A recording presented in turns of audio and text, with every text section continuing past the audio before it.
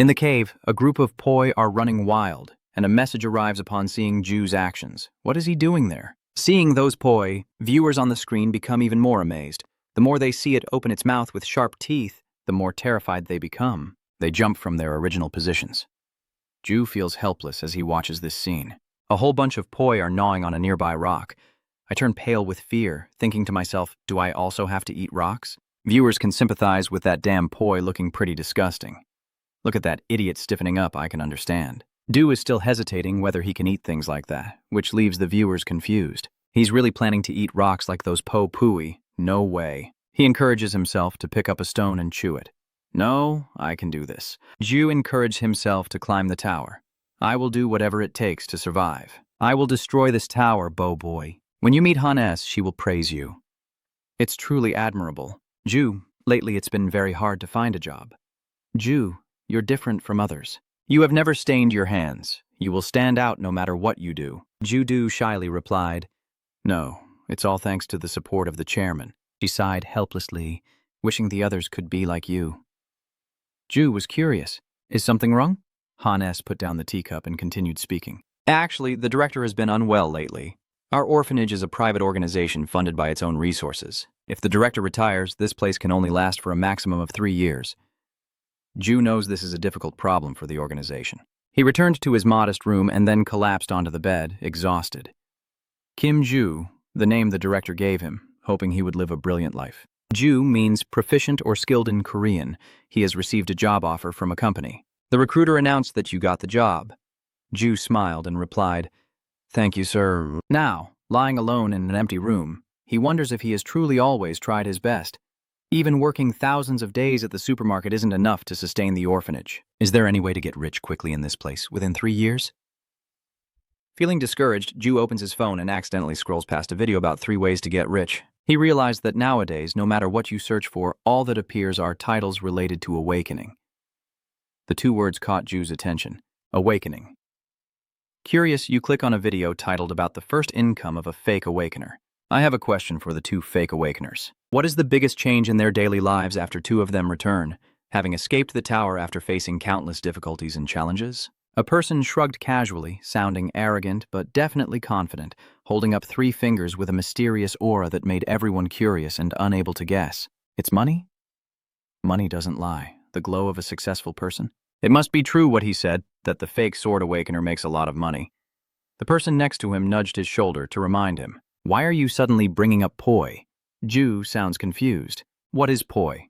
7 years ago, a tower appeared without any warning. It randomly chooses people and brings them inside the tower, and only a few can return. No one knows what happens inside the tower because those who return reveal nothing about it. So we call those who come back pseudo-awakened. Awakened ones, those who possess mana, contribute immensely to modern society. Creating magic is a skill that should not exist in this world. But humanity needs the power of the false awakens to use it.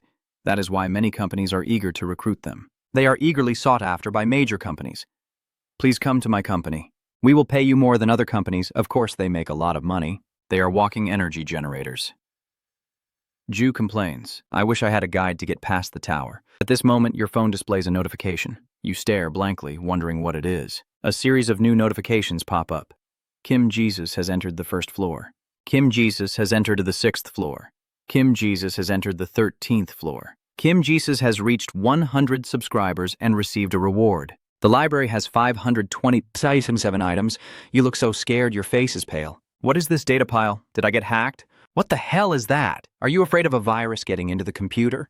Ju decided to delete everything first, but carelessly he accidentally pressed the wrong button. What if it was a hack? You have to turn it off. Before I could press the power button, a voice suddenly rang out. I'm live now? Du startled. Huh? This voice, but I have to go to work. Viewers are commenting, no, you can't. This is your current job. Jae-du is amazed. Huh? I can't go back? Suddenly, I realize that voice is mine. The face and voice are both mine. The image of Gi-du holding a spear and fighting to survive appears. I'm confused. I don't remember ever doing that. What are these videos? There's a poi excitedly jumping up below. He was startled to realize it was Po Boy, and recalling the interview from the video he just watched, Ju was amazed. Po Boy, isn't that what they mentioned in the interview? A notification suddenly appeared with the message, Boy? Po boy, using your strong teeth out of curiosity. What is this Chong? That monster's name is Poye, so that's why those people didn't mention it anymore. If you look closely, there are many pages like this. New updates available. The treasure is a difficulty level of 10 cents. Ju understands that the treasure provides information about itself and only shows the way. Following that direction, he was stunned. This was a very familiar back view. Jae-do realized that the video from his future self conquering the tower never mentioned the tower, so it contained no information or strategies. But right now, all of that is in my hands, exclusively mine. At the gate that opened 2 years later, the staff at the reception kindly asked me to sign here. Because I knew I had to start with better physical condition in the video, I worked hard at the gym, even earning praise from the trainer. You're really diligent. The polite customer replied, "Thank you. Ju hopes to pass the tower as easily as eating porridge. If I analyze these videos, I will tell you to keep working hard at the store, smiling kindly every day to welcome customers." Thank you. Do you need a bag? Back in the room, Jesus prays before the phone. Namo Amitabha Buddha. Heavenly spirits and earth spirits, please let the gate appear today. I quit my job last month waiting for the gate. The manager asked if you wanted a promotion. Ju refused outright. No, I want to resign. You have your own reasons. I need money. Waiting forever for a miracle that never comes. Ju sighs, picks up his phone, and the screen shows no notifications, leaving him discouraged. That pile of videos was just a mistake? Ju shook his head in denial. No way. If it really was just a runaway mistake, I wouldn't even dare to think about the worst outcome. Sweat beads run down his face. Showing how tense Ju is. Ju-do, feeling sleepy, had to stretch to stay alert, feeling anxious because she didn't know the exact timing. Should I relax my muscles? At the moment you feel most discouraged, a space portal slowly appears. At first it was just tiny. Did Do-do suspect it was a portal? Deep inside the hazy gate, like a whirlpool, the scene inside is unclear. An invisible force from the gate pulls you in, getting closer to the doorway. From Jae-do's mouth, the unconscious words "go in" escape as a cold sound echoes from the gate. Even if you don't call, he has been waiting for this moment for a long time. Even if I didn't call, I will still go. Jae-do's footsteps confidently walk inside. The notification screen appears, offering high and low difficulty options with rewards changing based on the difficulty. He feels a new beginning has come into his life. Finally, I have stepped into the tower. Please wait for me. Director Jae-do pressed a choice on the screen, and his whole body was instantly pulled inside. Let's go. As soon as he opened his eyes, he was greeted by a dark, damp wall. Do slowly regained his composure and sat up, not knowing where he was. Be careful observing this place. Dueso guesses it's the cave from the video. The notification screen appears again with full information. It's starting to stream. Streamer Kim Ju, current viewers 0.0. The challenge begins in 1 hour. Defeat all opponents that appear. Remaining time 59 minutes and 47 seconds. You think to yourself that you didn't bring your phone and want to check the video but decide it's fine? It should be okay. I've watched it thousands of times over the past 2 years, so it should be here now. On the first floor, participants are given an hour before the challenge begins. During that hour, participants must chat with viewers and receive money from them. The viewers are other awakened individuals remaining in the tower from a list of streaming channels. They will join the streams of lower-ranked streamers to sponsor them. The reason is viewership money. Whenever a sponsored streamer advances to a new level, the sponsor will receive coins, or they might just be viewers acting as shields. You, Dung the Love, have bowed your head to show your attitude. Welcome. Sir, I comment. I have never seen you before. What do you mean by calling him that? At least he's not as awkward as the others. Ju happily accepted the sponsorship from T. Thank you for the support. I'll use this in the store, right? Ju mutters to herself. I need to make a good impression. The user will be surprised. You found the store already? You're quite quick. I like that. Ju thinks he's really lucky. I'm glad I watched the previous videos. Thank you very much. I love being curious, but what do you plan to do with it? Ju reveals her plan. I think I'll have to leave it be for now. I feel uncomfortable using COI. Now that I don't know the enemy, I will face the challenge. She is very satisfied with this answer. Finally, there's a smart kid. Because I thought the love was a guy, I kept saying it. Thank you for your follow. Getting a follower, Jesu-do was very excited. I never expected to gain such strong support from a sponsor this early. She left a message. I will go observe a few more kids. Goodbye. The love class user has left. You happily wave goodbye and say, see you again. Ju-do encourages herself. This is a good start. If I keep going strong, I might even earn an early follower reward. Following by a viewer is like being added to a favorites list. There are many comments on the news page, so I'm sure I'll clear floor 34 today. I'm currently streaming, so I'll give it a try. According to the tower system rules, once you follow someone, you can't follow another person unless you unfollow the one you're already following. Additionally, for every 100,000 followers, you will receive a special reward that is really useful for climbing the tower. Ju presses to check her information. The new update is here, streamer Kim Ju, current viewers, 15, with 7 followers and 37 possessions. Are you satisfied with what you've achieved? Tam is probably fine now. I've gained a lot of attention just by choosing the hard mode. A few people rush into the comments, it's about to happen. Maybe not if it's in hard mode. Definitely. I can't clearly understand what that is. What is it? The viewers take turns teasing each other for pretending to be stupid. That's the one. Stop, he'll be upset. That's funny. But if we tell what that is, we'll be dead. There is someone called the admin. We will be kicked out if we tell you. That's not all. You will also be kicked out if he doesn't like you. Dae-do understands the true reason. Yes, the admin. He observes and controls the tower because the admin has leaked information about it. The reason why the Awakened don't talk about the tower isn't to keep it exclusive, but because the admin forced them to stay silent. Well, before I watched these videos, I also thought that the fake Awakens might have hidden it for some reason. Looking at the time display, you realize the time is almost up, so you slap your face a few times to stay alert. Ju-do cheers up and updates the viewers. Dear everyone, I will prepare right now, and in the meantime, please forgive me for not being able to look at the chat. They are curious, is he showing concern for us? Is there really someone worried about communicating with their viewers? The new announcement just appeared. The class user has returned. The countdown is over. Remaining time is 0. Eliminate all enemies appearing. Ju is a bit worried. What will show up now? Could it be? Based on the size of the teleportation gate, it's one poi. 3 monsters have been summoned. Turns out they are just a few very adorable pois. I came here because I heard someone chose the hard mode. Boy, all 3 of them? The difficulty level means you'll die. Soon Moon has left. Bo boys are creatures that look adorable, but their teeth are strong enough to chew through hardened steel. When attacking, their teeth act like a saw, and they are highly sensitive to the smell of their peers' blood. They are very skilled at locating and attacking the criminal who killed their kind. The viewers on Jesu's channel started cursing. Damn it, I saw something I never wanted to see from the very first level. You already know how they tend to react. Everyone watching has encountered Po at least once, and they've definitely had to fight hard. Ju is asking the viewer for information. Hey, are these creatures really dangerous? The opponent revealed that when they want to attack, their fur bristles up, so you can't stab through them with a sword, and as for their teeth, they can eat anything they pass through. Why are they here on the first floor? I'll check if the other rooms are like this. A new notification popped up saying the love user has left. He replied sadly, alright, I guess they say that in their hearts, but they definitely won't come back. I need to consider that the 3 poi shouldn't appear on the first floor. That's too many. I have to carefully recall my memories. The behavior, social structure, and environment of poi suggest they are not the type of monsters that attack first. Wait, why aren't the poi reacting to me? Could it be that they can't see me?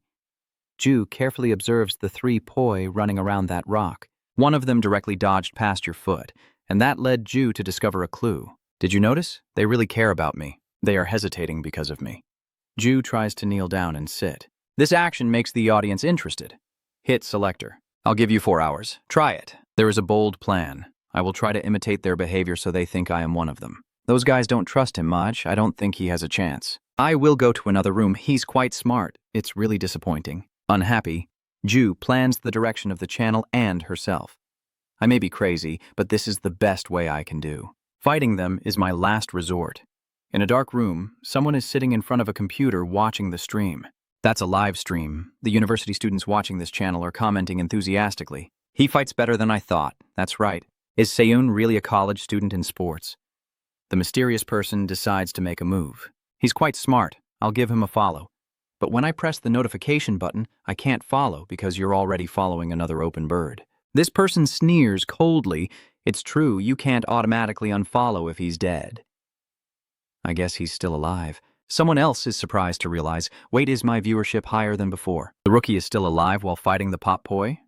Following that, there's a notification that the user the whirlwind has entered.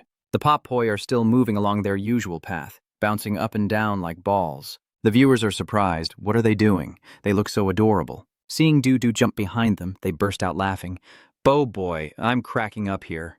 He became one of them instead of killing it, judging by the new notification from the viewer sponsor. A voice message has been sent. Ju has noticed they're back here again. I knew the shining stone was a piece of ghost ore. Boy usually soothes their hunger with stones, and among those stones, their favorite mineral is mana crystal. Po Boy perform a special ritual when they find rare food. They definitely hold a ceremony involving malachite.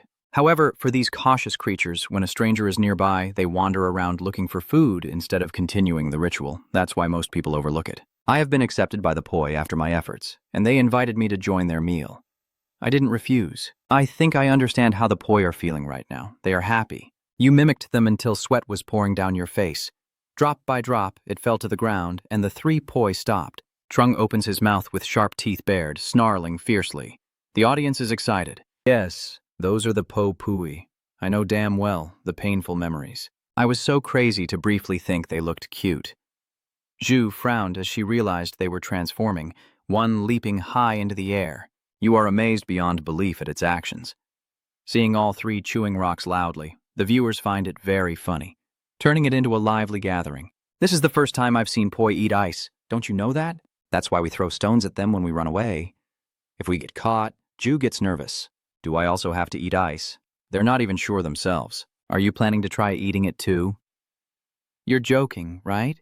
How can a person eat ice? It's definitely impossible. Yet Ju reached out and touched the stone. He had to make a decision. That's right. Nothing a person can't eat if they want to avoid death. So Ju merged with the Poi gang, constantly chewing on the ice with a crunch, becoming the true terror of the viewers. No, you're really eating that? Nothing is ever impossible. What the hell is this? That's crazy. How come his teeth aren't shattered? He's really eating for real, not cutting away scenes to swallow, and you realize he's not stable. It's melting in my mouth like chocolate, so satisfying and delicious. It feels like I have a stream of energy inside me, like when I eat something high quality. A few shards of ice fall to the ground and start to glow. Seeing Jesus's whole body immersed in a faint glow, the viewers are amazed. What did I just witness?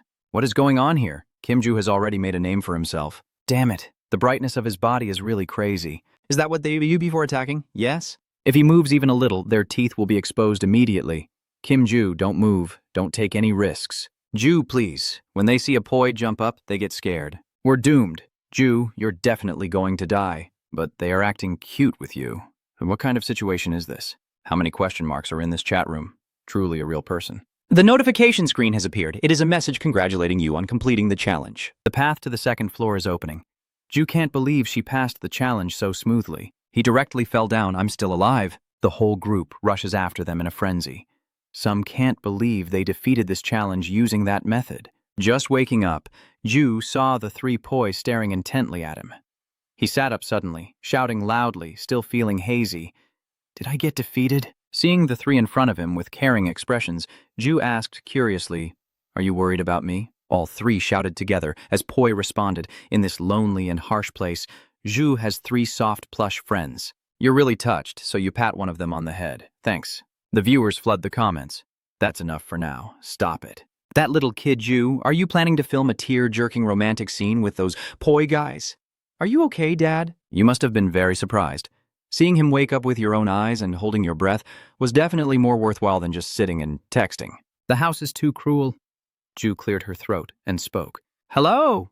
The flood of comments made him dizzy. This message is so fast I didn't have time to read it. How many people are here? The statistics have been updated. Streamer Kim Ju currently has 127 viewers and 58 followers with 258 messages. Seeing the current viewer count reach 127, it made you freeze for a moment, feeling this was an astonishing number, 127 people. I'm really a lucky person. Without everyone, I probably couldn't do this.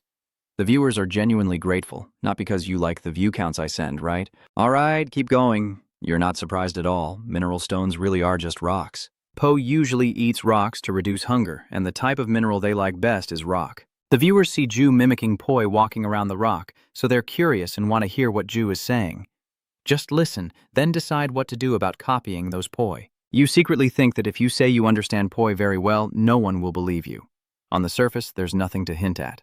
Everyone is wondering, isn't it true that humans dislike Poi a lot? Huh? Don't hesitate anymore. Yeah, tell these guys quickly. No, I saw it just now. Someone made the Poi disappear earlier. Ju is holding up a Poi bearing its fangs to show off. I want to get along with them because I think if I fight them, I'll die right away. A comment appears with a row of question marks. Is he afraid of those teeth? What are you talking about? Ju has his own plans? Wasn't it originally stated in the instructions that we had to eliminate all the opponents? It only said to remove them, not to kill them. So, I think it would be better to make Poi an ally. They don't trust him anyway. Listen to what he's saying. If you're not afraid, then just say you're afraid. Why beat around the bush? Yeah, that's right. Ju just keeps explaining regardless. If you want to get close to Poi, you have to try to understand them first. So I followed them. That's how it is. I just got lucky. They finally believed what you said. Is there anyone else in this world who would be so close to Poi like that? You must have been really desperate to get that lucky. That kind of luck is terrifying. Day D sighs in relief, thinking that although he doesn't fully trust, everyone will overlook this. I need to make myself look more like a rookie, so I should pretend I don't know anything about the reward. Do reports. Now I will go to the second floor. From the comments section, isn't he forgetting something? Always having to remind the newbies to claim their rewards is really a hassle. That's right, but the old guys only bother to check out rookies like you. Ju is the only one who got the information. The reward? They teach newcomers the basics. Each floor has its own rewards. You can check them in the window in the settings. You just press the reward box, and the beautifully wrapped chew box appears, leaving them stunned. Why is it wrapped so cutely? Isn't it true that the higher the rank of the gift, the bigger the box should be? I think the administrator probably wants to make things difficult for Kim Ju, but they can't bring themselves to do it. So, I decided to unbox it right away. I'll open it now. Inside, there is a card, a gemstone, and a small gift bag. He quietly compares, noticing that the reward is different from what he saw in the video. They gave him a gemstone instead of a coin. Ju picks up a stone. Let me check each one. The viewers also noticed. Go ahead and check it out. Ju, what are you doing? It seems different from what we know. All three Po suddenly became unusually excited. It turns out they wanted to snatch the gem in your hand. Wait, no, the viewers will figure it out. It's probably Po's food, right? They really like it. It's probably the same treatment. Master, please give it to me right away. Ju feels it looks just like monostone. It's only the first floor, and it's already appeared. If it were a normal monostone, it would glow with a blue light. But this one is white, so viewers didn't realize they could buy monostones on the 10th floor at the free shop. But this item is too valuable for Poi to eat. It's a 5,000 coin item. Look, Ju blocks him off. Sorry about that. I'll give you better items next time. Are you just going to criticize without checking the item information? Are you stupid? We didn't tell him, and he still doesn't know how to do it. This kid's expression is so calm, I thought he was dead. Ju really doesn't know about this. Item information, they confirmed it. That's right. The administrator can officially check everything received. Since it's not advertised, he wouldn't know about it. You should consider whether you want to inspect the item. Holding that card will instantly display the associated information, including a free rank name change. Usually, you get one free name change. The viewers are amazed. How come this item appeared on the first floor? Is that real? No one streaming live uses their real name like you do. Ju, put it away for now. I don't know if this is good or not. Maybe I'll use it later. Now let's see what's next. We're on the 5th floor. How do I use this? They are urging him on. He doesn't know what to use it for. Actually, he's trying to find a way not to change his name. Hurry up and change it now. Is that normal? Why not just use it right away? Ju lifts up the money bag. Now watch this. Seeing that bag, viewers wouldn't be too excited either, since everyone gets one. You cheer up and happily announce, now I will go up to the 2nd floor. So Ju and her 3 pets are about to head to the teleportation area. Boboy eagerly jumps up, the other 2 look in that direction curiously, and they all jump after him. Hey, don't go that way. Does anyone know why Poi keeps acting like that all of a sudden? Who would know what the viewers are harshly commenting? How would they know? If you're curious, just follow them. Yu-Du walks over to where Poi's 3 children are jumping around and heads toward the cave wall. The first one is almost at the finish line. It keeps opening its gaping mouth full of teeth, startling the viewers. Can you dream for it? Please, give a warning sign before they open their mouths. They just open their mouths. The boy looks like a hard-working worker tirelessly chewing on rocks. They're just guessing, blindly. The second round of digging has already started. They probably protested because Ju didn't give them the quartz earlier. I think so too. Seeing that all 3 had dug a small path, he looked down to observe because he knew. No, that's not it. Poi is the one who discovered something new. Could it be mana stone? Deep inside the tunnel, a popo sound echoes out. Ju just hears it and understands right away. It's calling me over. Definitely. Before exploring, you should inform the viewers. Everyone, I'm going to follow Po now. The viewers are shocked and think he has everything. You're still following them, why not use the front door? The hole is too small. Look at the size of that hole, your hands are completely blocked. Put it in and connect it. It's cramped. Now, I finally realize. It's smaller than I thought. The viewers are concerned and ask, hey, just looking at it already hurts. Are you okay? It seems like he's badly scraped all over. Du reassures him, I'm fine, they can't believe someone could be so stubborn. I just saw your elbow hit the rock, I know it must hurt. When I first learned to ride a bike, I fell a few times. Only Zhu truly understands that I'm fine and I don't feel any pain at all. It feels like the stones are jutting out to guide me. The viewers are urging Zhu, when will you arrive? Hurry up, if it hurts too much, go back, don't lose interaction. Zhu agrees. All right, I'll speed up.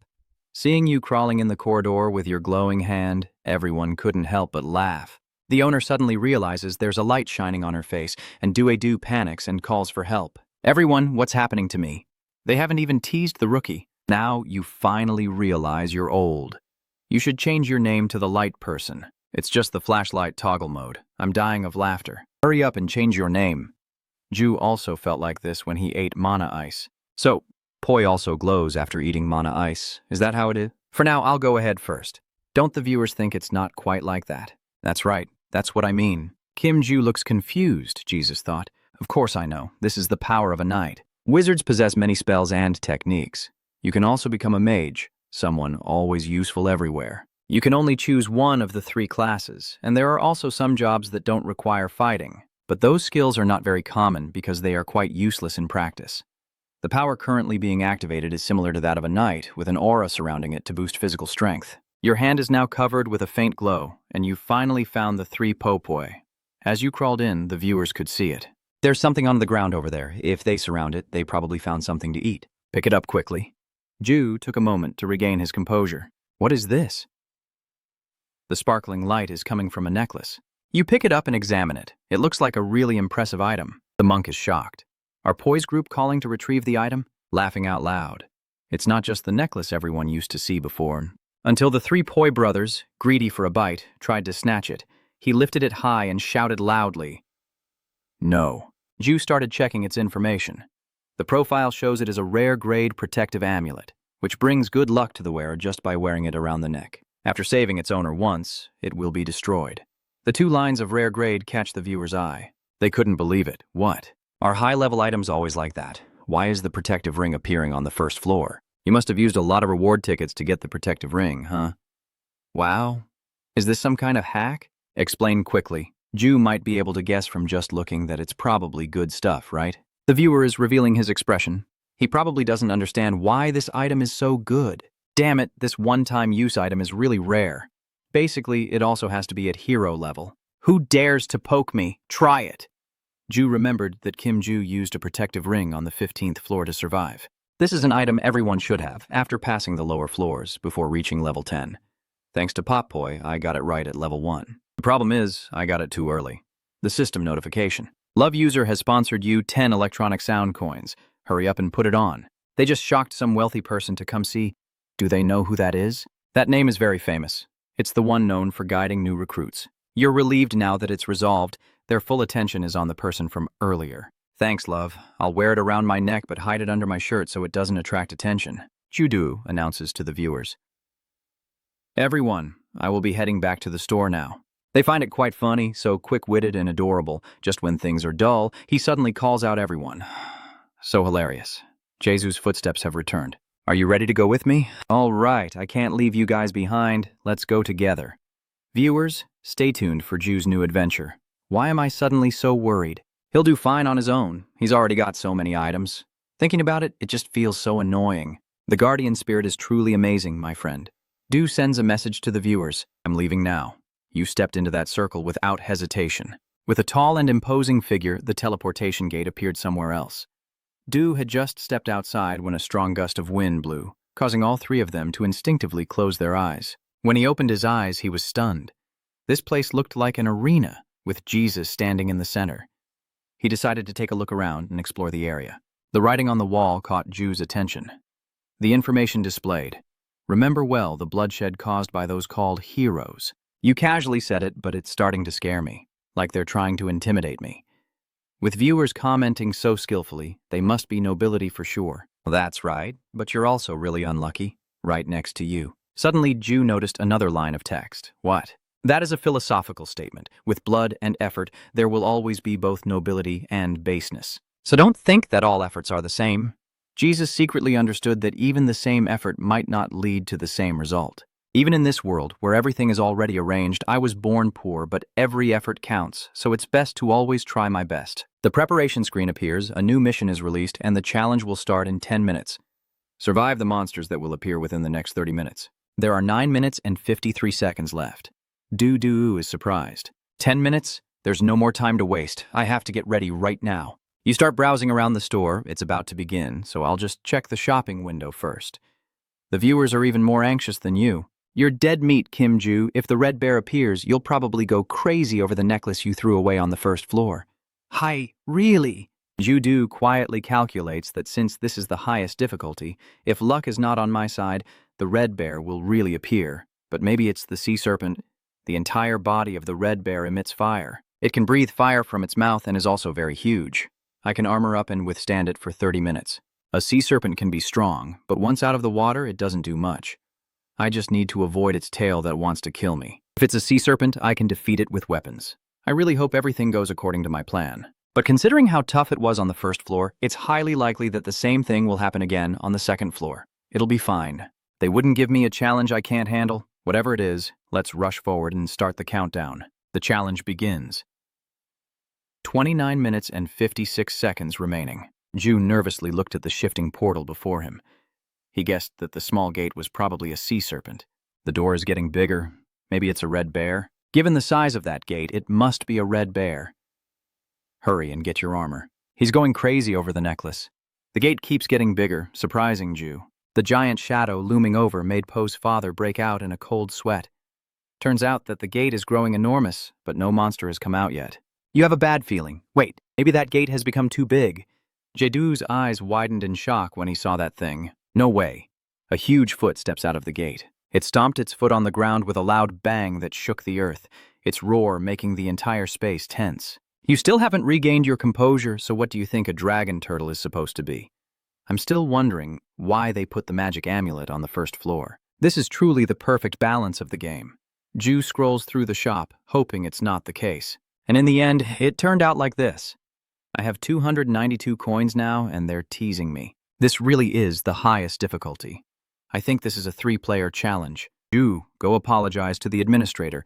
You selected the one-handed Rita spear for 250 coins. The item displayed is a one-handed Rita spear of rare grade, a masterpiece crafted by a weapon master from the Iron Chain Arena. The handle and the blade are combined for greater stability, and the blade is also fused with a rare metal, enhancing its quality during use.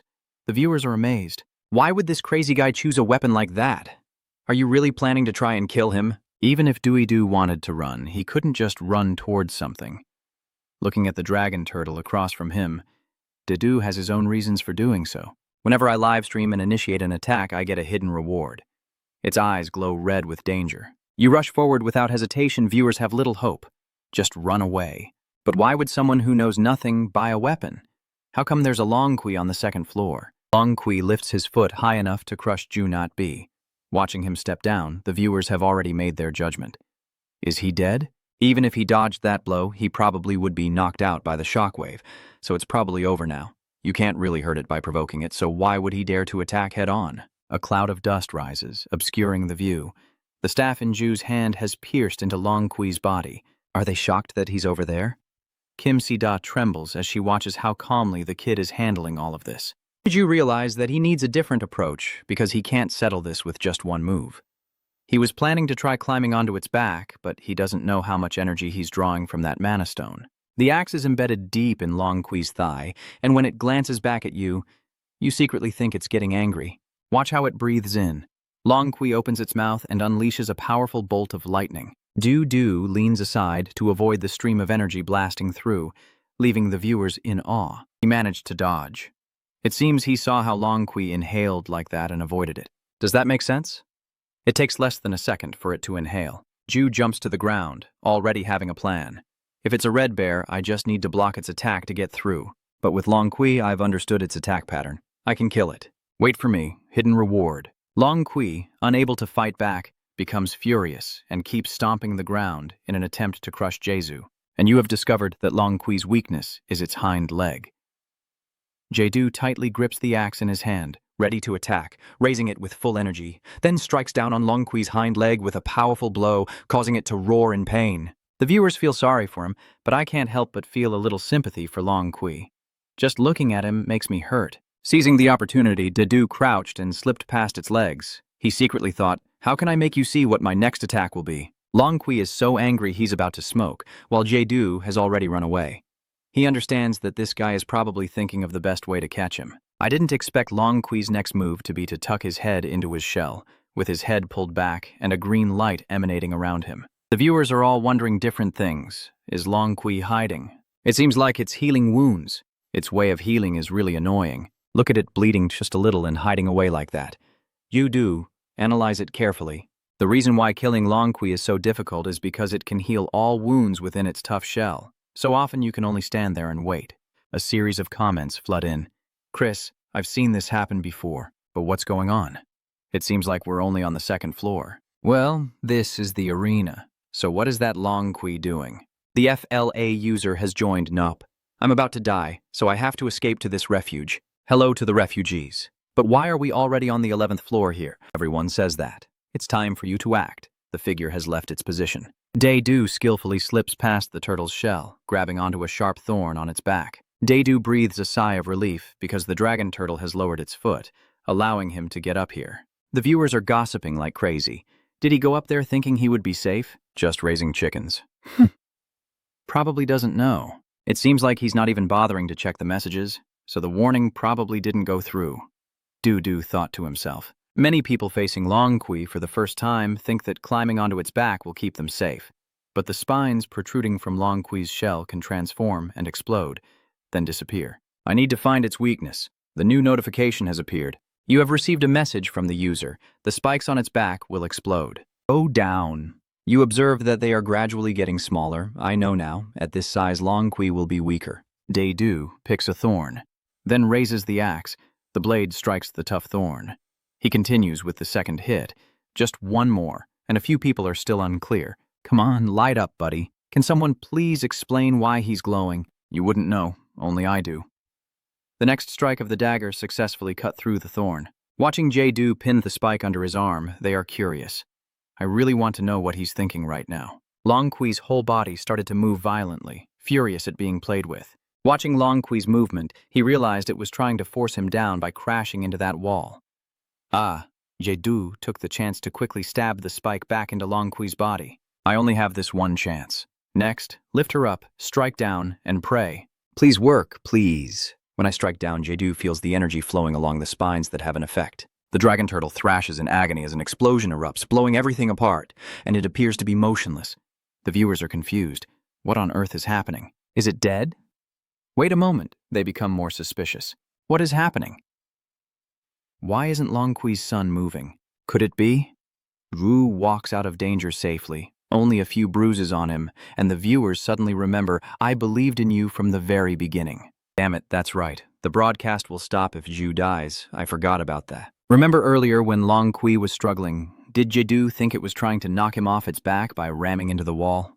Long Kui's spike will explode when mana is transferred into it. I will channel the mana I absorbed from the demon crystal into this spike and use it to blow up the dragon demon. I was almost completely destroyed in the explosion. Suddenly, I noticed it moving slightly, its eyes gently open, gazing at its mouth, still exhaling a faint smoke. Jeju observes the axe in its hand, still perfectly intact. He raised the axe in his hand to finish off the dragon demon. A notification appears. Challenge completed. A path to the third floor will open. You not only survived against monsters, but also defeated a powerful enemy. You have received a hidden reward. Jeju is very proud of himself. I did it. I received a hidden reward. The viewer's eyes were opened. That's really surprising. I never thought I would get so excited just from watching someone else clear the second floor. What the hell did I just see? Boy is so excited he's bouncing around. Jeju quickly understood. I guess you want to eat that, right? Monsters in the tower usually have their magic power stored within their bodies. A precious dragon to Poi is no different from a giant mana cake. With Jeju's approval, you can eat it now. The three of them rushed in to enjoy the feast. Someone is surprised. Do they understand what Do is saying? I want to vomit every time those Po creatures open their mouths. Isn't this normal? Yes, it's normal. But more importantly, this guy just killed a dragon turtle on the second floor. A flood of comments erupted. Are you a hacker? What kind of person are you? You definitely has skills, right? Or hacking. You did a good job hacking just now. Jew, he didn't hack. Stop with the nonsense. And don't criticize him when you can't do it yourself. But on the second floor, that makes no sense at all. Du also finds it hard to explain. I don't think it's believable to say I was just lucky. All right, I'll just ignore it. You clear your throat and say, it's nothing. I just thought I could do it, yeah, so I tried. They admire me. Do you think a single dragon turtle can fight? You're so proud, my friend. A little doubt, my friend. You are truly talented. Ju analyzes the situation. My viewers aren't watching because I flatter them.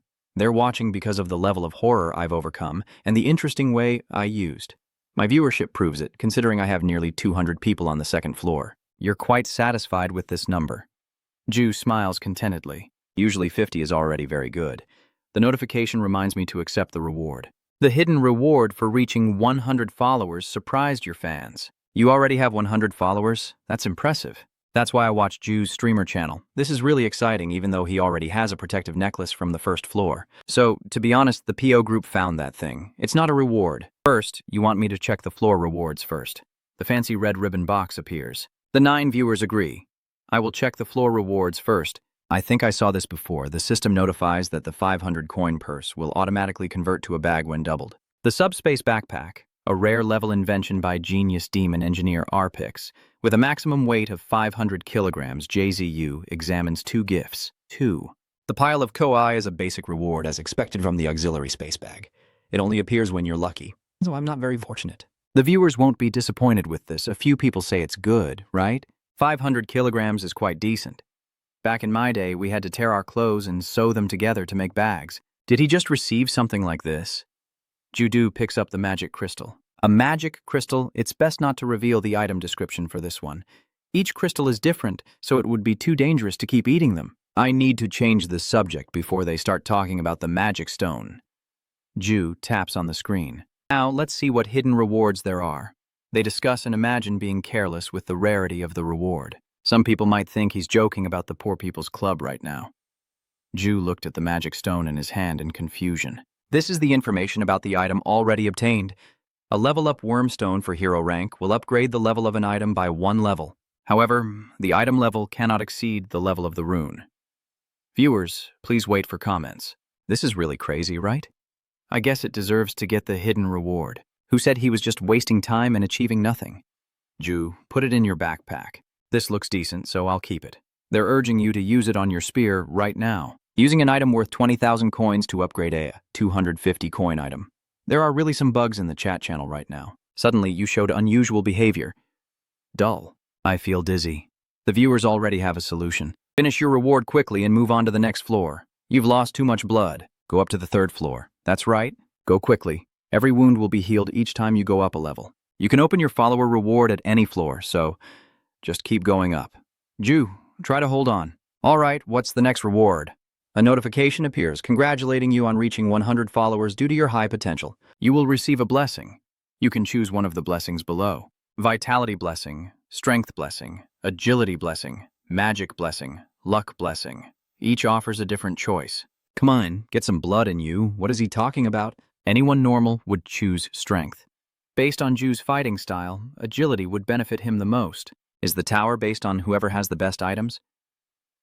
This is the luck-based meta. Ju wonders. Blessing is a type of passive skill that greatly boosts the related stats. Among them, magic power is a support stat for mages and magic researchers.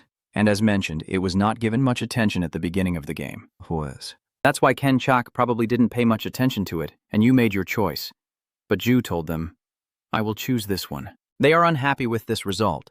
That thing is useless unless you want to become a mage. You chose the worst option. It's so funny you didn't hear anything at all. Only Ju truly understands, unlike mages and knights who are strong right from the start. Studying magic is unpredictable and mysterious, even from the very beginning.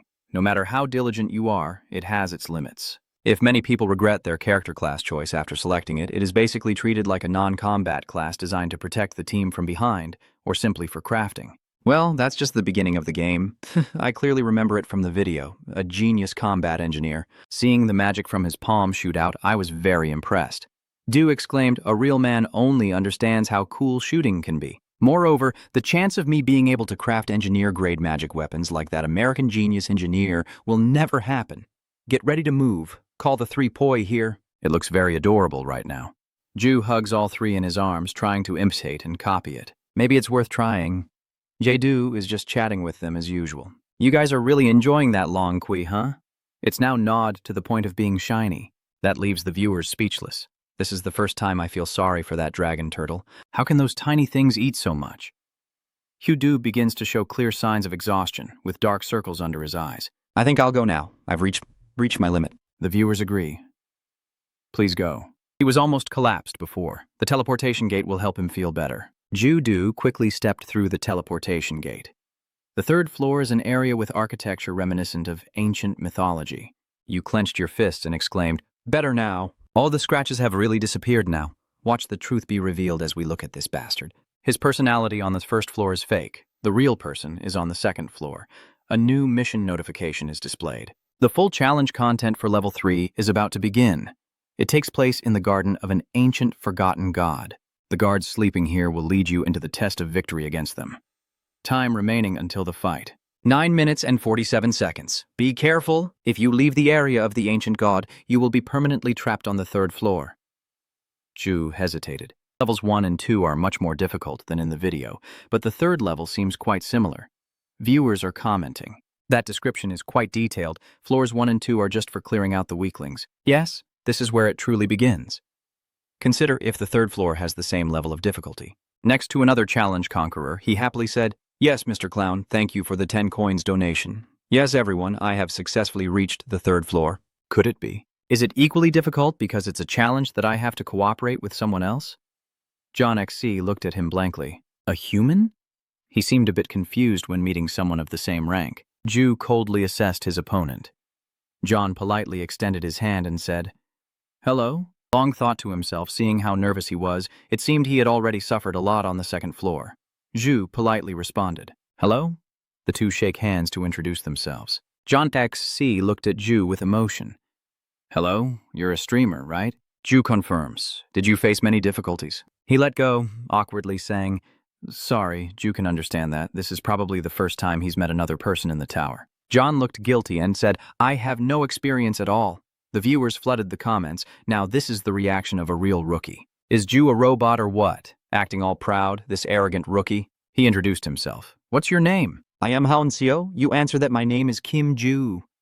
John X laughs after hearing this. "Ju, your name is quite special," you reply. I also often hear people say that. He became more cautious. "Ju, I'm sorry, but those things on your head and shoulders are poi, right?" Ju is showing off his pet. "That's right. Are the viewers telling you what to do?" He crouched down to observe it more closely and said, "Yes." The viewers went crazy and kept asking why poi appeared here. Du couldn't really explain. "Yeah, so ever since the incident on the 1st floor, that's how things have been." The viewer objects. "What do you mean by just saying that? The 1st floor really was a dark chapter in your life, huh?" Honestly, if I had experienced something like that with poi on the 1st floor, I probably wouldn't be able to lift my head up anymore. Sek has something to say, but suddenly the ground starts shaking, and the main culprit is the giant stone statues that have moved in front of them. Ju temporarily puts everything aside. We'll talk about it later. The giant stone staff lowers to the ground, and the countdown begins. He silently calculates that if the difficulty of the 3rd floor remains the same, then the Guardian's weakness is probably still the same. The Guardian statues on the 3rd floor are said to be the real challenge from here. An easier difficulty is 1 statue. A medium difficulty is 2 statues. Ju clenched the axe in his hand and muttered to himself that it was still 2. The blue light cast over his face and the poi group. Ju recalls the information, but if you can't defeat both at the same time, the one who was defeated will come back to life. The viewers are already starting to discuss it. It seems like a lot of people have died here. Yeah, that's right. After being overwhelmed by flowers, they got knocked out. Clearly, the statue with the shield will defend while the spear attacks. But the shielded one looks more threatening. The statue raised its staff high, then struck down, causing the ground below to shatter. The aftershock spread in all directions. John XC was knocked back, breathing heavily. What kind of power is that? He can't see his comrades anywhere and looks around in panic. Shoot! Where did he go? Everyone is also confused. The boss is dead? If Ju dies, the screen will go dark too. Someone with sharp eyes spotted him on the other side. Ju quickly and skillfully tries to run toward the shield. The stone statue slams its shield down in an attempt to crush the player. John XC anxiously calls out for the statue to lift its shield. Only shattered pieces remain on the ground from the stone floor, while you have already launched an attack from behind it. John takes a running start and leaps high into the air. Someone noticed that he's shining even brighter than when he was on the second floor. You think so too? I also saw that the spear blade directly pierced into a part of the stone statue. One of its legs has been completely severed. The stone statue's hand points out, then supports its comrade. The viewer jokes that sharing a blanket on a cold night makes them a perfect match, which is so fitting. Jesus is anxious and running out of time. If I just stand here like this, the statue's spear will come back to life. I can't just let it come back like that. He runs full speed towards the stone statue, his second slash slicing through its calf. They are stunned. What kind of decision is this? He's sneaking up to attack the guy rescuing his teammate. Such a green tea move. Isn't this Kim Ju's channel? Why is he playing the villain now? The next axe blow is firmly aimed downward. Ju lifts the shield again, tirelessly performing a series of high-difficulty actions in succession. The stone statue begins to collapse, and both of them fall to the ground with a loud crash, thick dust rising up. When the smoke clears, the severed feet of the statue are revealed. Ju stands proudly on top, then jumps down below. John Sek next to him, full of admiration, asks who Ju really is. Before this question, you felt especially conflicted. Then everyone suddenly remembered, and now that you think about it, this was supposed to be a challenge for the two of you, right? It's over. The statue over there is showing signs of movement. Ju-do quickly senses it. Its red eyes glare at you. Ju-do screamed in terror and crouched down. John Zok hadn't yet noticed anything unusual, looking bewildered, only now realizing danger was approaching. A pyramid-shaped stone rushes toward Seox from behind. I quickly reach out and tell him to get out of the way. That pyramid-shaped object turned out to be the tip of a spear.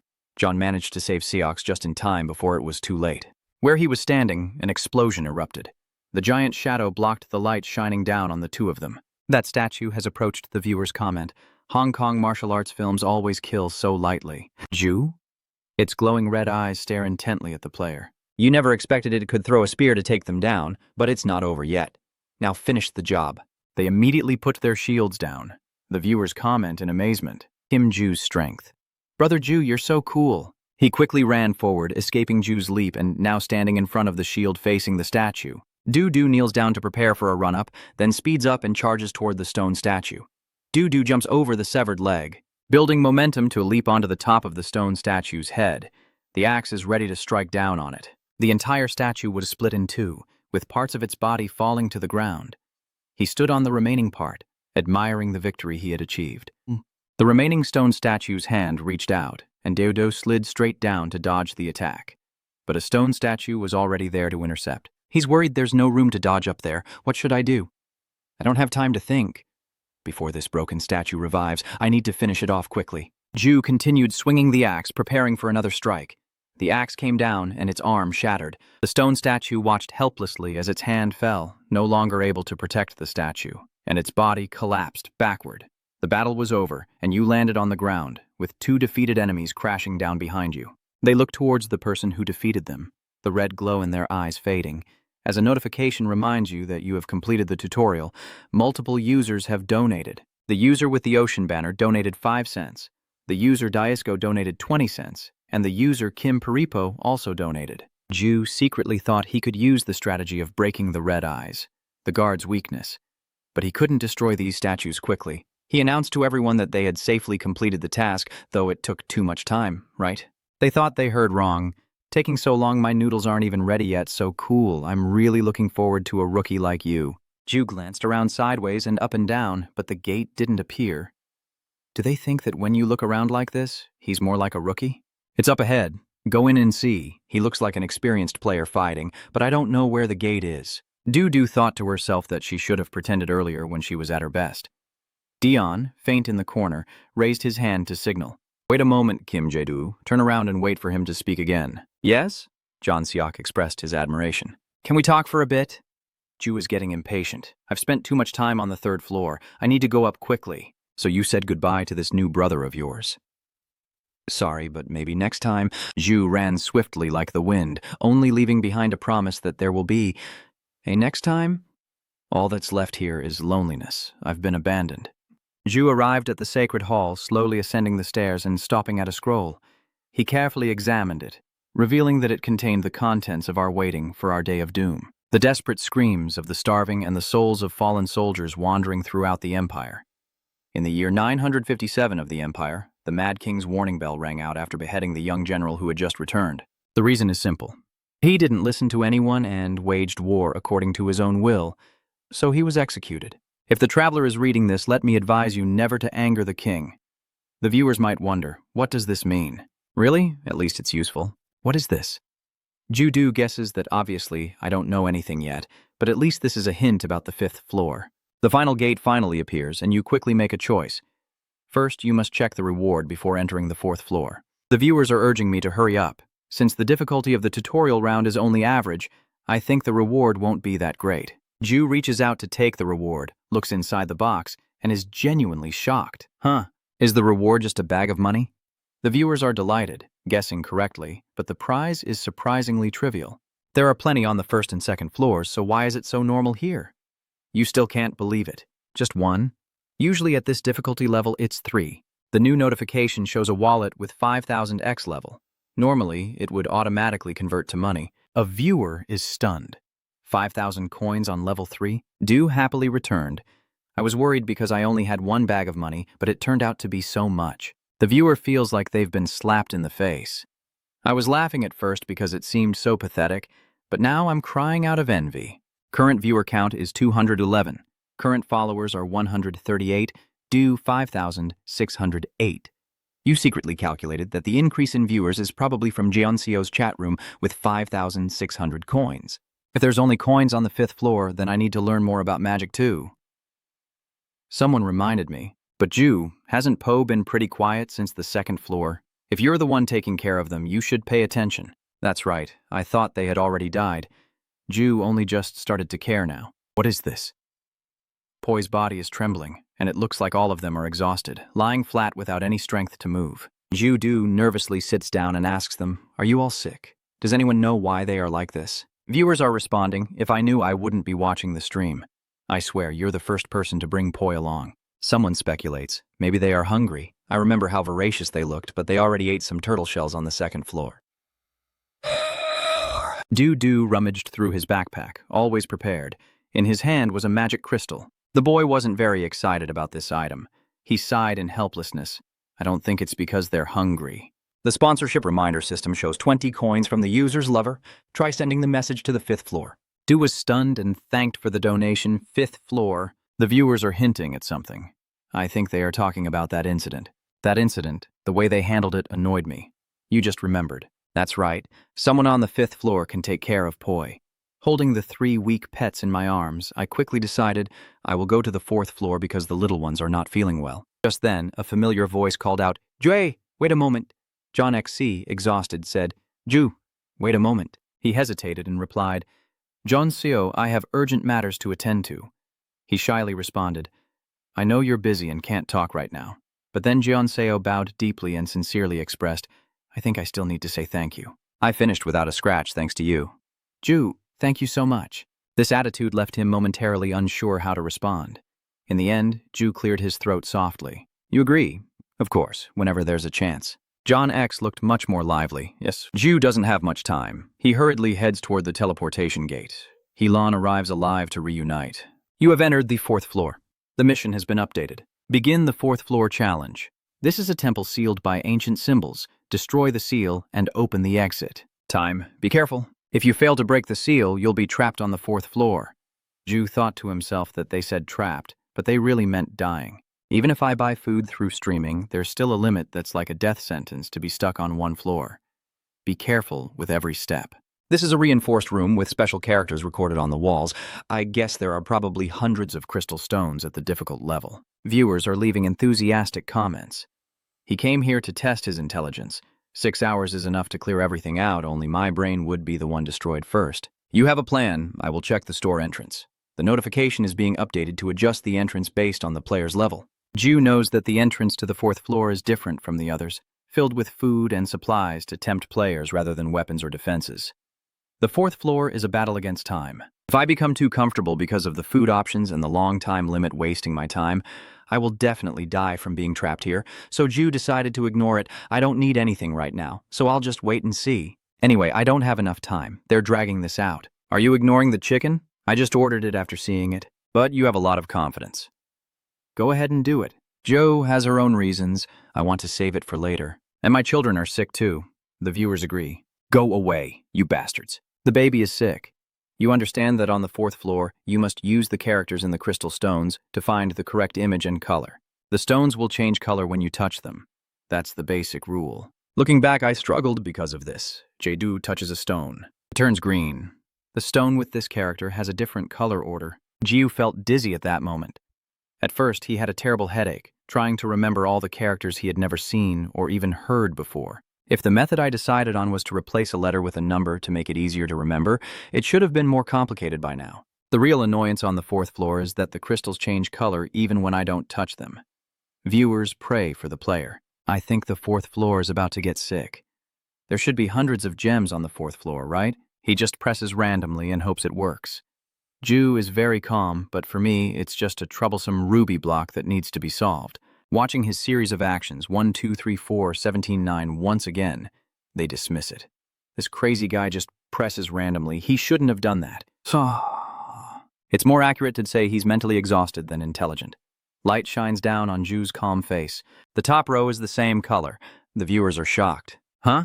It works. So he was thinking while pressing the stones? It's possible. Kim Ju put away his hook again, quietly relieved. Finish one good row, everything is as I remember. If I keep going, I can finish in an hour. It's not even half an hour. Ju doesn't forget to reassure the viewers. I'll finish it. They still don't believe it, just luck. His brain will explode if he does the last row. One row is easy. Jadu's hand swiftly presses the gem, with 5 minutes, 53 seconds remaining on the countdown. As each second passes without an explosion, they are stunned and say, "He's crazy, he's really good. I hope he reaches the fifth floor quickly. I'm so shocked I dropped the drumstick I just ordered." Ju let out a sigh of relief, because everything was in the same color. Only the last one remained. When the stones all turned blue, the teleportation gate appeared along with a notification. The challenge is complete. The fifth floor door has opened. 200 coins sponsored by user Dekansky, 123. Are you claiming you're in Mensa? JJ replies. Thanks for the sponsorship.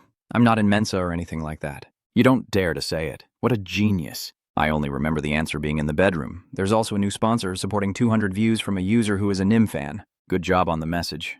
The viewers are amazed. You really go all out with the sponsorship. They are Kim Ju's fans and won't let him down. Ju smiles brightly and thanks them for their support. Thank you, everyone. I will check the rewards quickly and then continue. Looking at the rewards for level 4, they are amazed. Is this another reward this time? Please tell me it's not 5,000 coins again. That's a bit much. Buddy, isn't he starting level 5 with 10,000 coins? Has Ju thought about how to spend the money? Great. With 10,000 coins, you can buy a hero-level skill book. The notification appears, and the 5,000 coin bag automatically converts to coins after receiving it. The viewer keeps tapping 5,000 coins repeatedly, which is a bit too much and easy to predict. But if you complete the challenge faster, you'll get a bigger reward. He deserves this level for clearing floor 4 in 20 minutes and winning a 3-on-1 battle on floor 3. Du is eager. Po-boy isn't feeling well. I need to be faster. He turns back to hold his 3 pets in his arms. I will go to the 5th floor right away. Are you just chatting? Is this the 5th floor? Staying in first place? The kid is the fastest on the 7th floor. Ju spends all his time connecting with Poi on the 1st floor. He encourages himself. I am still fast. It's okay. I shouldn't push too hard. I just need to prove I'm the champion on the 5th floor. The new mission has appeared. Start the 5th floor challenge. At this moment, viewers cannot switch. A week of time in the ASOT world will be granted, which will not affect the real world. You will possess one of the forms of the desolate world. A key also has a friend with a different form. There are 2 ways to complete the 5th floor challenge. Reach the predetermined ending or kill the remaining players. The scene shifts to a magnificent palace. The bedroom door opens, and a person enters, sitting on the bed with a somewhat solemn attitude, a thick notebook placed on the table. They take it out to look, which records the royal calendar for the 20th of May, 944. I am now 10 years old. I asked my father for a pet as a birthday gift, but instead I was slapped in the face. My brother's contemptuous look seemed to see through my heart. What's wrong? Royal calendar date, May 22nd, 944. I built a secret basement under my room without telling my father. I offered a gold coin to Ford Dick. You helped me, but he didn't agree. He will give me monsters in the future. I think I will sleep well tonight. Kewi sighs softly. I think I know who I copied. He's the second prince of the empire, Kole. The monster the prince raised was discovered by the emperor, so it was left to die. He earned the title of executioner after getting into a drunken fight on the street. Du, in the form of the second prince, closes the sad diary and displays a reminder that the chosen ending is to have the copied character become emperor, but seizing the throne by force is not acceptable. With 6 days and 16 hours remaining, he is frustrated with the emperor. It's not asking too much. Viewers here are watching this highest difficulty level, thinking about training strength and taking power by force, right? Isn't that what the second prince, the executioner, is supposed to do? The first emperor set a good example, so it's not easy. And isn't he supposed to burn the demon beast and fight to become the executioner? Indeed, he keeps wondering why he was assigned the role of the second prince's executioner. He's the farthest from the throne. If he becomes a demon engineer as planned, wouldn't that be perfect? New update. The 5th level challenge will now begin. Your actions are now restricted. The time limit is 1 week within the standard duration of the choice. Real-world time is unaffected. Zhu remembered that when he entered the 5th floor, reality had already changed, so it wouldn't even take a minute to reach the 6th floor. The viewers couldn't leave for an entire week during the 5th floor challenge. There are 2 ways to pass the 5th floor challenge. Either reach the chosen ending or kill other players. If another player reaches the ending first, you'll feel the world disappear, along with your entire body. So the viewers just respond to this explanation by saying, why go in circles if you're dead? I mean, it's not a big deal. Tell us your real name and the level you've cleared. Du stops them. Everyone, stop arguing, or I will ban you from the chat room if you keep fighting. They asked, did Du really find the mute function? He believes it. He paid attention to the new notification, which contains the options for selecting the ability you want. Du understands immediately, depending on what you choose. The character you need to copy on the 5th floor will be assigned to you. Finally, I saw this. If the player chooses a high difficulty level, the important characters of the Empire will be assigned accordingly. Magical abilities will be assigned to the Empire's Chief Mage. The Arcane Engineer is assigned like the Platinum Engineer of the Empire. Physical Strength is assigned like the Imperial Guard. It probably is a support class or assassin class, but their abilities are much lower than the 3 above, so only a few people choose them. Obviously, I will suggest to everyone that you play as a guard Jew who has physical strength. No. He has to be a mage if he wants to fight. Assassins are good for attacking and running away. Isn't anyone encouraging a magic engineer? Zhu decided to choose the engineer class and excitedly announced, I will choose mage. The system understands immediately. Are you sure you want to choose a power related to demon beasts? Someone is confused. What is a demon beast? It's that monster. They call them demon beasts in Atchon. Judu protests. No ghosts. The system has already made the decision and confirmed that you will be assigned a character related to the demon beast. The viewers chuckle in amusement. Is the system malfunctioning? There's no way out. You have no choice, and your entire body is pulled toward the gate in despair. No, give me the demon scribe. Returning to the present, Jesus is troubled by this issue. I said demon engineer, so why am I a demon beast? No, either way it's already too late. Calm down, think about what you need to do. If the goal is easy to achieve, then I will keep going. For example, if I become a necromancer, this demon will be completed once I create an invention. If the goal is difficult, I can aim to kill another player. For a crazy job like an emperor, killing other players is considered a good option.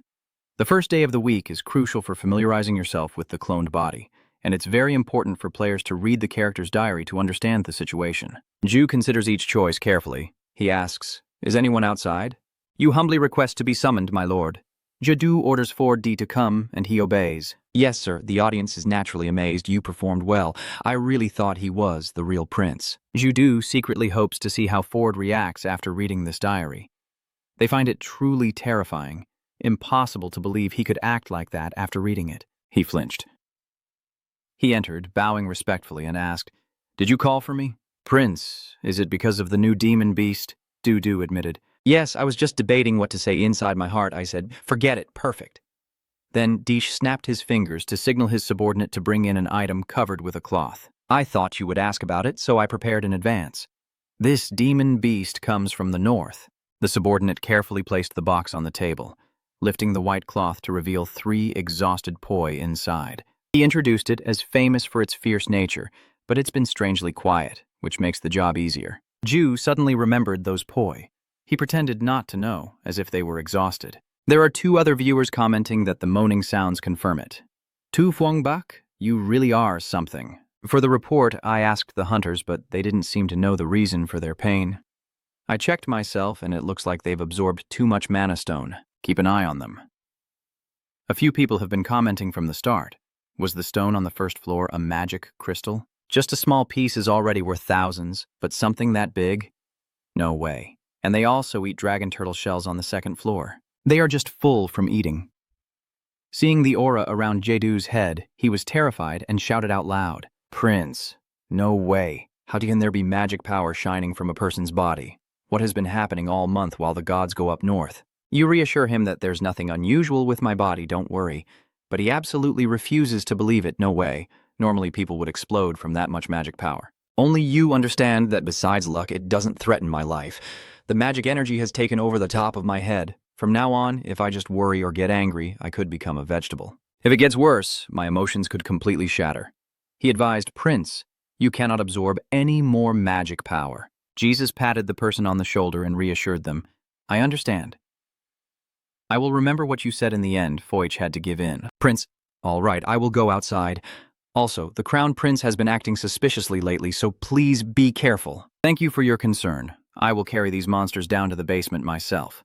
According to Ju's information, Fordic is Callie's only supporter. He is the bodyguard knight of your mother, Queen Pradisa.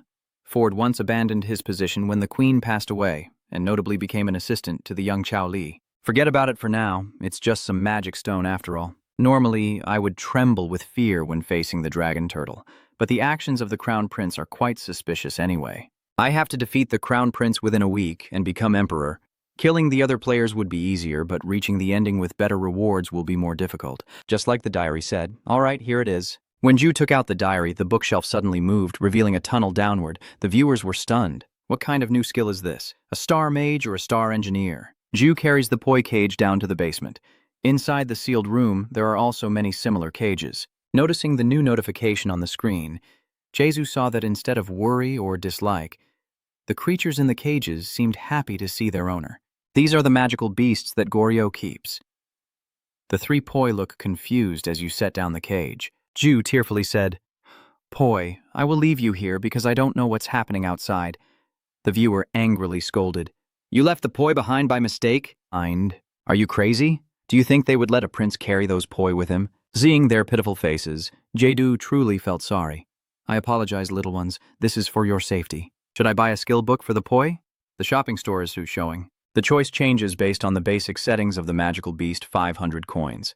The relationship between the magical beast and the person, 1,000 coins, play, and grow up 1,000 coins. He analyzes the advantage of skill books is that he doesn't have to read them all because the content will just sink into his mind, making it much easier.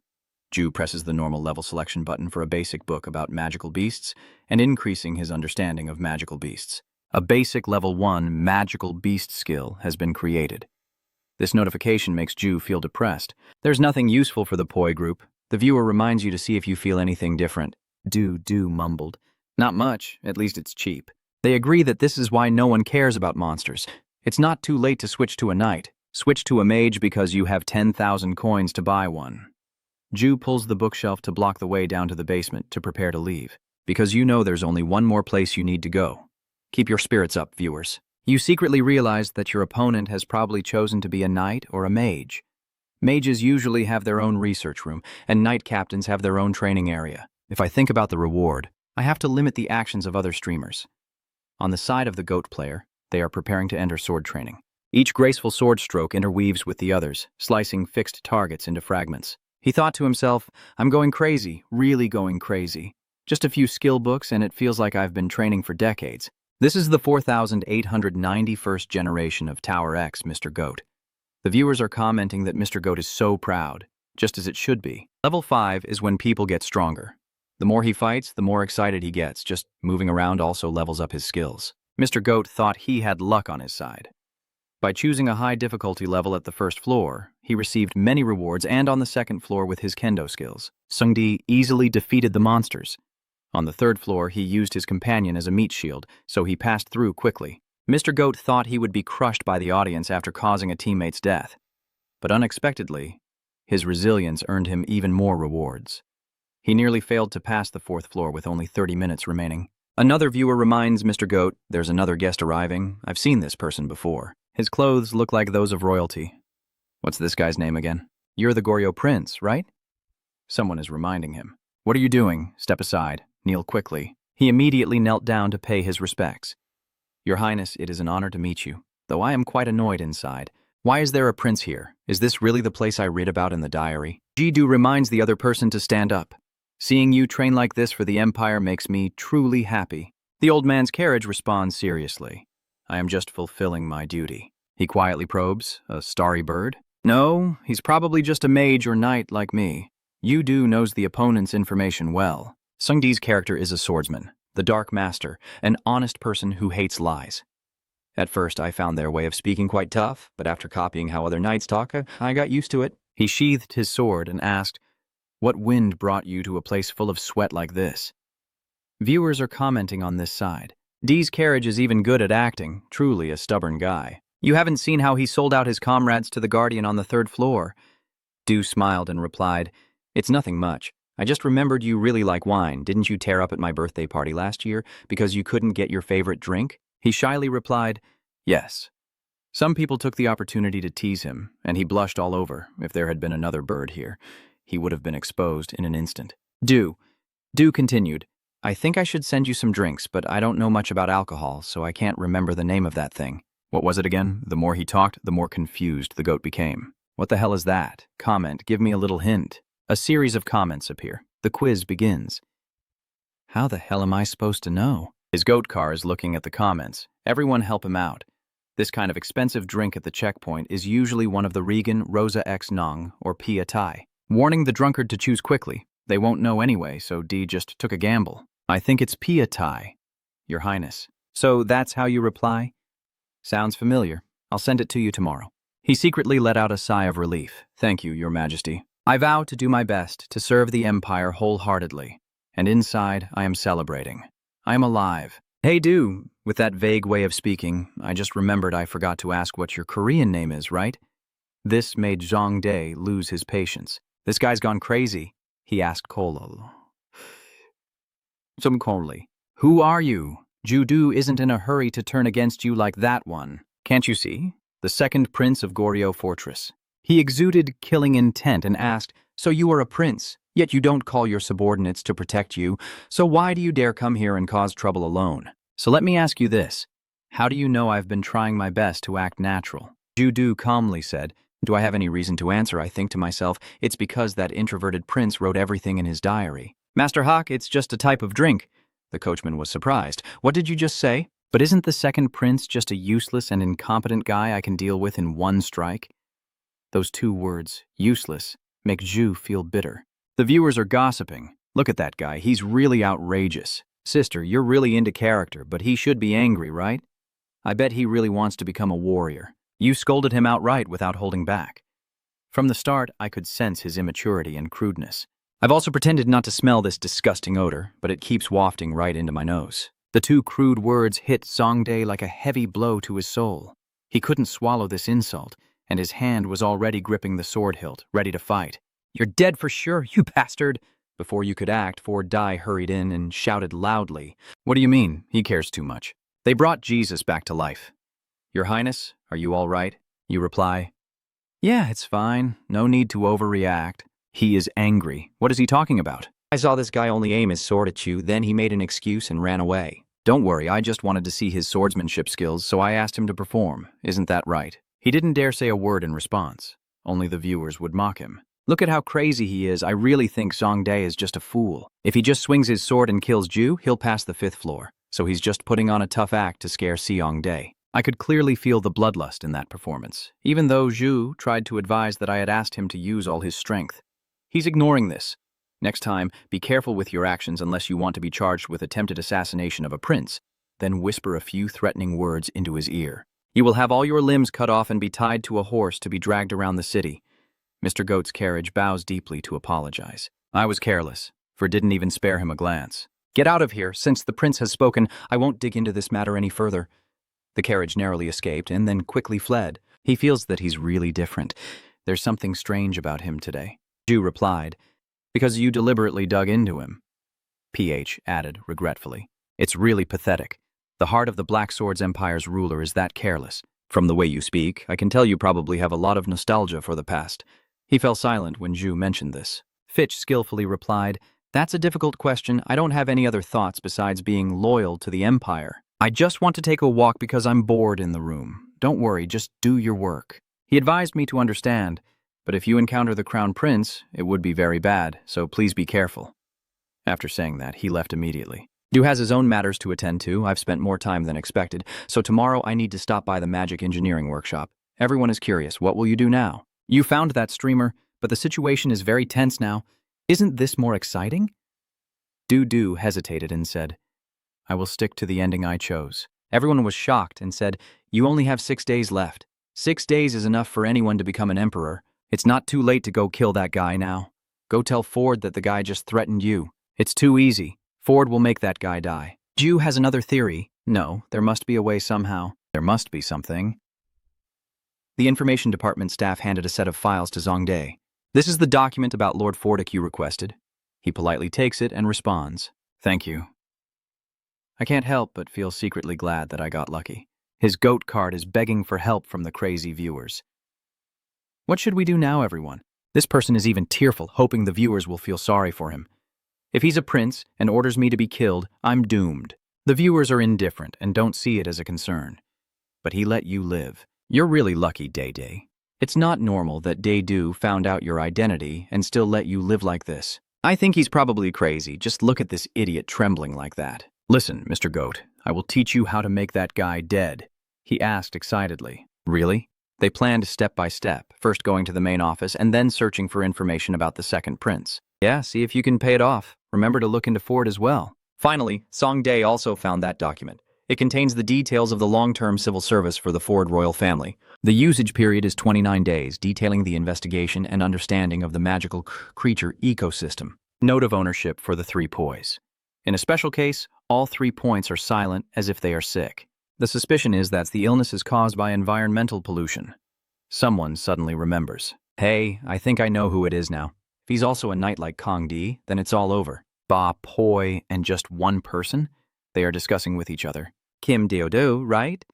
I still remember his special name, so why didn't he kill them and instead keep them alive? You managed that? That guy on the first floor, right? I left his channel at the Poi gang's place too early. He managed to pass the challenge with those Poi guys. He's really crazy.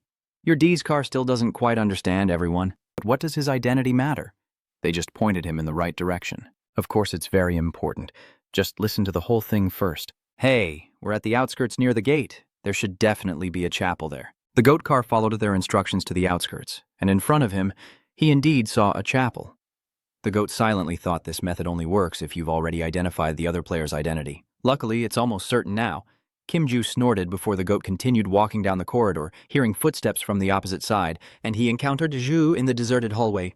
He smirked with a dangerous smile, crossed his arms, calmly looked him in the eyes, and asked, Are you the one who investigated my background? Stop that action. You're quite famous, aren't you? Dakar gritted his teeth as he said Kim Jae-doo's name. Seeing your expression, he became even more confident. So I was right. So Sungda hurriedly ran off. Dae-doo called out, Wait. He is very confident. It's over. I won't have to die here. The missing piece on the 5th floor that the viewers told me about. Mr. Dai follows the instructions to find that chapel, secretly calculating that if he can discover his opponent's name there, he might be able to clear the challenge. However, it's clear that I will lose the chance to level up my skills, and more importantly, face the punishment for failure. That's not a method I should pursue. But is leveling up skills really important when I'm in a life-and-death situation like this? Some viewers noticed the problem, and it seems a bit too smooth. Kim Jae-doo is just a crazy guy. Do you think people would consider him a friend of Poi if he were insane? XD took the key from the water basin in the hall. He lifted it in his hand, and an immediate notification appeared. It displays that your intelligence will be tested. Please state the name of the participant accompanying the challenge. Kong states the known name. Kim Ju's screen updates with a new notification. Check the username information. Kim Ju confirms whether the answer is correct or not. Once confirmed, the answer cannot be changed. Mr. Goat's car confidently presses the button on the screen. The statue in the hall begins to move. He was terrified. What? System reminder. Your answer was incorrect. You have been cursed by a demon spirit mocking your intelligence. The current attribute of user Roy Scarson ends the preset to purchase the 5 sword skills of the Empire's first knight. What? The curse has taken away all the skills I had. When punished, Zongdae still can't believe it. What did you say? What? The sound of desperate screams echoes throughout the chapel. What the hell is this? The viewers on Ju's side are urging. Hurry up and catch him. Are you stunned? Jesus was really happy to hear about you. You breathed a sigh of relief and thanked God because that guy was just a fool. Seeing the dangerous and calculating look on Jesus' face, they immediately knew what he was hiding. The boy calmly turned and walked away. Jedu returns to her room. The backpack is placed in a corner. He approaches and rummages through the backpack.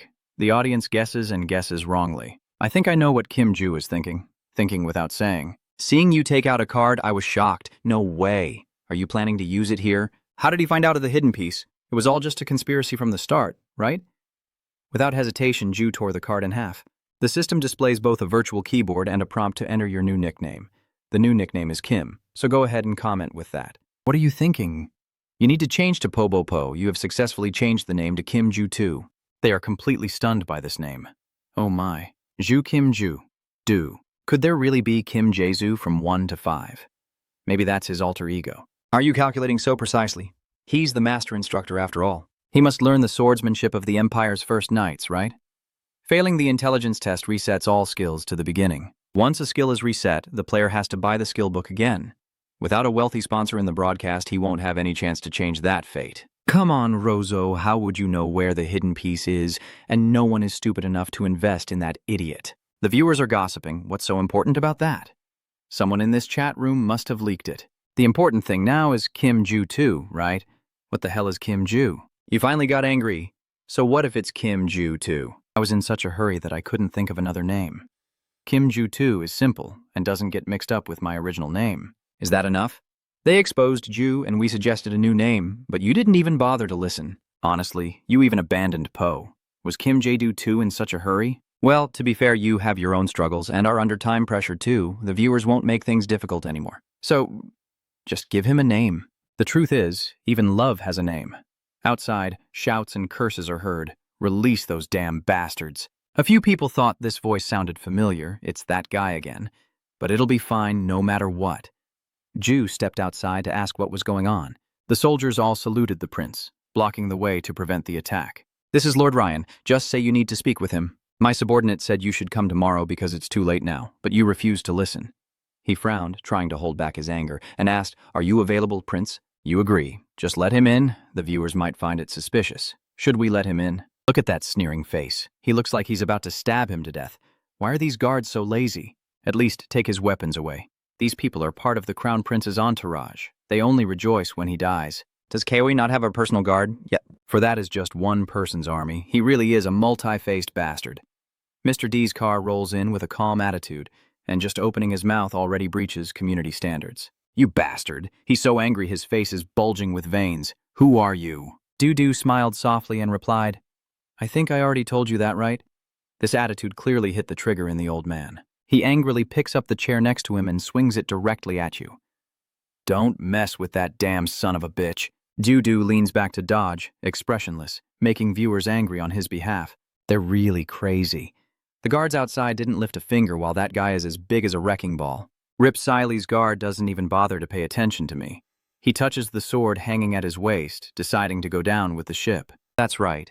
Everything will end like this anyway. Let's see who dies first. Ju still calmly tilted to the side to dodge the attack, wondering to himself. His movements are slow as a turtle. Is that because his skills have disappeared? Your hand grips your opponent's sword hilt, then twists their other wrist behind their back. He angrily shouts, You little bastard, let go. Judu clenched the sword handle so hard that it hurt so much he had to drop it. Everyone was excited. Wow, Kim Judu is so good at fighting. So you think he only beat Long Kui on the second floor by luck. Make him kneel and realize the difference in rank. Your voice echoed coldly in my ear. You still have some use to me, so I will allow you to live. Don't mistake my mercy for fear, understand? Mr. D's car, terrified, pleads for mercy. I understand. Please help my hand. Please. You casually pushed him away. Mr. D's car lost power and collapsed to the ground. You gently rub your wrist into order. If you understand, then get lost. He hurriedly ran towards the door as if pardoned. Du sighed in relief. He wouldn't bother me anymore. I don't need to pressure him. That's enough. The viewers are curious, too. What are you going to do now? The other streamers are no longer an issue. Stop being stubborn and just kill him. He's always making a big deal out of everything. Ju reveals his intentions. I am contemplating I could kill the sacrificial goat at any moment. They responded, releasing him since there are still 6 days left. But isn't he already preparing to end it? Shouldn't it be more like 5 days remaining? He lies down on the bed, secretly calculating that if the current emperor doesn't die, there will be no next emperor. Even if the emperor dies suddenly, the crown prince still benefits. The best choice is to master the magic technique until there's only 1 day left and then eliminate the other streamer. But if I do that, I have to give up the final reward. Kim Ju's first attempt. He is copying the character Alex, the head of the Black Wolf clan. After some training, he tiredly reports to the viewers. Is this really the axe? This way is too difficult. There's no reason to suddenly get a shield. Plus, it's heavy and hard to swing. They remind him, hey, Ju, don't be so stubborn. You're the one who chose it. Honestly, you were using it very well on the 3rd floor. Come on, level up your skills quickly. Ju smiled brightly and said, I was just curious. I will do my best. Everyone can see that I am not overdoing it. You have a very good awareness. Honestly, he's been swinging the sword for 6 days straight. Why does everything seem fine on the other side? Ju curiously turned around to listen in. Is something wrong? Does someone think that Dedu doesn't want to train anymore and is just trying to cause trouble in the village? You stammered to deny it. That's not it. They make a few comments that confuse him. No, look, that thing is too big. That thing, so you have to go now. That day was the Friday of the trial. The second prince was handcuffed and waiting for the court to begin. Dudu was stunned when he saw these 2 words. The trial. You all let me know they absolutely refuse to accept it. Everyone else knows except you. Just tease him already. That made me laugh so hard, he's crying now. Someone has given permission. Go check it out. We gave permission? Dews was so happy. Thank you, everyone. As I passed through the corridor, the people in front of me were whispering excitedly. I can't believe it. It's disgusting. The Earl of Sarn takes the initiative to start a conversation. Who is this? Isn't he our brave Black Wolf chief? Alex, right? You politely replied. It's been a while since we last met. The 3 marquises, but what's going on? He looks at his face to guess his intention. It seems you don't know anything. The imperial court trial is about to take place. Ju is stunned. Huh? What's that? The viewers' comments are probably just rumors. This information is only for the royal family to participate in the imperial trial. Thanks for the info. Let's just talk about what everyone already knows. But Kim Jae-do didn't know. He looked around cautiously, and when he saw no one suspicious, he dared to whisper into your ear and reveal the secret. The second prince was arrested and sentenced for attempting to assassinate the emperor. Ju-du was surprised. Why does Sen say more? That good news really is blind to the truth. The second prince doesn't need to do anything. He asked curiously, are these people gathering because of the prince's trial? Sen confirmed, yes, a gathering is still a gathering. All the royal and noble families are here. Ju looked a bit worried and replied, I understand. Suddenly, someone accidentally bumped into his shoulder. Pick! He quickly said, I am sorry, Lord Alex. Judu thought to himself, his expression looked like he was about to die. The viewers feel sorry for him because he is the only friend of the second prince. That's true. Why do I feel like something's not right?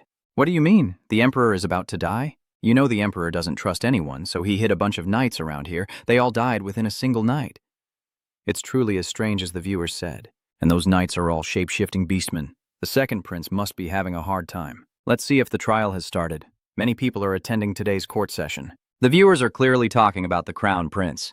Come on, stop talking nonsense. That evidence is wrong. The crown prince is ambitious beyond measure, while the second prince is gentle and kind. You're right, Du is thinking nervously. Because this is a serious matter, the courtroom is almost completely full, with all the archmages, clan leaders, nobles, counts, and even higher officials. The viewers watching the stream also noticed I didn't see any magic engineers at all. Those guys are professionals. They just invented something new instead of sitting through a trial, so the conclusion is that magic engineers are not that impressive. The court clerk rings a bell to signal the start of the trial and declares in a clear voice, I understand that many of the upper class are present here today. However, the court handles cases fairly.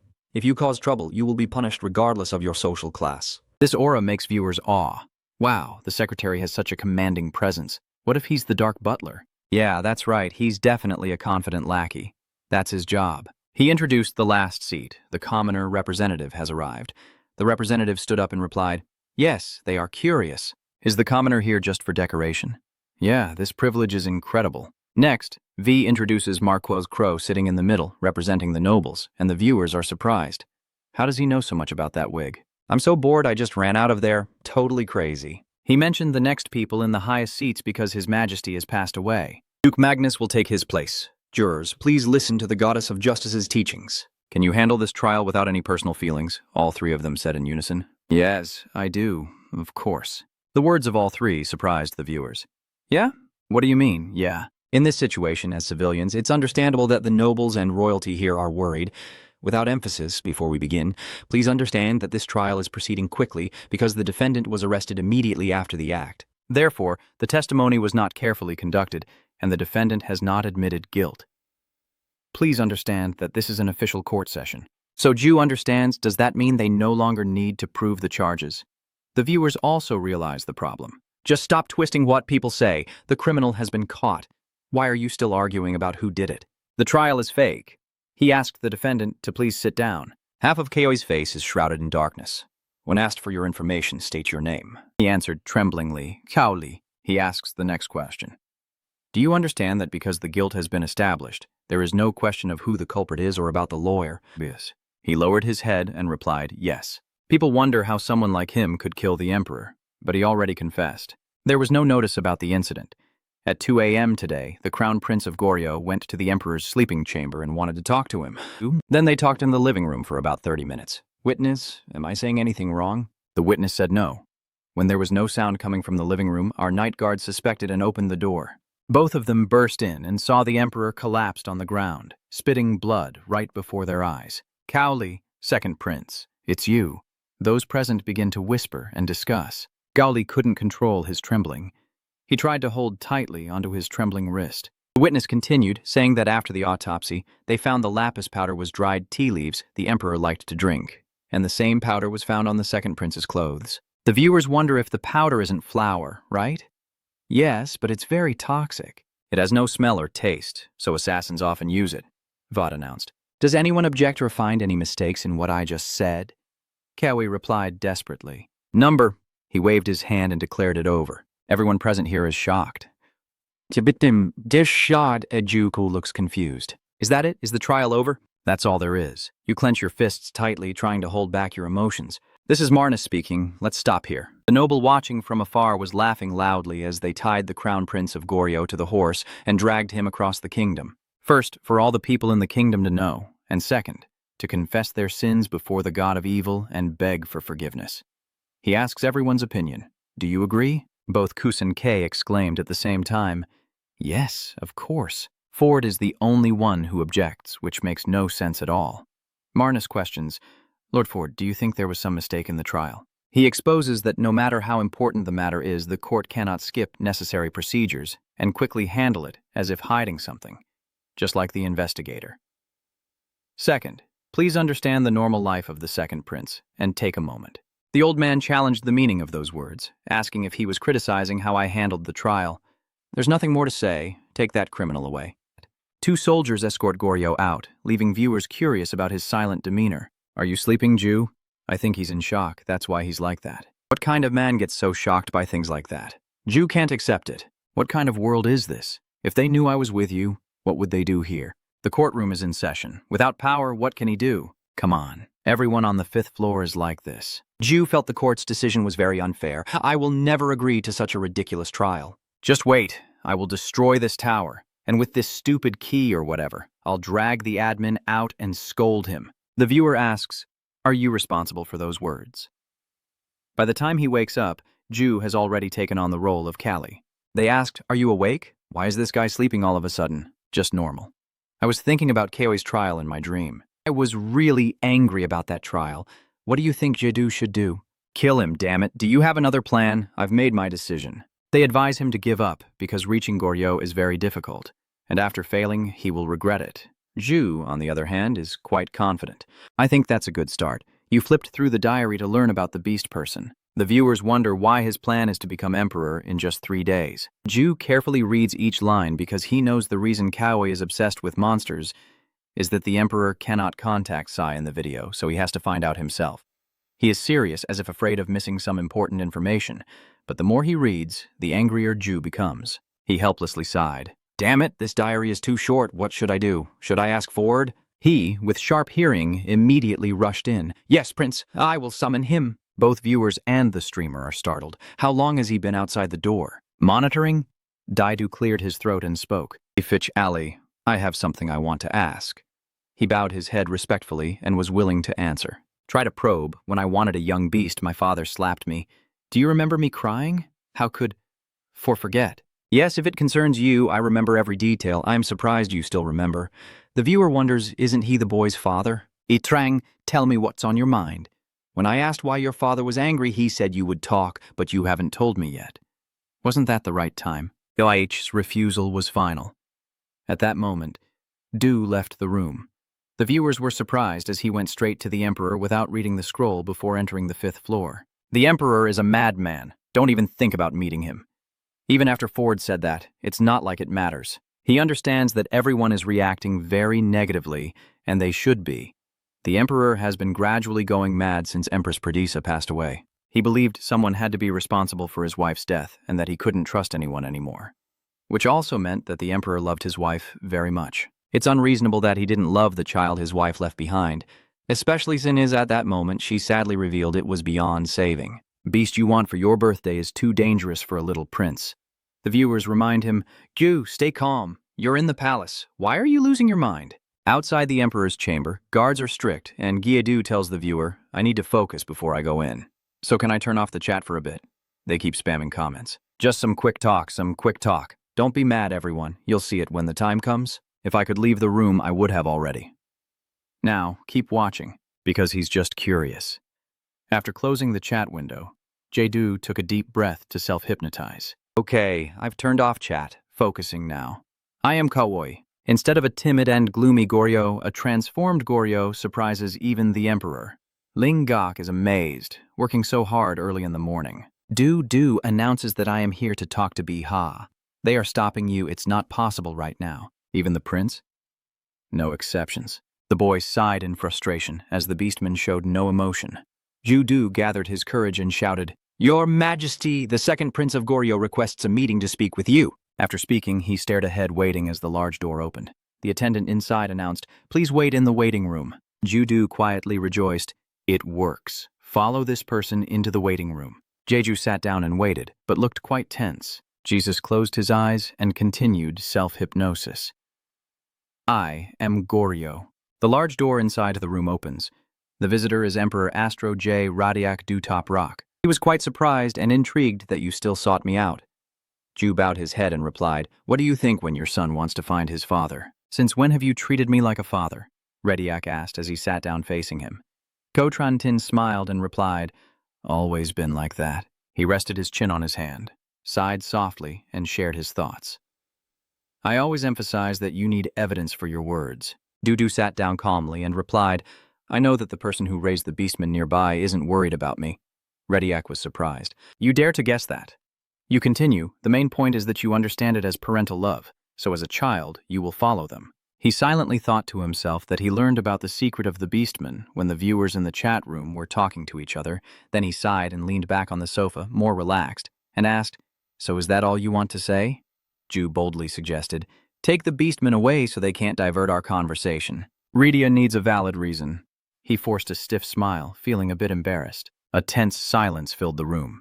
Finally, he ordered the beastman to retreat. Ready C returns to this main topic. You know, can you now hear the real reason why I want them to step back? He gets straight to the point.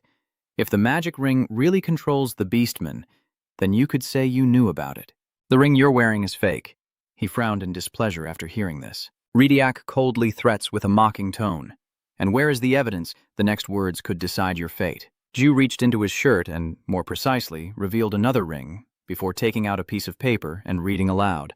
The Crown Prince Slogan initially discovered it and was introduced to it 3 years ago for his outstanding leadership in the victory against the Laval Plains. At the celebration afterward, there was an incident when the crown prince spilled wine on himself. Rediak interrupted, stopping you, implying you only intended to persuade me with what was written on the paper. You calmly hold out the paper for him to see. This is the content of the document, and I will add to it.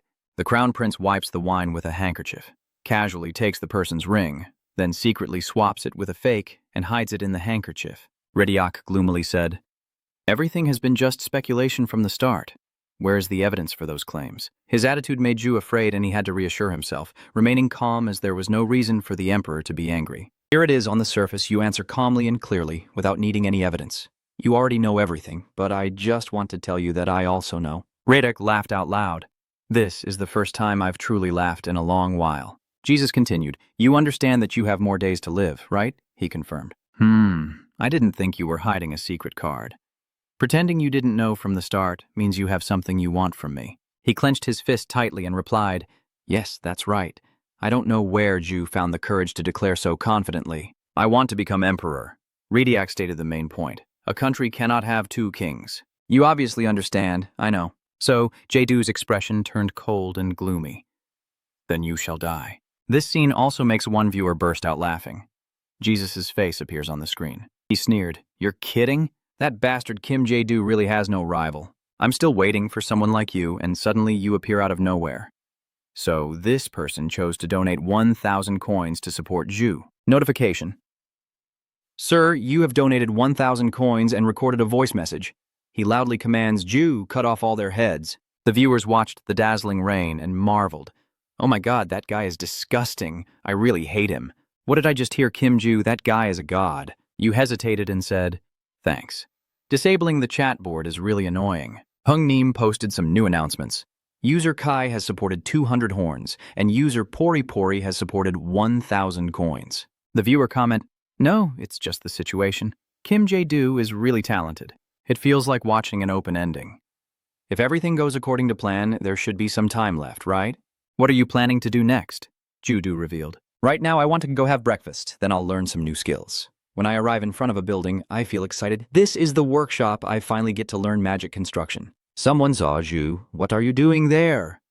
"He is the crown prince of the Sloan kingdom." You coldly replied, "And what are you doing here?" The viewers on your side also don't like this guy. What is the crown prince doing there? Just looking at him makes me hate him. After hearing what Kim Ju said about him, I found it disgusting. An ironic slogan. Since we last met, you've become more disrespectful. My father has shown you mercy. You secretly think that he must have obtained the information by controlling the beast tribe with the stolen ring. The observant viewer can tell he's jealous. It's a shame that a scoundrel like him is seen as kind and talented. It's true, genuine and counterfeit products standing side by side. Dudu realized this guy's true motive. He was curious about what he had told the emperor, so he rolled all the way here because he couldn't wait. He casually said, "I met the emperor at dawn. It seems you learned about that from someone else." Sloan trembled with rage. "You used to only tremble and hide behind 4, but now you dare to argue with me. Ignore everything and slap him. I'll give you all the money I have." "That's right. If you slap him, I can give you a total of 10,000. Look at this." He was furious and raised his hand to slap Ju, but at that moment, the royal servant Master Bran stepped in to stop him. "What kind of trouble are you causing in front of my factory?" Slogan angrily replied. "It's none of your business," he bluntly exposed. "It's none of my business what that means. You two are causing trouble outside my factory, and he feels insulted and disrespectful. That's my line to say. You're not even an emperor, and you still demand respect." The viewers are thrilled to see this showdown finally pay off, but will it be okay? The emperor is very kind to talented people, yeah. Bran, being the greatest magic engineer, speaks very comfortably with the emperor and continues to teach him. If you don't like others being rude to you, it's best not to come close to my workshop with that attitude. Everyone watches this lesson unfold. Only by seeing with my own eyes can I truly admit that he is a legend. The soldier grits his teeth, holding back his anger. He gritted his teeth and declared, "I will not forget the humiliation today."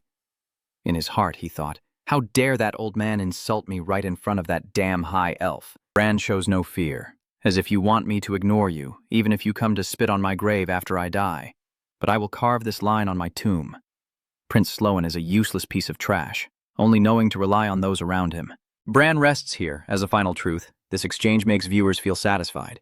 He just pointed out his weakness directly. Why do I feel hurt? What kind of attack range is this?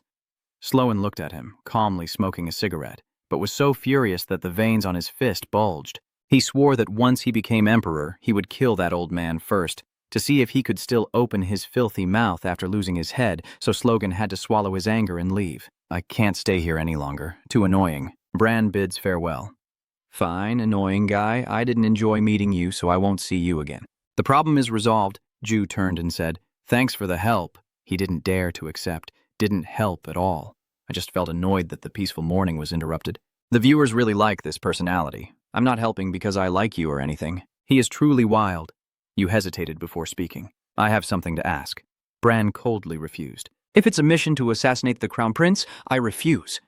Seeing him about to go inside, Jadu shouted, no. Bran replied, if you ask again, I will agree. If you just want to look around casually. He was surprised, sorry. It seems I didn't leave a bad impression. So Duedu decided to come in and look around. The smell of oil from the machinery made him grimace. This place really is a magic engineering workshop full of oil smells. They curiously asked, are you really planning to learn magic construction? I'm trying to persuade him not to while choosing food. Me too. Kim Jae-soo always does things we tell him not to. It's true, but he's better than us. I can't argue. It's really frustrating. You notice the new notification that appears, which says, you have entered the area of a being aligned with magical construction. You can now purchase related skill books. Skills related to magic construction have been enhanced. Du looked at the display in shock because it was his choice to study magic at the start. Non-class skills really are expensive. Viewers can relate too. Just the title alone made me dizzy. I also bought it but gave up right after starting to study because it was too headache-inducing. Are you not serious? The item shop notification is displayed. The items in the cart have been paid for. What the hell are they so shocked about? Give me my money back. The comment section keeps exploding. You don't plan to learn everything at once, do you? The information about magic construction will damage your brain with just the first study. Why the hell are you learning something useless like that? Are you stupid? I'm so pissed off. Damn it, what's going on with this explosion? Why is it exceeding the limit? Tell that guy to step aside, then sighs and presses the option. I'll give the teacher a surprise. Feeling secretly excited, I can use them as an example. After a quick action, the user is banned from chatting. The viewers must be excited. How did he get past the 5th floor without chat? I like Ju's decisive personality. The notification reminds you that if you want to use the skill book, you must press the select button immediately. Next are the update notifications. The skills have been created. Basic Level 1. Magic Construction. Basic Thermodynamics. Level 1. Basic Material. Mechanization Level 1. The convenience of creation and its relation to daily life have been learned, increasing benefits when studying skills. Your body is showing clear signs of overload and extreme discomfort. I feel nauseous studying all 4 at once. I still don't understand everything. It feels like I've only memorized the framework. It's okay. Even if I only understand half, I can still imitate the skills if I can't create them. I need to level up my skills. The viewers' comments can do whatever they want. Ju, give up. He really doesn't listen to anything we say. Seeing the room filled with weapons, Jae-do decided to stay here for a while and then just get started. You approach a room and politely knock on the wooden door. Bran steps out and asks, what do you need from me now? Yes, I need to ask you for a favor. The viewers have been feeling something is wrong for a while. Since when has he been so polite? Bran's royal factory background comes from a noble family, and he is also the greatest master. He swore in front of the nobles and the Lamo royal family, then stepped back to make way for him in Muyemlum. Come in. Following Bran, Ju politely exclaimed, may I trouble you? Meanwhile, Sloan carried his anger back to the palace. He thought to himself that he had heard the fool from Goryeo met with his father at dawn, so he assumed he was scheming something. He was only a little scary, but nothing had changed. Poor Koi, you should have stayed in your tiny room. You will witness my coronation from the grave. Bran asked about your intentions. So what are you doing in a place like this? Jay is straightforward. I want to use your workshop. He said sternly, if you want to joke around, I must decline. Magic engineering is not something to play with. You highlighted your strengths. I have a basic understanding of it, so don't worry. Although embarrassed, I have a basic understanding of machinery and thermodynamics. This has caught Bran's attention. That's interesting.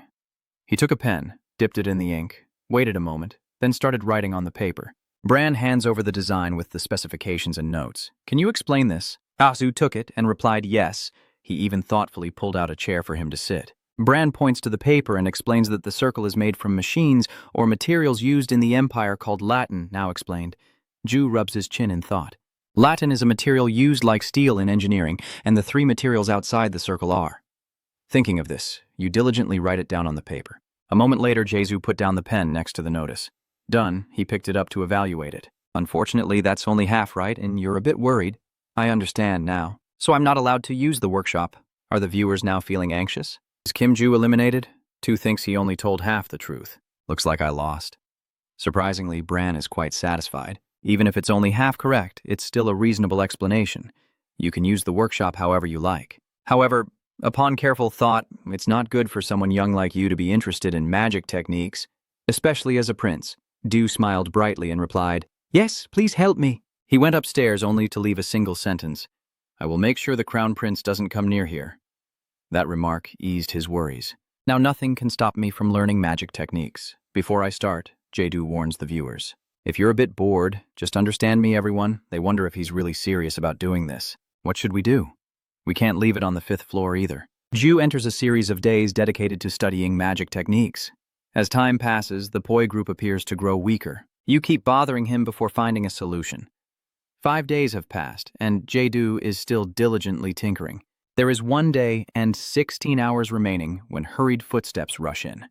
Fitch quickly runs to call the prince and the emperor, but he has already been executed. Dudu silently thought, the 5th day has come, viewers can finally breathe a sigh of relief. Finally free. Go away, magic techniques. He reports, I still need to investigate further. You answer, and what about the culprit? Fitch replied, it's not starting yet. Bip brought the soldiers to deliver the summons. Crown Prince Cao Li followed the law under the protection of Ju and asked what this was about. He ordered the soldiers to arrest the emperor-murderer and take him for a top rock dance. In this tragic situation, we will request the defendant to confess in the interrogation room. Handcuffed and being taken away, I thought the trial hadn't even started yet. And they already called me a criminal? BP must be someone from the Crown Prince. He ordered the prisoner to be taken away. Fitch begged for mercy. Please wait. You can't take the prince without evidence. Prince Jedu is brought to the familiar trial as if in a dream. The old scene repeats, and the sound of a bell rings out. Vo begins the opening of the trial. I understand that many high-ranking officials are present here today. However, the court will judge fairly. He silently compared the secretary's words to those in the film, as if it was destined. This time, as the second prince, he sat and listened as the clerk asked him to state his name. Ju has sensed it. So this is what Goryo feels like. Seeing Fitch looking very worried above, he silently thought this was not good. Most of the royal family here support the Crown Prince, and now they are brought to a place where no one is on their side and are treated as criminals. How can I stay calm and not tremble? Is there any way to get out of this situation? Clenching his hand tightly, showing his worry, he whispered, "The prince accused him of a crime. Do you understand that because the guilt has been established? There's no question of who the culprit is or about the lawyer." Ju replied, "I understand." He still says the same thing. Okay, so the case happened like this. At 2 a.m. today, the second prince rushed to the emperor's sleeping chamber, wanted to talk to him, and then talked in the reception room for about 30 minutes. Witness, am I saying anything wrong? The witness replied no. Suddenly, a thought crossed Jedu's mind. It was Joel's calm voice echoing. When there was no sound coming from the living room, our night guard suspiciously opened the door. You can confirm this was a meticulously planned trial. To frame and bring down someone, he continued to recount the crime process. Cowie, the second prince, it's you. After the autopsy, they found dried tea leaf powder, the kind the emperor prefers to drink. The same powder was also found on the second prince's clothes. Does anyone object or find fault with what I have said so far? He asked, coldly. So you hear it or not? Vought nodded in agreement. Speak up. I did not kill the emperor. Evil father. Magnus was the first to oppose, disgusted and hit in disgust. I will repeat what the emperor once said. Do you have any evidence for your words? Otherwise, the session ends here. Jesus calmly continued. I have no evidence, but I have witnesses. I will accept beheading if the witnesses lie. The viewers have been waiting for this moment for a long time. And now it's finally over. The old man, so furious he slammed his scepter down. Since this is your final wish before death, we will hear it out. Call the witness. There are hurried footsteps outside the corridor, and someone is rushing toward the courtroom. Everyone present is terrified. They can't believe it. How is that possible? Murmured the gossiping voices. They say he is dead. Then the person standing here in this court is wearing a dazzling gemstone-encrusted necklace. Their surprise was the emperor. When they saw Lord Sai step into the main hall, everyone was stunned. What the hell? I thought the Emperor was involved in something.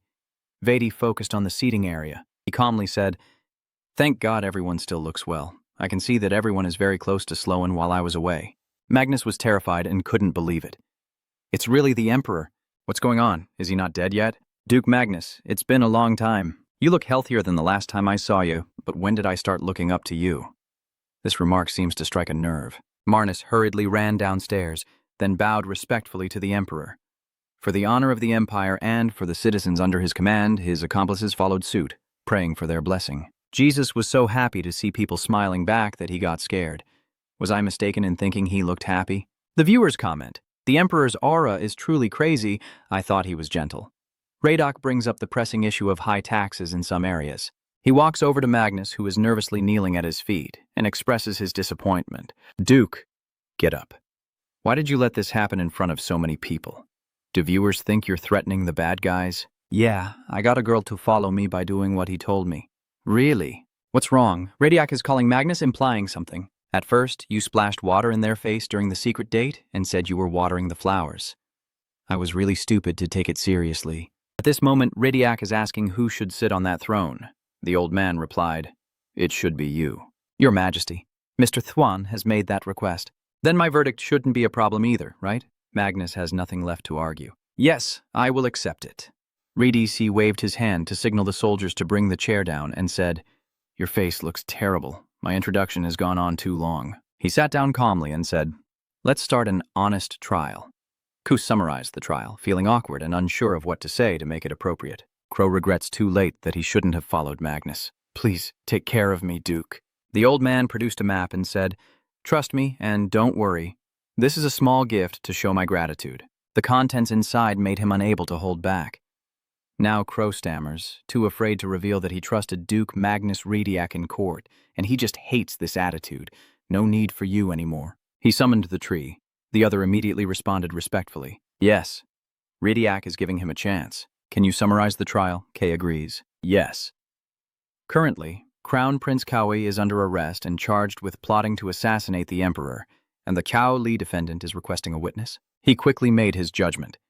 "I will deliver the verdict right now. Not guilty. Does anyone object?" No one dared to say a word. "No." "The verdict, that's wonderful, Your Majesty." Rediak slowly rose from his seat and said, judging by the events in his absence, "It seems Duke Magnus has committed quite a few crimes. From now on, you are no longer a judge blessed by the goddess M. Is that clear?" Magnus was forced to agree. Yes, he continued to give orders. "It's good that you know. Now I will say what I want. First, you must swear to judge the trial without any personal feelings." A slap straight to the old man's face. Are the viewers not satisfied? What am I even watching? So many scenes. The second point, I told you to watch over the nobles and take care of the common people, which you have failed to do. The two behind Bo humbly, not daring to lift their heads. He gently rubs his wrist as he closes the file. Finally, the third thing, you colluded with Sloan and became a traitor draining the Empire. I am truly disappointed. After being beaten to the point Magnus's face was swollen, claiming it was a misunderstanding because Your Majesty was worried about the starving people. Rediak asked sharply, "Someone like you would sign documents to increase the price of various food supplies and send them to Sloan?" The old man had no more excuses left. That was when he lost all patience. "I see no trustworthiness in your words. Minister Alex, Fifth Leader Lihai, both of you are present?" "Yes." Rediak declares that from now on, Magnus will be treated as a level 1 criminal, dragged like a dog into the prison cell. Both of them stepped forward to enforce the order. The old man, still protesting, shouted, "These bastards dare to challenge the Emperor. This is someone's conspiracy." "Lower your voice." He coldly refuses to listen to this guy's nonsense anymore. The old man shouted loudly as he was dragged out of the court. "Let go! I said let me go!" Radok thought to himself, "A conspiracy? Yes, I will follow this plan." 4 days ago in the Emperor's reception hall, he suspiciously asked, "Are you saying I am destroying myself?" Jesus confidently replied, "Yes, I have gradually lost patience witnessing my brother's actions. If he doesn't understand, what does it have to do with my death?" He analyzed, "If Your Majesty dies based on your brother's personality, he will try to eliminate me, just to irritate him." Radok is waiting for something to explode even more. Ju plans to use another childish trick. He will want to humiliate you by accusing you of murder and holding a trial. Rediak understands, so Kawi seems to have a plan to overcome and turn this situation around. You seem a little relieved now, Ju confidently said. Yes, there is more. Currently, Rediak is very pleased with his son's performance today. He declared, I will end this trial, release Kaoli, and arrest and bring the Crown Prince Sloan here for the assassination of the Emperor. Sloan resisted as he was taken away. Let go, I said, let go. Let go. I said, let go, let go. The viewers are whispering and noticing the atmosphere change completely, influenced by Kim Jae-soo. They're leading him away. That bastard wasn't even handcuffed. Slogan is blaming all the guilt on my younger brother. All of this is Kaoli's plan, Radok said ominously. Do I look like your father right now? What are you doing? Don't address me with respect. He fears and admits his mistake. Yes, I apologize, Your Majesty. The viewers are thoroughly delighted, comfortably watching his terrified eyes. Look at him focusing everyone. He glared bitterly at Ju beside him as everything was going according to his plan. Yes, to make him angry. Ju glances at the system screen, displaying a message from someone begging for forgiveness. I'm sorry, Ju, I'll treat this as an apology. I cursed you because of the engineer's work and made you upset. You don't have to forgive me, but please remove the ban and let me out of the quarantine room. Seeing Ju press the X button on the screen, the viewers start to comment. Nice try, but it didn't work. The paragraph is too exaggerated. I told you to be good. Radok spoke up. Now to begin the judgment, Ju intervenes. Wait a moment, Your Majesty. Just now, I was in the position of the defender. If you want to ask me if I felt insulted, I did. I wanted to say that the people sitting below, in terror, dared to interrupt the Emperor. Something serious is happening here. He allowed it. The second prince continued speaking, bowing his head to express his gratitude. Thank you for allowing me. I want to personally prove Sloan's guilt. Please give me a chance to prove my innocence and to expose the true culprit. Longtime viewers are very proud. Our Du is really good at talking. Please give us a chance. Vedi obviously agrees. All right, I grant permission. The others are extremely surprised. What? Ju replied. Thank you, Your Majesty. Long Tam thought, that's right. You wouldn't believe it if the Emperor everyone knows was actually him, because normally he would drag me away for being arrogant. But is it the prearranged deck? Du declared. So now, our defendant, we will begin the interrogation of Sloan. Your name is Sloan, correct? He angrily growled out, How dare you? Calmly remind him, I will ask again. Refusing to answer, according to the law and the divine decree, a verdict will be made immediately. Please answer. Solon clenched his fists tightly, suppressing his anger, and replied with a reddened face. Yes, Ju, I have a second question, so I will ask now. Sloan, you tried to kill the Emperor, didn't you? He frowned when he heard this. Ju continued to repeat, I will ask again. You tried to kill the Emperor, right? He shouted in anger, This everything is just childish. Did you ask for any evidence to deny the claim? Jesus had a plan to produce proof that he didn't do it. Usually this wouldn't mean anything, but knowing Sloan, if I pressure him like this. Seeing Sloan burst into laughter, the viewers were shocked. How could he laugh? Is his laughter funny? This guy is laughing loudly as if he's heard something really funny. He sneers, That's a very interesting way to imitate the Emperor. Then Cowley Slogan stepped in front of Ju and asked directly, Do you want the throne? I don't know who tempted you, but if you kneel and beg for forgiveness before everything goes too far, I might even forgive you. He straightforwardly brushed off the hand on his shoulder. We are currently in a court session. He understood that if this was a pure and easily manipulated Cowley, he would trust you like his only brother. That diary entry was dated the 19th day of the 5th month of the royal calendar year 944, which is Cowley's birthday today. The boy was troubled. His father hasn't been smiling lately. What should I do to make him happy? When I asked my brother, he laughed loudly and told me that Dad likes magical beasts, so he would be happy if I asked for a magical beast for my birthday. On the royal calendar, the 20th day of the 5th month in 944, I am now 10 years old. I asked for a demon beast on my birthday and was slapped in the face by my father. On the royal calendar, the 21st of the 5th month in the year 944, Ford Deek was surprised and asked me what had happened. For said not to worry and that he would find out what was wrong. Why do I cry more after being comforted? I wonder I built a secret basement under my room without telling my father. I asked him for a gold coin to thank him for helping me, but he refused and said he would provide me with monsters in the future. I think I will sleep well tonight. The secret room slowly filled with the monsters, but why did Ford tell me to keep it a secret from my father? Dad will like these monsters. The Royal Army attacked in December 945. I can't believe it. My father brought out the monsters I had hidden in my room and became angry. I trembled as he told me I had to kill them myself. How did he find out? I didn't tell anyone except my brother. Could it really be for the destination? I don't want to think about it anymore. Haoi painfully watched the large flames consume the monsters he had raised. The journal continues with the royal calendar, 23rd day of the 1948th month. I really burned all those monsters myself and went to a local pub where no one recognized me to get drunk. This time I promised myself I would raise a monster again, but without my brother knowing. Right next to me, a monster hunter was loudly bragging about his hunt yesterday. I don't know why I threw the cup and shouted. I woke up after being hit by Ford right beside me. The royal calendar shows June 23rd, 948. I can't trust anyone anymore. I used to think monsters were better than humans.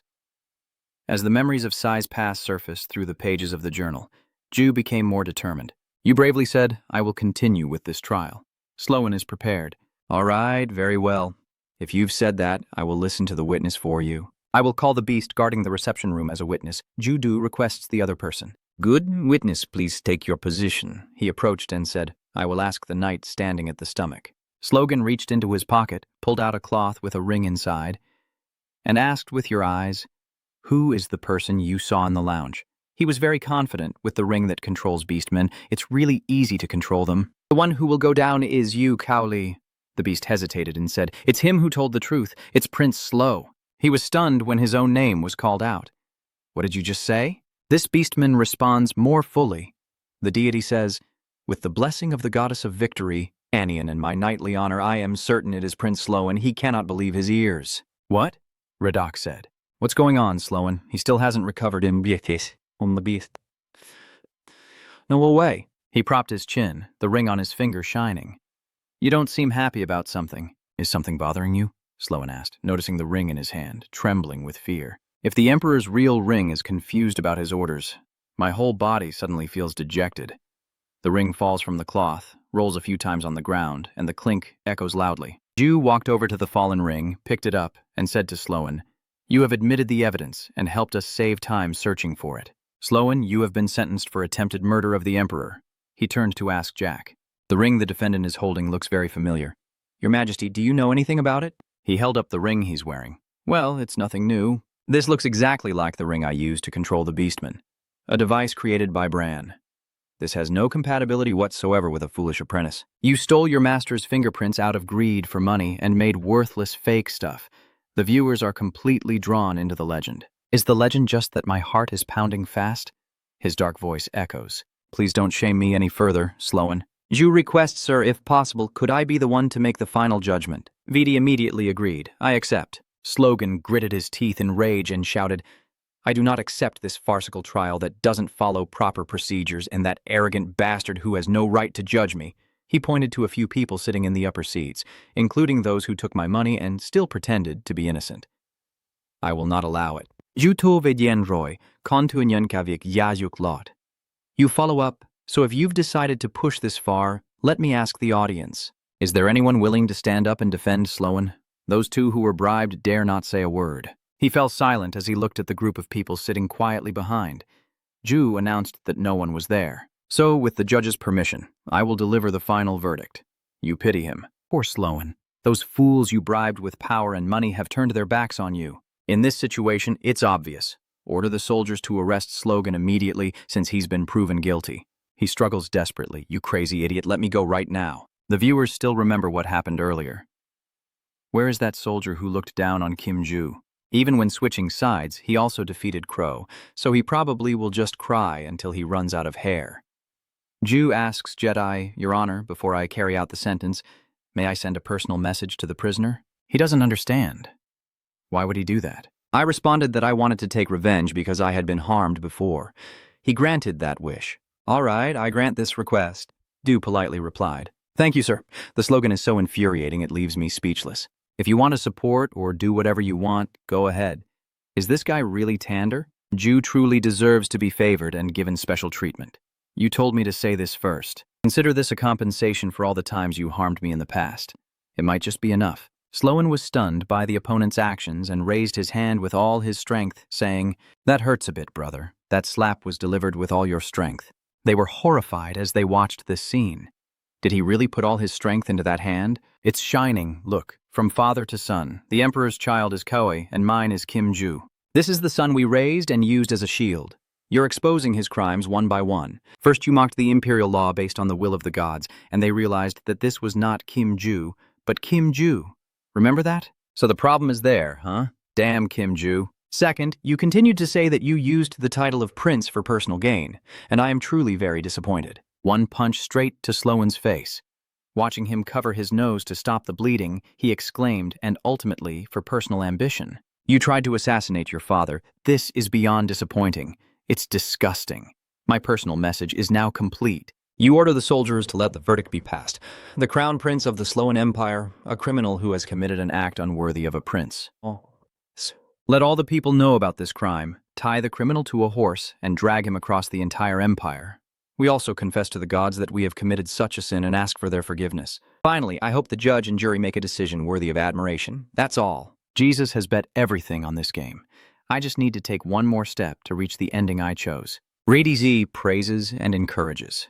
I feel this verdict is just. What about the others? Even if they don't want to, they still have to suffer. That is a truly excellent judgment. No objections.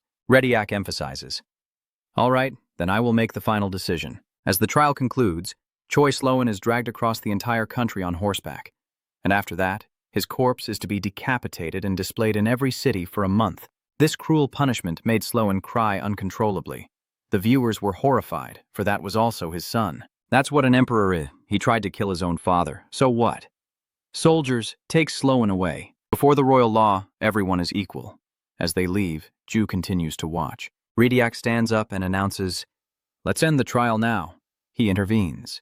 "Your Majesty, if the trial is over, may I speak as Prince Kali instead of as the prosecutor?" He's curious. Does it relate to the case? You deny it? But it's something that has to be said. Sloan replied, "I will listen. Please list each item." First, I apologize for this matter not being related to the court, but I brought it up because the people who keep the empire running daily are all here. Radiac waits for the next request, and then what? I would like to change the subject and ask your Majesty and the gods overseeing ASOS for permission. I wish to become the sun that covers the entire ASOS empire. Please allow me to do so. By invoking the gods of ASOS and the very empire itself, which is regarded as a world and the supreme power, the sun, requested by Emperor Fick to become the sun of the empire, meaning I ask you to abdicate, he remains very relaxed because the court reacts too slowly. Jedi then lets out a sad laugh. Honestly, your words are completely unconvincing and lack any support, but just this once, I really like this request. I'm very sorry, everyone. I didn't think this would happen in a place like this. Some believe this is the Emperor of ASOS JX do Top Rock's final order. The viewers are panicking. Are you planning to go there? It's over. My child, Ju? The announcement erupts like an explosion. The Jetix declares that the two Goryeo princes are the Emperors of Chose. I suddenly wonder, who is the Emperor of Chose? Everything seemed like a scripted plan. In the end, the scene suddenly blurred. Colors melting away like a watercolor painting dissolving in water. The sky and earth are spinning, leaving only black and white covering everything. Du looks at her hands, which are also changing. Familiar skin gradually cracks open, a red light shining through the fissures as if an unfamiliar power is awakening within the bloodline. He looked around and felt incredibly different. Everything is disappearing. Du stared in amazement with wide eyes. No way, he thought.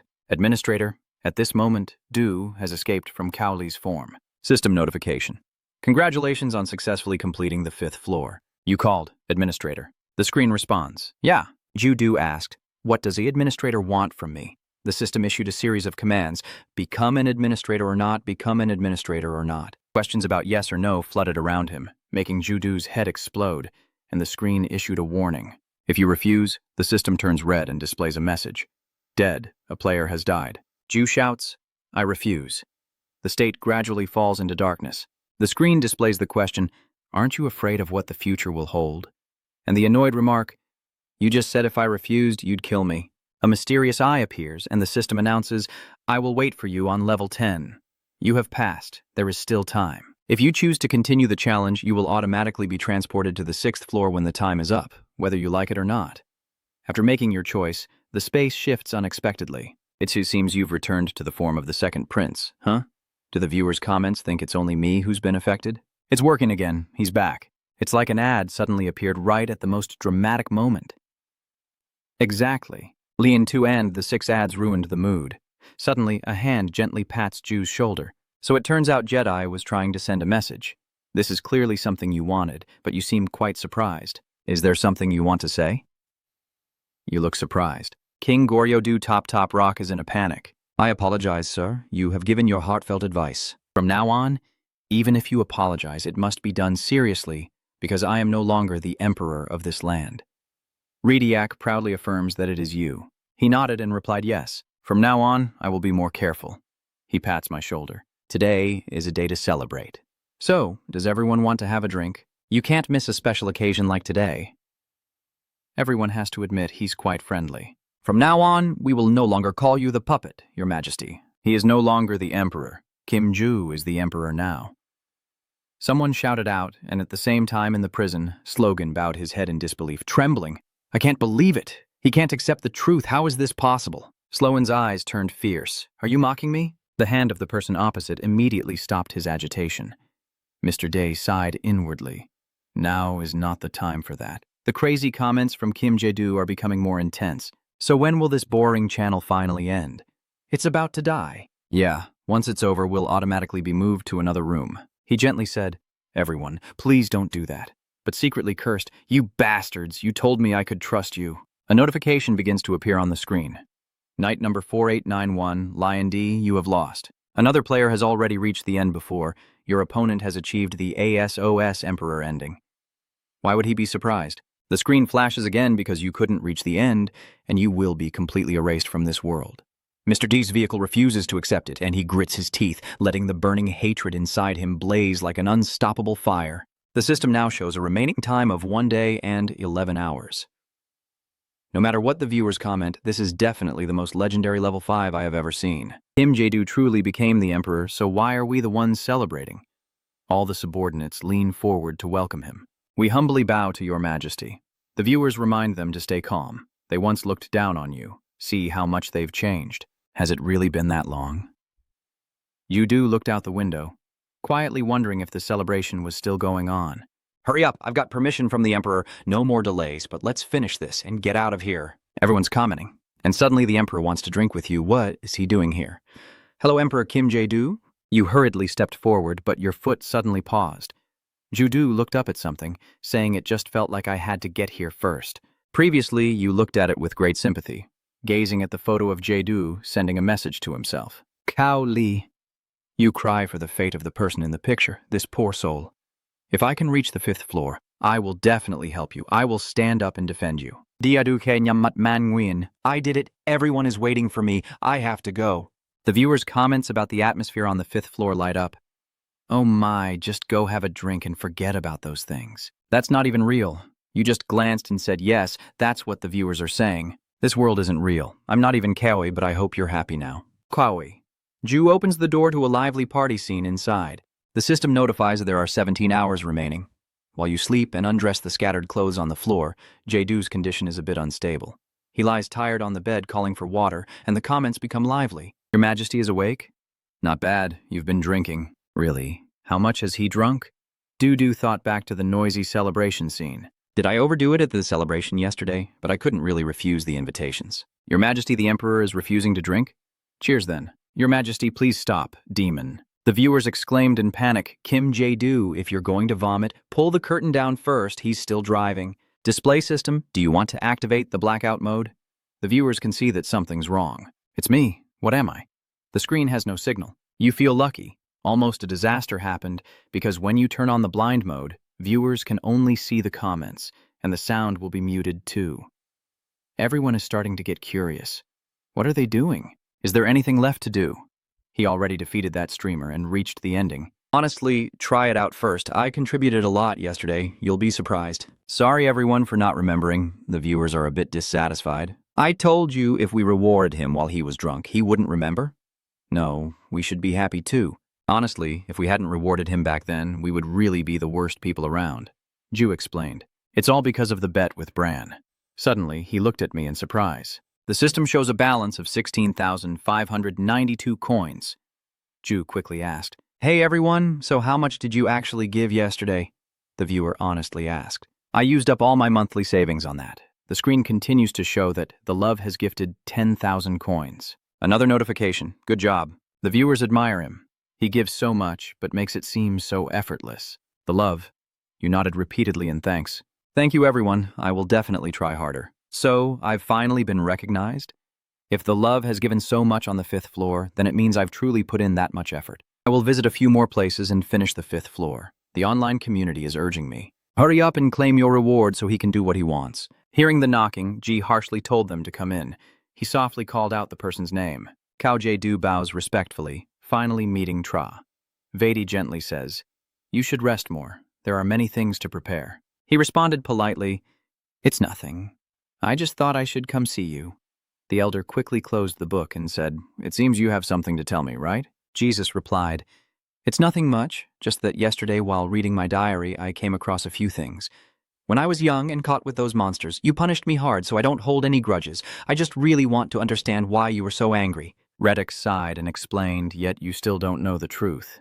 It seems 4 is still keeping quiet." "All right, at this point there's no reason not to tell you. When I checked your unusual monster collection, I saw that among them were a few monsters showing signs of going berserk. You just realize now that the animals went crazy. I understand now, you admit it. I was even going to overlook it, thinking you just lacked experience in raising magical beasts. But soon after I realized that someone deliberately caused that situation. I believe you know who I am talking about. My feelings are truly complicated. But that's the main reason I saw your mother in your shameful ease of being corrupted by evil, and I really can't stand it. If your curiosity has been satisfied, then go ahead. Your schedule is busy, and there's no time for more fun. Bow your head in respect. Yes, I'll come back later. It seems like you just remembered something. That's right. Call out the name of the person in front of you. Father. Thank you for raising and loving such a terrible person until the very end. Radak leaned back in his chair and said, "After becoming emperor, he really did change a lot. Do I have to teach it to be tougher?" he said happily. "I've finished everything and said my goodbyes, so I'll head back now." The viewer comments, "Yes, Your Majesty, whatever you want." "Your Majesty, I give up. Why didn't you choose a warrior's weapon?" "In the beginning of the game, physical strength is the most important." "Ju, you're crying." "No, I don't want to." They keep going at it again. "Kim Jae-do, with your magic skills and physical strength, you could buy anything, but you still chose that weird, cute mechanical glove." Ju-do praised, "Your magic skills are very good, everyone." The online community comments, "Yeah, it's just you, Ju, whatever." A mysterious figure holding a pipe asks aloud, "Who is this? The son of the Empire has come to a place like this again." You step forward politely to reply, "I'm just here to thank you. How have you been?" Bran casually said, "Don't worry about it." "What are you talking about?"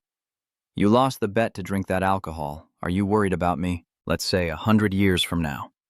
Dieu smiled foolishly. "I suppose so. I apologize for being too much." He continued, "So forget the greetings. Are you here to take the gloves?" The other nodded and said, "Yes, I need them." Bran continued, "That thing is a bit unstable, so be careful with it. I guess I don't really know why you need so many dangerous items anyway. Thank you for caring about me." He turned his head to look at you. Ju bowed his head gratefully and said, "Please take care of yourself and continue making many good inventions in the future." Bran waved his hand and said, "This kid is an emperor and dares to bow his head. Someone might think I will never see you again either." After saying goodbye to him, Ju packed his belongings. After this challenge ends, all of this will no longer exist.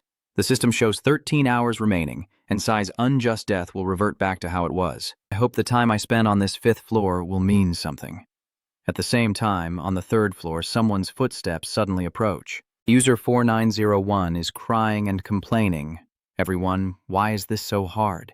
Viewers' comments say you chose a high difficulty, and if you don't like it, just go die. He was hesitating and asking where the gate was. They were furious. Is this guy blind or what? "Do you see that roll of paper?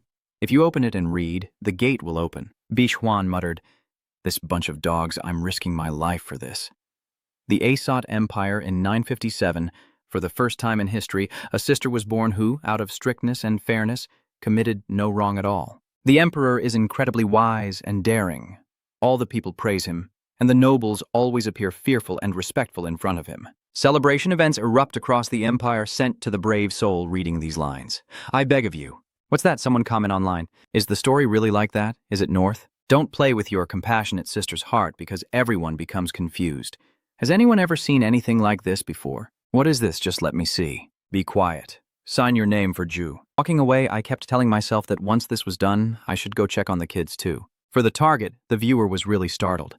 Oh my God, that was so shocking. I didn't think he would hear the loud call. For then, leans forward and bows. Yes, my lord called me.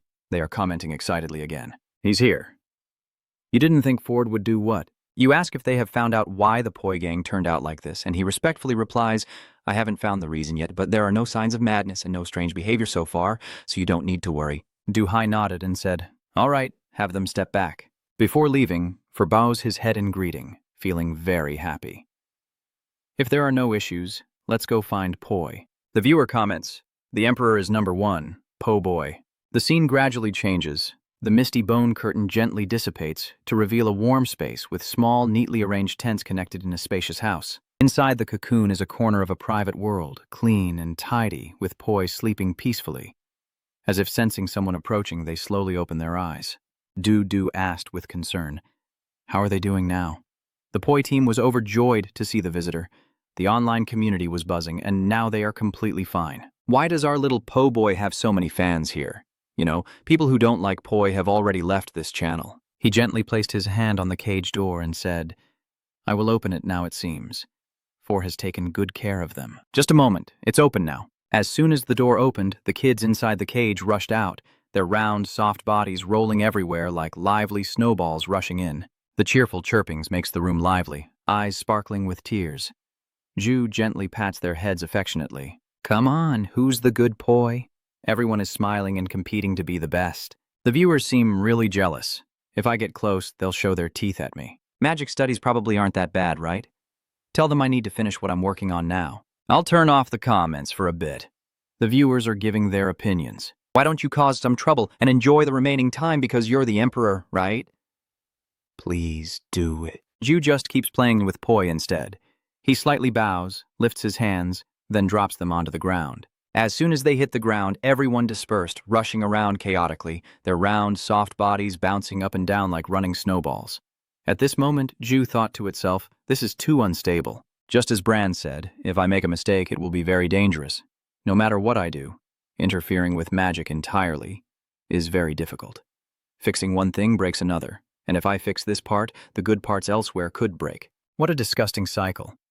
This is exactly what makes me respect Reno so much. Rynan, the mage engineer I learned about from that video. Back then, the tower's mages were even more divided. I'm not a genius like Daenon, but I still can't give up. The display system shows 10 minutes remaining. I wonder if it's almost done. At least now I can use it. Ju took a deep breath, narrowed his eyes slightly, raised his gloved hand in front of his face, and focused all his mind. From the sleek black fabric, thin streaks of light like rivers of fire begin to spread, flowing along the different patterns on the gauntlet. The surrounding air gently vibrates, as if an invisible force is gradually awakening. You think your judgment is a bit slow, but still more useful than I expected. Ju looks up at the system display. The comment pause has ended. Comments will be shown again. You're chattering. Sorry, I need to focus right now. I totally forgot about this. The viewers' comments are lively. Just let us talk and they'll come back on. You've been persistent for too long. You'll pass out like that. Go take a little walk and enjoy the trees. What if the mission fails because the item is secondhand? Why do I feel so sad? The screen starts counting down. 5 seconds remaining. 4, 3, 2, 1. You have achieved your chosen ending and overcome the challenge. The gate to the 6th floor is opening. The barrier preventing users from entering has been lifted. Viewers are being redirected to another streamer on the same floor. The online community is buzzing. Let's take in these refugees. The streamer introduces themselves on air. Oh my God. I thought Lee Sung-dae would stab him in the back during that challenge, but it turned out to be so boring. Shut up, everyone. Those refugees. Oh, Kim Ju is a god. Are you all crazy? Go flatter a loser from the 1st floor. Ju, kick out those idiots. You think Lee Sung-dae's channel has quite a few viewers, right? I don't want to ruin the atmosphere in the comments section. So I will disable comments for viewers who haven't watched for 12 hours yet. I'm turning off commenting for those who haven't reached 12 hours. Everyone's opinions are much better now. Really, don't tell him what to do anymore. He knows. Calm down, everyone. If we were like them, we would probably behave the same way. Ju scratched his head and chuckled. Let's all stay calm now. Let's check the reward first. He presses the display button and a bright streak of light falls from above, sparkling like a star touching the ground. Brown. A small box tied with a light red ribbon gently descends right in front of Ju's face. The space seems to hold its breath. Even Poi stops bouncing. eyes wide with anticipation for the mysterious gift to reveal its magic. The system displays, "You used the money gift I awarded, 10 coins. What's that? Why is the box so big? You used the bubble mirror that rewarded 10 coins. What about me? Administrator, my bonus is all gone. Limit views for voice messages to 500. You said I should also limit voice messages to 500 coins. They won't reward 500 coins because they invited from another channel." At the same time, the screen shows that La has gifted 1,000 coins. Are you sleeping, my love? That read-only icon isn't disappearing at all. Let me send a message, please. I'm sorry, I really am. If you want me to bow my head, I will. Please cancel the comment ban. Do chuckles teasingly. That's not allowed. I'll hold a raffle now. The viewers are commenting enthusiastically, a decision that truly befits an emperor. The emperor won't be swayed by those guys. What is this? I thought it was something really big. Does it have any special features? You picked up the gift and thought that since there was no option to check its information, it must be just normal clothes. Online communities are commenting, is that the reward for becoming an emperor? I swear I have to directly criticize the administrator. Why are you so petty, I see? Ju smiled and said, so you're just trying to tease me. This is a message from that administrator. He keeps saying he's just Kim Jae-soo like in the video and can't do anything. While he was still lost in thought, a small poi sneaked closer. Its bright round eyes lit up. It sniffed around and suddenly opened its mouth to bite into the pile of clothes. Jesus shouted, "Don't eat, I'll open the next box." Suddenly, something surprising happened. The system displays the support information of Lord That Zalotinho, a hero-rank supporter of Lotinto. He can control snakes, each with their own special ability made from dead snakes born from birth. Special abilities of snakes include controlling hardness, size, invisibility, color camouflage, and writing. You wonder what the administrator is thinking now? The viewers comment, a sub-hero here, the administrator really is Tander, but that thing is hard to use. Du was also surprised, which explains why viewers aren't amazed by this hero-level item. It's because this thing is extremely difficult to control. I'll show everyone what Spider-Man is like. It looks difficult, but how hard can these things really be? The young man in the clip falls into a trap and sighs, thinking that in those videos I couldn't even use it and had to watch others do it. It seems like Du thought of something. Viewers are commenting, who said it's hard to use? When I tried to use it, it was very stubborn, but watching him use it so easily makes me jealous. Are they okay? Do they feel uncomfortable? So the emperors are truly different right from the start. You scratch your head and chuckle. I think it's very okay. Even though it has a bad reputation, using this thing doesn't feel uncomfortable at all. Maybe it's because I ate a monostone. Jae-do gently opens the box and the screen shows a notification that the 5,000 coin normal tier bag will automatically convert into KOI when received. They started talking excitedly again, but for me, 5,000 coins feels so little now. Yeah, this is the first time I've seen someone have more than 20,000 coins after clearing level 5. Well, usually after buying a bunch of skill books, I go broke. I clenched my bag and thought, I did consider learning other skills, but with so many coins, I could have bought that from level 10 already. Let's go up to the 6th floor now. This is a team challenge. If they see the PO, it'll be a big problem. Let's go inside, everyone. Viewers' comments. I can't agree with this. If they'll be fine in there, then there's no need to worry, but I won't get to see them anymore. Poi happily tucked into the bag. Ju said, let's go. They're urging us again. Hurry up to the 10th floor. What's on the 6th floor? I'm nervous, but it's just team spirit, so it probably won't be too bad. Take Poi out now.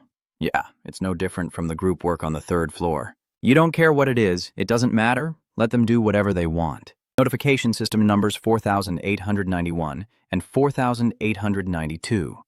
The 4 entrants have completed their tasks and the required number of members has been reached. The 6th floor challenge begins. Welcome to the Forest of Evil Spirits. Eliminate all enemies that appear. The 6th floor challenge consists of 5 waves, with 59 minutes remaining until the first wave begins. Dung Kang-hai asked curiously, so you've already reached the challenge. Is it cold? We have fire here. Go ahead. Do viewers comment that I am the only one who doesn't like that muscular nickname? Don't refuse. Okay, refuse what? Du says. Looks like I am the last member, huh? Nice to meet everyone. I secretly guessed that the muscular guy is a knight. That man seems to be a mage, Jae-do guesses. And the last person suddenly spoke in a voice that startled him. What?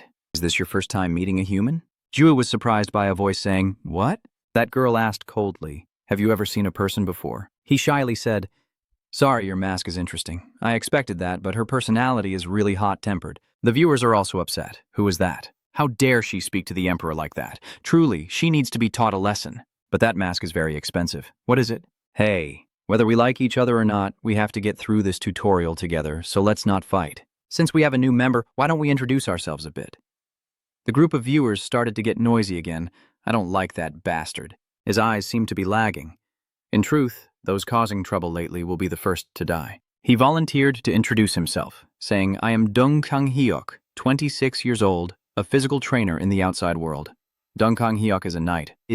As you can see, I am a knight, and I chose a high difficulty level, so I was assigned the role of floor master on the 5th floor. You can trust my skills. Next up is the introduction of the next person.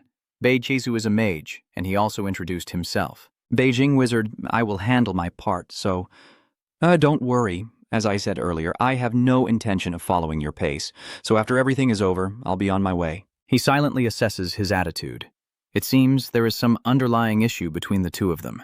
Dung Kang Hai kept rambling. All right, now it's our student's turn. The viewers are buzzing. That guy's tone really sounds annoying.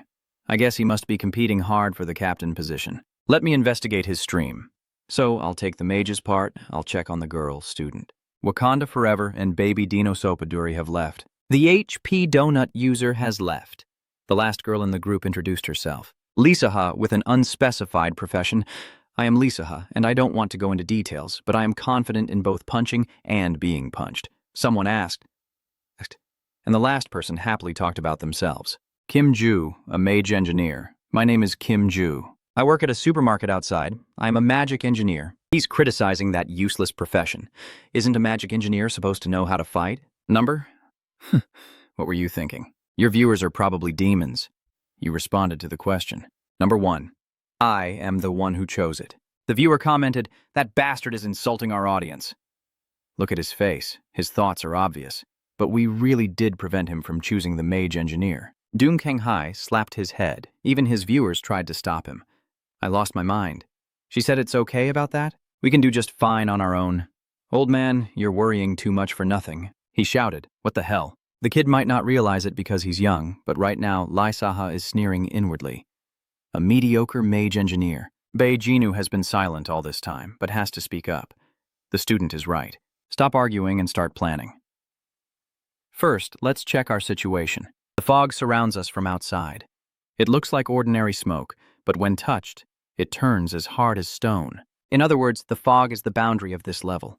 Dung Kang Hyuk and Lisa Saha are mid-level fighters. Fight on the front lines, I will support the magic center position. No combat, mage engineer Ju. He observes from behind and helps when someone is in danger. In other words, he is the one taking the hits. She deals close-range damage. Jinu is the main damage dealer, and Ju is useless. Dung Kang Hai stroked his chin with a worried look. It's not too bad for now, just dealing with a non-fighter member. And he didn't know what to say. That reaction wasn't wrong either, as the current view of magic engineers is like that, and there probably won't be any trouble.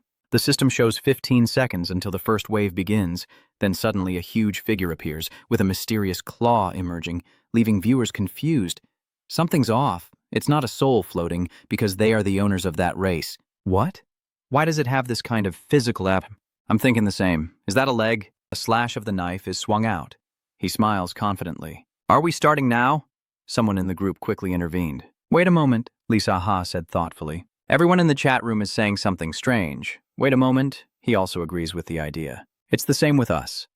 Only Dung Kang Hai Ok naively said, I am the owner of the 6th floor of the 5th level. Whoever strikes first will definitely win. Go ahead. He raised his long sword, its blade shining in the sunlight, pointing directly at the shimmering claws of the creatures in front of him. Suddenly, Dung Kang Hi Ok felt uneasy. What? How can a demon species be this tough? That claw grew stronger, but the sword in his hand suddenly veered off course, spinning wildly in the air, and their claw extended and wrapped tightly around Dung Kang Hai Ok. He shouted in panic and let go. Suddenly, a noise makes Dung Kang Hai Ok freeze in surprise. She shouts, Old man, get back! The online community is commenting with a lot of sarcasm. Wait, that's strange. The fitness coach is having a fit now. Having a fit? Are you crazy? He shouted angrily. You damn son of a bitch! It clenched even tighter, and Dung Kang Hai Ok screamed with all his might. His tall body was lifted and slammed down onto the ground. Dung Kang Hai was terrified of what lay ahead. The shape of the monster becomes clearer. Viewers guess it's a disgusting bug. That's a dung beetle, right? A demon species. The physical trainer suddenly feels fear as the sixth floor master approaches with the sound of a horn. Based on my guess, dung beetles shouldn't appear on the sixth floor. Although they are low-ranked demons, they are monsters on par with those on the 25th floor. This thing will slaughter the newly awakened rookies who just arrived on the sixth floor. I knew it would be a guided group, but I didn't expect the admin to adjust the difficulty. He painfully called them bugs, as if it awakened their power, moving as fast as lightning. Their tough wings flapped loudly and sharp claws aimed straight at Dong Hayo, turning the entire courtyard into a raging black flood, rushing toward him. Now he is truly terrified. Dung Kang Hioc closes his eyes, thinking he will die. Suddenly a hand appeared, gripping their fierce claws tightly. She fought alone against the dung beetles, her determined gaze unwavering. Lisa Haha's hand grabs and tightly clenches the monster's sharp teeth, while the other arm extends, muscles bulging, fists clenched with determination and strength. She punches straight into the beetles, and the viewers are now in awe. She punched right through it. So a high school girl is as strong as half a war tank? A beetle has been defeated. The system announces the completion of the first wave. There are 30 minutes until the second round begins. Lisa Saha looked at herself with a grimace and said, "My clothes are all dirty." They start gossiping again. Owen Pan crawls. I think she's a female student from the military camp, the one she calls pretty good at fighting. She turned and said, "Old man, do you really want to die? I told you to wait because something strange was happening. Why didn't you listen?" A weakling who likes to run around. Lee Saha turns around and walks away, really annoyed. Weak and indecisive adults who only talk are the most useless kind like you. He quietly judged Lisa Saha. According to the video, she's a famous fake awakener, and viewers' comments are lively. The high school girl captain is really scary when she's angry. She should be angry. Not cursing directly at that guy is already kind enough. Do you agree that a floor master dares to make a scene in front of the emperor? Suddenly, she paused to evaluate. That mage engineer? Lisa Ha let out a helpless sigh, feeling even more powerless. But something about him feels familiar, like I've seen him somewhere before, stepping on the body of the monster. You secretly feel lucky. Thank heaven it's not time for you to act yet. The system displays a notification that user Wakanda Forever has logged in, and it seems the female student has returned. What are you all making a fuss about? What's wrong with their stream? These guys are completely on the opposite side of me. What is this now? What's wrong with those people? The atmosphere of their stream feels like a father and daughter. That's right. Anyone accompanying him is like the old man's daughter. They do whatever he wants and just sit and wait for donations. But I never thought I would become the villain in someone else's words. Kim Ju is the best. That's right. Can any guest compare to this dignity? Jins stepped forward to ask. Hey, what did your classmate do on the 5th floor? Lisa Saha replied coldly. That's none of your business. The system screen shows that Baby Dino has logged in, and SOB's heart has returned. Viewers are dissatisfied. Why is this guy making things worse? The atmosphere in Uncle's stream is really depressing. Why is that? What's going on? None of you here are interesting. Everyone looks so serious and grave. All three of them are always boring, probably arguing about something, and it seems Jinu also understands something. So he strokes his chin and says, "All right." By the roadside, a person sits with their legs drawn up, trembling all over as if trying to withstand the pain and exhaustion surrounding them. Judu asked with concern, "How is your wound?" Kang Hyok looked up and replied, "It's nothing. If you don't believe me, let me check." The viewers are also buzzing with comments. Is he okay? His fingers keep trembling. He's on his own. They said you shouldn't follow anymore. But it seems like his hand is broken, so stop saying such harsh words. The system displays on the screen that player Hio Pigan's Donut has logged in, and the coach team has returned. The viewers are confused. What's wrong with these people? Just to do this on someone else's stream? Kang Hyok painfully raised his trembling hand and said, "This makes viewers feel very sorry." His hands are trembling so much, yet everyone seems to enjoy it a lot. Evil people. Come on, coach. Judu assesses the situation briefly, then says, "It might hurt a little, but you can endure it." Kang Hyok stammers in fear. "What do you mean?" As the words finished, Jadu's gloves suddenly lit up, and the surrounding scene was heavily affected. Seeing the opponent writhing in pain, Ju gently comforted him, saying, "Now you'll feel a lot of pain, but you won't be bleeding anymore." Just then, Jinu appeared and asked, "Hey kid, did you make that glove with the mage engineer?" Ju replied, "Yes." He nodded and continued, "It's not that hard." Really? I should have mastered the basics before reaching the 10th floor. The viewers started to get restless. Floor 10, what a nightmare. All of that bastard's luck will disappear. Ju and Jinsu chat away happily. At that moment, La stood nearby thinking that magic engineers are all the same. Nothing special. Jinu turned and said, I used to fight pretty well. You go ahead, I'll support from behind, and you just stay behind like, now, is that okay? Ju-do confidently said no. At this moment, Jinu saw Kang Hyok writhing in distress and asked, The Kang Hyok guy, I think the effects of the recent treatment were a bit too strong for him. With his condition, he's just a burden and useless. Oh, we should leave him behind. The notification screen appears, signaling the start of the second phase. Faint figures of strange creatures begin to emerge. The community is crying out for help. Does anyone have Max Pugo with them? I want to spray it thick like fog. Suddenly, a powerful footstep rushes in. So it was Lisa Saha's figure fiercely punching the bugs earlier. She bravely fought alongside them. The beetle attacks fiercely, and Lisa Ha does not back down either. The battle grew more intense and savage, with a beetle being defeated. Are the viewers commenting? Is she crazy? I wonder who that was. That punch was pretty good too. The second wave has been completed.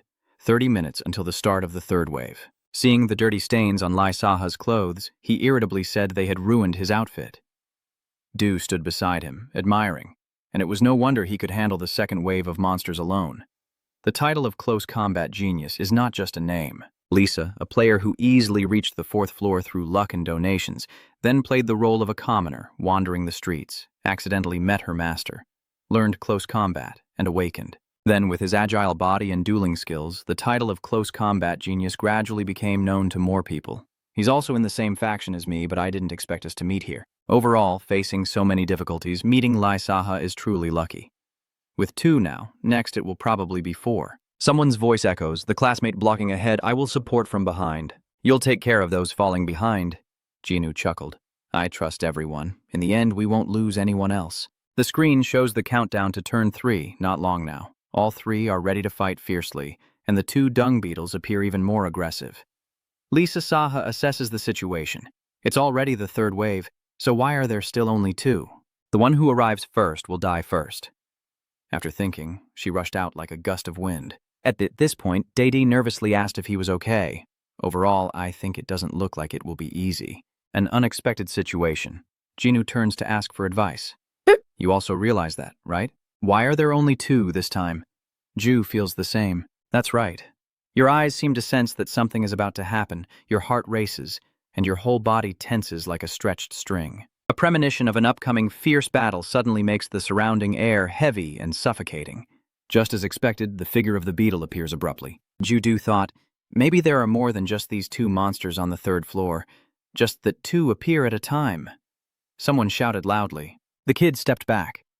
Turning around, he saw Jinu unleashing his power, a blazing fire pillar erupting fiercely, radiating a bright red glow and intense heat that made the surrounding space seem to boil. Signaling an unprecedented battle about to begin, he charged straight at the dung beetles, but they were unaffected, causing Chinshu to panic and shout what? It doesn't affect him at all. The spectators' comments make that clear. Why would he use basic 5th-tier magic here? Hey mom, all the flames are gradually cooling down. Dueo places a hand on Jinu's shoulder and says, Please step back a little. It's time now. The audience is cheering loudly. Is the king about to make his move? Finally, they are finally ready. Over here, Lai Saha is also fighting fiercely against the dung beetles. She wonders what's happening behind her.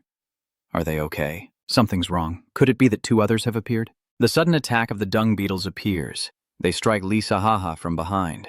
She thinks to herself that she was too careless and alert. There's no time to counterattack now, only to switch to defense. A smudge of ink on Lai Saha's face surprises her as the dung beetles' figures get closer. Suddenly, they collapse. Ju appears smiling and asks, Are you okay? You're almost out of time.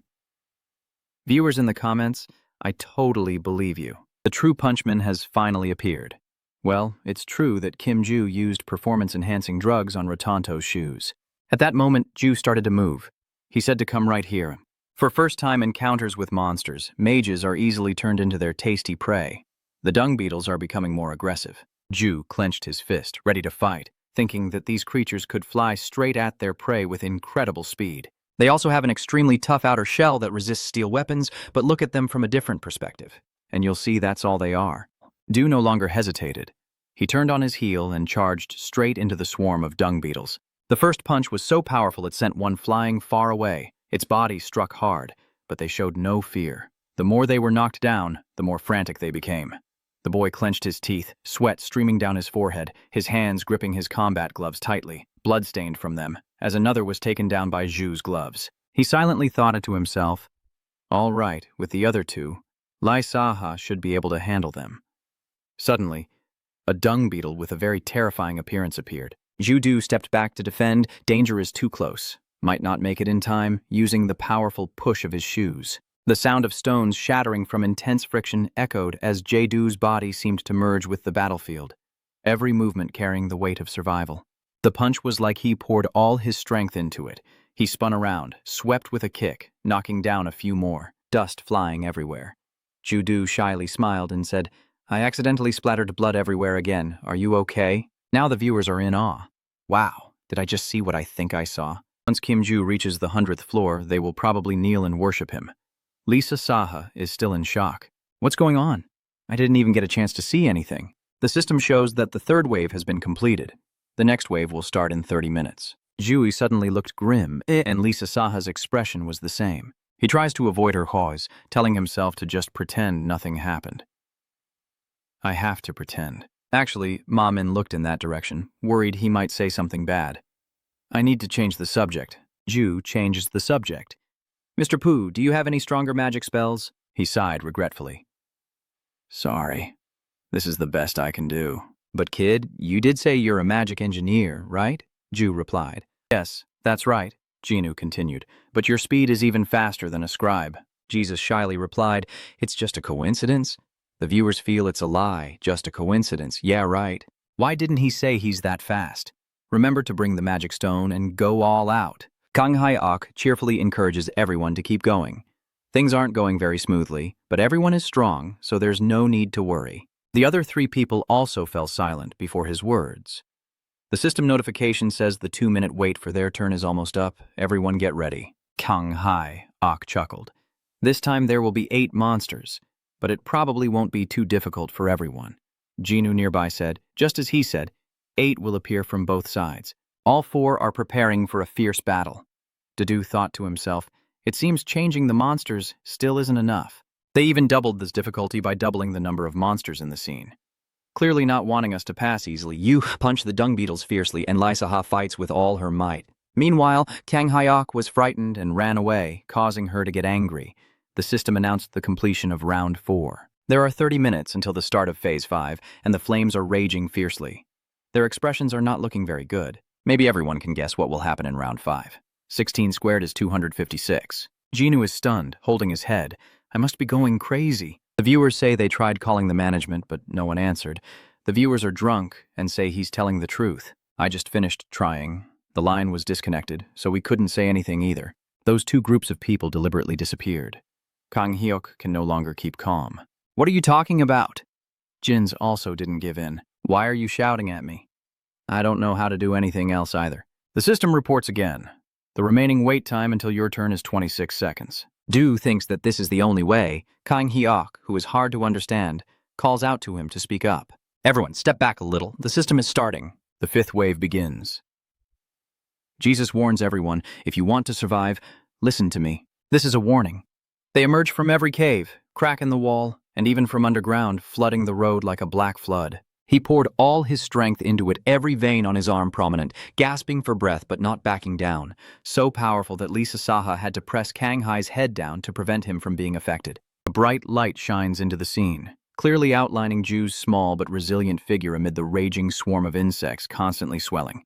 His feet are deeply pressed into the ground, but he does not give up. Jesus clenched his teeth and thought, the explosive energy is too strong. I have to wipe them all out with one move. Gripping his combat glove tightly, his muscles tensed like a bowstring, Jae-do charged like an arrow, using his strength to tear through the insect-filled darkness with iron will. The dung beetles were attacked fiercely, the space turned completely white, and everything around was leveled to the ground. Jin was surprised. Those monsters were wiped out with just one blow. Lisa Ha also wondered who this person really was. Jesus suddenly froze, and his glove fell off. Your body is acting strangely. Everyone is worried. Jesus, don't. Our king has done what a mage should do. He thought he had used too much magic power already. I stored a magic stone in my glove, but it still wasn't enough. It feels like all the magic in my body has vanished. But without it, I probably would have collapsed before defeating all the monsters. The system announces that you have completed the challenge, and the path to the 7th floor is now open. The viewers comment, did he kill them all? Them. A mage engineer capable of doing that. I'm honestly scared. Is Kim Jae-do okay? He just spat blood, but he kept his balance as people around him talked. Ju turned back. Jinu asked worriedly if you were hurt anywhere. La here praised, you did really well just now. Ju-do reassures everyone that I am fine and not injured. Lisa.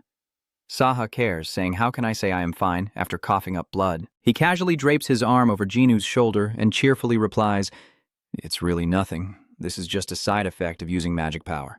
Usually magic engineers are the same, and you're a mage, so you should know that. Really. The side effects don't really affect him much. Jin Su says it's fine. If it really is just a side effect of using magic, he will be okay. The viewers are just as worried. Hey, is he really okay? He said it was just a side effect. I hope he's fine after bleeding so much. But he's not even a mage anymore. No need for your classmates to worry about this nonsense. Lisa Ha denied. What do you mean? No one even cares about you. Viewers' comments. I told you I don't want to worry about your health. Sander, you really are a strange combination. When will she take off her mask? I'm starting to get a little curious about her appearance. The system notification says that user JV Capesi has donated 500 coins. Who exactly are you? Jins asks. Are you okay? You reply that you're fine. Why are the viewers' comments so strange? He is the king in their hearts. Does he know what's going on? This guy probably doesn't know how to message, so he's using voice chat. Ju said, let's check the rewards again, and anyone who wants to leave can just go. What are you thinking? If it's over, they should go their separate ways. It's so troublesome. Over here. Kanghai is also confused. After what just happened, suddenly someone said this. Hey, mister, even the viewers don't know what's going on. What is this? What's going on now? Maybe she was robbed and is upset. No, she should be grateful for being saved by him. I'm talking to you, you weird old man. Why are viewers so excited and noisy? Now I understand why the stream over there is so popular. There's a reason for everything.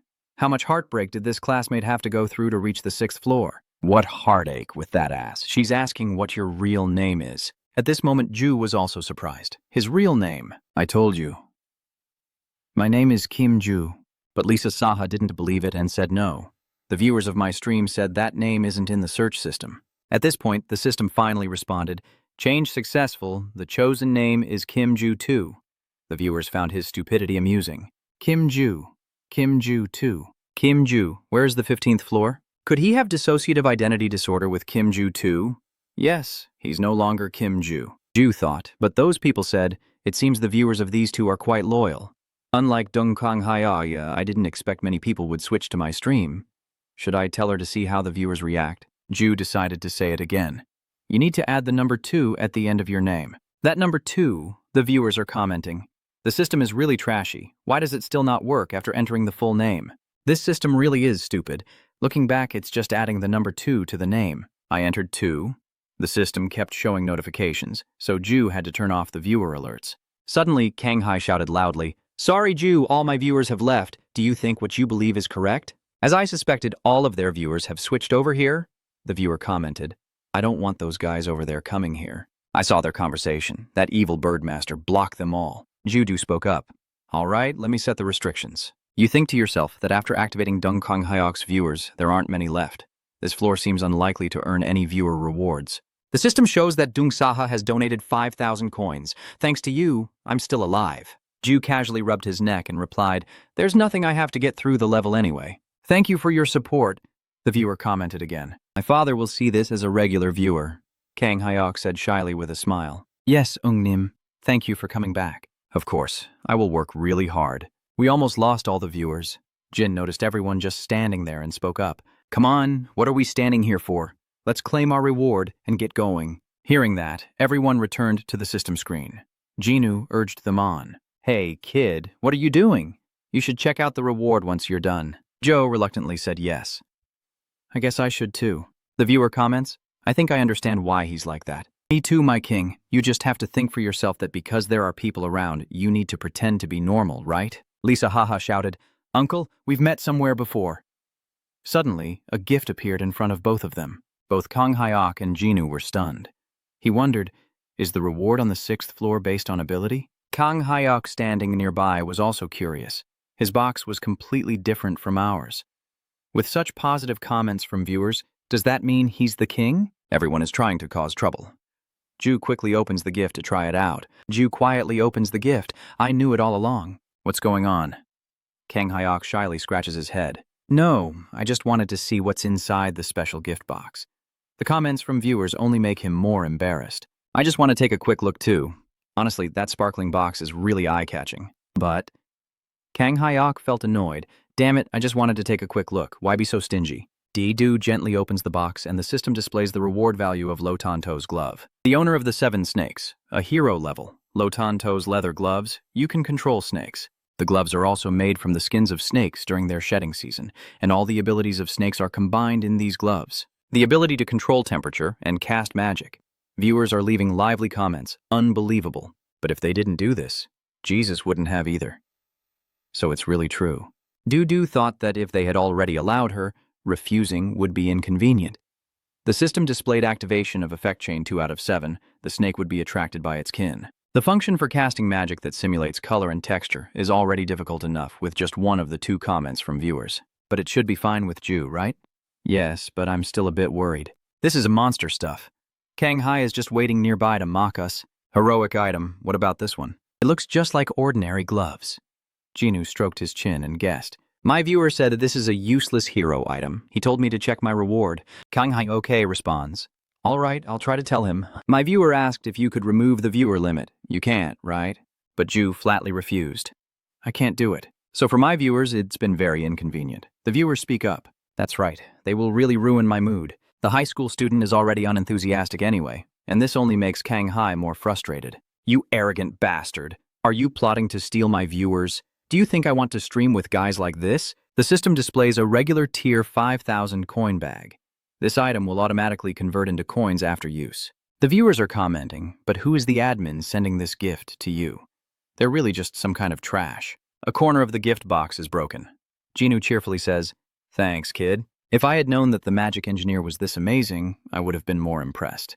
Ju chuckled awkwardly, holding his head. I learned early on that I just want to survive. No need to thank me. The space door opens. Jinu says goodbye and sees you off to the next floors. Kang Hyok also turned back once more before walking away, and the viewers mockingly looked at that stocky guy. While that uncle even said thank you and goodbye, maybe his mouth was glued shut. Yu-Du looked around and said, So our first meeting is over. Who knows? Next time we might become enemies. Let's wait for the gloves to cool down and then continue to the next level. He put his backpack on the ground and opened the drawer. The 3 blue eyes looked at him and bleated. Luckily, these adorable creatures rushed out, chirping happily. Bo boy. Ju was also surprised. They sensed the magic gloves and jumped out, thinking it was food. You can't eat it. I worked so hard to make this. Stop. Don't. You can't eat this. That look won't work either. Lee Saha wondered from behind. Uncle. That's what he explained. Miss Saha, these kids are overwhelmed by her cuteness. Her eyes sparkled brightly, making her adorable face appear and enchanting everyone. Lisa was captivated. Calling Lisa Saha, she couldn't speak. That old man used to be a bastard, but he almost revealed himself to the viewers. Isn't she adorable? Ju is so confusing. What is this? Now's not the time to stop. I've already held on for too long. We need to quickly get to the next floor. The viewers are commenting, Ju, are you okay? He said it's just some minor side effects. It's okay. At least we won't have to use too much strength to reach the next floor, right? The 7th floor, right? It's nearby, but if the administrators don't respond, that's okay, isn't it? You're right. Do is advising the Po Boys. Come on, everyone. Go in and don't eat outside food. Got it? We're heading out. Viewer comments joke. The 7th floor is where you need to have stable psychological qualities. No matter what happens, don't say anything in advance. Somewhere on the 7th floor, there's a mysterious figure that looks very secretive. They whispered, let's do the psychological battle, with a very cunning smile. Viewers comment that the 7th floor is like a psychological warfare player. Very berry juice has already left. Even if he doesn't react, don't spoil it beforehand. Ju smiles, knowing from the videos that the 7th floor challenge is intense, and your power is growing stronger. The system notification, player 4891 and player 4896 have entered, meeting the required number of participants. The 7th floor challenge will begin now.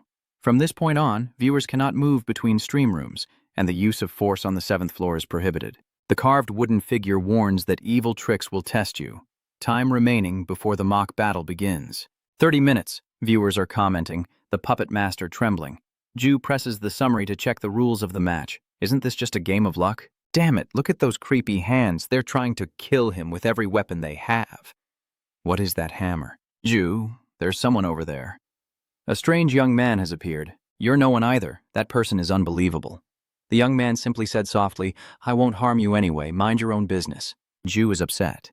But why did you have to kill? People who had nothing to do with this challenge, for no reason at all. He considered it normal, so do you want to join them? Ju felt scared. He is too dangerous. He asked, what is your name? Lost in thought, you reply, Kim Ju. And you? The other calmly responds, Hunch, the viewer commenting. I wonder what the viewers in that room are thinking.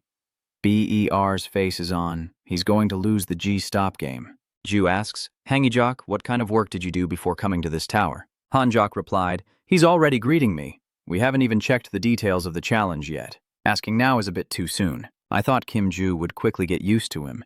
He's an emperor, after all, trembling. He looks really dry and wrinkled. I'm worried. Ju sighed. Han is the person I would want to punch the most if I met him. Luckily, he appeared in my videos, but he is my worst opponent in many ways. I know the challenge on the 7th floor is also called the liar detector, a psychological game where you expose your opponent's lies or confuse them with your own lies. The 7th floor challenge summary system is displayed. Once the challenge begins, each participant must stand in front of their own stone slab. When the color of the slab changes, the participant pointed at by the statue will be asked a question. The questions must be answered unconditionally, and silence is considered lying. If you decide your answer is a lie, place the statue's eye into the groove on the stone slab, and the eye will glow in the color of the participant's lie. When all 3 eyes of the statue match in color, the statue will awaken. If one eye is placed based on a wrong judgment by the participant, they will face the same punishment as lying. Viewers' comments, even descriptions, leave me stunned. How can he do this when he looks like he has no emotions? Kim Ju is broken. At that moment, you spoke up. So, let me ask you, did you come to the tower voluntarily, or did you happen to get dragged in by chance? Hanek replied, but it doesn't really matter either way. Ju continued to ask, you are avoiding that question. Han Seok coldly replied, I came here voluntarily. Satisfied now, he nodded and accepted. Yes, thank you. Is that so? Does Nu's gaze reveal that she's thinking of something? To be able to lie like Han Seok said, what kind of questions should I ask? Viewers are commenting, I don't think we can help Ju with this, and I don't know either. The system displays the screen, 1 minute remaining. Hangi Jokoch explains that since he keeps standing there, he will go to that stone slab. The color of the tablet has also changed. The system shows the remaining time in seconds. The engraved characters have slightly changed. Hangi stands and watches intently as the mission appears clearly on the screen. Player, please ask a question within the allotted time. The time limit is 1 minute. He mysteriously asked Kim Ju, do you know me before you entered the tower? How would the viewers' comments know that? What kind of brainless question is that? Jadu wonders to himself, what should I do? No, that doesn't matter. It's clear from my initial reaction. I replied softly, no, I don't know. Hangi Seok also wouldn't be sure, just deny it for now. But he acts like he knows everything. That's a lie. The viewers are getting more excited, making crazy decisions. Is he digging his own grave? Is Jesus winning without doing anything? Congratulations, you've received the red eye punishment. The display system is checking the results. What? Kim Jae-do trembling with a bunch of question marks. What do you mean? So he is him. The notification screen asks the player to ask a question within the time limit. Hangi Jock smirked coldly. If it's not necessary during the challenge, but he has to kill someone, could he do it? Of course, I'm always ready. The system notification is checking the results. Viewers are reviewing the comments. If he's a psycho, then things are going to get tough. It's not the admin sabotaging us again. Hanjok, holding something in his hand, says, Kim Juicy, you already knew what the 7th floor challenge was, right? What nonsense are you talking about? That's a lie. Viewer comments, I really wonder if they still don't know by now. At this point, what could that guy still be thinking? Is he just standing there? The screen shows the results being checked when suddenly the statue's eyes widen. Jadu feels that the opponent is not ordinary. In such a short time, he has already discovered so many things. Are my turbulent emotions after seeing Hanek revealing too much? No. The moment I entered the 7th floor, he probably realized I hadn't checked the challenge details yet, and that was my mistake. But I know you. If the person you have to kill is your wife, it still wouldn't matter, right? Hanju's face changed slightly, and he said, it's a meaningless question, but Jae-do kept asking, and it still wouldn't matter, right? He hurriedly asked back, I haven't even told you if I'm married or not. Ju-do ignored and repeated the question. It's still okay, right? Answer me. Han-jok hesitated and said, I can't do that with my beloved wife. Do immediately denied it, saying that was a lie. Hearing that, his face slightly changed, clearly showing signs of guilt. The system continued to display, checking the results. The viewers were shocked. Dung, this bastard is really crazy. Han-jok still didn't believe and asked back. Kim-ju, do you know that I am already married and have a wife? He nodded and said, yes, I know. The screen continues to check the results. The viewers are commenting, how does he know that? Did they know each other before entering the tower? But that guy knows nothing about him. What's going on? Ju says it's my turn now. Han-jae, if your wife followed you into the tower and got in your way, would that reason be enough to kill her? The reason is enough for you to cut her in half and throw her out on the street. Han-jok feels uncomfortable. Your question is going too far. Ju still won't give up. Can you kill her? While the statue's judgment of lies is based on the truth, it also considers each person's way of thinking and mindset.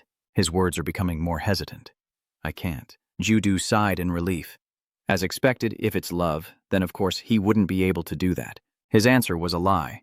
As soon as he finished speaking, he pressed the bell. After hearing his own question, Hanok naturally wonders if he can do that. I know Hanok is someone who could do it. The display system is checking the results. The statue of movement. The viewers' comments and public sentiment in that stream room must have hit rock bottom already, right? Breaking news, Satang is about to lose his job. But isn't that a bad thing? What's so bad about that? Since his true nature has already been exposed, he can just spill everything without lying anymore. He held his head and said, You're interesting. The viewers are excited. That's right, he can keep throwing questions until he forces a lie. That damn useless challenge system makes the fools unable to win. They won't be able to beat it, you idiot. He spoke in a cold voice. Kim-jui, be honest, is this the second time you've entered this tower? Hearing his question like that, Daduot felt guilty. It's not like that. I see. You should stop lying then. The very next second, he gently pressed the round button in front. The system immediately announced the result, and the phantom statue also trembled violently at the same time, with the upper arm gripping the stiff spear, tightly as it lifted up. After the upper body moved for a while, the lower body slowly curled up and lifted its leg. The stone statue with a fierce expression closed its eyes and gradually leaned forward, very close to Jock. Suddenly, it opened all three eyes with a terrifying red glow, while the system's voice clearly announced that the demon would impose punishment on the player Hanzi. He stared in fear and looked up in shock. What was going on? The scene changed, and a phone with a small screen started making a sound. Do you want to take on the role of administrator?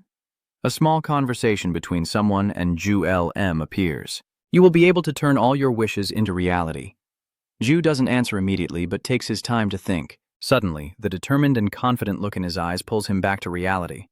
It's not Kim Ju. In those video clips, the statue will consider personal thoughts and what the player is thinking. If I feel this is my second time, then Hanjok will be the winner. But in those videos, I am not my true self. Contrary to that calm appearance, he stiffened and could only stare blankly at the giant stone statue. From beneath the statue's foot, a vine-like thing wriggled upward. It quickly grabbed Jock's hand and struggled, not letting the prey escape, while that thing immediately wrapped tightly around his legs. He was bound with his hands and feet immobilized, trembling and about to lose his balance as he knelt down. The giant stone idol in front of him, with cold eyes and sword raised high. Jock's face pale and bloodless, trembling all over, turned and asked, Kim-ju, who are you really? He glanced and coldly replied, Does that matter? He remains stubborn and insists on getting an answer. Yes, it's important to me. The people watching the screen are commenting happily. I guess he's mentally ill. Honestly, he's about to die. Is that what he cares about the most? Ju slightly bowed his head with a hint of somberness in his voice. I don't know. Jock, try to recall images from a long time ago. At that time, Jesus and he were still close, talking in the forest. What was the reason he climbed the tower? Is it just because you don't want to die? Jock said, leaning his chin on his hand with a very tired expression. No, it's just because life is too boring. No matter what happens, I don't feel anything. Keep moving forward. A dirty hand with black stains is trying to wash them away. No one else. It's him. Right now you're asking him if he knows he just killed his sister-in-law. Jock's eyes are vacant. A chilling feeling emerges. He thinks about the important relationships within this tower. Returning to the present, Ju-do responded vaguely without beginning or end. As if the moment of judgment was approaching, the arm holding the dagger of the carved statue slowly moved. Under his subsequent words, No raised his hand high and looked down, saying, "We knew each other in the past."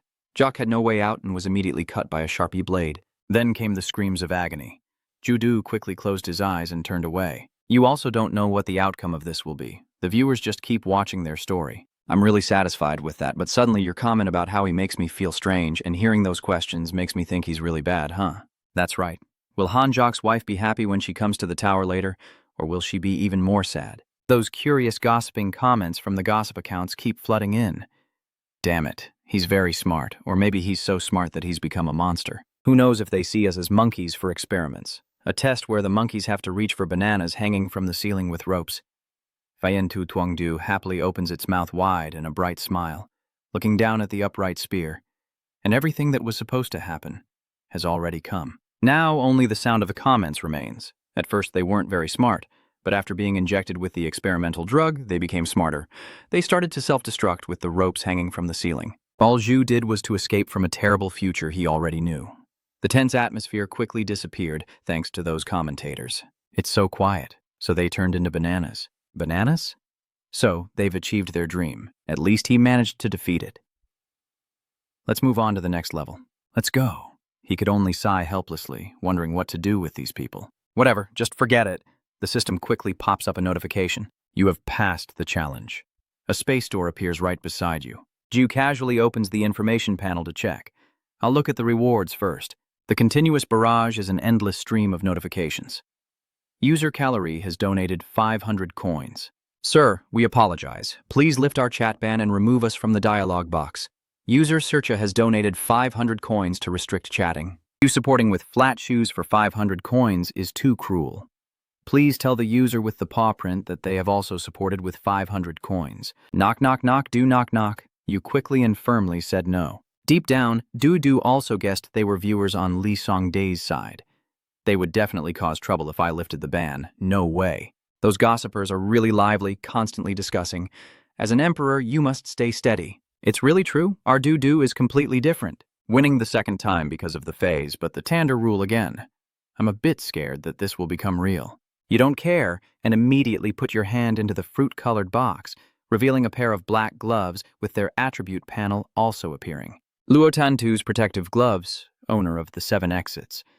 The hero category. Luotantu's protective gloves, the snake handler with many different abilities, use dead snakes to create new ones when the snakes lay eggs. Therefore, these abilities are contained within the protective gloves, allowing for the nullification of spells, and the astonished comments keep coming. They used Kim Ju as a joke.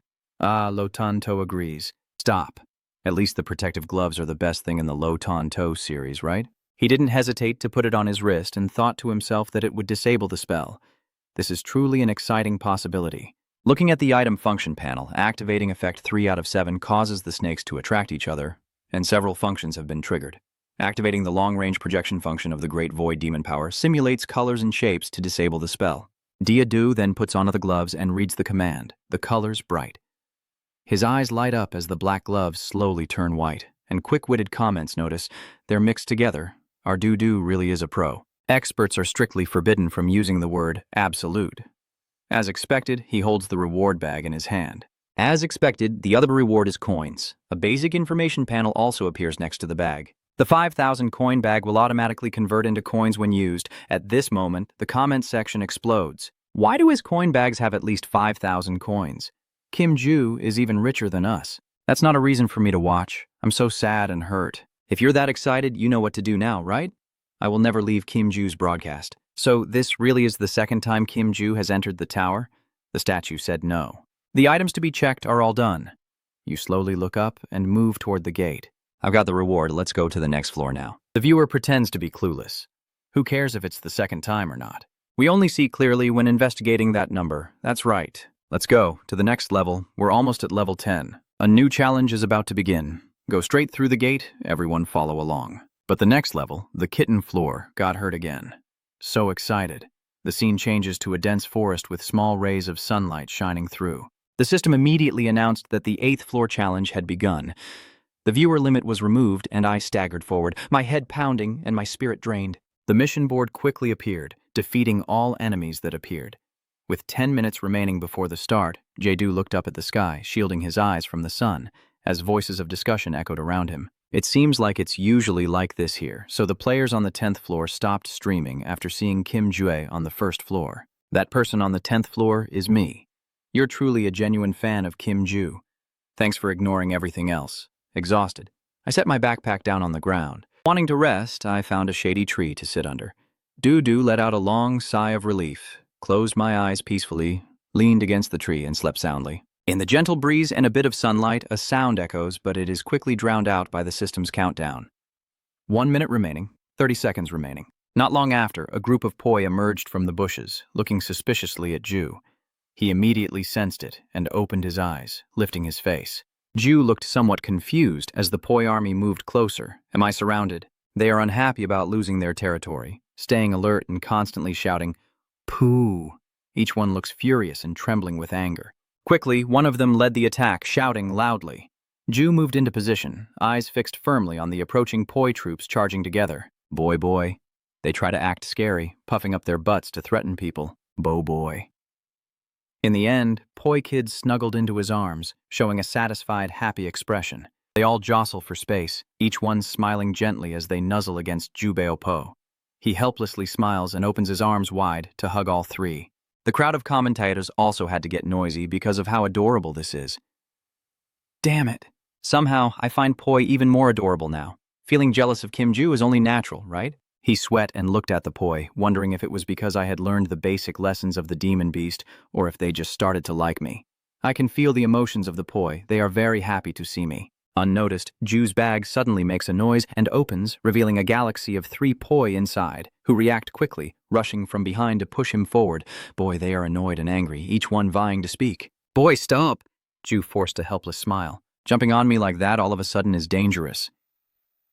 Wait a moment. What is this? What's going on? These guys keep climbing all over Ju, boy. The online viewers are teasing.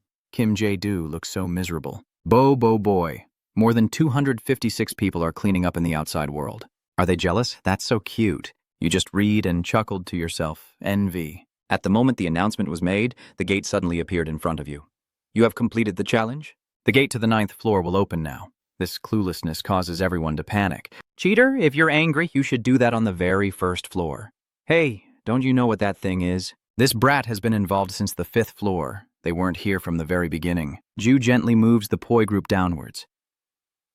Let's go down. She took the position above his proud and boastful head, then glanced at her 3 children, silently thinking they must be truly jealous. Probably so. This situation is exactly like when we were on the 1st floor. Once Poi no longer bears any hatred towards me, it also means I have fulfilled the requirement to defeat all enemies. Changing the subject, Jae-do opens the board to check the rewards. A scroll from the space above suddenly falls to the ground, catching attention. Ju picks up the scroll and opens it. I wonder what's inside this scroll. It gives you the secret information of this world. The world tree is broken, and the spirits are gradually flying away. The souls will continue to uphold the resilient will of the world tree, Foreign and Forden. These beings will mourn the withering of the world tree more than anyone else. The spirits that wish to plant a new seed of the world tree only need to keep their will alive, and it will continue to grow once more. When the message has been conveyed, it will vanish without a trace. So that's the name of the world tree, one of the elements that can change the fate of the world. And the reckless crowd keeps falling to the ground again. What is that thing even used for? There is a crack in the world tree, and everyone starts to worry about the great reward. After the world tree is suppressed by evil spirits, chaos will ensue. The challenge at level 25 leads to the place that turned the world upside down, while those evil spirits see the collapse of the world tree as an opportunity to grow. He ignores everything, tired of overthinking, and collapses onto the grass floor. Guys, I'll take a quick nap. Ju's whole body grew exhausted, quickly closing his eyes and falling into a deep sleep. The poi group kept approaching and surrounding him, some sleeping together, others rubbing and calling Popo. A while later, Popo's voice still echoed non-stop, but this time it felt much more urgent. Dedu frowned in annoyance, wishing he could sleep a little longer. They are climbing onto your body together, sitting there very anxiously. The online viewers are all hearts for this little fluffball. They are so adorable. I was going to leave for a bit and come back, but I can't take my eyes off them. They're playing a game of standing all over his chest. Ju sat up suddenly, and each of them flew off in a different direction. He picked up his backpack and continued his journey. I think I've slept for an hour, so I'll be leaving now. The viewers seem a bit reluctant. But what about them? You can't take them with you, but it seems like they don't want to leave either. That's right. The three of them have been with you since you were on the first floor. Ju walks to the gate, still holding her three poi kids, as the lingering voices of others echo behind her. The cows look up with sad round eyes, unwilling to part, and the viewers watch with regret. Seeing them makes me feel so sorry. I feel the same way. You also have your own struggles. I think it will be very difficult to leave just because of the world tree. Ju smiled and waved goodbye. Take care of yourself. As he entered the gate halfway, he still lingered and kept waving. In the end, there was no sign of anyone, and the group had truly left. The scene quickly shifted to another location. It is very dark and gloomy here. Player 4891, a total of 2 people entered through the gate. The required number of players has been met. The challenge on the 9th floor will begin soon. This is a temple sealed by an ancient language to break the curse and open an escape door. Observers who look for a long time can also guess, and they return to the intelligence test with a maximum time of only 4 hours, which sounds quite difficult. That's right. Since this is a 2-player challenge, if your teammate is a game breaker, it will be very painful. Kim Ju finished the 4th floor in less than 20 minutes. But that's strange. Usually there are only 2 walls, right? Each person has their own wall. You sigh and read the rules of this round. The maximum time is 2 hours. If you cannot break the curse, you will be stuck on the 9th floor with all the gems on each wall matching in color, not necessarily all 4 walls being the same color. Du was driven crazy by the rules, but only dared to curse silently inside. The administrator here really doesn't want her to pass easily. Anyone interested in the gossip can still enjoy it comfortably. Why has the time been cut in half? It hurts so much. What the hell is going on? You quickly shift your attention and look ahead to see your teammate, Jae-doo, approaching to greet you first. Hello. Your teammate, unguarded, startles you. This person is wearing a hooded cloak, face hidden. Hello. She just spoke as she carefully took off the hood and cloak from your head. Is it a happy little dog leaning forward with a friendly smile, saying more? A little poodle. She excitedly grabbed Ju's hand and said loudly, "How come you got her like that? So adorable." Jesus's cheeks flushed red, eyes glancing away to avoid attention, trying to complete the challenge, but in his mind he was thinking, there's a faint pleasant scent, isn't there? The commenters immediately recognized her. She's flirting, so why did she need to hold Ju's hand when she was saying, "Poi is adorable"? Ignoring everything else, Ion then let go and asked the main question. That's right, I'm sorry, I got too excited. What's your name? He forced a smile and replied, Kim Ju. And you? She enthusiastically introduces herself. Ju, that's a beautiful name. My name is Jane, or you can just call me that. Contrary to her innocent appearance, she was secretly calculating in her mind. I knew we were on the same team, but I didn't expect us to meet here. People immediately think of one person when they hear that name. Is that the girl from the first floor? That girl is famous and well known. Yeah, those perverts are always drooling whenever they look at her face. But aren't we the perverts for letting her look at Ju like that on the first floor? Jin Hyun, a person more widely known by her nickname, Witch. A memory of her enchanting smile comes to mind. Do you want to be burned to death or drowned? You only have 2 choices here. She doesn't even bother with the unusual difficulties anymore and instead focuses on the pop why. Many people have suffered tragic endings just because they were enchanted by that beautiful smile. Ju, don't beat around the bush, just get straight to the point. So can you do 100 squares all in the same color yourself this time? Hyun plays the cheerful and naive girl very convincingly. Honestly, I have many oppas helping me. I'll try and see. The comments can't even feel the attitude right away. He's just pretending to be a supporter. Throwing him away is just right. Throwing those saints back at the keyboard again. You're very cautious about the opponent. Once I remember the sequence, I'm sure I can do everything myself like I did on the 4th floor, but it's not good at all because it will attract Han's attention. The mission begins. A wall with buttons in all the main colors crashes straight into Jesus's face. There is 1 hour and 21 minutes remaining. Do the commentators quickly realize that Kim Ju is intentionally slowing down? Is this a challenge to press the lights or what? Hurry up, Jae-doo. You glance back with your suspicions, trying to probe. Strange. It's been almost 40 minutes already. She's still confused and unable to figure it out. This is so strange. Why isn't it working? These confusing thoughts keep appearing non-stop. Hyun definitely won't get into trouble here. She's definitely doing it on purpose. But we can't get stuck here just because the 2 of you are suspicious of each other. Now Ju is really serious about this. A series of lightning-fast hand movements. I accelerate fully. It only took a few minutes for the multicolored wall to turn completely green, and the satisfied cheers of the viewers echoed. That's right, stop hiding your skills. The floor is just a meter in front of you. You can't lose here. She still looks terrifying. Ju cares about his teammate and approaches to ask about her. Let me do it, step aside. She waved her hand awkwardly in response. But I think there's a big mistake. Ju still maintains a cold, professional demeanor as she takes over. It's okay, step aside. We need to complete the challenge. Hey, Ion, step back and take a deep breath, all right. Just follow the walls with each color in turn. First, the red wall is completed. Next are the blue buttons, which are also easy to solve. Finally, the four-walled room is completed. You breathe a sigh of relief. The hardest thing to believe is all that time combined. There are 21 minutes and 11 seconds left. She slightly parted her lips, trembling all over in disbelief. There's no way I could be this happy. I just want to hug Ju tightly. I'm crazy. Really crazy. Ju, you're a genius, right? How could you finish it so easily? Seeing this, the audience immediately got excited. That old fox woman, she can touch the Emperor's body so easily? Honestly, I'm also jealous. Jealous of Ju, not jealous of her. You're saying I'm not really a genius. You should know that, right? Hey, Ion smirked and looked up. What do you mean by that? Du quickly pushed her away and said, I'm sure you know. If it were you, Ion, you wouldn't even need an hour to break through all four walls, right? She grinned mischievously, her eyes looking up like a beast.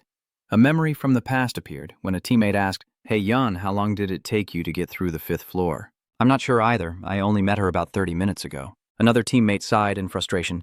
He revealed the truth, so Yan better not lie. She didn't even take 10 minutes. She stuck out her tongue playfully. Suddenly, loud laughter echoes through the room, and she leans on her hip to reveal her true cunning face. So what is the true identity of our beloved Kim Jae-soo? This is really the second time you've entered this tower. Your eyes are cold and your expression darkens with a hint of threat. What are you saying? Do you think that could really happen? But the next moment, Hey Ion returned to normal, winking with a cute signal. I agree with you, but the new opas in my stream room are suspicious and want me to ask that question. They even gave me a bunch of coins. The teasing comments also appeared. It must be someone who couldn't find Kim Jae-soo 2 in Hanok's room, so they came to it. It's really happening, logically speaking. How could someone enter the tower a second time, the admin just for show? You don't seem happy at all, and there's a coldness in your voice. Regardless of whether this could happen or not, just consider this as my second time entering. If that's true, and she must have died at my hands. She still teases with a provocative attitude. Of course I didn't think this was your second time entering, but you're too cautious. Maybe it's some kind of regression or reincarnation. Ju didn't bother to glare in front of her. Does she have a reason to think that? The previous images appeared as Haeon recounted, My grandfathers gave me a replay coupon and I checked out your 7th floor challenge. If this is the second time you've entered the tower, you don't seem to understand it very well. It's almost as if you know more about that person, right? Based on her own understanding and observations, Jae-do silently analyzes in her mind that she is a famous witch who, once she sets her sights on someone, will chase after that person to the very top of the tower. If that happens, it would be very troublesome. If I answer well, I might be able to avoid that. Finally, he sighed and made a decision. If you're that curious, I'll tell you, but in return, Ion really loves to play the surprise beauty attack game. I don't know when she was right in front of Ju. What about you? You flinched and dodged, turning your head away to avoid looking directly. Hand me the cloak you're wearing. Then I will tell you, or Ion's head will be filled with question marks and turn into a statue. What? You're joking with me. Ju carefully avoided and tried to stay far away. No, I'm serious. The viewers get to see an exciting scene. Why so sudden? Ju is just another fake user. She pulls up her cloak and warns. If you keep joking around, I won't let it slide easily. The crowd watching the comments is shouting non-stop. Kim Jae-do, what are you thinking? I didn't even consider that he might be someone who has returned. Go back a year to earn 10 billion or slowly take off your outer coat as the comments keep exploding. Isn't it better to choose the second option?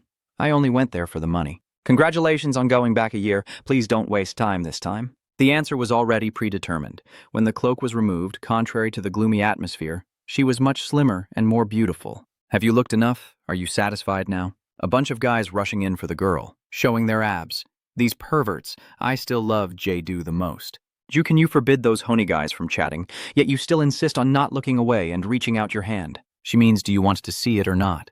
I want you to give me the cloak. Since he understood clearly, Ju silently thought to himself not to be fooled by her appearance. Hey, Ion is about to get you so angry that you try to hold back from yelling. Really? What the hell? This is an expensive cloak with mana amplification functions. Ju reached out happily, knowing that's why I wanted to have it. You quickly put on the cloak, while Ion anxiously stands nearby urging you. Can you answer me now? The spectators are also curious and talking. Isn't it just the meaning of life or something? Why are you so determined? But I'm also curious, really. Dayu was dressing while looking at her and explaining that this wasn't the second time I entered, nor was it a reincarnation or transmigration. Your gaze suddenly sharpens and becomes distant. I know this tower structure better than anyone else. It is an illogical structure that clearly exposes everything about a streamer, and without viewers donating, climbing the tower becomes increasingly difficult, so all current viewers have formed an overpowering faction, leaving lower-tier streamers only able to beg for mercy. Like your friend on the 6th floor, if you make a mistake, the viewers excited to see the streamer die or get hurt will gather. Ju seriously reveals part of the truth, making it hard to believe. I am just someone who knows everything about the tower. Or Ion, crossing his arms, asked clearly. That also includes user information. You, with a dodging expression, said nothing clear. You have to judge that yourself. She tried to hold back her anger and forced a friendly smile in response. It seems you have overlooked the explanation of why that could happen. Ju shook her head openly and said directly, I already answered your question about whether I am a reincarnator or a transmigrator, so isn't that right? The people watching from afar also have to praise that confidence. Former Emperor, I've also been curious about that, quite interesting, but how could that possibly happen? Talking about the tower outside is strictly forbidden. Did Hey Ion really turn to stone out of overwhelming pressure? The moment she burst into a sinister laugh, her loud and threatening cackle made Poi tremble and hide behind Ju. Hey! Ion laughed so hard he was crying, wiped his tears and spoke. I can't quite accept this, but it's also really interesting. It's been a long time since I felt this way. I like guys with many secrets. Reading the comments, I immediately thought of a different direction. She likes bad boys. I'm the biggest troublemaker there. Are you proud of that? Ju ignores her. Go on, it's time to go upstairs. You're speechless, with nothing more to say. That's amazing. Ju leans down to hold the Poi crowd and silently judges. By now, who wouldn't think she's a witch? You didn't stay long, immediately turned around and left, leaving a goodbye. We finished talking, so I'm leaving now. Hey, reach out and hold on. Wait. At least you should tell me your real name. Kim Ju, don't joke. That can't be your real name. Hearing this, you froze stiff and went blind. The online viewers burst into uncontrollable laughter. Kim Ju, come on, get out of here quickly. Not Kim Ju, but Kim Ju, too. She didn't give up and shouted loudly, not caring about you. The ongoing comments keep teasing without stopping. He leaves without even checking the rewards. You're so shy. Kim Jae-do, are you shy because of that thing? The scenery continues to change, revealing a small town. Welcome to the free zone of the 10th floor. Public features have been activated. Now you can toggle the broadcast on and off. Now you can change the channel. The notification sound will play. Now you can watch the broadcasts of the fogbirds below the 10th floor. Users below the 20th floor can no longer view your broadcasts. Will be distributed to viewers based on the overall score and total viewing time, the amount of coins donated, and the duration of the tower climb stream. Those people kept gossiping about the topic. I just happened to stumble into this broadcast. But she rose to fame like a kite caught in the wind. A few tens of thousands of coins are nothing compared to her lover. He's a hardcore fan. He's the first to watch her. Ju is about to log off online. Guys, I'm sorry, but I need to go check things out first. You guys stay inside here for a bit. You'll stand out too much. He pulled his hood up and looked out onto the street. All right, the first thing I need to do is under the clear blue sky. The busy street is crowded, but feels strangely calm and silent. Du observes the surroundings for a while and comments that something is not right. At that moment, a little girl running collided with a passerby. She was startled and fell hard to the ground. The passerby who got hit looked down with a cold expression, standing with arms crossed as he watched. He was trying to blend into the crowd, thinking that it was unfortunate that a commoner had bumped into a noble. But he knew it would be hard to save the girl. The man's large hand reached out, and the girl, frightened, closed her eyes and didn't dare move, letting him take hold, but contrary to expectations, the nobleman was very gentle and calmly patted her head. I see you're not hurt anywhere. You need to be careful in crowded places like this. The little girl looked confused. Yes, I'm sorry. He gently bowed his head and helped her up. Don't be so afraid. Nobility are just people too. As long as you're talented, in the future you might even reach a position higher than mine. After all, this is an empire cared for by Emperor Kaoi-du Top TP Rock. Ju-du, hidden in the corner, was very surprised. Confusion appeared in his thoughts. A noble who is friendly with commoners. He quickly turned and left, not staying long. Moreover, the tall emperor has changed somehow. At the monument in the large park, pigeons are being fed by the people. Each one chirps happily as they peck at the food. A kind old man joyfully scatters grains on the ground, watching the pigeons. At this moment, a figure approaches and blocks part of the light. Do appears, tall and imposing, with a stern and unfriendly expression. Kim Do sat down and then asked, "Can I sit here?" The admin nonchalantly replied, "Sure." "Please, go ahead." You look up and think, "I met the manager on the 10th floor in that video." Even here in this park, Kim Do couldn't help but ask, "Do you live here long?" The old man smiled helplessly. "I don't know. I don't remember anymore." Suddenly, he asked a question that seemed unrelated. "Do you feel happy now?" The admin releases the handful of food. "I don't know if I still have any feelings left." As he finished speaking, the atmosphere fell into silence, only the sound of trickling water nearby.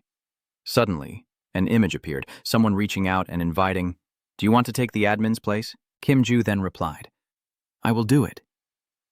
Suddenly, the admin threw the food bag forcefully to the ground, startling the flock of pigeons and causing them to scatter in panic. He swiftly caught one and calmly asked, "What are you thinking about?" "Admin." He turned back with a terrifying look. Kim Jae-soo suddenly found himself transported to another place. "You're confused, wondering if this sound is a hallucination. Just now I was talking to the admin." Down below, a man shouted, "Who dares to look down on Taruha?" All the soldiers responded, creating a thunderous sound. Kim Jae-soo thought of something. "I am sure this is the desolate Taruha. The location of the 15th floor challenge. Taruha here has fallen into the hands of evil monsters. They are all at level 15, immune to all damage from player attacks, and there are countless monsters like these on this floor." A soldier cuts the monster in half with a straight slash, while the person beside him strikes it from above. Soon, the monster's blood covers the white snow, and no warrior has to die, but that doesn't mean the fight is over. On level 15, there is no end point, as the apocalypse of the hidden heart has begun to bloom. Petal after petal opens, revealing sharp teeth inside, and monsters will keep being born from the heart. This is truly a nightmare that will keep repeating until the end of Taruha, and even then, it won't stop. Someone shouts in encouragement, daring even the gods to challenge us for Taruha. Both sides shouted together and charged into this deadly battle. The monsters kept growing stronger, and this time they had seized the spear's blade. The monster ruthlessly struck its opponent, while another nearby viciously bit into a soldier's hand. The scene quickly descends into chaos, with some trying to climb onto the city walls. Suddenly, a shadow begins to envelop Kim Ju. You feel something and turn around. Behind Kim Ju is a terrifying giant mouth. You startle awake and fall off the chair. Admin gently asked, "You just witnessed your fate.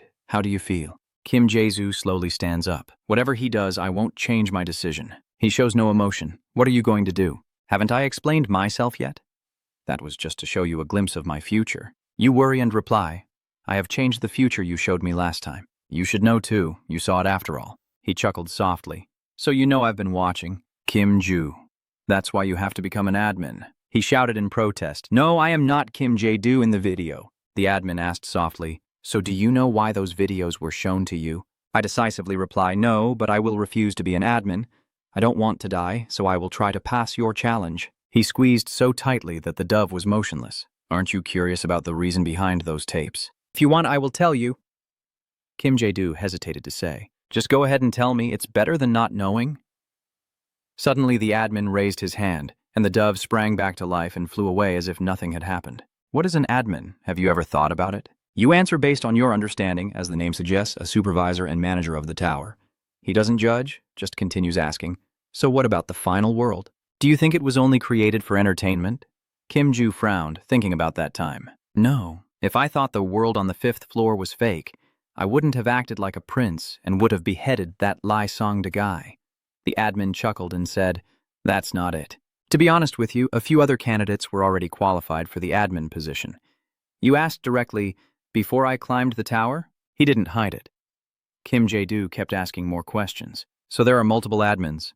The 2 new people will replace the old ones." He placed his hands behind his back and said thoughtfully, "Only one admin exists. Anyone who leaves this position has their own life. The human heart is very complex. Building a tower, appointing a new admin, and creating a transmission system suitable for everyone. I've done everything I can, but every time I fix this damn world, it just keeps breaking again and again." He kicked the wall of the tank forcefully in front of him, causing the ground around to shake with his movement. He continued, "If I plug one hole, another will leak, and if I keep plugging, it's like pouring water into an endless cup, just like the glove you created." Kim Jae-do asks, "Is it really difficult to fix the damaged part?" Admin sighs and says, "I was too overwhelmed in front of you." Admin is like a jar filled with water, and the key is what kind of water is poured in. But I have been the jar for too long. I can't remember why I chose this path. It's been a long time since his face started to melt. The admin's head suddenly turned into a dove's head. I have broken apart.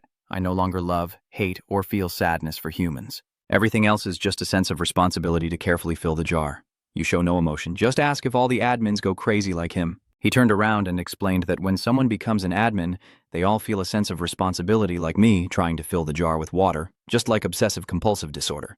But everyone fails, either because the jar is too small to hold it all or it cracks under the pressure. But you, Kim-ju, you're different. You do your job very well.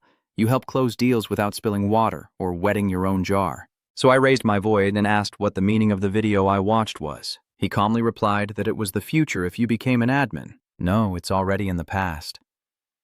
Kim Jae-do suddenly remembered something. "Oh, so you're the one who sent them to me. Why did you do that?" Admin turns away to search through a person's memories, like Dao searching through their soul. If it were that easy, I wouldn't be so annoyed. He sighed in disgust and said, "So I sent myself the future tapes, and you don't even know why, right?" He kept his smile unchanged. "Does it matter? In that clip, both of you are Kim-ju now, so your curiosity is somewhat satisfied, isn't it? Do you have any more questions?" You frown and think, but the person I am as an admin is very different from who I am now. Kim-ju softly said, "I will ask one more question. After the 5th floor challenge, the atmosphere on the 10th floor has changed. Do you know why?" A sinister laugh echoed. The admin raised their hand and said, "I told you, you would be the best admin. Your actions are exactly like that role. Fixing this broken world bit by bit." Kim-ju, the old man, stubbornly strokes his chin. "You are irreplaceable. You clench your fist tightly.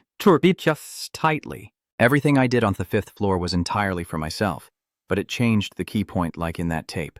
Kim-ju whispered softly to the admin. You look up, raise a friendly finger to the old man, while on the other side, the clicking of keyboard keys echoes. Hey Ion shyly strokes his hair. "I like men with many secrets." A comment appears. Ju ignored her and walked away. It's time to go to the 10th floor now. In the video, Kim-ju is holding out his hand, waiting for the Po creatures to jump into his lap. Thank goodness. She was upset and said at least I should know his real name. "Kim-ju, stop causing trouble and messing around." A girl angrily holds her head. "This is nonsense." The girl suddenly tries to attack Ju. Who is this? This person is Kang So-ha-tov, Kim-ju's first follower.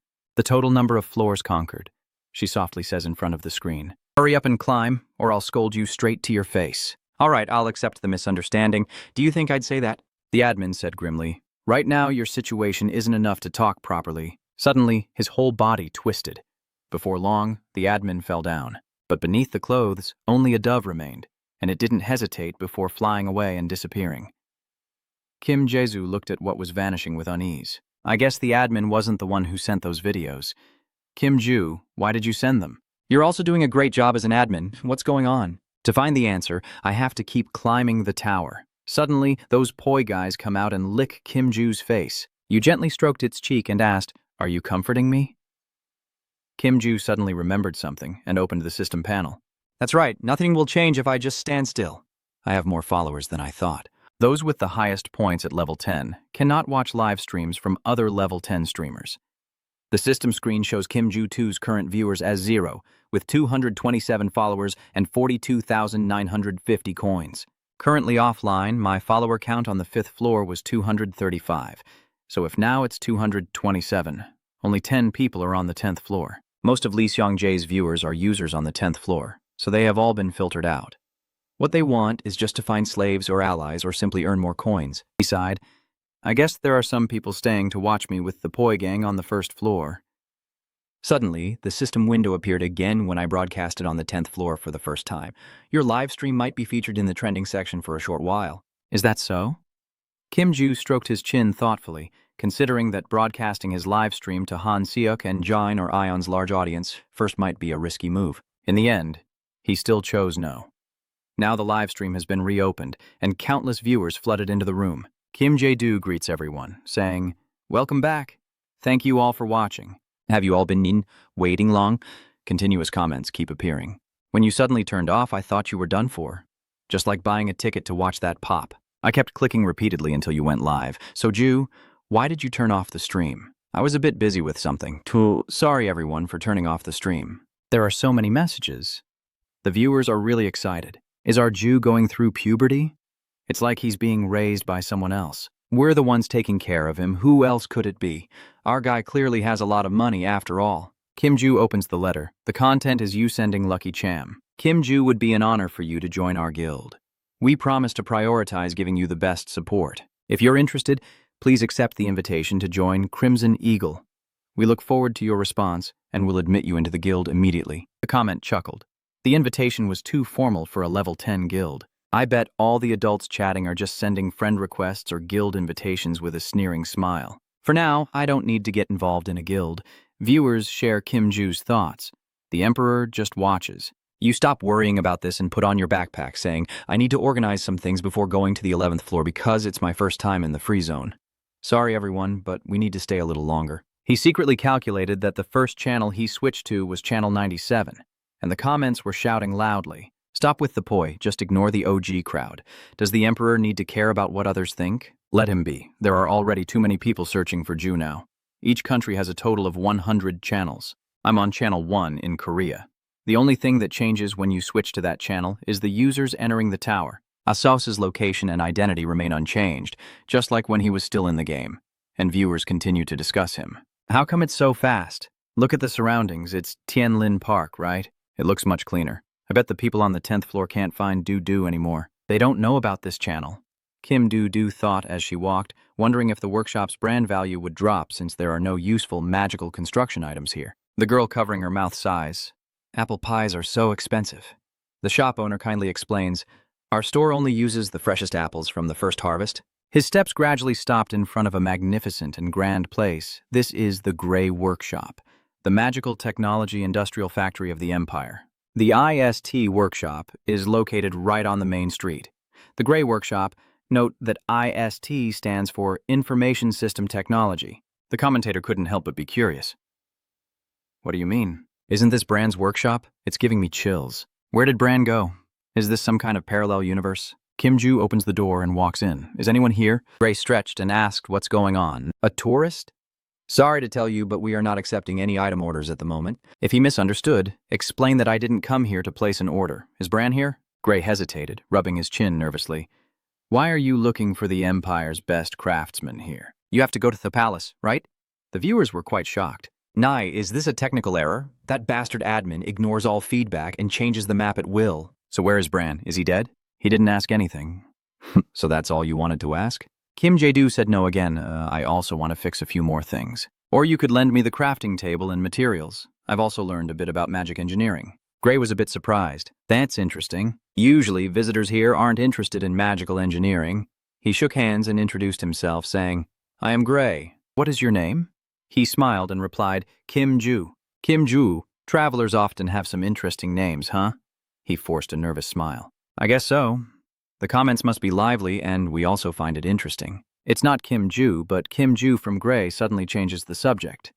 Now, show me the item you took out the backpack. Here it is. He quietly assesses that it looks like it was made very hastily.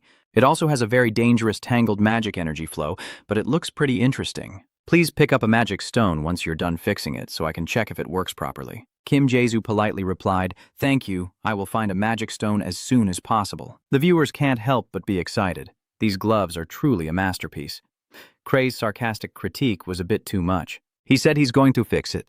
But Ju, what are you planning to do while waiting? You casually plan to go get magic stones. From level 10 onwards, there's a free auction house on the community tab where players can buy and sell items. But only items that match the player's level above level 10 can be seen, so it's very hard to find something like magic stones. However, instead of the free Anya auction at a real auction house, people keep discussing items like magic stones.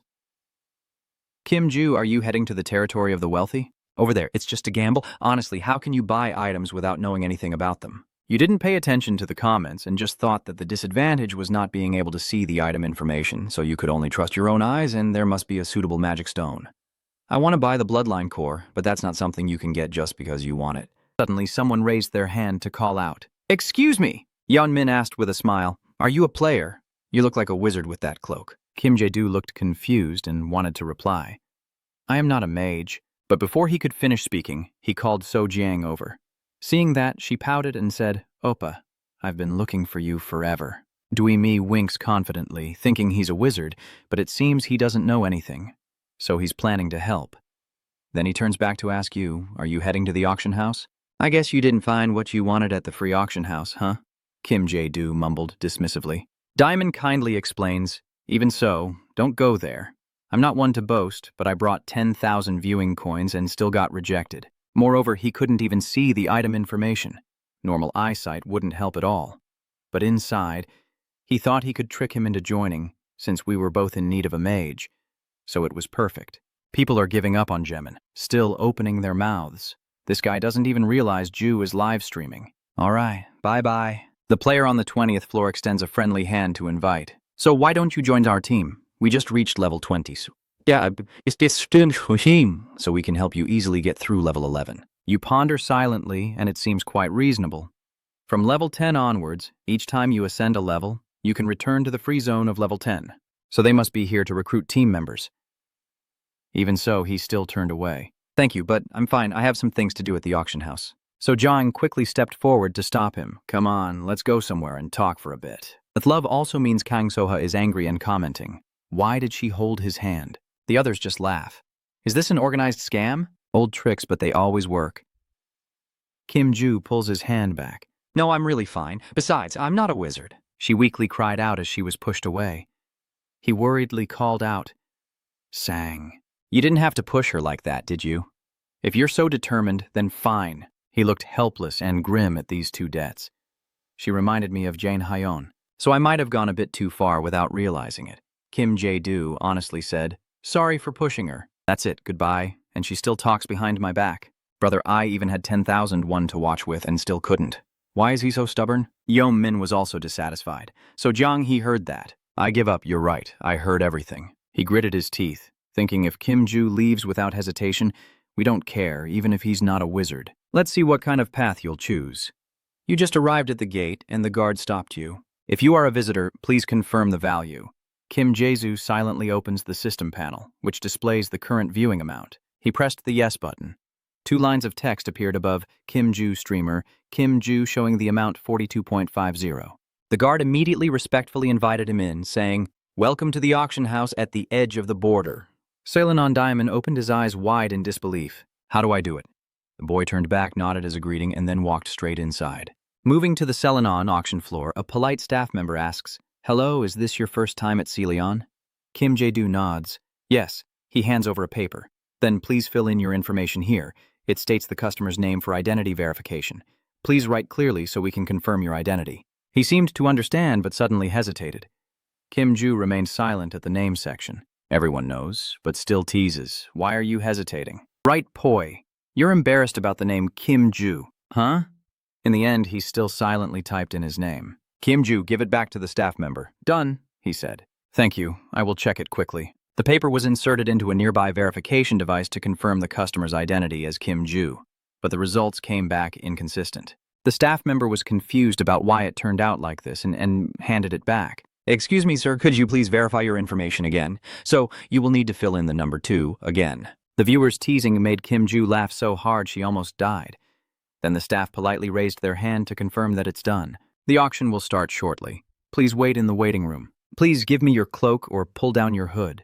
Please understand this is for security reasons. When he heard that, he took off his hat. In the waiting room, the continuous murmur of conversations echoed. The Goryeo Emperor lowered personal income taxes for common people, which makes no sense. Instead of cutting taxes, they should increase stable jobs. Kim Jae-do walks and thinks. Nobles and commoners chat idly with each other, and no matter how many times he sees it, he still can't get used to it. Over there, the girl kept talking, and for some reason lately the travelers have been quite confused. The person beside her continued speaking, but they still mentioned that that bastard Sloan should have been the emperor. He looked confused when he heard this, and viewers also commented that she still hadn't come closer. Kim Jae-do stepped forward and waved, saying, Hello, it's a pleasure to meet you here. Lisa Saha suddenly turned back. Why are you here, sir? He explained, I want to buy a few things. Can I sit here? She agreed comfortably. Sit down. The viewers are talking to each other again. That high school girl has always been like this. I think she must have ended the stream. She's usually very sensitive, so how did she get in here? She's rich after all. Kim Jae-do sits down without hesitation. Then I'll take my leave. At this moment, an employee approaches again. The auction will start soon. Please wait a little longer. Do you want anything to drink while you wait? He replied gently. Just water is fine. She asked again for a glass of saha. And what about the young lady? The young lady? She raises her hand. I want a tall glass. The comment changed. Such cute hot chocolate. It's incredibly delicious. Not bad. After a while, the staff brought out the drinks. Please, go ahead. Both of them remained silent. Suddenly, Lisa Saha called out, Uncle, what are you here to buy? Kim Ju explained, a magic stone. I need it for the gloves. As you can see, after it exploded last time, he just pointed to his hand. She took a sip of water. I understood last time. After finishing, both of them fell silent again. The audience burst into laughter. I'm so embarrassed. I'm going crazy. Ju, I can't watch anymore. I'll come back when the auction starts. A large notification suddenly appeared. User Mying Mundo has left. Lisa Saha blushed and said thank you. Because that time Kim Jae-do froze and explained I also have to do it for myself. Don't worry. And inside, he thought it's all my fault that the difficulty level went crazy higher. She softly said, but if you're not here. Kim Jae-do quickly waved her hand. I have to change the subject. Saha. Why does she always wear that uniform? Lisa Saha placed her hand on her chest and explained, this outfit holds a very precious memory for me. He nodded and smiled. I see if it's tied to a memory, then it makes sense. Even in the videos, La only wears her uniform, so there must be a reason for it. After reaching the 15th floor, Lisa Saha will gain a power no one can doubt. Befriending her beforehand isn't such a bad idea. Kim Ju gently asked, would you like to be friends with me, Ms. Saha? She looked at the friend request notification with some confusion. Are you friends? The fan surprisingly commented. Really? Ju, you're not that friend, are you? The system screen shows that user Kim Ju, too, has sent a friend request, accepted or declined. He gently explains, even if we're not friends in the real world, what's wrong with having a friendship where we can call each other when needed? Lisa Saha pursed her lips, lost in thought, and finally she pressed accept. The system quickly responded, Lisa Saha has accepted your friend request, and the comments became more lively. You really accepted? A third-year military girl isn't enough for an emperor. The ranking is worlds apart. She set down her glass and said casually, but sir, how did you manage to approach Po? I'm not jealous or anything. Kim Jae-do hasn't even spoken yet, the comment responded first. You need to do that on the first floor. You stay silent and hide it. That's business secret. Lai Saha is not happy and criticizes, too stingy, and someone even comments, business secret my ass. Suddenly, a message appeared in the thinking room saying the auction was about to start, and anyone wishing to participate should enter immediately. She stood up upon hearing that. Wong still muttered, what a bother. The comments started to discuss, and she returned to normal. You're doing better. Kim Jae-do helplessly scratches his face. I'm getting up now. I have to go too. I can't be late. The audience buzzed with excitement, saying, it's been a long time since I saw the 10th floor auction hall. Getting 30,000 won on the 10th floor is quite rare. At this time, the auction is still sparse with only a few people. The commentator then wondered whether Seon was considered elegant or not. It looked chaotic from the outside already. Kim Ju looked around for a moment, and the voices of those around him kept ringing out. The afternoon auction is quite a good time. I wonder if there's anything good this time. Someone just rang the bell loudly up there. Raiden spoke clearly. Welcome everyone to Salinon. I am the host of today's auction. The purpose of this auction house is for royalty, nobility, and commoners to understand each other regardless of social class. Of course, even for the adventurers. God loves everyone. The viewers are back with a new topic. This traveler looks so angry. Chairman, you're boring us. Tell us about your first love. This guy will turn his first love story into a moral lesson. His voice still echoes steadily. The procedure is simple. I will start by announcing the starting bid. If no one bids further, after counting to 3, the item will go to the highest bidder. That's how your bids succeed. Now, let's get started. First, we have a red earth dragon egg. This is a fresh egg delivered yesterday from the south. 3 magic creature hunters lost their lives while retrieving this from the dangerous RF volcano region, and viewers are now lively with comments. Isn't this more for collection than fighting? But you ride it to chase flies. You, aren't you interested? You studied magical creatures after all. Kim Ju stroked his chin, thinking that since he had studied magical creatures, taming it wouldn't be a problem, but it spits fire and will grow up to 3 meters long.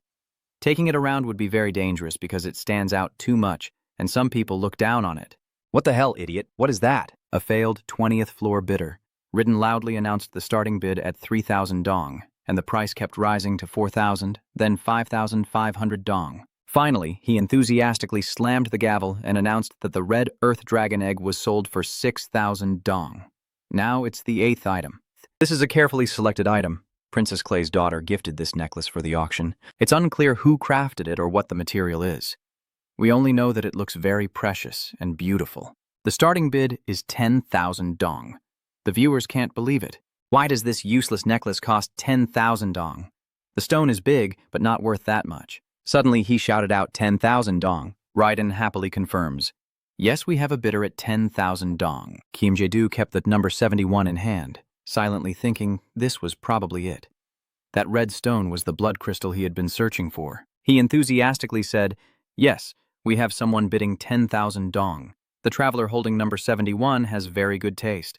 Commentary shifts focus, saying, it's okay to just pass on 10,000 dong like that? Seriously, aren't you here to find magic stones?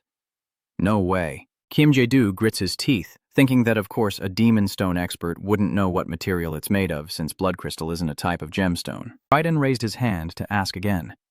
According to the seller's rules, each bid must increase by at least 1,000 dong. Does anyone bid 11,000 dong? The gentle voice and the number 47 card being held up. 11,000 dong, he shouted. Customer 47, a gem enthusiast, the noble Lady Grael. He observes her quietly. Gretel, the youngest daughter of a gemstone trading family. I heard she's not interested in the family business. Is that just a trick to hide the truth? When she saw Kim Jae-do looking at her, she winked and he understood her anger. You want to play that way? The audience is getting more excited. This is so annoying. How dare she play such a game with the Emperor? She just winks randomly like that. Kim Jae-do's anger flared up. Both of them agreed to exchange at 12,000 dong. 13,000, 14,000, 15,000, 20,000. Raiden broke out in sweat, unable to believe they were going this far. It has already exceeded 20,000. Customer 71, would you like to make a new offer? You hesitate and reconsider. The blood crystal is very valuable. But not getting it now doesn't matter. I have no other choice. I will give up the blood crystal and aim for a regular magic stone instead. Suddenly, his voice became much more excited. Customer 70, bid 21,000 dong. Wow, this item is really that good? Then the two girls exchange sharp looks as the price keeps changing. 22,000, 23,000, 24,000. The comments can only express amazement. She must be very wealthy. Yeah, I've watched her streams before, compared to girls from noble families. She was rewarded a lot. Raiden wiped his sweat. It was indeed an intense match. The final winner was Bong, who shouted out, Traveler number 70 for 30,000, won. Lisa Saha smiles in victory. After the auction ends, Raiden bows once more and sincerely thanks everyone for participating this evening. Have a pleasant evening. Kim Jae-do looked at the gloves with regret, wishing he had gotten the blood crystal, but luckily he also bought a decent magic stone for 6,000 D. Suddenly, he saw her standing at the door. Salisa Haha spins the item in her hand and says, You're taking too long. I thought you already left. Why are you so slow? The viewer uncertainly asks, Is that middle school girl waiting for Ju? Why is she treating that 30,000 dong bracelet like a toy? She hands over the item in her hand. Hey, take it quickly. Kim Jae-do was flustered. Why did you give it to me? Lisa was not very happy. What do you mean by that look? I'm not asking for it back. Just take it. Saying that, she shoved the item into your hand. Lisa Ha raises her voice. That's a magic stone, isn't it? Suddenly, he quoted a price for it even though he wasn't interested in other gems. He replied, That's right. But didn't she spend a lot of money to get it? She blushed and turned around. You said we should become friends. Friends can buy gifts for each other, right? See you later then. El Saha waved goodbye and left. Before leaving, she also warned, Next time, don't pretend not to know me. The viewers enjoyed watching the fans' reactions. That cute high school kid T. Sander. What if Ju-do really said I'm streaming right now? Just imagining it makes me laugh. Kim Do-do looks at what's in her hand with a puzzled expression. But why? Does she want to be friends because of what happened last time? He's not that kind of a person. Well, 30,000 dong isn't much compared to a life. But I don't know what she's thinking anymore. Over there, Lee Saha subtly stretched. She muttered to herself, That uncle must be really confused. Recalling when Lisa Saha was on her way home, she clenched the paper tightly in her hand, looking annoyed. Why are the uniforms so expensive? Lee Saha raised her hand to open the door when a small sound made her stop. A man opens the door and steps out, softly saying, "You need to behave and listen to the director." Lisaha didn't understand but still replied, "Yes, okay." She was secretly curious. "Who is this? A guest? I've never seen him before then." Lisaha knocked on the door again. "Are you Saha?" the person inside asked. "Come in," the woman on the chair asks. "Why did you come here?" she explained obediently. "The designated high school informed me that I have to buy a uniform. Since it's a new school, I can't use old clothes." She smiled softly. "Oh dear, you'll have a new uniform soon, don't worry." He left this money for the students to buy new uniforms. Maybe he was too embarrassed and wanted her to keep it a secret. Lisa Saha asked blankly, "Who is it?" She suddenly thought of something. No way. Lisa Ha suddenly remembered her uncle from earlier and finally sighed. "Anyway, back to reality," La quietly said. "He doesn't need to know either." Gray took off his helmet and exclaimed in surprise, "So you've arrived? It's still a new day, and we're even on the schedule we agreed on." Du carefully observes before commenting. "Even so, the item you're crafting looks really familiar, but it has changed so much that even the online viewers can't help but be amazed.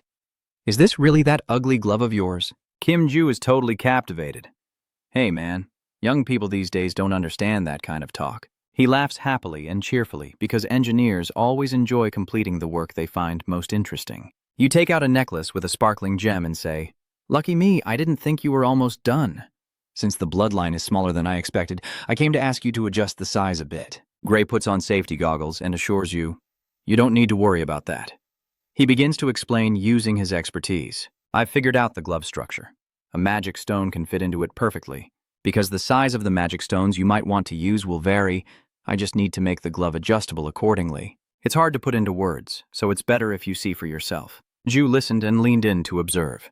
Gray pressed a switch and warned if he pressed this button on the glove like this. Accordingly, a glowing cyan magic circle radiates shimmering energy and spreads through the space as if activating a mysterious power. The glove gradually sinks down a small gap, and he adds a slot for the magic stone to open up. Gray explained as he demonstrated that if you place a magic stone here, it will stay securely in position. Now you won't have to worry about the size of the magic stone and can freely equip it. Furthermore, to change the stone, you just need to press that button twice to remove it, and any broken or drained magic stones will automatically release their power. Dudu's eyes sparkle as she hesitantly expresses, "If that's the case, I really don't need to worry about the size or shape of the magic stone anymore. But with this quality, the fee..." Everyone burst into laughter, joking around. "Hey, you have 50,000, what's the problem?" But he's worried about the payment. That makes sense. Even the color of the glove has changed. If you need more money, just tell me. Damn it. That's great. He gestured with his hand, saying, "Don't worry, I'm very happy." That's enough. To confirm his words, Gray smiled from the bottom of his heart. He even kindly advised that it will take about an hour to finish. "So, can you wait outside?" Ju gratefully replied, "Yes, thank you." So, after a while, you quickly go outside to wait so as not to disturb Gray, showing complete admiration and respect. Ju finished earlier, than you expected. So just have some fun and then leave. Why are you in such a hurry? Let's visit the 10th floor. Yes, the 10th floor has changed so much. We're all so curious. Ju shook her head to refuse those suggestions. No. Not far away, a teleportation gate silently opened, swirling like a vortex of light with intense energy and mysterious power. He briefly informs the viewers that he will go up to the 11th floor tomorrow. While Jesu is still sleeping soundly, the sun is already reaching its peak. A little cotton ball is trying to get out of the blanket. Cute Poi reveals itself and loudly calls out to wake its owner. Despite its desperate screams, Ju continued sleeping as if dead. Suddenly, an idea struck, and the small cotton ball's eyes lit up. In the next moment, it opened its mouth full of sharp teeth and let out a loud roar with all its might. You wake up from the sticky saliva and helplessly ask, "What's wrong?" It licks its lips and shows an innocent expression. Judu could only sigh and sit up. Seeing the Poi fussing and jumping on Deju's bed, he realized, "Are you all hungry?" They climb onto your body like they're being affectionate. Du wipes away the saliva and opens the system. "Wait, let me start the stream first." The system quickly activated and began live streaming. There are 200 viewers. You looked at the viewer count in disbelief. 200? Aren't you guys sleeping? Everyone is commenting one after another. "It's been a long time, Ju." "I've been waiting all day. I woke up very early. Don't lie. I stayed up all night waiting for that stream notification." He thought to himself, "I have 227 followers, so most likely everyone is just waiting to get in." A little later, Jedu takes out some magic stones from the secondary space backpack. The Poi gang immediately drooled with their mouths open. Kuang Tru ordered. Eat this all. Yu takes the opportunity while they are eating to put on his clothes and prepare to leave. Then a comment suddenly appeared, catching your attention. Have you thought of a name for your glove yet? Ju looked at her hand and pondered. What should I name it? Memories of last night flood back. Cree shouts excitedly. It's finished. Try putting it on. So, under his urging, he reluctantly put on the glove to try. The result exceeded Ju's expectations, and he quietly cheered. It's so comfortable. Way more comfortable than before. Gray saw this and laughed loudly. It seems you really like it, huh? Ju sighed reluctantly. I really can't just accept this. You put so much effort into making it. Please at least let me pay you the commission fee. He shook his head in refusal. No, if I take the money, I'll ruin the most wonderful day of my life. I'm so grateful, you leave me speechless. As soon as he finished speaking, Gray suddenly made a condition. However, please give that item a name. No matter how exquisite the equipment is, without a name, it is still considered a lifeless object. Ju agreed without hesitation. Yes, I understand. I will think about this. The comment was laughing hysterically, but it is indeed a lifeless object. They always laugh like that. Fists are just objects or something. Those damn bastards. Don't you understand what the meaning of feelings is? He also expressed unconditional trust.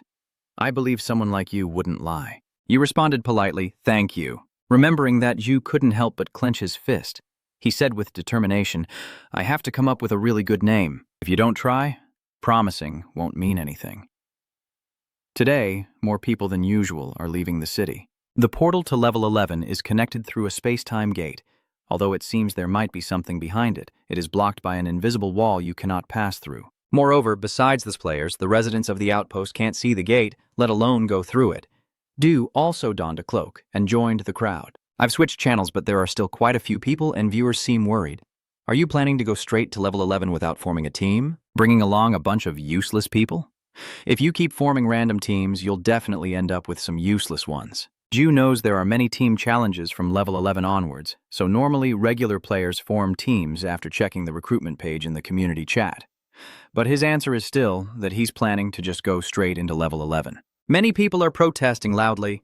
Those damn bastards always form random teams to try and find a way to survive. Usually they would have to beg for their lives, but now they are about to be carried by the great emperor. If it's random pairing, the losers will pretend I played dirty. Exactly right. Why does that scene look so intense?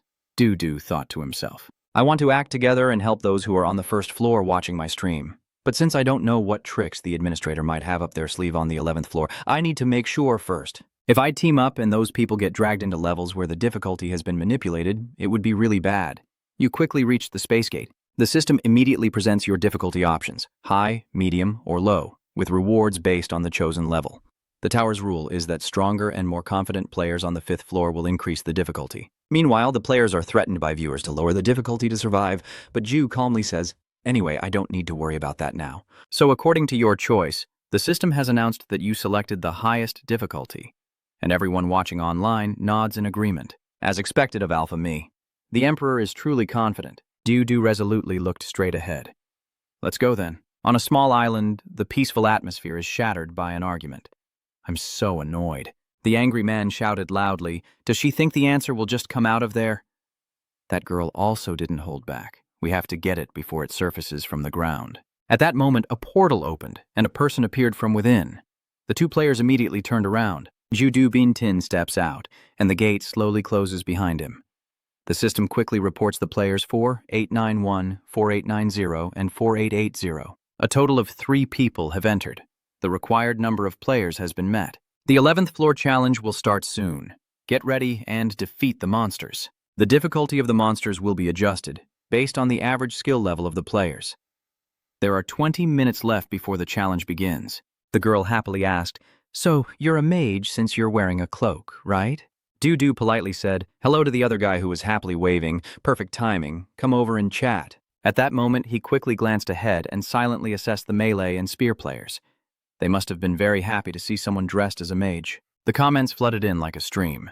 Judging by their armor, I guess both of them are knights. Then of course, they will fight. With only 2 knights on this floor, it's going to be tough to relax. The young man pointed at Ju's hand and asked cautiously, is that a glove? You're a mage, right? He shook his head in denial and said, no, I think you misunderstood because of my cloak, but I am a magic engineer. Magic engineer? Damn it, I'm going crazy. Most viewers seemed dissatisfied with him. With that attitude, what did you expect? Yu shyly expressed his regret. Sorry, our current situation is a bit tricky, you understand, right? How many tools do you have available to help? I heard you can bring up to 20 of them. Ju accepted the apology and hesitated. It's okay, the tool looks like just one. She looked so dejected after hearing that. There's no other choice now. The comments immediately flooded with dissatisfaction, but there were also those who understood. Look at how annoyed those people are. Since we only know Ju, otherwise we would be just like them. I'm curious to see how they will react after Ju fires the laser beam. He didn't say anything else but looked up at the system display. It will start soon. The countdown quickly ran out of time. There was no minute left before the challenge began. The challenge starts now.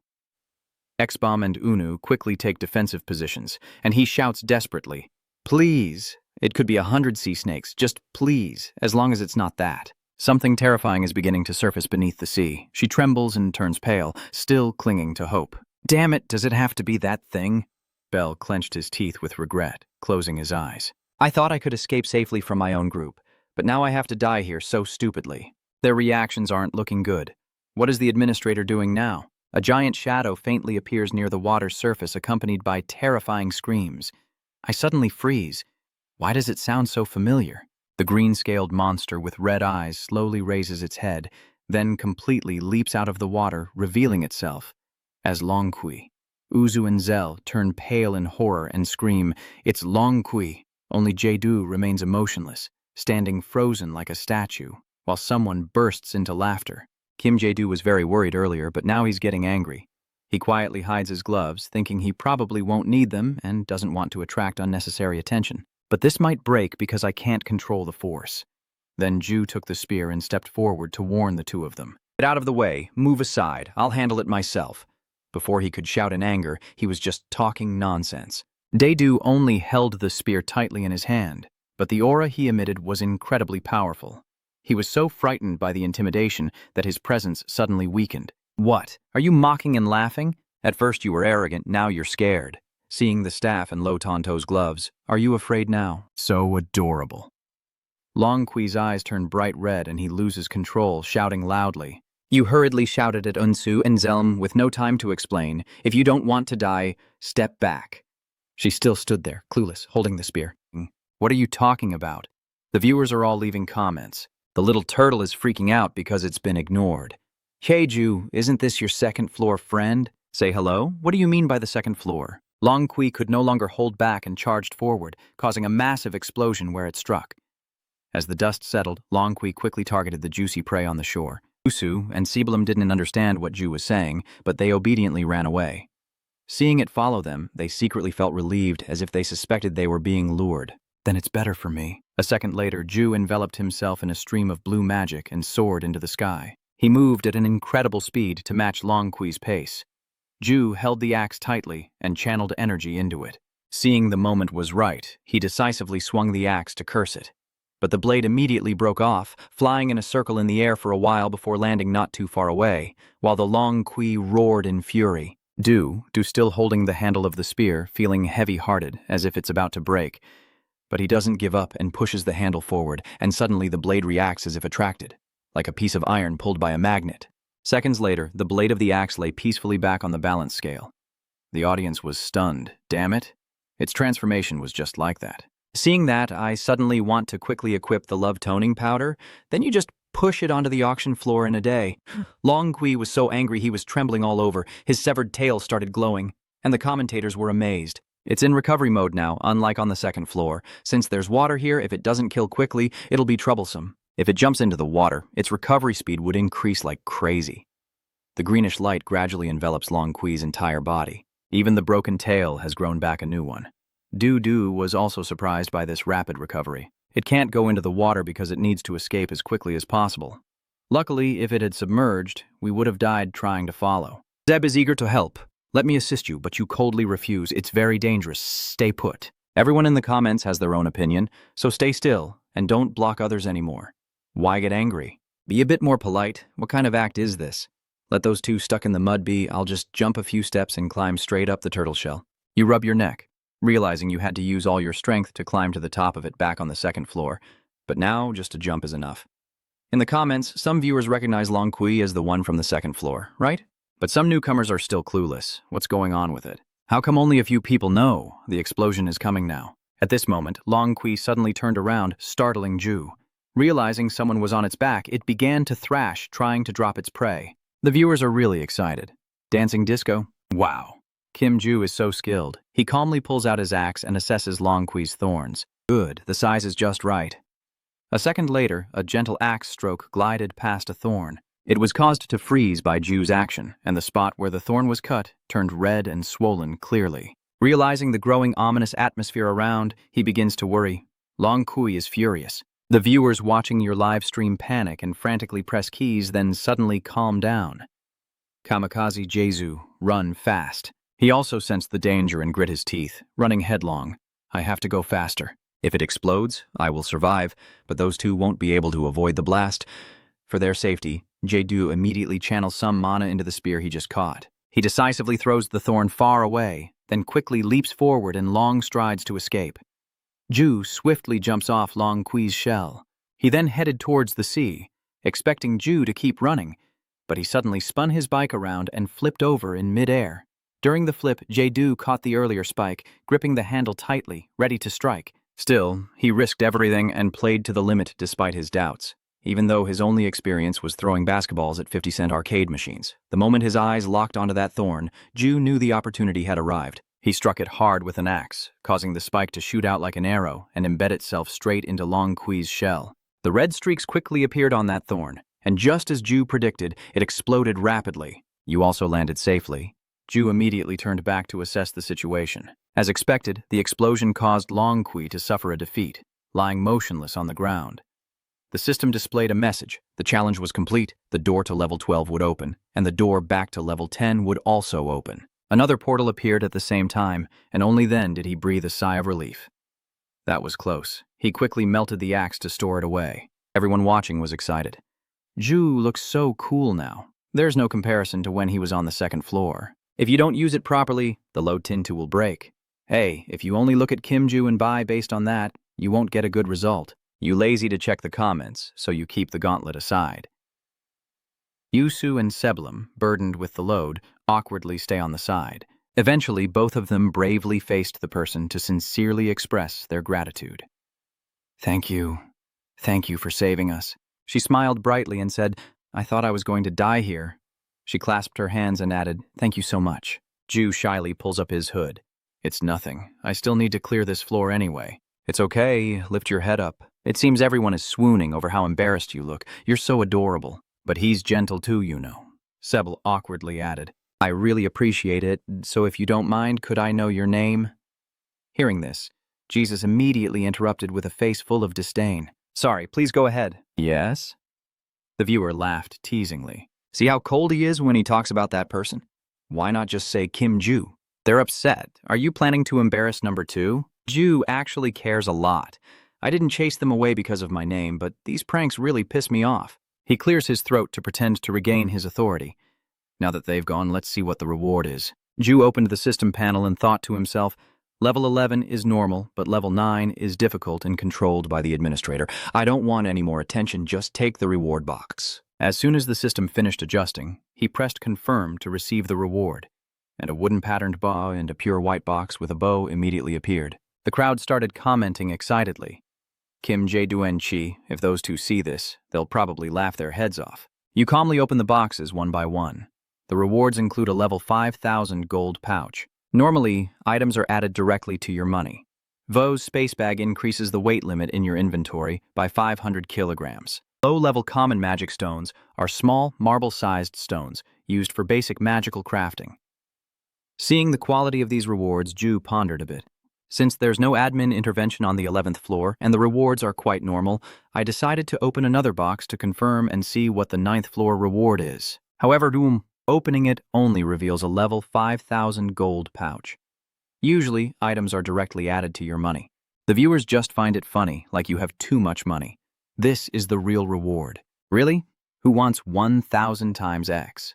Ju didn't feel disappointed and kept exploring. Then he was amazed to take out something. Everyone watching online expressed their astonishment. Again, there's no way to know right away. Are you sure Ju is confirming a cloak? The reward is Lo Tantu's leather cloak, a level failed owner. The corpse, Lo Tantu's cloak, is made from the skin of a snake after shedding its skin, controlled by the user of many different snakes. The abilities of the snakes are all inside this cloak, including self-defense, which Lo Tanto comments on with a sigh. Hurry up and wear it. Ju told you to try it on, so you put it on. Seeing the excess sleeve, Jesu was a bit displeased. It's a bit long. As soon as he put on the shirt, the system immediately notified, setting the effect to 4/7. The snake attracts others of its kind by using certain functions, activating skills, releasing powerful magic, and mimicking colors and textures to disable spells. While defending itself, the viewers can't help but tease, Yedu stole Dad's shirt. Isn't it because it doesn't follow the set that it has no effect? He already has 4, right? Jushi feels the material and then thinks to himself, I'll adjust the length to this point. This shirt is a bit too bulky, so I'll change its material as well. Then the shirt will be shortened. Dudu also thought of adding a hat, and the shirt quickly grew a hat, shifting from joking comments to an exclamation. Damn it, you look great, Jedu. They should have given you one more item from Lo Tanto on the 11th floor. Wasn't it you who dug him up from level 11? That battle between the class and the admin? I don't know, let me check again. Hungnim, I'm sorry, but I will go back to level 11 one more time. Many people are worried. Check? Why do you think the admin is teasing you? I don't think that guy's name will change anything anymore. Dudu put on his hat and laughed loudly. Who knows? Even if it's just a pebble on the road, you still have to kick it to get past. So you confirmed. Returning to floor M, the axe swung down fiercely again. Blood splattering everywhere, looking so grim. The dragon turtle was once again honored to die at Ju's hands. As soon as the system announced the test was complete, viewers excitedly commented that the giant turtle could no longer fight against you. Judu quietly thought to himself that he had tried again, but the difficulty level remained the same. The 2 challenge participants were so excited they kept praising each other. Amazing and so cool. Thank you for saving us. Let us thank you. Jesus paid no attention and quickly used his cloak to block the incoming wave. This cloak is quite useful after all. Completely challenged, he decisively left. I'm leaving now. Those 2 hurriedly called after them. Wait, at least leave your name. Stepping through this portal, Ju returned to Yenbin Park. He smiled, sat down, and pondered. I was a bit worried since this is where I first met the admin, but it's the quietest place I know, so I had no choice. So why are some people curious and commenting, asking why I'm here? A not very prominent secret spot. The backpack beside it starts to wiggle, and the 2 fluffy balls peek out with smiles. They bounce around, they mischievously jump out of the bag. All 3 of them ran and played together everywhere.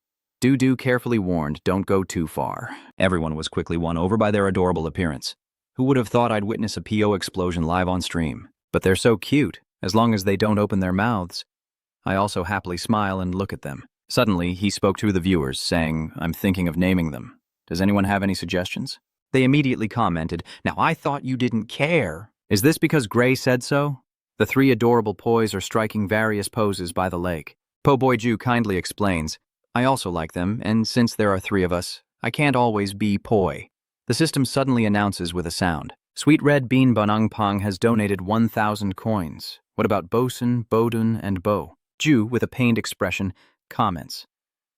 The disaster's remarks offer countless opinions. Then let's go with point 1.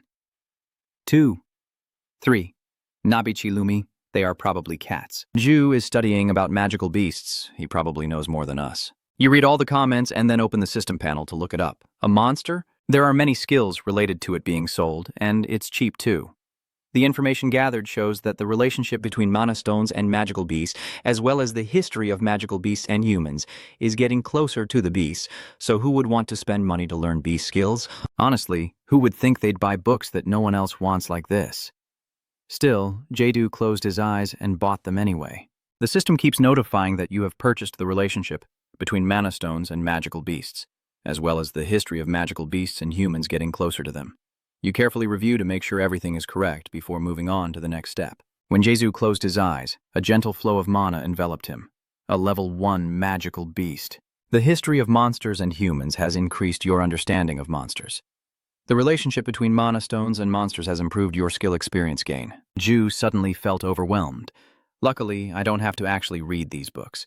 But feeling dizzy every time I gain knowledge like this is really uncomfortable. Seeing your uneasy expression, the PO all ran over worriedly, which moved you deeply.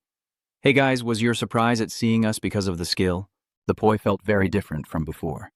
Ju gently caressed the little fluff ball, then stood up and loudly declared, All right, I've made my decision. The goddess of love. Ba, your name will be Laha. Even though you like to eat, remember to take care of the other po first. May the goddess Polaha bless you. The next little one. The god of courage Raskoden. The name of the kid is Koden. A brave name fitting for a brave person. The one who will lead and protect the others when they are in danger. May the god Raskoden bless you. The last one, my goddess of wisdom. Baron, you will be Baron. The kid is the most careful and skillful of the three. May our goddess Baron bless him. The poi kids excitedly hugged Ju, their eyes wide at the adorable little creature, and a flood of amazed comments erupted. So cute, I can't believe it. That kid is named Poi, just like the distant gods. Ju is walking with the gods. Am I imagining things? It seems like Po understands him. Just as he was happily holding the little ones in his arms, he suddenly realized something. Ju shyly cleared his throat to pretend he was speaking. That's right, I'm still live streaming, so this is a bit embarrassing. You quickly switch to the next topic. I finished naming them, now let's go to the 12th floor. Ju happily takes out the backpack and calls their names. Laha Coding, Baron. Seeing the kids obediently line up and go inside, the audience spammed the chat non-stop. Now those kids just slip into the bag without a care. Are you planning to keep them in the bag until you get inside? Honestly, if it were me, I would have already carried them on my shoulder. So now he's still carrying them on his shoulders. Ju seriously puts on his hat and explains his actions. At least when I reach the 15th floor, I have to avoid unnecessary attention. Just wait a little longer. Everyone is trying to reassure you, stay calm, my friend. Remember what I said about getting angry? What will happen? All right, be good. He felt guilty, secretly glancing at the backpack, saying that even though it was a new skill, he still felt guilty for having that feeling inside the bag. After entering the trial, a player information screen was quickly updated. User 4,855, 4,875, 4,874, and 4,891, a total of 4 people, have met the required number. High difficulty, 2 people. Medium difficulty for 1 person. Low difficulty for 1. Seeing the team gather fully, Ju raised his head and called out, "Here they are!" Then stepped forward and greeted proactively, "Hello? I guess I'm the last to arrive." "Hello, I'm Kim Jun." At that moment, he was startled and turned around. "I just heard something. A snake? What's going on?" She irritably shivers and protests. "The snake, that damn monkey, is very happy to meet you. I am Lo Hyun." Du nodded politely and greeted her. "Hello, I look forward to working with you." It seems like the two of them already knew each other before. She happily confirms. "We met on the 10th floor and formed a team together. By the way, your outfit looks quite unique." Under close observation, Soyeon curiously comments on the long cloak with a hood. "I've never seen outfits like these in the store. Did you make it yourself?" Du nodded vaguely and asked, "Somehow it just appeared?" The viewers comment in confusion, "Somehow?" Technically, he created that cloak for himself. A second later, he wondered about the clueless person standing over there. There's still one more person. Seeing that sparkling, shining gaze, Dewey-Doo felt confused and wondered, why is he staring at me like that? At that moment, Dewey-Doo scratched his head and decided to speak, startling the other person. "Why are you staring at me like that?" Sang-Dung nervously fumbles to organize her words like a fanboy meeting his idol. "So, your name is Kim Ju, right?" The audience reacts loudly. "Is there something wrong with our Ju's name?" "Well, it's pretty special, but reacting like that is a bit too much." You're a little annoyed and asking back. "That's right. Is there a problem with my name?" He asked straightforwardly with excitement. "You accidentally became the emperor, right?" Du-Du looked pale and quickly covered Sang-Dung's mouth. Du-Du, angry and threatening like a burning fire, kept silent, and seeing him nodding like a chicken pecking at rice, the audience burst into laughter. "You once accidentally became aware of the plan, and you honestly stopped him, so don't kneel either." Sang-Dung hesitated at the words, "But I have to do something." Ju, feeling disappointed, sighs and says there's nothing you need to do. Just introduce yourself first. After hearing that, he stands straight and reports his, "Yes, very pleased to meet you. I am Dung Sang-Dung." The audience laughs and comments. The fan meeting was a surprise. It seems he's the picky guy from the 10th floor who was kicked off the broadcast when he reached the 10th floor. Thinking about their meeting, Ju, like a fish caught in a net, told herself she thought she wouldn't accidentally meet any viewers again after only 8 people were kicked off the broadcast when she reached the 10th floor. Now my viewers are busy taking us out shopping, so I guess I have to switch to an international channel. At that moment, Soyeon curiously tilted her head and asked, "It seems like the two of them know each other too." The audience excitedly urged, "Are you feeling embarrassed, Ju? You're so cute. Give him her autograph." Sang-dung looked around nervously. "Well," you casually replied, "yes, we met on the 11th floor." Seeing that, she laughed loudly, thinking it was better than the four of us being strangers, and Daeunun, noticing something unusual, approached her father to ask, causing Sang-dung to freeze for a few seconds. "But you're so strange. Just now you were full of confidence when talking about the good gear you have. Why are you suddenly worried now?" Sang-dung hurriedly waved her hand to deny. "Me? How could I dare with the Emperor?" Ju-do frowns and cuts him off. "Don't let the viewers judge this. He saw your magic techniques during the training abroad. He even saw Ju as the Emperor. If you start from this first floor, you'll also learn about Ju's entire dark history." He clears his throat and changes the subject. "Anyway, the two of you are not in any guild, right?" Soun asked, confused, to clarify. "Life in the guild doesn't suit us."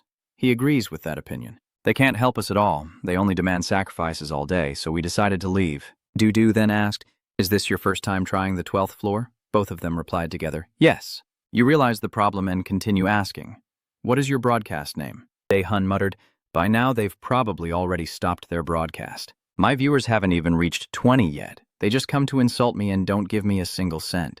Ju-do thought sadly. "It seems they have already given up half of it." Anyway, it must have been very difficult for them to learn about the 12th floor after leaving the guild. Looking at their gear, I secretly worry that the 12th floor is a place not easy for knights and other melee professions. Both of them are knights, so their first times are definitely going to be difficult. At that point, Jesu-do changed his career. "Sang-dung, what did you do before reaching level 12? He honestly admitted that he was kicked out of the guild and was just wandering around. "When I was looking for a user on the first floor to be my partner or disciple, I found Huang Kong, a fantastic broadcast by a newcomer. Sang-dung continued to share his tearful journey, and I became wealthy after supporting him. Thanks to that, I got new gear. He happily commented on the current situation, and now that we've reached level 12, I'm finally here." Fighting two inexperienced newcomers on the 12th floor is not easy. Ju-do was stunned and sighed, unsure whether to call him lucky or unlucky.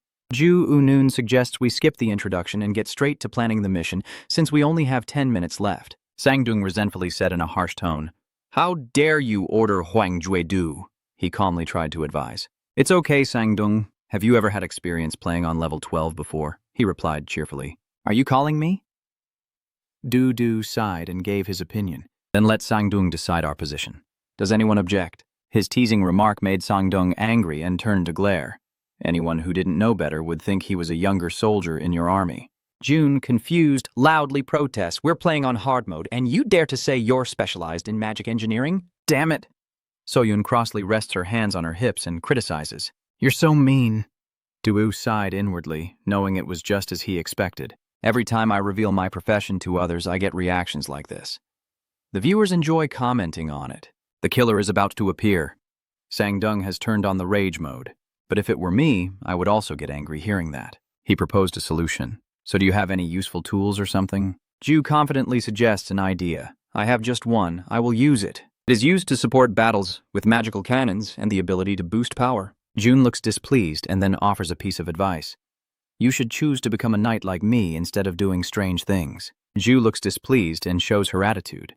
"Stop it. Why do you keep saying that over and over? The audience is suspicious and keeps commenting." June has a grudge.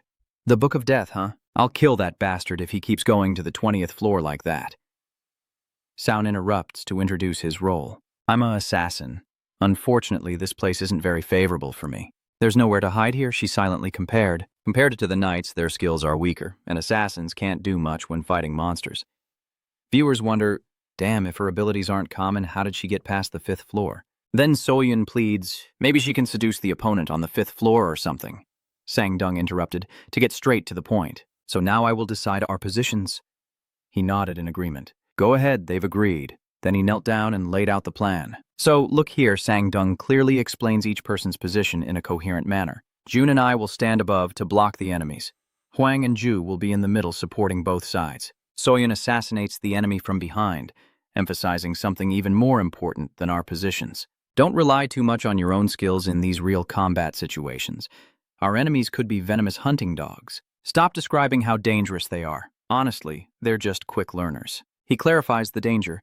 If one of them dies, the others won't be killed by the old attacks anymore. It would be a serious problem if everyone relied too much on the same moving swordsmanship skills, meaning they could die in a second, he strongly objected. It's unreasonable. I learned all these skills in my 5th year. But you told me I should forget about them and only rely on my own strength?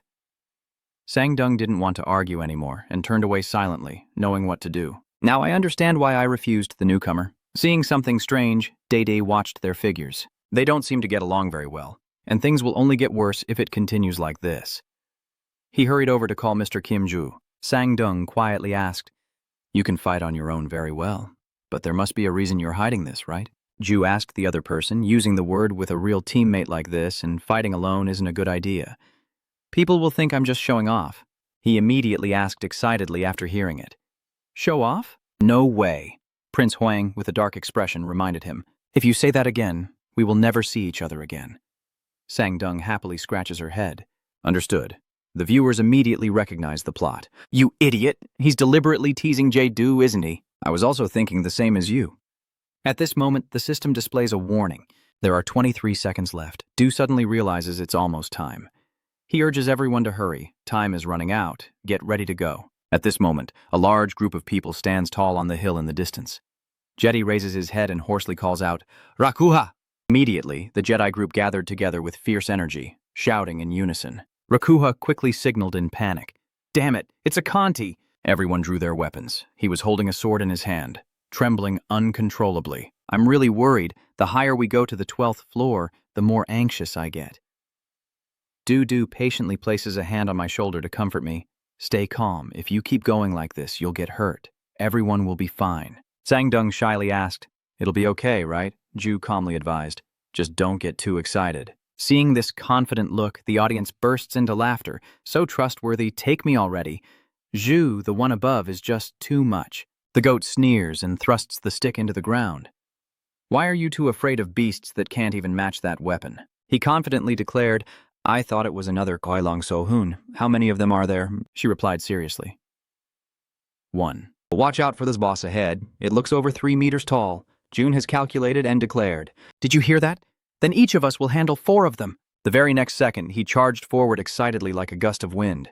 The boss is mine. Get your money bags ready. Sound loudly calls out in annoyance. Hey June, this crazy guy. The audience enthusiastically comments. Truly confident. Have I seen this scene somewhere before? A prison cell. Now Sang-dung anxiously turned and asked, what should we do? Because of that guy, our formation has been broken. He sighed and explained, he is a knight, so he won't die. Let's see what happens. Ju calmly observes in silence.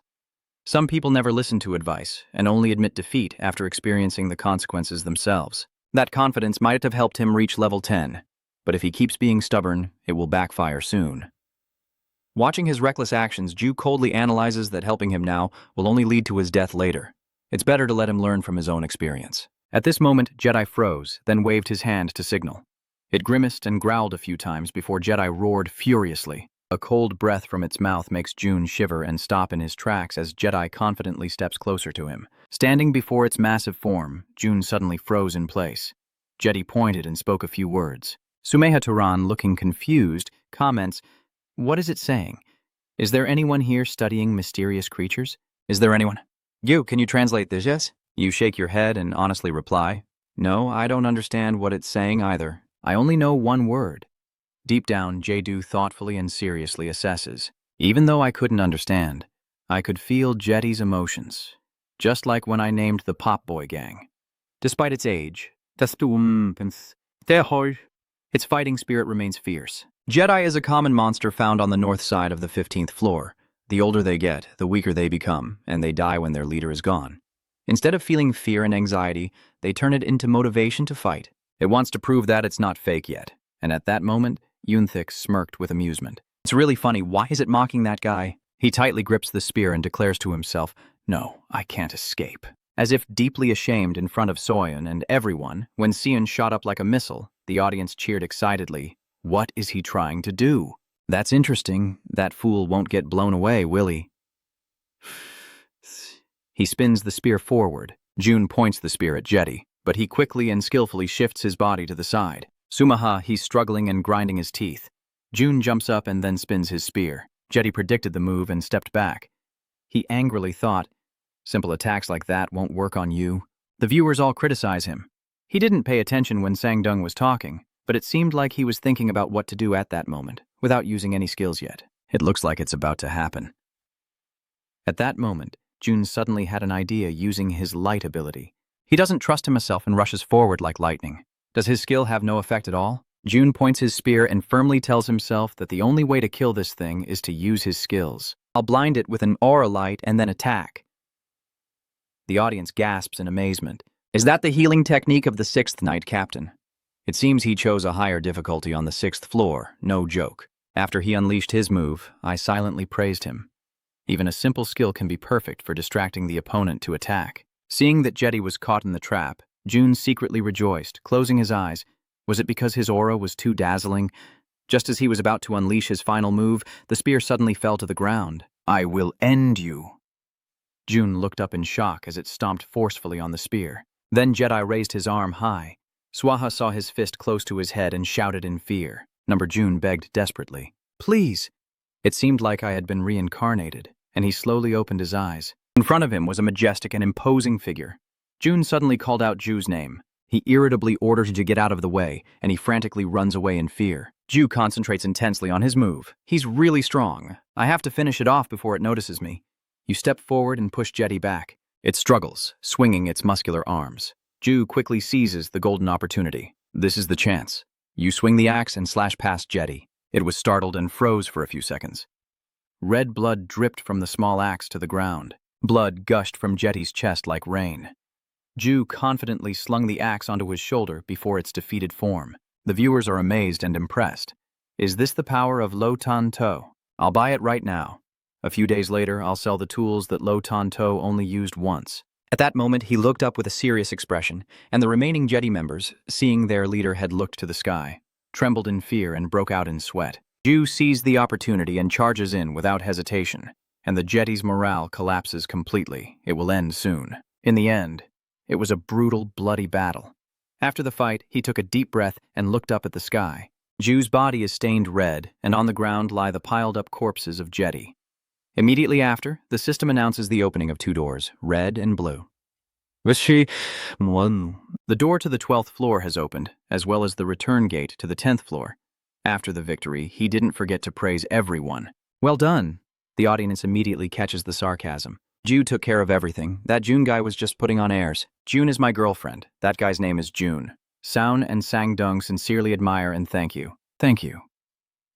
She has expressed her feelings. Now I understand. You must be a pro who reached level 19 and then came back, right? Soun shyly exclaims. No wonder Thao Dung behaved that way. Du awkwardly scratched her head and replied, Probably. Seeing the tense situation, she forced a nervous laugh to tease, making Jun feel sad like a broken-hearted person. Are you embarrassed? Thanks to you, we managed to get through. Thanks. My annoying teammate is really troublesome. The viewers excitedly asked each other, Is it this? That's right. Sound carrying him towards the red gate suddenly hesitated and turned around to ask, Ju, do you know what Sumeha means? She quickly got annoyed and snapped, You idiot! Is that really important? He trembled and confirmed, It's important to me. Jun shivered, thinking back to that moment. That cold glance of hers I can't forget. Ju remained silent, lost in thought, and Sumeha was also the first thing I heard in the video. You responded casually, which means you called him kid. He looked confused and asked again. Yuton repeats once more that he calls you a kid. Deunan blushes furiously and turns away. I understand. Thank you. Then he hurriedly left. Sound is calling you back. Wait a moment. The viewers are speechless, commenting in disbelief. So humiliated they leave their friends behind and go, Why keep insisting? She happily waved and said, I'm leaving now. Goodbye. Let's go eat something next time. The boy was stunned by the unexpected invitation. The audience cheered in suspicion. Going to eat? Why? I thought those two were dating. Ju still has a long way to go. Ignore her. Just then, Sang-dung also took the opportunity to tease. Someone who just met you for the first time is also attracted to you. He self-deprecatingly guesses, You're streaming, right? My name is stuck on a level M like me. I need to get out of here quickly. Your viewers are probably cursing me a lot. Sang-dung politely greets and says I'm leaving now. At that moment, Yu curiously asked, Did you watch my stream from the first floor? Sang-dung denied it and then explained the reason. No. When I was on the second floor, I was still curious about how you killed Quilong, so I watched. The viewers of Vo Chi were commenting nonsense. Are you afraid your dark past will be exposed or something? Planning to kill and silence people. You're too obsessed with this kind of story. Ju was so moved by the confession that he stopped in his tracks. Thank you. Sang-dung, you sincerely expressed your feelings. Since you watched the stream and donated to me, being a level 10 player, it couldn't have been easy. Thank you. Sang-dung smiled mysteriously and replied, Why would you say that? It's because of you that I earned money and had an amazing experience. After watching your stream, I realized there are people living in the tower. He suddenly knelt down and respectfully continued, Dude, hoping you can reach the 100th floor and live happily. The viewers exploded in amazement. No way he's kneeling. That's too much. He's kneeling before the king. Jesus shyly waved his hand, saying, Don't do that. The next move will make you gasp in amazement. Gi-du looked stunned when seeing this embarrassing act that made him want to faint. Sang-dung sparkled as if he had found a savior. He suddenly turned around and jumped up. Then Sang-dung leapt through the red gate and shouted joyfully, Boy, you froze for 5 seconds, and the audience burst into laughter. That idiot, so cute with his cheesy grin, looked stupid but funny. Ju sighed to himself, deciding to withdraw after seeing what the reward was, as the audience immediately urged him on. Boy 442 quickly pressed the Receive Reward button. The reward has been received. The notification immediately appears. 1,000 coins and basic swordsmanship skill books. Ju-du pondered as he held the reward in his hand. This should be enough. With this level of difficulty, such a reward is expected. I will keep the basic swordsmanship books in my space bag until I have nothing left to learn with magic. He looked up and reported to the viewer. All right, I'm leaving now. Everyone, don't be too harsh in your judgment. He looks a bit annoyed, but don't let it get to you over things like that. Come on, we're not laughing at you. Ju casually slings on his backpack. I'm not bored. You once explained your plan and then disappeared. I will go back to level 10 to switch channels and then head up to level 13. On the other side of the battlefield, in the cold, snow-covered forest with icy winds, a group of people is sitting around a campfire in the distance. One of the group members smirked and announced that a new person had arrived. As Ju stepped through the gate, the audience all gasped in surprise. Really, you're switching to the official channel? Are you tired of Korea? Is there no longer any announcement about starting the stream? I guess it's still the same person, right? Ju friendly approached and greeted, Hello. Are you surprised? And politely replied, Is this your first time on the 13th floor? Ju nodded in agreement. That's right. He deduces wisely. From your lip movements, I guess you don't speak English. Maybe you just switched channels, huh? Ju was a bit startled and cautious. Even when I used the automatic translation system, my lip movements didn't change. Movements. He immediately realized I wasn't a Korean American. He's got good observation skills. I scratched my head and introduced myself, saying, Yes, I am Korean. N just laughed and reached out to playfully poke. North Korea or South Korea? North Korea or South Korea? Just kidding, it's a pleasure to meet you. I am Ju, politely shaking hands and introducing myself again. Ju politely asked, Are you streaming right now? Du shook his head, looking embarrassed. No, I don't have viewers following my channel, and that's a bit embarrassing. The audience starts shouting and blaming you. Are you embarrassed in front of us? I'm so hurt, Ju. Oh, why are you guys so disgusting? He said he's just shy about himself. You went too far. Do you think we are really serious? No need for many words, Ko solemnly shares. I see. Let me introduce you to everyone. The team members all looked up coldly. Daedu forced a polite smile and observed silently, despite having just met these people. He didn't hesitate to introduce himself to them. You seriously think this through in your head, and the viewers quietly analyze. Clearly these guys already know each other. Aren't they being a bit too obvious? 3 knights, 2 mages, and 1 assassin, right? Who are these guys trying to fool? Their team is more than capable of sweeping through the 13th floor with just 6 people. They secretly recall the Black Scorpion, one of the trash groups accused of dark deeds. They have 6 members but form an 8-person team, pretending not to know each other and waiting for more to join, acting friendly to the newcomers to lower their guard before turning hostile. Immediately after, groups like these usually aim to mistake the enemy or lure monsters to attack their prey. Then, after rescuing the prey, they threaten and extort money for the damaged equipment. Above all, they are even worse. They steal equipment from those who have no money and kill them to silence them. For those who happen to join their team without belonging to any guild, they don't need to worry about revenge. Ju-du thought to himself, trying to figure out a plan. What should I do? There's probably 1 or 2 things I saw in the video that I can use to deal with them. Just then, CN Friendly waved and called out, Hey, why so serious? Come here and chat for a bit. He smoothly started a conversation. I forgot to ask what your profession is. Deduton replied, I am a mage engineer. I see. So, you'll support us then? They'll probably say that since you didn't fight, you should compensate us for the hardest work we did. That's a sure thing. But I think it might be even more than that. Yeah, they'll probably demand equipment made by magic engineers to replace what they've lost. I sarcastically find everything too smooth. I was invited to join the team so easily. That makes sense since I look like an unresisting prey. At that moment, the system displayed a report showing a total of 8 users, 4.734913 in number, had entered. The requirement of 8 people has been met. The entrance to level 13 will appear soon. This is a test of this group's operation. You have 30 minutes remaining. Suddenly, a man quietly stepped out from the blue gate, trembling and shivering. Hey, are you okay? The last person to join the team escaped to level 13 after a sword fight on level 12. Ko slung an arm around him affectionately and asked curiously, "Why didn't you go back to level 10? Jit angrily replied honestly, "All of them are in cahoots. One of them blocked the gate to floor M." Hearing that, he pretended to be regretful, and his teammate chuckled, "Oh my, those bastards almost caught you." Yit ko chiu jung bug jay hoi. What's so funny? Why are you laughing? Just wave your hand to reassure them and say, "It's nothing. We're just happy you escaped. Our team is good too, so you can clear out level 13 with us." The audience empathized with him completely. Such bad luck. 2 prey in a row. Jack's sadness. At this moment, the clock shows 2 minutes and 6 seconds remaining, and the whole group stands up with anticipation. It's almost time. He excitedly waves his hand. "Let's get ready." He hesitated and asked nervously, "Shouldn't we clarify our roles first?" En just replied casually, "It's fine, we've already discussed it. You just need to support us from behind with that magic engineer of yours." But Bin exclaimed, "I am a knight, but he doesn't care. He just keeps supporting that side, you know."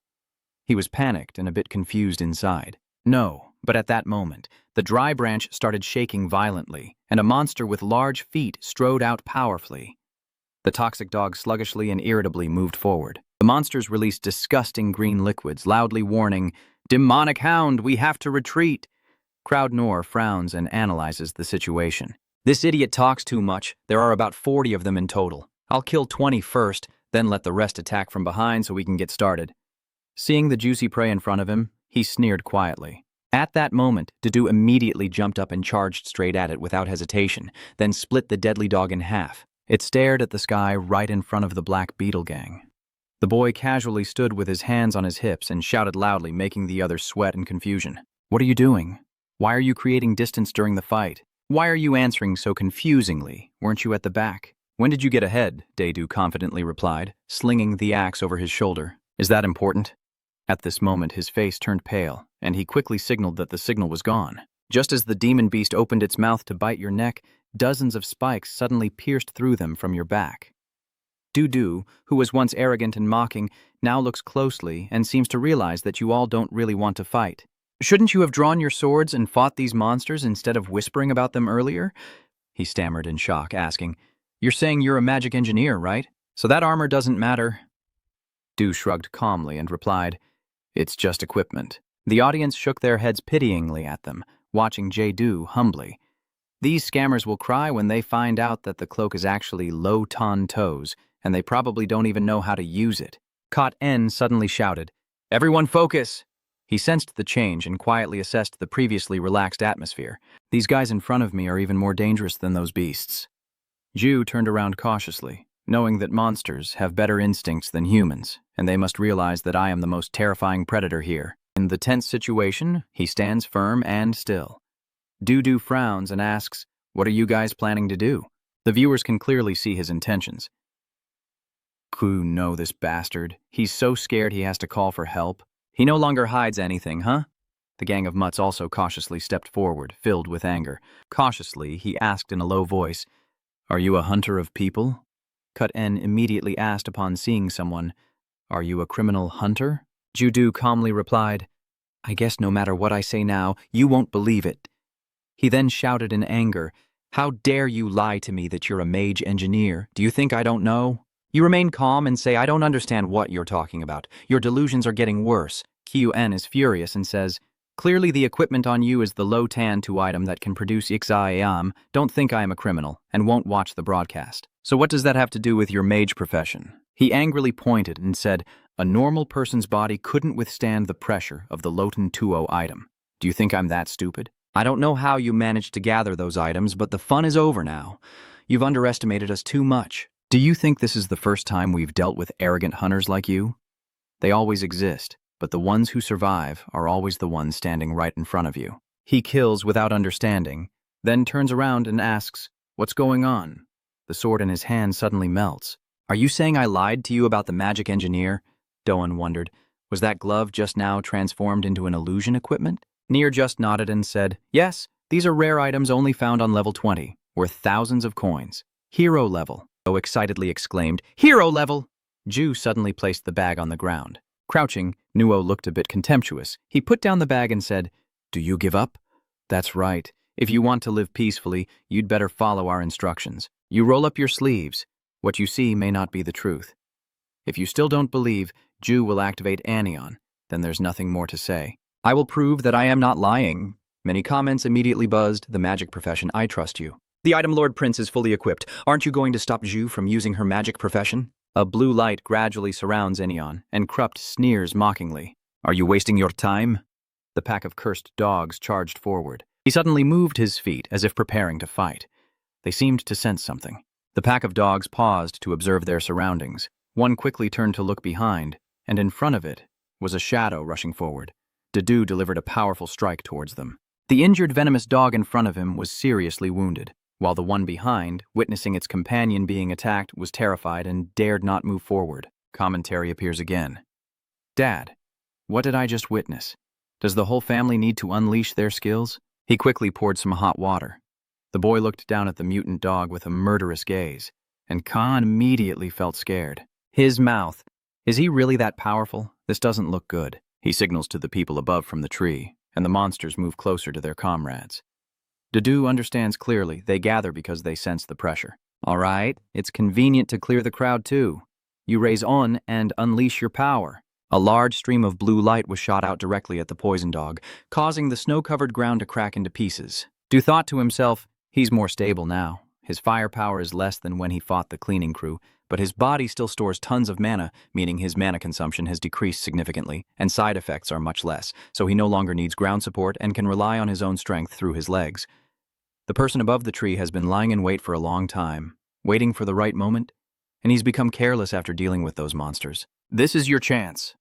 He jumps down from above towards where you stand, pretending to be dangerous as he rushes down. He decisively raised the knife in his hand, saying, "Die." Before he could attack, Shev was blocked by streams of black smoke. He was pierced through the body, crying out in pain. The system appeared, completing the challenge and opening the teleportation gate to level 10. The portal to level 14 opens behind Javen and Jumper as a mysterious gate suddenly appears. He quickly ran in that direction. Jumper was panicked. "Wait for me." Suddenly, an attack strikes where they are. Judu crosses her arms and appears, smiling gently. "No need to rush." "We haven't finished talking yet," they immediately stammered in fear. "You smile and invite them, but the killing can be done with a few comments and then disappear. Run now before things get worse." "Thank you, Sunflower, in real life?" She nodded repeatedly after hearing Ju. "Thanks."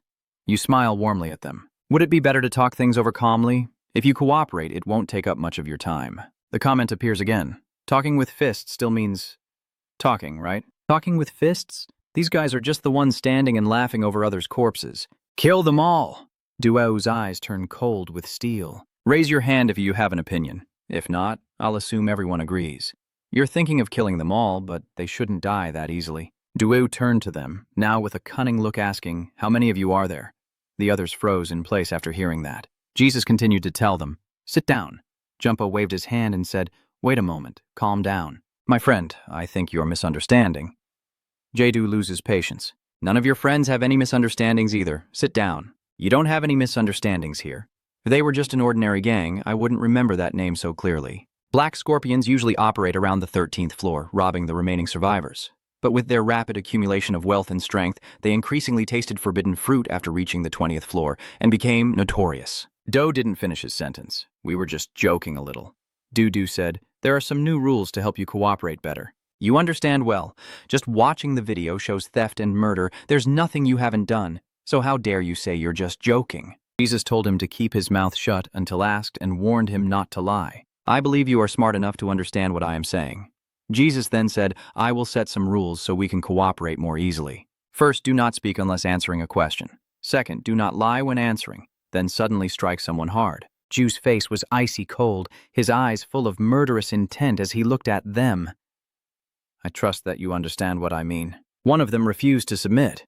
Dan shouted angrily, "Damn it, you bastard! Who do you think you're looking down on? That bastard even took off his gloves, so go fight him and steal whatever item worth a few thousand dong." Did he suddenly realize something? Why did they look so scared? Dan wondered what they were looking at and turned to ask, "What are you guys looking at?" Suddenly something black streaked past Doan's face. Jae-do remained unshaken. "I will show you what happens if you break the rules." "Tentacles? Amazing. Are you crazy?" "Ju, how are you so good with those tentacles?" The black tentacles then pulled his tongue out, which fell onto the white snow, and Jae-do looked up and said, "You are no longer worthy of being treated as humans, just amusing comments." Look at Jae-do's patience. "I am patient, but I am also very cool. Kim Jun is just a kid showing off," he continued. "If anyone has any opinions, just say them now. I'll assume no one does, right? Do you think they dare to speak up? They only know how to obey." After pulling their tongues out, Do wasn't too cruel. "Does anyone have a healing potion?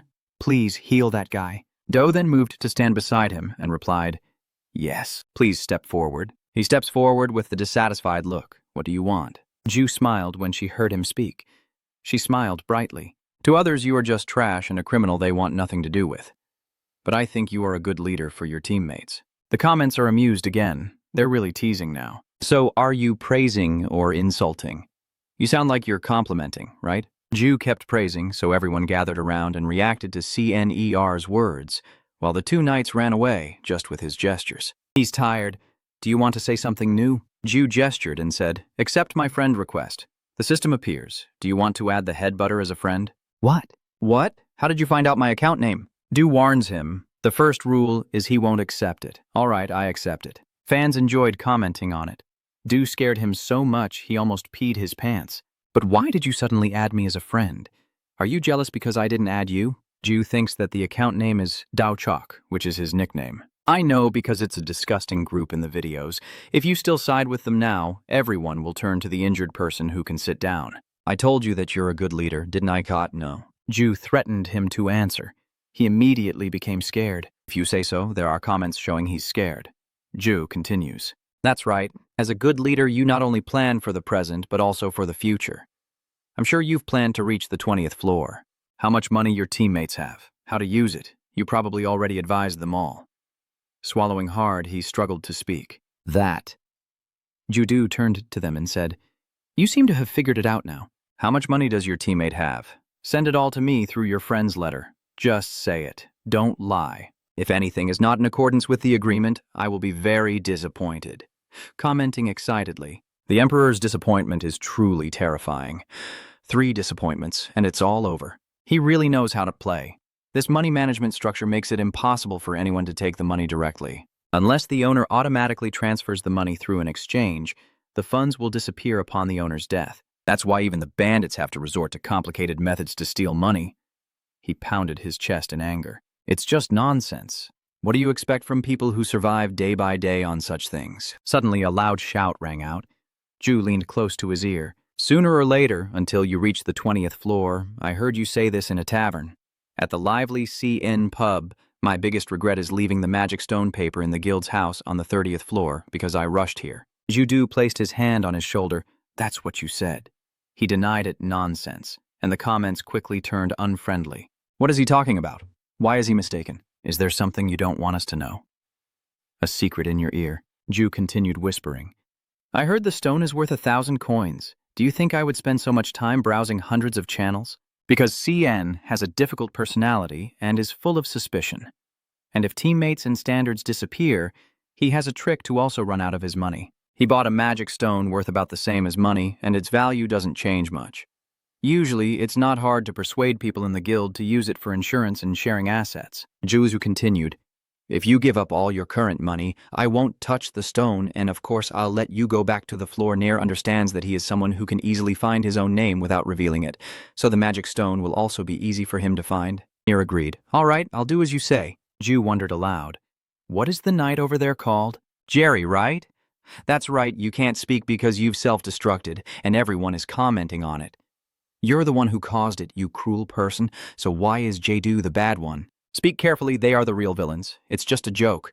Why is Fan Kwang getting so angry? He stepped forward and asked, "If you can't speak, then if you have more than 2,000 coins, nod your head. Otherwise, shake your head." Judu looks confused. Strange, according to C. No, including entertainment expenses. He recorded that yesterday he earned at least 3,000 yuan. He was startled and nodded repeatedly. Du, with a serious face, warned, "Don't be cheeky. No one will survive if you don't spit out all the money today." 12,000 dong is 150 dong off from what C. No said. Probably because of buying some miscellaneous stuff like food and drinks. Whatever, I'll ask one last time. Everyone has already vomited out the money, right? Good. Now put all the recovery potions into your bag and set them aside.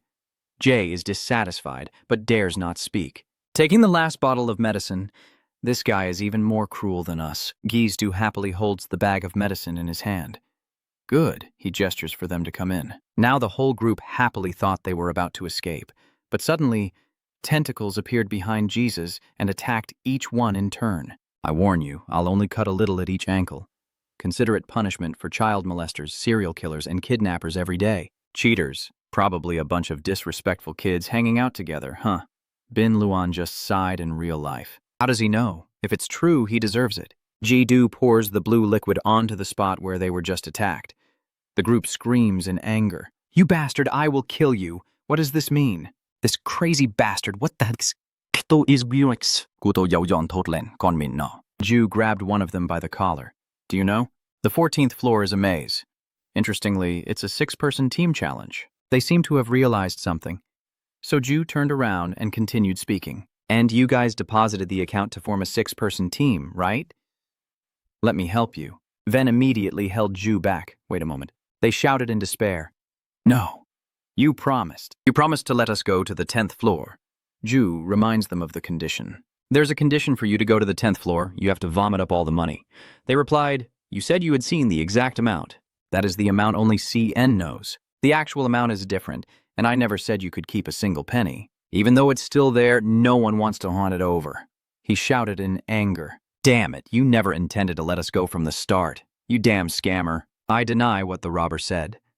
No, I am not lying. As I said, the issue is that there is still money, and surely some has not been paid yet.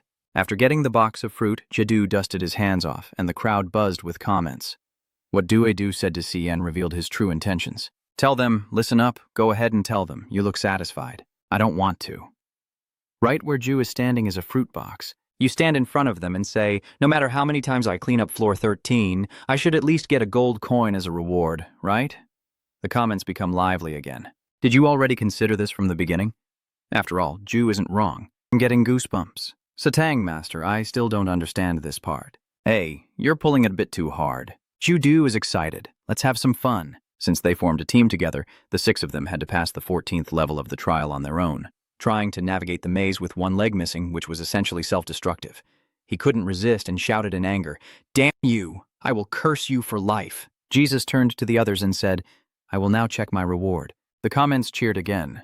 Jadu is the first person to attract me this much. So you're not here to watch the stream? His Majesty said he's checking his rewards. Holding the 2 items, I immediately knew what they were. A basic 1,000 coin bag, a 1,000 coin bag, a common hammer, and a common magic orb. They were just mediocre after all. Dudu didn't hesitate to make the 2 items disappear, and the comments buzzed with chatter, so dull I almost wanted to deflate. I hadn't expected much since I saw the box. Are you planning to go back to level 10 to sell these items first? Dudu shook his head in denial. No, my bag is still light. I don't have enough items yet. Going back to the 10th floor now would just be a waste of time. As I walk straight to the gate, I think that luck played a very important role on level 14, so I can't really call it a team challenge. I'll just go up to the next level now. Welcome to Mischief's Maze. The size of the maze depends on the difficulty level chosen. Please choose a starting point in the middle of the maze. Ju just stepped through and looked around carefully. The 2 in front are talking. I'm not sure whether we should split up and start like that. There's still the last member. Wait for him to arrive, and then we can discuss together. Someone excitedly raised their hand and called out, Ju over here. An older man stepped forward and asked, Are you Asian? You must be Chinese, right? Going there alone really takes courage. Ju smiled and replied, I'm Korean. He immediately burst into laughter when he heard you say that. North Korea or what? Just kidding. I am Robert. Let me introduce you to my comrade. The comments are buzzing. Why are all foreigners like this with Koreans? That déjà vu. It seems like they were a team together before. 2 knights, 2 mages, and the last one I'm not sure about. Robert extended his hand to introduce each member. I'll keep the introduction brief. From the left, it's Foreman, Ricky, Sai, and Chris. Ju wondered aloud, it seems like you all know each other already. Is this everyone's first time on the 14th floor? You wonder. Looking at the atmosphere between them, this must be an experienced team. It's a bit strange for a team like this to enter the 14th floor without knowing it's a challenge for 6 people. He immediately praised you. You're really quick-witted, huh? The discussion continues. That's why I dislike those quick-to-escape guys. But these people don't look like kids. Robert and Ju are chatting as if they're discussing something. Robert's team initially had 6 members, but Foreman's friend was seriously injured on level 13, so they temporarily left the group to receive treatment on level 10. After hearing the explanation, you also understand a bit more, I see. No wonder their equipment is in pretty good condition. I found it strange that there were only 5 people in the team, yet everyone understood each other perfectly and trusted one another completely. They regretfully explained, we also wanted to wait for him, but he kept begging us to move on. He doesn't want to become a burden. Since no one is accompanying him anymore, the 5 of us have gone together as a group. Ju immediately replied, I understand. Robert suddenly remembered something and explained, Please don't misunderstand, we're not some kind of gang. I can understand why a solo player like you would be so cautious. Ju smiled. It's okay, I'm not worried at all. The comments reappear. Ju was just disappointed, so who's the real thug now? Come up with a few rules, he continued. Are you always this relaxed? But that's okay, that's also good. All right, before we start, let's introduce our professions and our greatest skills. We're done with the introductions now. Let's discuss a strategy to explore this maze. Is this also your first time on the 14th floor? Yes, that's right, this is my first time, Robert replied. All right, then I will explain to everyone. Remember to listen carefully. You tell yourself I already know the challenge format, but since the passages in the maze change over time, this is also like my first time. I need luck on my side. He then provided a detailed analysis of the structure of that place. First, the maze has countless complex corners. If everyone reaches a dead end, traps or monsters will appear. If you look at the table here, we can choose a starting point. Do you see these white dots? There is only one condition to overcome this challenge. You can use any means necessary. All we need to do is find a path from one of these points to the center of the maze. On the 14th floor, the route from the starting point to the destination and its width will always change, so there is actually no specific strategy we can use. Everything depends on how we deploy our team. All 6 of us can start from the same point or split up. One of these 4 spots will have fewer traps, and if there are monsters, they will be lower level. We have to hope we land in the easiest area. Ju raised his hand and asked if we could split up. So if we happen to land in the easiest spot, can we get through on our own? Hearing your question, Robert shook his head and said no. We can't. Even though we don't know which path is easy, going alone would greatly increase our risk of death, Ju thought. As the maze's shape constantly changed unpredictably, no one knew what would happen. If I have to use gloves, the other members might block the way if we're in a narrow passage. You tell everyone, all right, let's do that. I'll go on a different path. The others should go together. He slammed the table in disagreement. No way, we're not that cowardly. Do you think we would agree to let you face danger alone just because you're not a member of our team? Ju confidently replied. I say that because I believe I can handle it on my own. Robert suddenly remembered that it seemed you cleared floor 13 alone without the team, so I won't question your fighting ability. However, we can't let you suffer losses for the benefit of these guys. Judu thought to himself, unlike the previous team, this one is truly more compassionate. You speak up saying, all right, I'll stay here until everyone departs first. Let's go with that. The crowd started murmuring again, damn it, always doing things their own way. Ju, just shoot a magic beam into the sky. That's right, they'll listen to you immediately. He's powerless to force Jedu. I agree, I can't stop you. Take this, it's not much, but it might help you. If you feel it's dangerous, just stand still and wait. If we stay on the right path, the 5 of us should be able to get through. Jaidu happily reached out his hand. If you say so, I will do that. Everyone then moved forward together. We will start from the west. As soon as he finished speaking, all 5 of them were transported. He calmly placed his hand on the table. Then I will start from the north. The comment immediately excited. Let's go. Let them arrive there first, then we'll collect the fee later. Those guys are so kind that they would give you money even if you didn't ask. Ahead are towering walls and the slashes and arrows sending monsters back to the heavens. Chris, still worried, asked, is it really okay for him to go alone like that? Robert confidently replied, "If you're as sharp as that, you won't die. If he encounters danger, he will definitely stop immediately." Ricky asked curiously at those words. "How do you know that guy from Asia is so perceptive?" He answered confidently, "It seems that just by the way everyone greets him, he can tell our team's experience." He also immediately realized that our team doesn't have enough members for this challenge. "Are you asking about a group of 5 people in a 6-person challenge?" Robert continued speaking. Even in suspicious situations, he remained calm to gather information. "It seems like he's hiding something under his sleeve." Ricky agreed. "It's obvious. With such a flashy outfit, there must be some other things. I understand why he's so confident, but going alone is still very dangerous." He turned and replied, "Even if his gear is top-notch, going alone is never a wise choice, so we need to get to the center as quickly as possible. Maybe he'll stop and wait before things go too far." Someone turned and asked, "What should we do now?" "We won, so we should be fine." But Robert explained that we moved carefully based on the team's experience, though this will make us more vulnerable. It attacked us immediately, and I blocked it reflexively with my shield without thinking. He thought to himself that it was the strongest monster that could appear on the 14th floor. Such bad luck. Even running away is useless. My sword is also broken now. It might be difficult to use it from now on. Its body contains corrosive acid that will weaken the weapon when struck. Handling it could affect the durability of our equipment. He frowned silently, thinking. This time we won, but everyone's equipment has been damaged, so from now on, we have to prepare ourselves for at least one person to sacrifice. Chris looked up worriedly. "At this rate, we will all die. I don't expect that friend over there can also get through this maze on his own." Can everyone hear that? It sounds like there's a loud explosion coming from ahead of them. Boy. Everyone quickly raised their weapons to defend themselves as a powerful strike shattered the thick wall. They were engulfed in thick smoke and shouted in fear, "What's going on?" Jezu, who caused the shockwave earlier, is standing in front of them.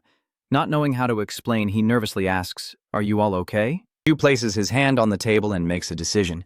Then the teleportation system appears. Upon reaching the destination, he surveys the surroundings. Yeru confidently carries his backpack on his shoulder and walks casually. Suddenly, an adorable creature appears and squeaks boo.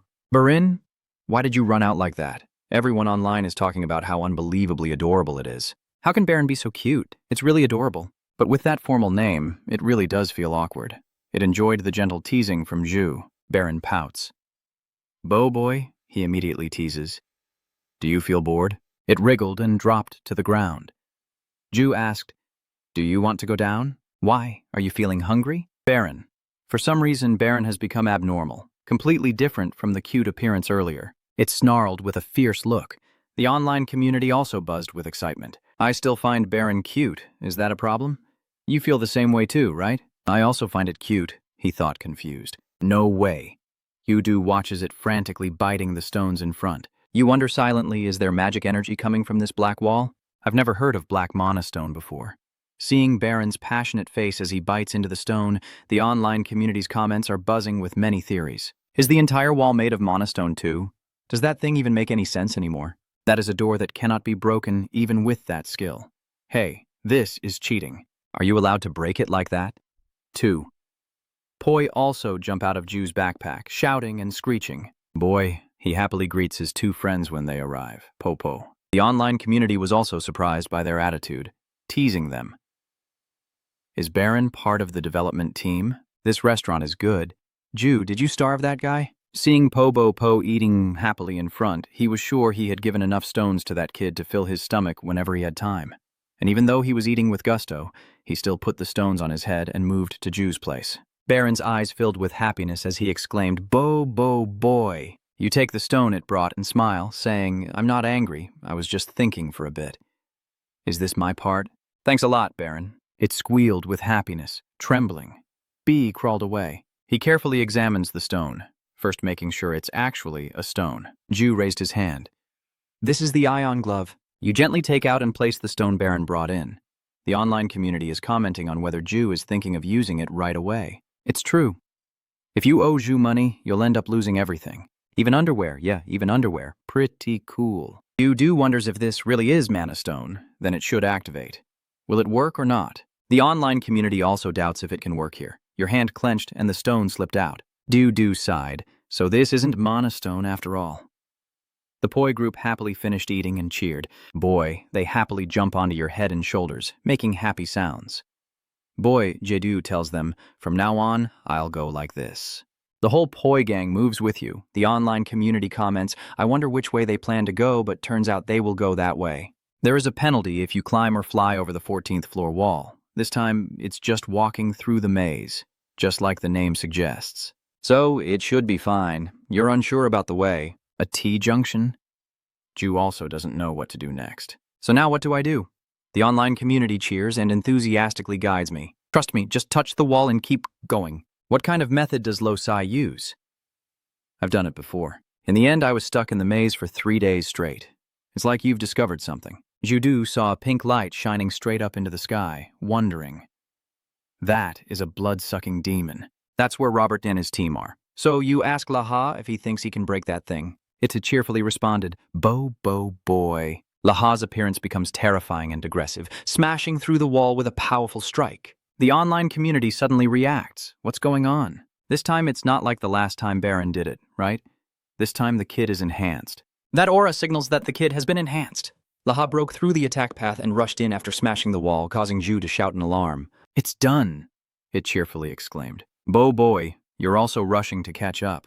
Laha, big brother, I'll go over there to check out the situation now. Online communities comment that I guess the difficulty level on the other side isn't very popular. Red Sim is really hard to beat. Be careful, Du. The more it destroys, the more fired up it gets, so keep chasing and hold back.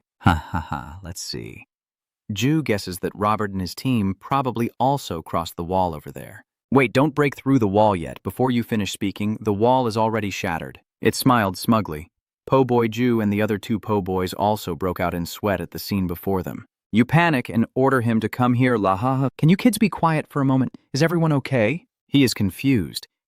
Why did you leave? Did you just break through those walls to get here? Poi shyly replied, hiding behind. Somehow everything has already turned out this way. Anyway, I was worried because I saw a blood-sucking demon, but it seems no one was seriously injured.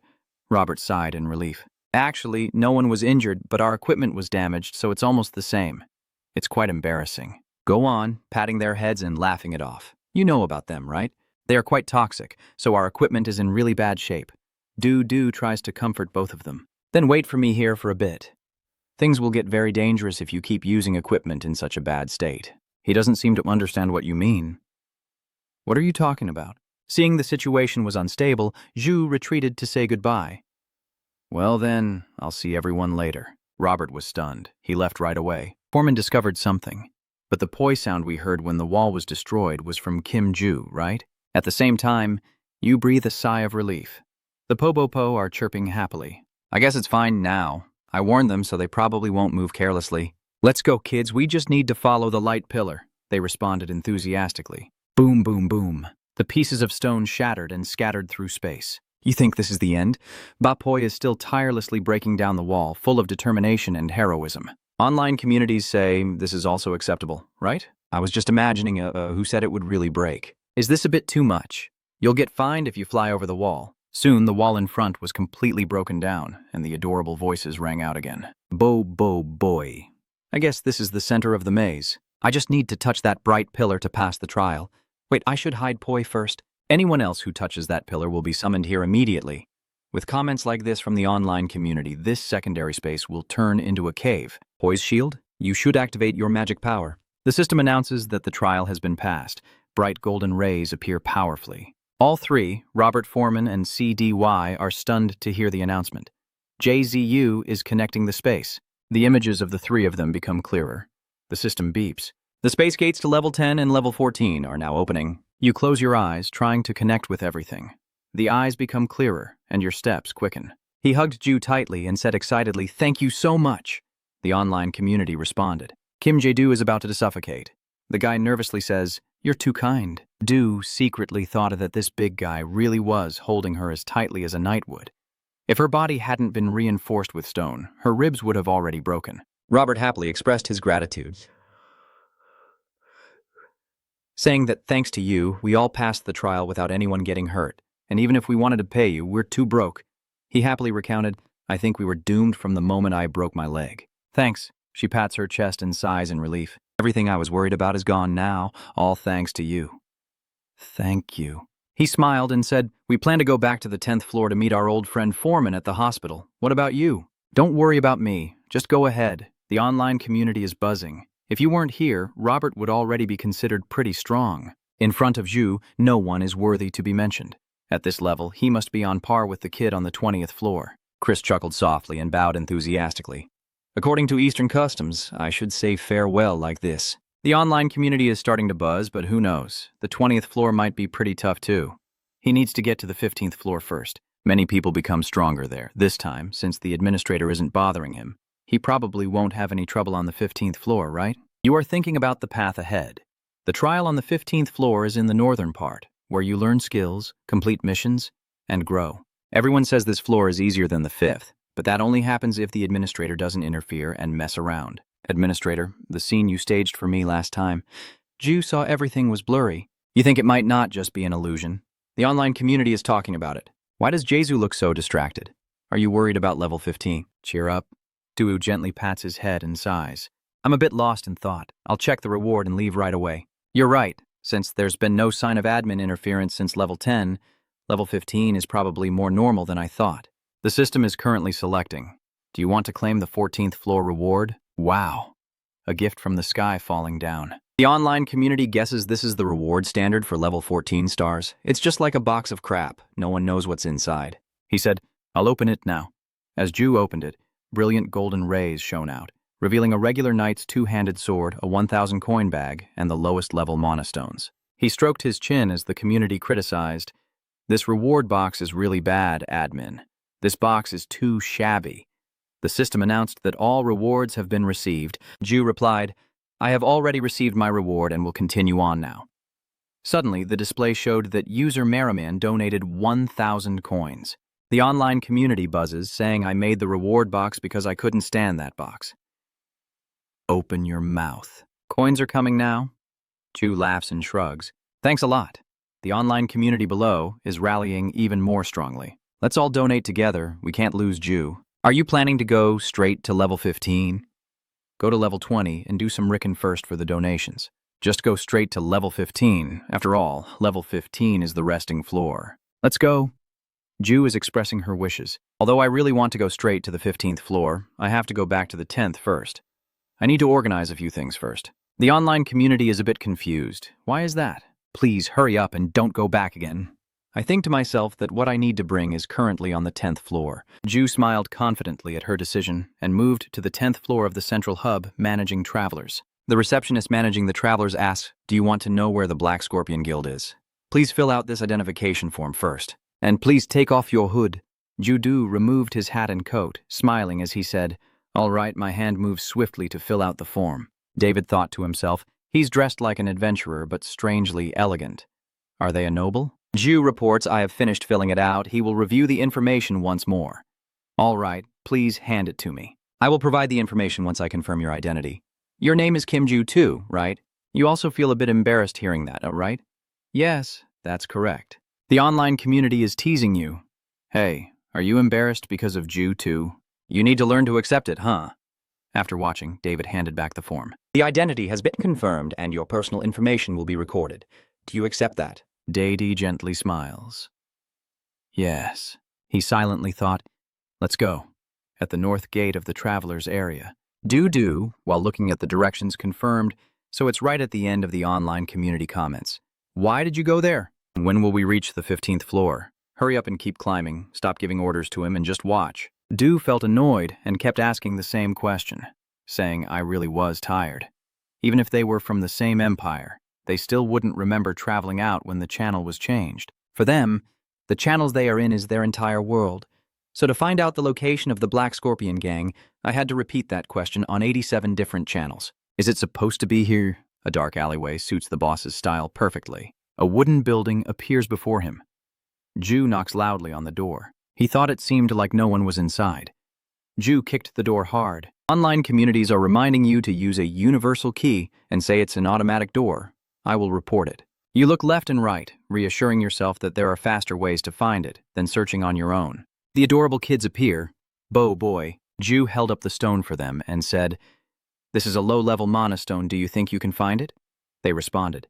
Pobopo and the online community's comments about the mother-hunting mode of the pop poi might really annoy them. He watches as the group disperses in different directions to carry out their assigned tasks. They arrive at a location that keeps sending signals. Po boy. Duo smiled and asked again, "Is the station here?" It responds, "Boy." His foot stomped forcefully on the spot it pointed to, beneath which was a pile of blue stones. Du praised. "Well done. The online community is amazed." "What is that?" "That spot should be worth at least 20,000 coins. It seems there's also mid-level magic stones inside." This must be what Ju was whispering about. "I'll let you live, so spit out that mana stone." It's tough having to keep giving without getting anything in return. Du puts all the stones into his backpack and takes out a few stones. Du rewards the cute little ones. "Well done. Here's your share." They cheered happily. Bo Boy, the space vortex, quickly took him to a majestic castle ahead. Ju pressed the system button, then thought about grabbing his sword and two-handed sword, and it was done. He had sold everything except a few mana stones for his gloves. "I can't believe I earned that much." The information board shows streamer Kim Ju has 87,430 coins. He smiled to himself, thinking that with this much coin, he could probably buy Lo Tan To's items himself when he reached the 20th floor. The online community kept urging him, "Are you done yet?" "Moving straight to level 15. Let's go quickly." Ju smiled and replied, "Then I'll be on my way now." "You are planning to use Lo Tan To's item for a thermal cloak to deal with the cold northern land, and the remaining mana stones after enhancing the gloves have been absorbed by me. So Kao's preparations are basically complete." A netizen asked Ju if he planned to stay on the US channel. He closed his eyes and said no. "I will switch to the Korean channel. I want to receive the follower rewards." But Ju thinks that, even so, meaning he will still encounter his viewers, he still needs to increase his viewership. The online community comments, "Yeah, Americans don't like Asian streamers. Are you finally planning to go up to level 15? You're not planning to learn magic creation techniques there as well, right?" Ju replied, "I'm planning to learn a few night skills." "A night? You didn't even bother to look at it on the 5th floor. So why suddenly decide to do this?" "The night on the 15th floor, something big is about to happen. As you know, the 15th floor is the best place to learn night skills. To withstand the magical creation items and the full Lorantuo set in the future, I first need to strengthen my physique." Ju smiled confidently.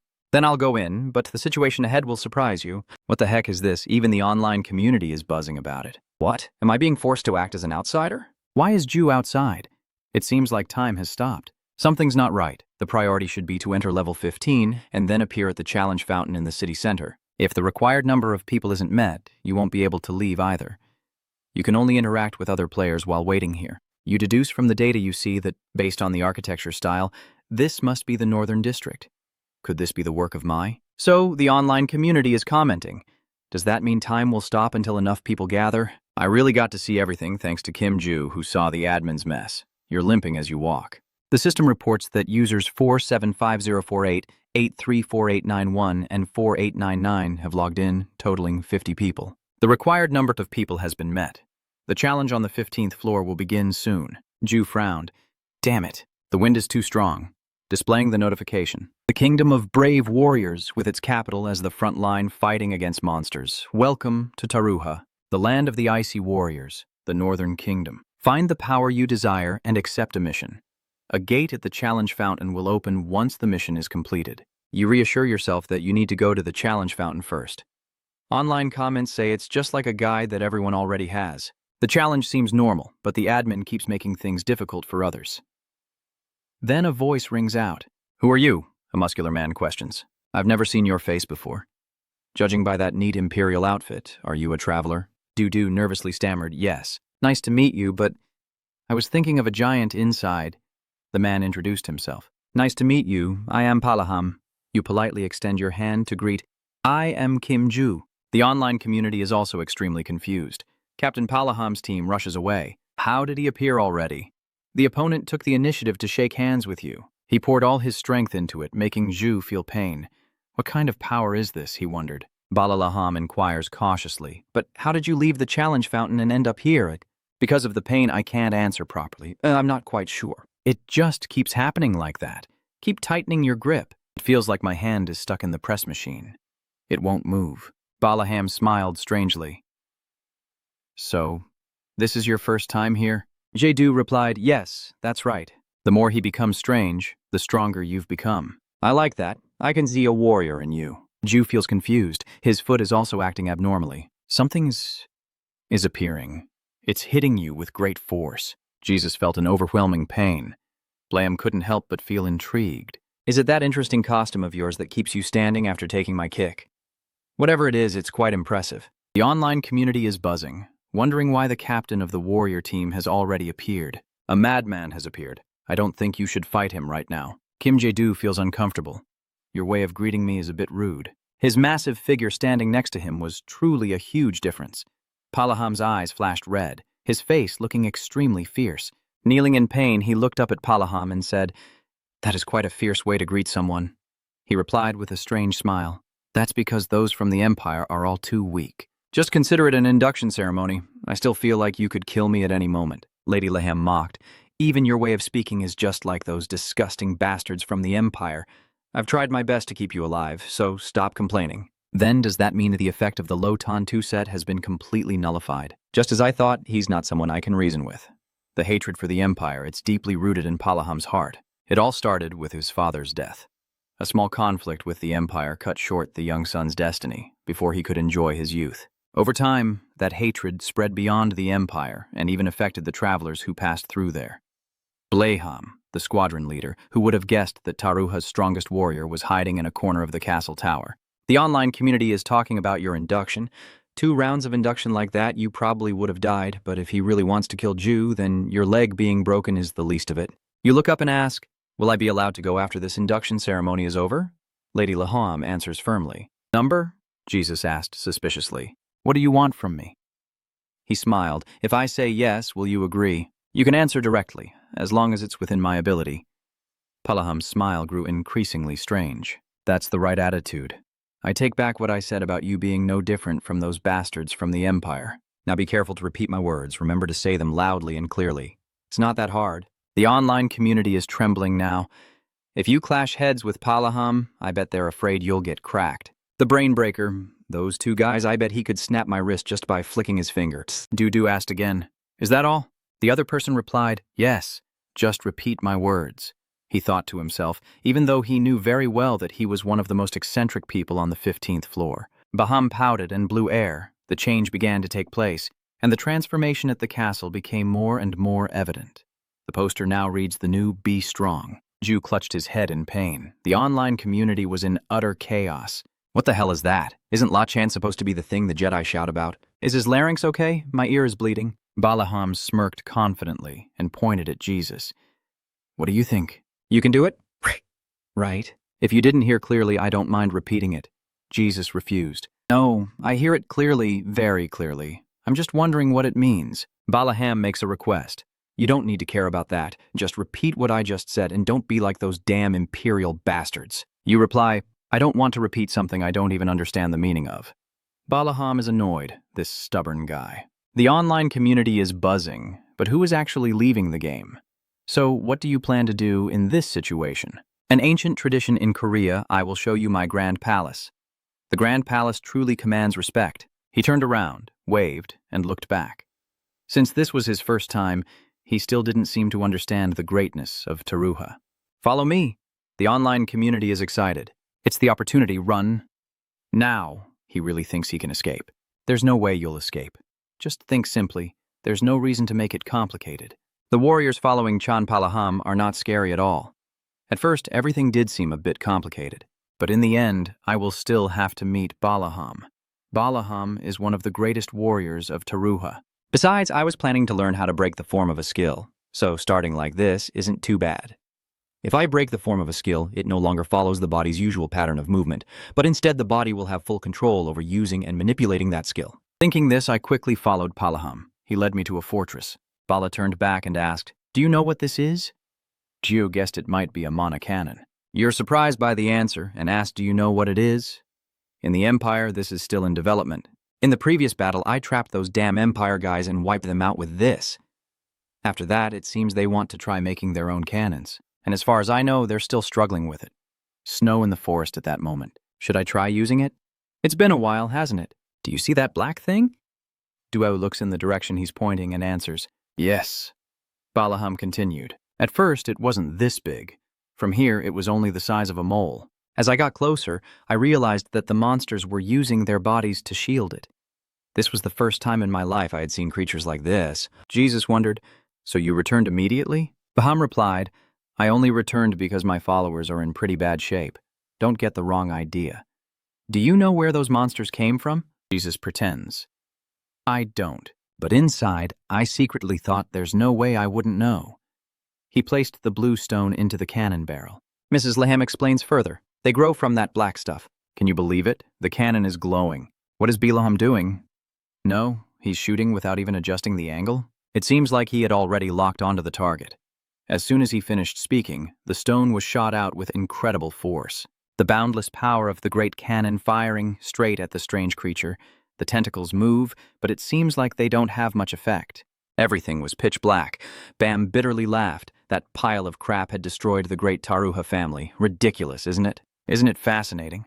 This damned world keeps repeating itself over and over. Once destroyed, it only leaves faint memories, but enough for us to see that everything is repeating itself. Zhu thinks that unlike the 5th floor, the people of Taruha on the 15th floor remember the fall of their kingdom, a ending repeated countless times. As soon as it sprouted, the heart of that organic creature immediately absorbed all the surrounding life energy to bloom.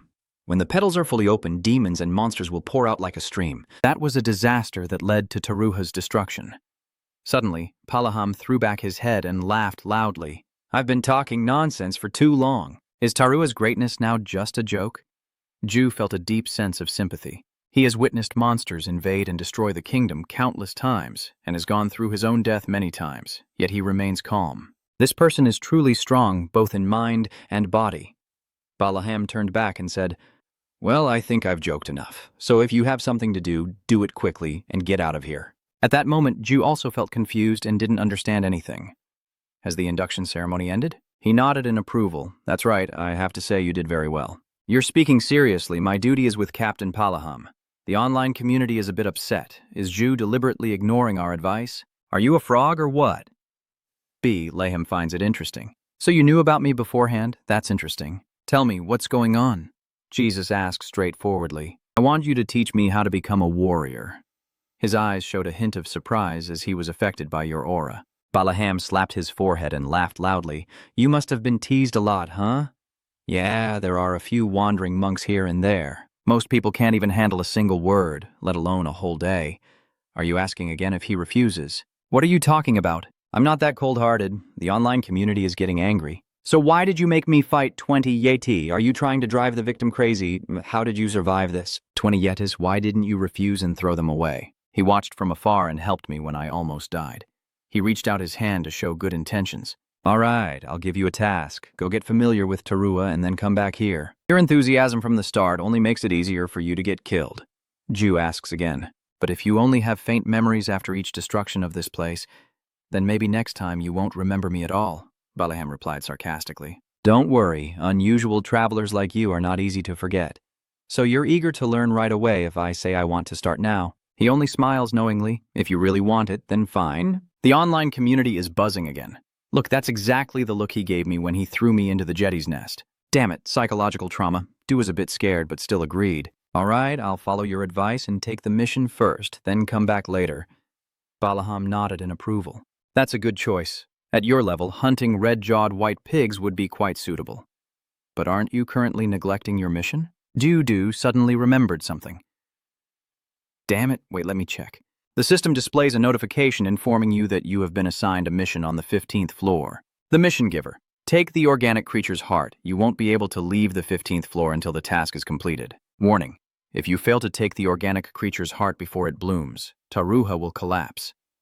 He looks confused. What is this? What does this mean? The system displays a notification. You have been assigned a mission on level 15. The mission giver.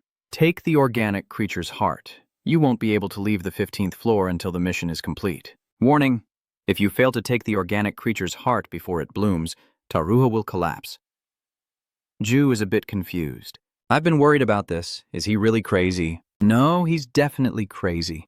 But the screen says you won't be able to leave level 15. You feel a bit scared.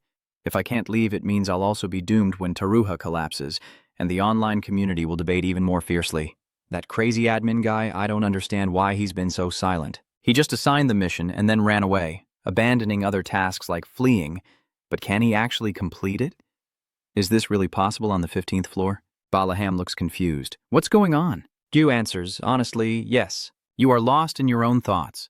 Just as the viewers said, giving a mission too difficult at level 15, even all 50 of us combined couldn't leave a scratch on the creature's heart. The online community is buzzing with comments. Even on the 25th floor, it's hard to see it. I thought he would just need to deal with the monsters it spews out, but did he really have to kill it? Even Kim Ju would find this too difficult.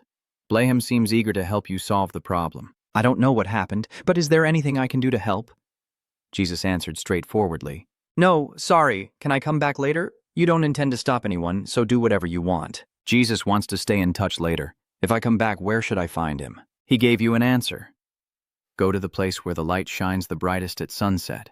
He nodded. All right, then I'm off. When Jesus left, it also made Palahim reflect deeply. It seemed there was some urgent matter that made even him become silent. Jesu turned and walked away. And the poster of the story displays the title, The New Bee to Stong. The online community has many theories. I'm thinking maybe the admin was annoyed because we were too noisy, and that's why he gave us this task. It's quite possible, isn't it? Thinking about it, I guess you're right. That damn admin. This is a cleansing.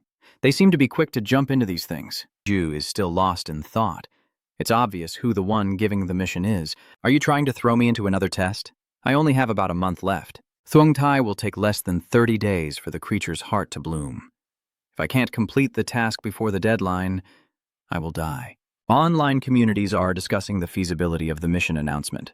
Proposing such a task truly crosses the line of reason. If you had known this earlier, you should have given up right from the first floor. So what are you planning to do now? Duo sighed heavily, feeling frustrated. I need to find out if I am truly alone here.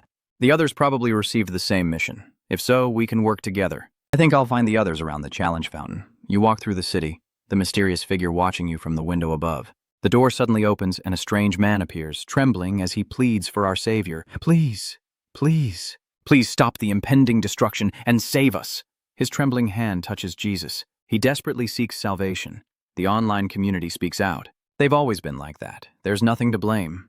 That's what the admin told them. If the admin didn't do that, they would go crazy and commit mass suicide. Ju thinks a lot about everything. To preserve Tarua's existence, the admin created a setting. One day, the traveler will appear and save everyone. In the name of the Lord and a radiant halo, that person sent a prophecy to the inhabitants of Taruha. If they wait, the last players will help them escape their doomed fate. That is what they have always believed. That hope is the only psychological remedy for them. I'm not sure if any player truly does this. For the players, this is just a part of the tower they need to overcome. In fact, these people might also realize that. However, they had no choice but to keep hoping because they knew that if even hope was gone, they could fall apart completely. He sighed, feeling he couldn't handle so many things at once. For now, just focus on the challenge. Keep moving forward on your journey. The scene is at the fountain of the 15th floor challenge, with voices chatting happily in front. The woman asked, "There should be 50 people, but why do I only see 49? The man replied, "I don't know either. Maybe there's some mistake somewhere." "But this place isn't as cold as I thought it would be, right?" the woman replied with a smile. "Honestly, only someone with a muscle brain like you would feel warm." I'm about to freeze here. Their conversation was interrupted by a call. "Excuse me." The boy instinctively steps forward to protect and asks, "What's going on?" Doo smiles kindly. "Sorry, I'm also a player here, and I have a few questions. Hearing your introduction made the situation less tense." "You're the last one. Nice to meet you." We both introduced ourselves. I am Kim Sang-hyuk, and her name is Lee Dung. You also politely responded with your name. I am Kim Jae-do. The young man was surprised. Huh? Is your name really Kim D? The woman beside him reminds him, and Do Stung feels embarrassed by the rudeness. Sorry about that. He's a bit childish. You just came in from outside, right? Jae-do hopes to get this message quickly. Yes, I have a few questions for the other players. She smiled warmly. All right, what do you want to ask? Did you ask her directly if she just received any mission? Du-sung checks the system. We just arrived here. Wait a moment. As expected, there's nothing. The 15th floor challenge notification shows that you haven't received any missions. The online community is furious.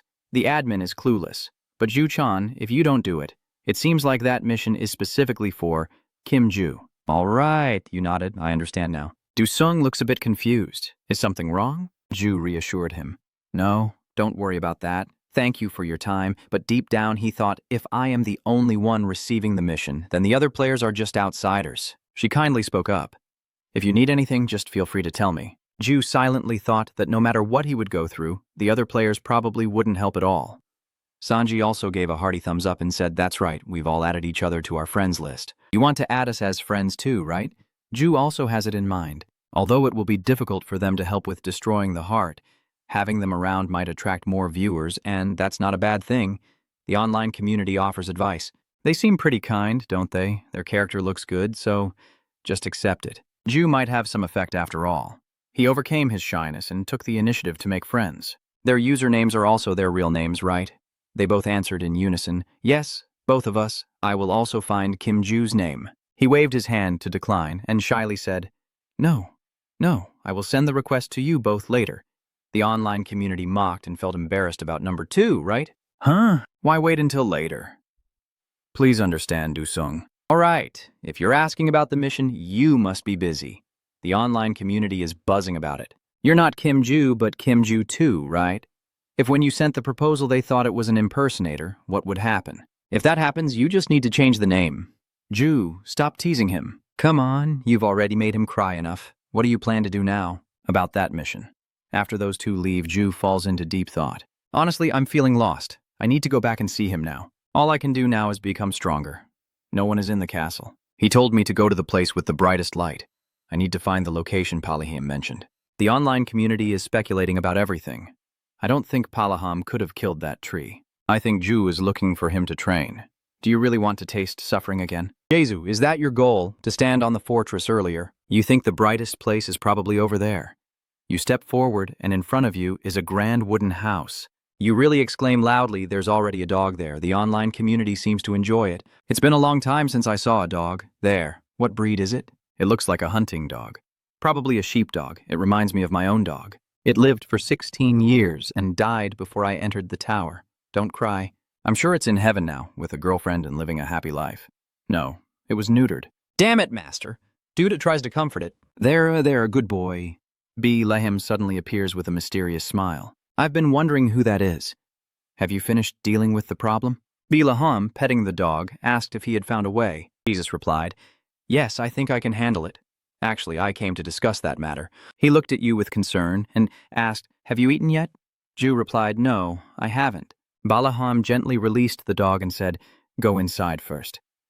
As the old saying goes, only truth can uphold righteousness. You follow his advice and step aside as Ju gently opens the door. Inside the house there was a simply and neatly set dining table.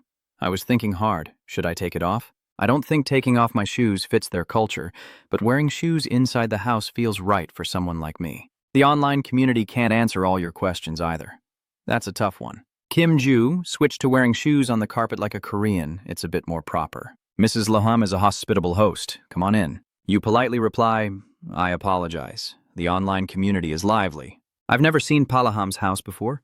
He's quite modest for being called the greatest warrior. If you know that the world is an endless cycle of destruction, I think you're also a minimalist. There is a woman inside cooking enthusiastically, greeting you. Welcome. Are you one of the new explorers here lately? Netizens are wondering, is that really Palaham's wife? Wow, his wife is really kind. Now we know what kind of person he is. Jesus smiled politely and replied, Yes, I'm very pleased to meet you. My name is Kim Ju. The woman introduced herself saying, I am also very pleased to meet you. I'm Scarlet. I was curious because this is the first time he's invited someone close to him to dine together. You're truly a charming guy. She brought out a sausage and an omelet that looked very tempting. Jesus hesitated at the enthusiastic invitation. Thank you. Online communities tease him. Kim Jesu, don't tell me you like women who are already married. Bala fights well, right? Suddenly, Balaham's expression changed. What are you doing? Hurry up and sit down. Ju, listen to me. Yes, sir. San warmly invites guests. I have prepared food that the very discerning will love. Eat a lot here. I really appreciate it. Thank you for the meal. The story poster is titled The New Beast to Saint. Suddenly, her eyes became extremely sharp. While we're at it, how long do you plan to cause trouble at the tower? Lashantabam said with displeasure. How can you say I was causing trouble? Giezdu quietly eats, thinking to himself. Bala Laham. I don't think you're afraid of your wife. The online community thinks this is quite normal. Even the greatest warrior gets scolded at home by his wife. Honey, I just found a 5,000 bill in the graduation album. Can you explain? Suddenly, Bam patted his shoulder as if he had finished eating and said, "Let's talk for a bit." Ju, still eating, stammered, but I only saw him turn around and quickly run away. "All right, I'll meet you outside." Seeing that, you hurriedly left the scene. "I guess I have to go now." "You're a great cook." Solet smiled happily. "I'm glad you like it." Jesus opens the door and steps outside. Bala petted the dog and said, "If it weren't for Scarlet and this kid, I would have gone crazy a long time ago and might be wandering hopelessly in this white land." He praised her for being very kind, smiling proudly. "To me, she is perfect. But are you really an explorer?" "Yes." "Really? To you? What are we? Even though we know the world is coming to an end, we still continue to exist in this meaningless, repetitive life. Don't you find it very funny?" Jadu's heart already has the answer. Of course not. Whether they cling to foolish beliefs in a savior or live a meaningless, repetitive life, they simply learn how to survive and cling on in their own way. "I don't think so at all," Baham asked again. "So? That's how it is." The determined look in his eyes responds. "Yes?" He laughed loudly. "You really don't know how to make others happy, do you? I can't tell what's going on inside your head. I'm serious. But strangely, you're not bad. Do is suspicious." That was a compliment. "The online community is upset. He says we should leave every time we get a compliment, but now there are many victims here." "You speak with full determination. I am currently in a difficult situation, so I want to become a warrior." Baham suddenly became unusually serious. "I assume it's related to your mission, right?" "All right, I will see you again tomorrow morning. Make sure to rest well tonight." Jesus suddenly said. He didn't intend to ask for the reason, just waved his hand and turned away, saying, "I'll ask tomorrow. Just sleep here." The online community mocks. Kim Jesus is now seen as an outsider. Here, he wants the kid to sleep on the grass with the dog. Ju shows a difficult path. He thought to himself that under normal circumstances, he would use the amenities near the challenge fountain. "But I barely have enough time to train now. I can't waste time on something like that. My life is on the line. I have to try to level up." The system displays a test notification for level 15. You have received a mission from the quest giver. Eliminate the living creature's heart. You can only leave level 15 after completing this mission. Warning. If you cannot take the living creature's heart before it blooms, Taruha will collapse. It asks a choice. Explorer, which malfunctioning ability do you want? Is Taruha's extraordinary fighting technique, or the way the Emperor uses his skills? Jesus asks for their opinion from outside. "Aren't you going to let me wash my face and have breakfast? You really are unreasonable. At least I should be allowed to sleep inside." Balaham appears jokingly and says, "Washing up and eating will be better after your training. Don't talk like a weakling." The online community also feels dissatisfied with the current situation. "Is this a military camp? It reminds me of the morning training." Ju didn't give up and said he wanted to learn the imperial skill of using a spear.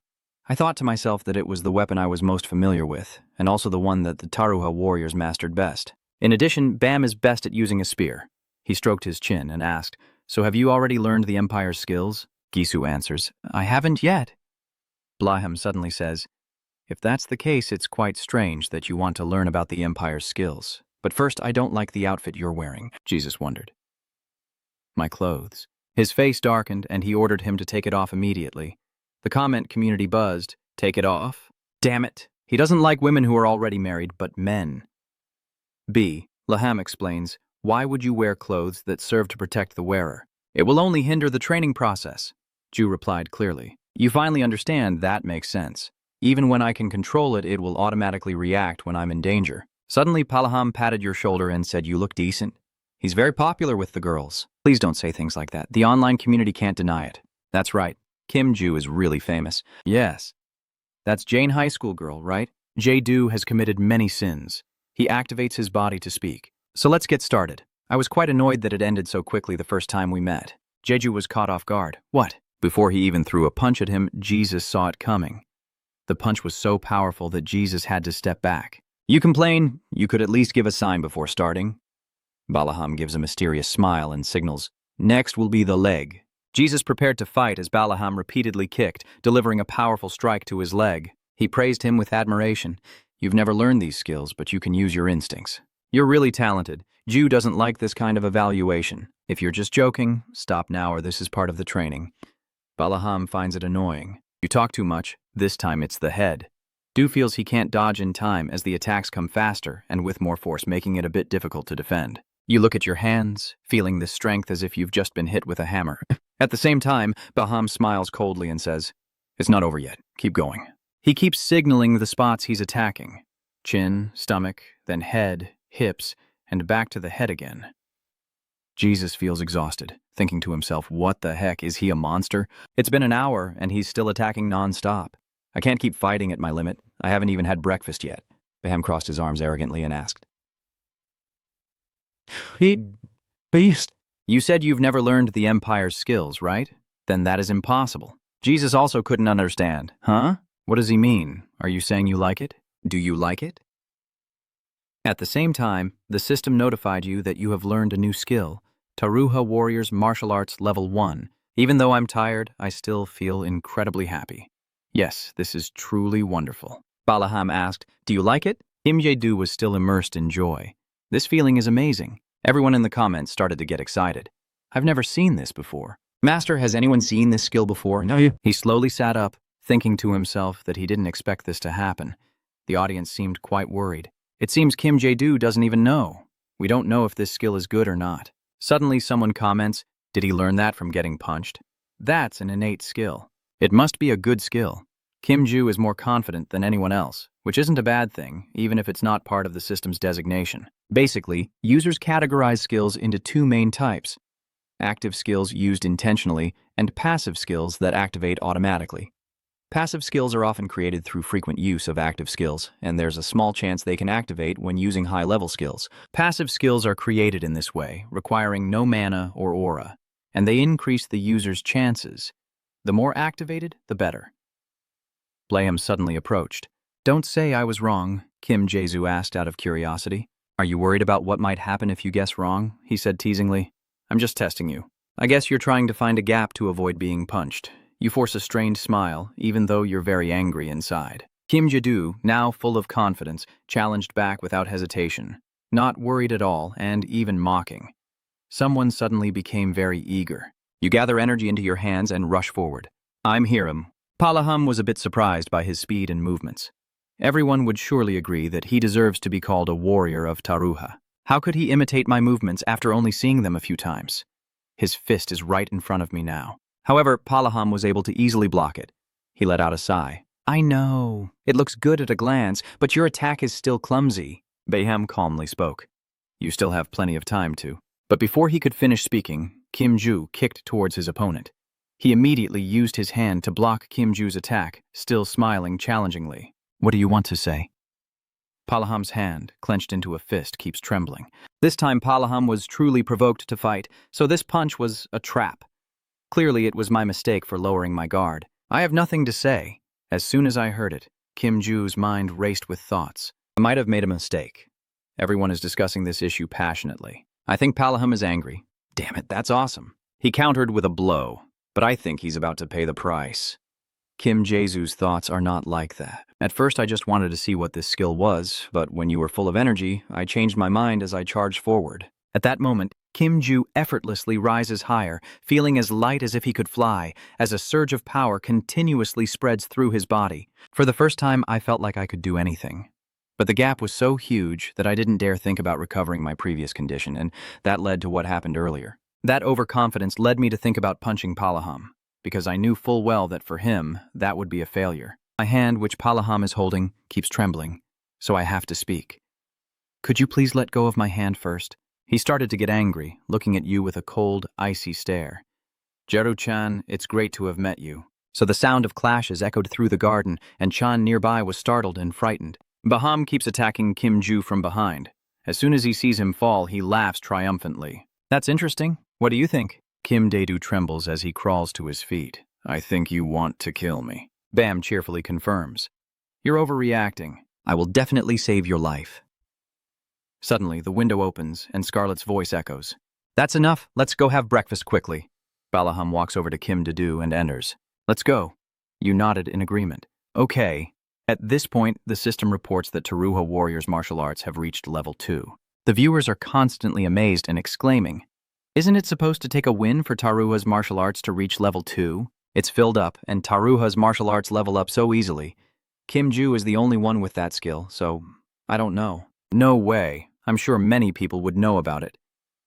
Kim Jae-do thought to himself, Just as the viewers said, it's not easy to level up internal skills. His fists became more passionate after I hit him, but Palaham really is a good teacher, as shown by these results. Everyone keeps commenting, I'm on the 30th floor. There's a post on the bulletin board saying that Taruha's martial arts are just like what you said, bro. I'm sure only Kim Ju knows that skill. Thank God. Someone pointed that out.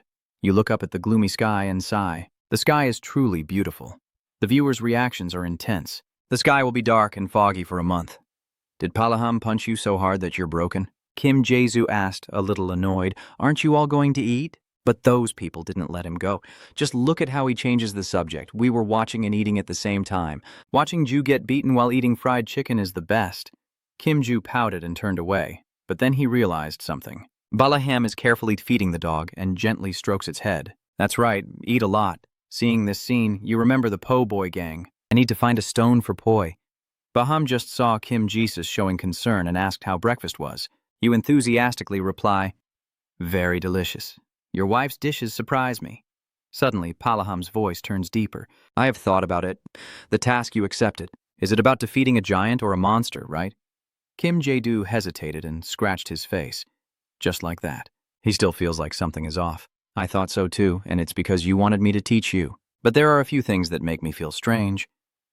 Kim Ju immediately asked what they were. Palaham never really considered DM's abilities or the function of that strange outfit. You didn't really learn from me, did you? Kim Jae-soo nodded in confirmation. I told you at the castle tower I had intended to meet you from the very beginning. He immediately denied your answer, saying no, there's nothing forcing you to come here now. There's been a delay in your plan, or you received an unwanted mission, or it's an impossible task. Kim Ju still doesn't understand at all, so Bam only came for that red thing in the middle of the mountain, right? The thing you must defeat. He still has some doubts. Maybe I was wrong? Gi-do looked in the direction he pointed and then became serious. He firmly replied, yes, you are right. I know deep down I have no reason to lie here. He only asked to confirm his own doubts. The viewers kept marveling at how perceptive he was. Just guessing, but the more experienced get sharper. Baham suddenly sighed. The gods can be really cruel sometimes. Jesus asked curiously, do you believe in gods? He teased, surprised. Don't I look like someone who believes in gods? I hesitate. Well, just a little. Do you think trying to kill that thing was an act of futility? Palaham replied gently. There is nothing in this world that is meaningless. What one considers pointless can sometimes hold more significance than anything else to the person doing it. That remark made Jesus remember the moment he first arrived here, more important than anything else. He looked at his back. So will you help me? Jesus waited for an answer in tense silence, only to see Palaham remain silent. Suddenly, he turned and confidently said, let's go. You stand there wondering, where are we going? Of course, it's over there. There is a saying that to defeat your enemy, you must first understand what they are. It seems it also knows that an enemy is coming, emanating evil bloodlust all over its body. Jae-doo nervously waved his hand and asked, are you serious? I haven't even learned any combat skills yet. He sneered and said, if you don't want to do it, forget about it. All right, I understand. But if things start to get dangerous, we have to leave immediately, Baham said excitedly. Of course, I just need to pack a few things and I'll leave right away. Just a minute. The comment also seems puzzled. Do they agree? Did Palaham just pretend to be upset? Ju will find a way to succeed somehow. He sighed and sat down heavily. There's really no choice. I bet he would be really angry if I didn't ask him to come along. Would it make sense to the viewer if it's just a reconnaissance mission? But if Palaham really gets angry, Jesus will definitely end up as a punching bag. At this moment, the dog runs over, making the boy happy. Hello there, good dog. At this moment, the poi jump out of the bag, catching everyone's attention. Why did they suddenly crawl out? Are they hungry? Who would have thought Po would rush out to threaten the dog? Don't tell me it's because of jealousy. It's just watching. Only the PO group gets to be Ju's helpers. He quickly hugged the kids and looked at the poor dog. Sorry, little guy. When Palaham went outside, he saw Jesus comforting Poi. Sorry, I can't let you guys go. He asked curiously what you were doing with them. You stammered in response. Well, it just happened that way. A humorous teasing comment. Making an excuse, Baham replied in surprise. I see. This brief reaction surprised everyone. Bam seems to be reserved. Maybe it's because he's the captain of the warrior team. Look how cool he looks. Then the atmosphere suddenly became strangely quiet. Ji-do quickly changed the subject. What's the dog's name? He turned around and calmly replied, I guess I forgot to introduce you to each other. This guy is Kan Lachanta. We usually call him my foot. The viewers immediately wondered, isn't there someone called La Shanta too? So that's the dog's name? It probably has another meaning too. You quickly hold back your laughter and sincerely praise. I see, that's a good name. At this moment, Ju looked into the distance, toward the demon flower, the heart of that organic creature. The source of destruction had caused Taruha's downfall. Can I destroy it? I have to do it. Even the admin is getting involved. I have no other choice. A few hours before dawn, someone asked if there was a soldier inviting adventurers home for a meal. His subordinate replied, "Yes, Lord Leto." He frowned in thought and asked, "What on earth does that guy think?" "A dinner invitation from the greatest warrior, an honor reserved only for those who have proven themselves successful." The more Leto thought about it, the more headache he had, a headache that made him feel unhappy inside. No matter how much the gods joked around, being invited to dine at a place like Taruha, even if it was just a faint honor, still weighed heavily on him. So he's just messing around, probably up to his old tricks again. But that subordinate shook his head. "I think this time it's different. Kier confirms that the captain and the adventurer just finished sparring. I don't think the captain was joking." This caught Leto's attention. Were they sparring? "Those are just silly tricks the captain often does. Now I feel sorry for that brave guy. It's been a long time since I saw the captain truly happy like this." After mocking, he suddenly paused, then directly sat up and put on his shoes. "Even I'm curious now. We don't have anything to do anyway, right? Wouldn't it be better than sitting in a bar drinking to forget your worries and waking up with a headache the next morning?" Kerr hurriedly asked it, "Are you leaving right now?" "I'm definitely going to meet this daredevil." Leto, while fixing himself up, said, "I'm curious too." Karun curiously asked, "Do you plan to go see it?" Leto excitedly left. "Anyway, we have nothing else to do, right? It's better than sitting in a bar drinking away your sorrows." Kerr also had no opinion. "All right, do you want me to call the other warriors?" he said with a knowing smile. "What are you talking about? We just happened to come there by chance, right?" Kier said, confused and not understanding at all. Letu laughed loudly and nodded. "Of course we would go together." He immediately refused. "No way, I'm not going anywhere. You go alone." He was confused when he heard that. "What's wrong with you?" Leto kept dragging his friend along. "If you go with me, I'll let you die peacefully." Karun could only struggle helplessly. "I don't want to." On the way, they chatted happily. Lei was now very excited. "I will bet 500 coins again.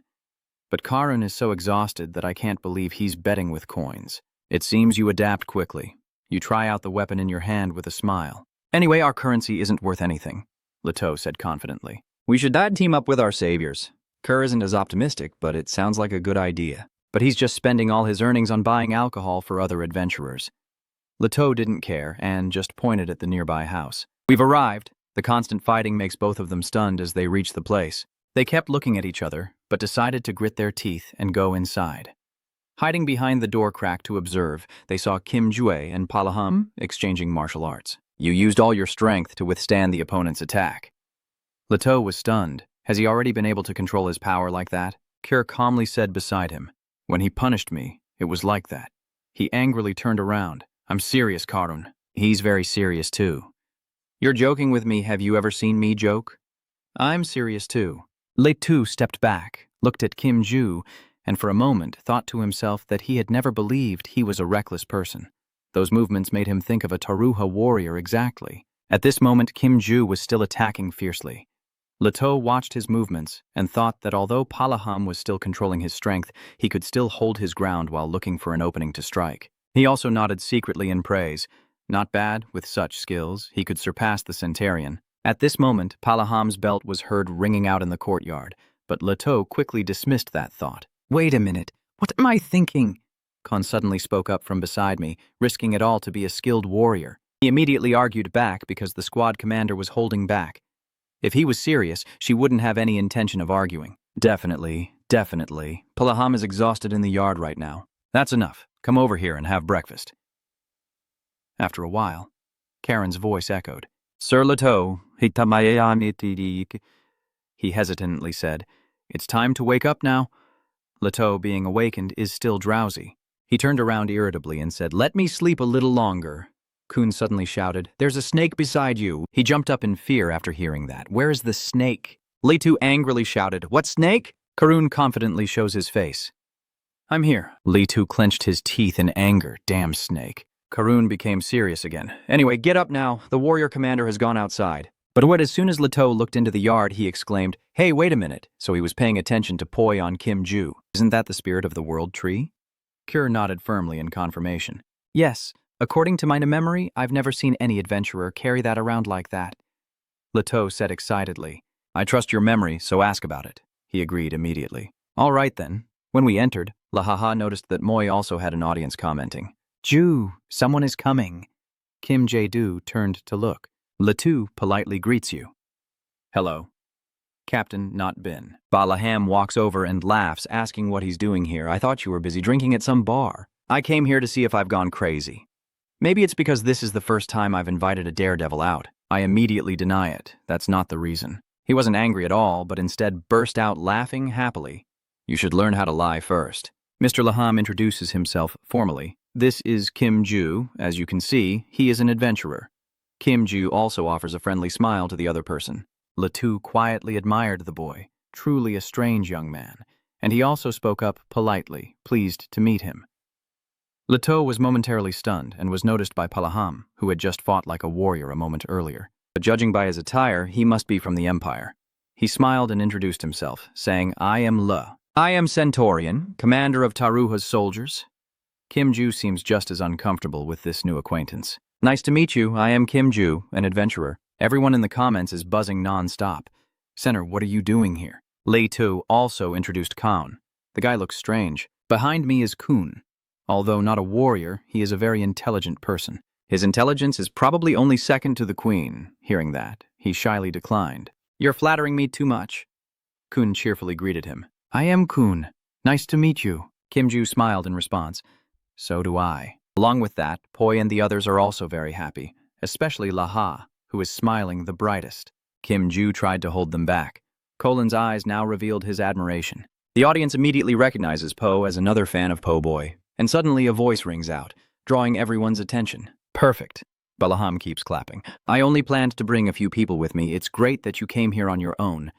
He approached and asked, So, Leto, if you don't want to, just tell me. Hearing that, he asked confusedly, Where are you planning to go? Over there. Leto, hearing that, asked Tran-Tru, Are you serious? He didn't show any concern or advice. Relax. We're just sightseeing for a little while. Leto became more excited upon hearing that. All right, then. Kun said anxiously beside him. Leto, I don't think that's a good idea, Leto.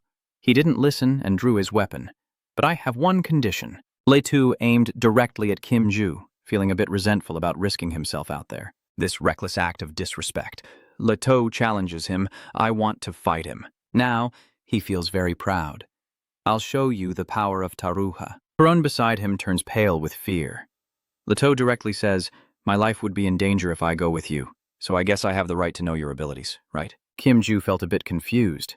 I never thought the captain would ask me to duel like this. Everyone in the comments is also excited. It seems he's very arrogant indeed. The captain smugly laughs to himself. I never thought I would see someone like him on Ju's broadcast. He clenched his fists in disagreement and then pondered carefully. If I hadn't restrained myself to earn Palaham's approval, I would have asked Leto to train me just like in Plan B. Kim Jae-do happily agreed. Fine, if you want, you can happily think that way. After all, gaining Leto's recognition isn't a loss. But the audience doesn't see it that way. Does anyone feel like something's a bit strange here? He's the team leader. It's not easy to mess with him. Be careful. You dropped the poi on the ground while reminding. You'll get hurt. Please stay away from me a bit. Oh, quickly prepared for the match. Bom approached to ask, Are you planning to fight in that outfit? Kim Ju doesn't really care about this. It's just a practice session, so he's fine with it. Leto walks over in confusion. What are you talking about? He chuckled and replied, The outfit of this adventurer is very special. Balaham also described it in detail, saying it moved like a living creature. Leto was still very arrogant at this point. Are you worried about me because his suit can move? The kind man asked us. Now that you mention it, you also need weapons. Karun, lend me your shield. But Kim Jae-do refused. No, it's not necessary. Don't worry about that. Something is moving underground. Leto hears the noise and immediately jumps up. The sound of the snake moving is nothing, but nothing appears on the ground. I must have heard it wrong. What is that? Kim Jae-do also notices, and on his hand is an axe identical to the one that leaves him stunned. Are you trying to copy our warriors? Kim Jae-do pretends to be innocent. No, I usually use this one. It's one of the functions of the suit I'm wearing. Lei too didn't think much anymore. Is that so? The comment section is once again buzzing with rumors.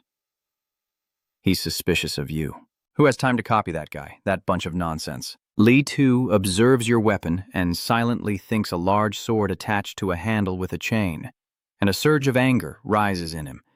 Anyone who looks at it can see it closely resembles a warrior's weapon. Why would he dare to take such a risk? He's just using Taruha as a joke. Li Tu smirked knowingly. Indeed, a fascinating outfit. Anyway, this match is for you to prove your abilities, so I will use all my strength. He thought to himself, a brat like you is too arrogant. He grabbed his weapon and rushed forward to start the fight. The audience is tense, watching every move. Look at his face. Do they know why he's angry? Keep your eyes wide open and watch carefully. Li Tu swiftly soared to Kim Ju's position, his determined eyes gripping his axe tightly. I will split your head in two. That spear falls with a loud clash. Li Tu smiled when he saw you could hold your own.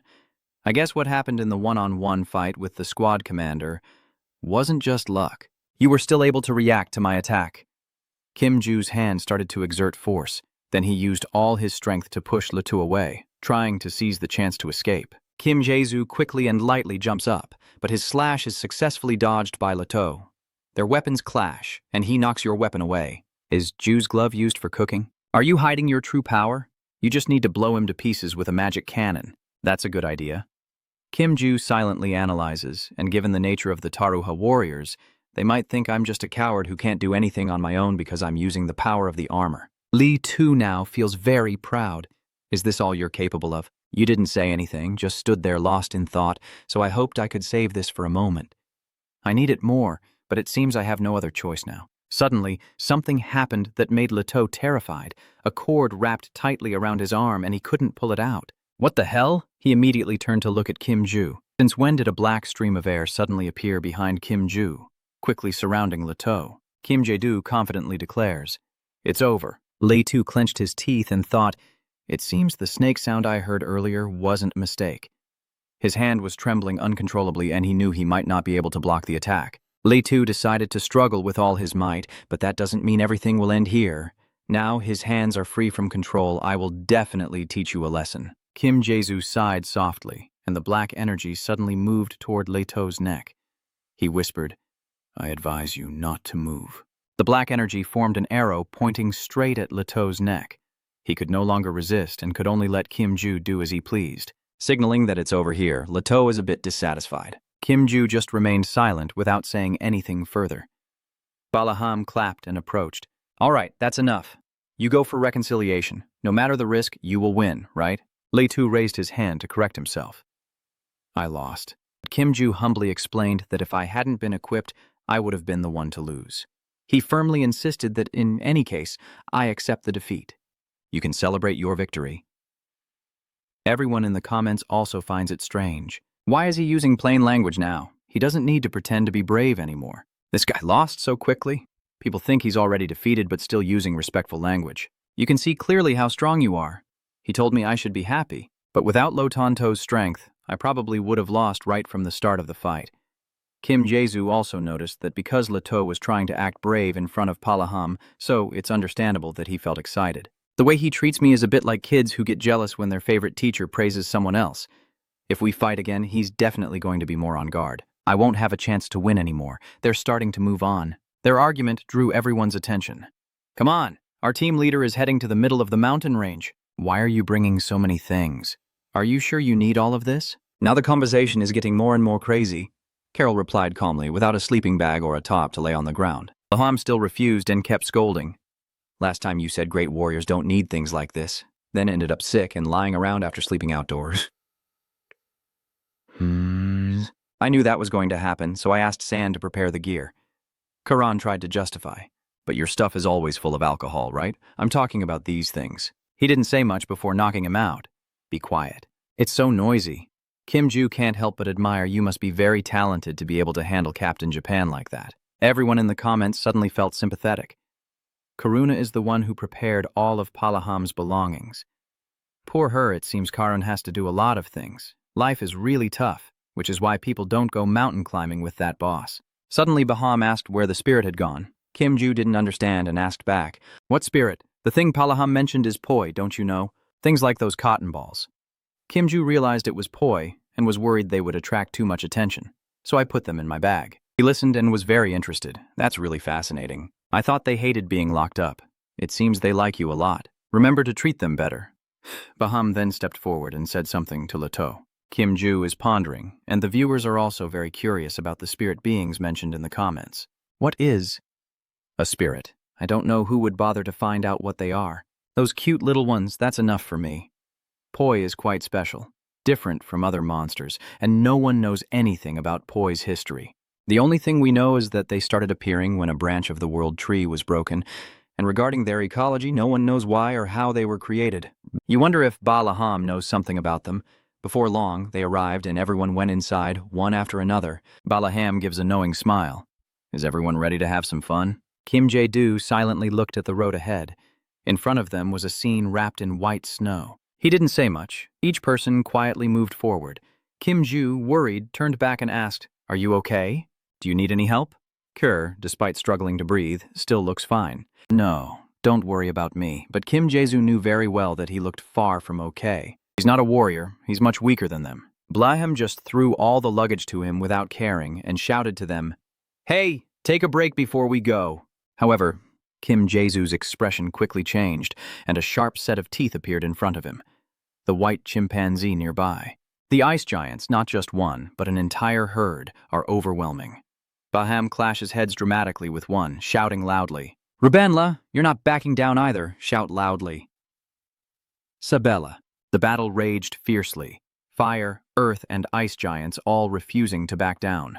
They shouted at Rubenla, who also yelled loudly, "Sabella, even the online community has had enough." They're just talking nonsense. Too stupid. I guessed the same. Jesus covered his ears in discomfort. These people are too noisy. But we won't be able to get through without dealing with those ice giants. Suddenly, a voice echoed. "Adventurer, wait at the back for a moment. After looking at the enemies, you say that for some of them, the three of you will still be in danger. I might end up fighting too much." "Kerr, stop me." "No, you stay in the back and handle the remnants on your own." At this moment, Leto confidently said, "This is nothing for a warrior of Taruha. Adventurer, you just need to step back and watch." A pillar was placed on the snow, making Jesu curious. "What is that?" You guessed to yourself. It looks like a wire, but it's much stronger and sturdier than regular cables. While Carolyn cheerfully explains, "This is a safety device I was planning to use for setting up camp, but I guess it works like this too." Ju-do felt even more confused after hearing him speak. Suddenly, Karun punched the pole with great force. That action left Ju completely speechless. At the same time, the online community was buzzing with comments. "Who said he's not a warrior? Let me show you my true strength." The pillar was securely tied with ropes. Kerr threw the backpack in for support. "Adventurer, watch over the bags for me." Ju agreed. "All right." A strange sound echoes. "Sumaha, you realize Raham has arrived. Wait a moment. Why are you here? You shouldn't be fighting them." He smiled and said reassuringly, "No need for me to get involved. Let's see how they fight." Both Karen and Lei are ready to fight with the best spirits, as the ogre gangs become increasingly aggressive. Balaham entered the tense zone with Ju, also wondering if they would be okay. The ice giants roared wildly, showcasing their power, as Rakuha Leto grasped his shining shield, ready for battle. His footsteps move powerfully as the ice giant roars. Leto's weapon shatters the galaxy into dazzling fragments, each strike carrying a chilling aura that makes the surrounding space tremble. It is also not inferior to the giant ice creature with glowing red eyes, baring its teeth, wanting to swallow its opponent. It moves with lightning speed, claws aimed at him. Polan quickly dodged each attack and then struck it with a spear, blood splattering everywhere. The ice giant was fiercely attacked. And Kerr controlled it. He immediately clenched his arms and used all his strength to hold the ice giant tightly. It frantically struggled, its movements chaotic like waves caught in a storm. Kerr, despite trying to resist, was swept away by that chaotic force, his body staggering like a leaf caught in a whirlpool he couldn't escape. The battle grows more intense, with blood-red sprays constantly flying. A giant ogre is defeated at Jae-do's feet. You secretly admire him, he's really impressive. Lei is using his overwhelming power to quickly finish them off in large numbers, while Caron, lacking Leo's strength and speed, still manages to clean up the ones Leo missed. There is a natural harmony between them that couldn't be achieved without mutual trust, and I especially don't think Kun could fight like this. The battle is still ongoing as the ice monsters fiercely charge towards Ju. You calmly face their attack as another ice giant appears, shouting, Rubera, and they keep getting closer. The sound of weapons ringing out, but no sign of the ice giants anymore. Only blood splattered on the ground and on your shoes. Ju was startled and said, "Next time you attack, I'd appreciate it if you could give me a signal." I was thinking to myself that the air pressure was incredible. I thought my eardrums were about to burst. Baham chuckled and said, "I only snapped my fingers, so don't overreact. How could I have time to do anything when the enemy is already close?" Snow started to fall, covering the mountain in white, and the battle grew more fierce. A group of ogres lay scattered on the ground, one ogre shouting loudly, "Bam!" The remaining ones turned around as if they received the message and retreated together. Bam happily announces, "It's over." Li Tu smirks confidently and claps his hand with him. "Yes, that's right." Kir packs up the protruding pipes, pouting and showing off. Hearing that, he immediately turns back to fix it. "What did you just say?" Seeing that, Karun complimented awkwardly, "You fought well." At the same time, online comments are saying you should give him a divine cannon shot. That's a pretty good idea. Letuo is just arrogant. And seriously, Ardidu can defeat those things with just one strike. Observing the situation, he feels extremely confused. By the way, those giant beast gangs must have gone crazy. Why did all of them suddenly come down here? Those giant bands living on the mountain ridge rarely come down, right? Baham stroked his beard and chuckled. They're not crazy, and they don't act suddenly. Kir's face changed expression. "Wait a minute. Don't tell me you're messing with them again." He chuckled awkwardly. "Yeah, you guys have been in the bar all day." He was also speechless. "Damn, old man." Ju asks, "Are you okay?" Kir is a bit upset by this teasing. "Please don't play tricks on us like that. The townspeople see adventurers as saviors, and if it ends so quickly, we will lose their trust. You know, nothing good ever comes from outside, right?" Balaham scratched his ear in confusion. "Why are you so worried?" Anyway, the world is doomed to destruction, so Ju considers taking action before the time comes. Initially, the creature's heart takes a year to bloom. The heart of the creature you saw through the castle walls is even less than half its full size. Therefore, it will take about 5 to 7 months for it to fully develop and bloom. In other words, you can only remove it at that time. However, the city will eventually come to an end, and it's all because of none other than Palaham. Jesus recalls the information from before. The Palaham I know will set off magical fireworks on the city walls to destroy the core, while personally charging forward to attract its attention and to heal the wounds it has suffered. The heart will crazily absorb the life force from the surrounding earth. After fully recovering, the remaining vitality will be used by the heart to grow.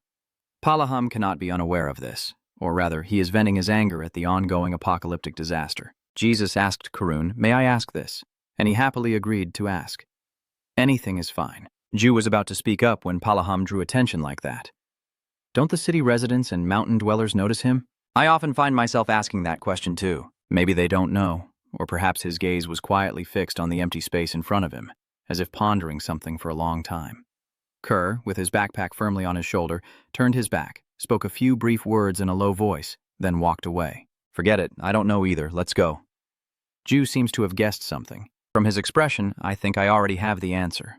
Not many people in Tarua have the power to prevent information from spreading like that. Lachan walks away, and online comments after reaching the northern area assume it must be cold there with lots of snow. No, at first they thought there was an Elvist in the forest, but it turned out to be just hairy creatures. Report to the admin, so those white-skinned, blonde-haired Elvest girls can eat black and silver fish. The system displays that the bard player is temporarily banned from chatting. The online community comments that it feels unfair. The black fish with silver tail. The sound of breaking trees. B. Laham struggles to clear the way, then turns back and asks, "Earlier in the chat channel, did you know why there was no snow within a certain radius around Tarua?" Kir has something to say. "Captain, about that," Li Tu calmly reassures him. The captain has a reason for bringing this up. He hurriedly explained, "But Leto, you're telling a story. There is a luminous and warm stone deep beneath the city of Taruha. Not only the magic engineers across the entire kingdom, but also the best machinists in the empire have been recruited here to build a device using the stone. Thanks to that machine, Taruha no longer experiences heavy snowfall, and we can live warm lives. It's like a heating device." The online community commented that when I was on the 15th floor, he didn't say that. Him Jesu is showing off that he knows magic engineering.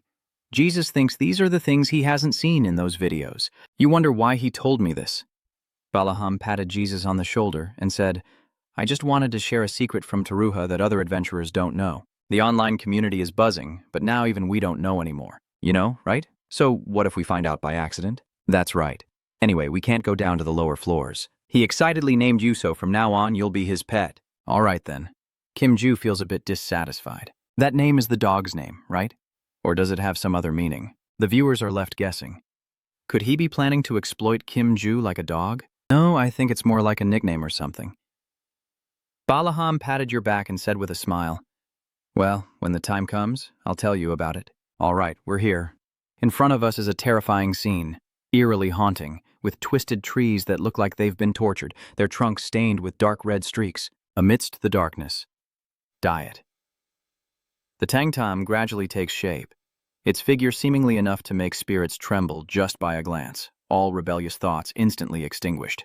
It is the only thing still alive in the dead plains. Everyone is looking around to assess the situation. Ju steps forward. You look at Diet the Tangtam and think that it's making very soothing sounds, like a fetus waiting to be born. If this thing awakens, does Taruha have to destroy it? Ju blurted out. It seems like it has grown even more. Care means tomorrow, of course, thanks to whom it grew like that. He dropped his backpack as if he had discovered something. By the way, it seems someone else was here before me. Dotu replied, "Do you think the ice giants would let the monsters roam freely on their territory? There was a clash here, but no bodies were found, which means whatever that is over there has absorbed and digested them all." Care was extremely confused. What should we do now? "Captain, the adventurers are still here with us. Maybe we should head back, since there are no monsters here anyway." Hearing that, Palaham was very excited. Where are the adventurers? Come here, kid. Ju turned around and saw that his face was now bloodless. Maybe he's signaling me to run away. The online community feels something's wrong. I have a bad feeling about this. I'm trembling. Ju runs immediately before things get worse, but if he thinks about the mission, this might be the last time he sees it this close, right? But for Ju, this is an opportunity. Yes, this is a good chance. As someone who has fought, if not thousands, then hundreds of battles with the destroyer of the world, he must know something. Mine needs to gather more information from Palaham right now. At that moment, he saw him pressing down on Diet, the Tangtam Gisu's whip, and quickly reminded him that he had forgotten his promise, right? Leham calmly replied, "The promise to return if it's too dangerous. Of course I remember." Gizdu says, "But it seems like you're deliberately putting everyone here in danger." He remained unfazed and fearless. What danger is there? Isn't your mission to eliminate this thing? Try touching it. You sweat. Is it really necessary? He confidently replied, "Know your enemy, know yourself." 100 battles, 100 wins, right? Jesus reluctantly nods and agrees. Palaham is right, go ahead and touch it. He says that, but inside I still feel a bit worried. Palaham touches it without issue, so there probably won't be any problem. Your hand touches the vine of the end of the world hidden heart, and suddenly everything falls silent, an invisible force like darkness spreading out and covering everything. Du realizes that it can sense life force clearly. It looks like a plant, but isn't a plant. He touched the tendrils and asked, "Do you feel that it's alive?" Cheju replied, "Yes." Balaham explains, "Yes. This is a living creature. It devours living beings that come close. I can't stand it." You wonder what he means, and suddenly he clenches his fist, angrily saying that it's because something just decided to take root near Taruha. To bring Taruha to its doom, Jesu quickly calmed them down and said, "Stay calm. Isn't this a bit dangerous? Both Leo and Carr are now hiding. You look pale. Those two already ran away knowing what was coming." Suddenly, B. Lehem, with a strange smile, reached out his hand. My blanket is carefully observed. Didu is completely shocked. Wait a minute. What are you trying to do right now? In that moment when he raised his arm and clenched his fist, a fierce wind howled around him, making anyone facing him shiver. He just raised his hand, clenched his fist, and exuded an overwhelming aura. Leto's eyes sparkled with excitement as he said, "You're amazing, Captain." Balaham smiled smugly. Jesus looked up in shock and said, "He defeated all the ice giants without a scratch and is truly unleashing the apocalypse. Even if it is the hidden world destroyer, it would take a while to recover from a hit like that, right?"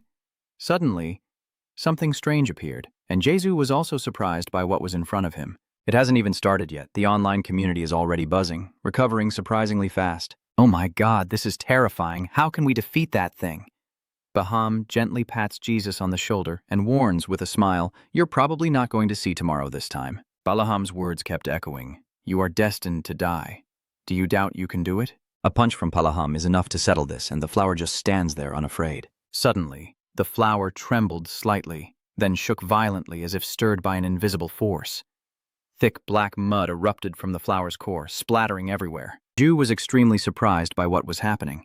He looked on thoughtfully as a heavy, dark black patch of mud fell to the ground, spreading out like thick ink. Du isn't sure what's happening either. The situation ahead makes him a bit worried, and at the same time, the viewers are just as curious. What is this? What's going on? Suddenly, a large claw appeared. The viewers started asking each other, are they sanitation workers? I have seen them in the city before. I think they are city guards. Are they really guards? That's crazy. Goodbye to the city. Seeing Palaham rush into danger again, Carol turned back and shouted, Captain, I'll tell her Charette is risking his life once more. He stopped and looked back in disbelief, asking, Can you say that later? Palaham takes his stance. Everything is ready. Let's begin. The swarm of beetles attacked like a black wave, relentless and unstoppable. One suddenly froze, then fell, as if an invisible hand had ended its life. Then, many others were defeated one after another, falling to the ground in disarray. Du felt everything was too easy, ending beyond all expectations. No, probably not that bad. Captain Nadabin is here, so we're clearly not having any trouble. Every time Palaham moves, they just disappear. Kier happily runs over and asks, Are we done? Please, go back. He casually scratched his ear and said, Should I? Chanta, are you satisfied now? Jesus' emotions are clearly hard to describe. He silently thought that this would drain all the life energy outside the mountain just to survive. Beham looked stunned, then asked with a smile, Are you planning to poke holes in it with your eyes or what? Just go back and have a drink. You're still lost in your own thoughts. I understand why Palaham keeps losing his temper. Even if Palaham does nothing, Taruha will eventually be destroyed. No matter how long it takes, he can only do what he's already doing. When he asked if I could handle this, he was telling me that if I couldn't, I should give up from the start. Du gently said, No, I am not satisfied. I know well that if I go back like this, I won't get anything. He steps forward with his feet full of thorns as he climbs up to destroy the world-hidden heart.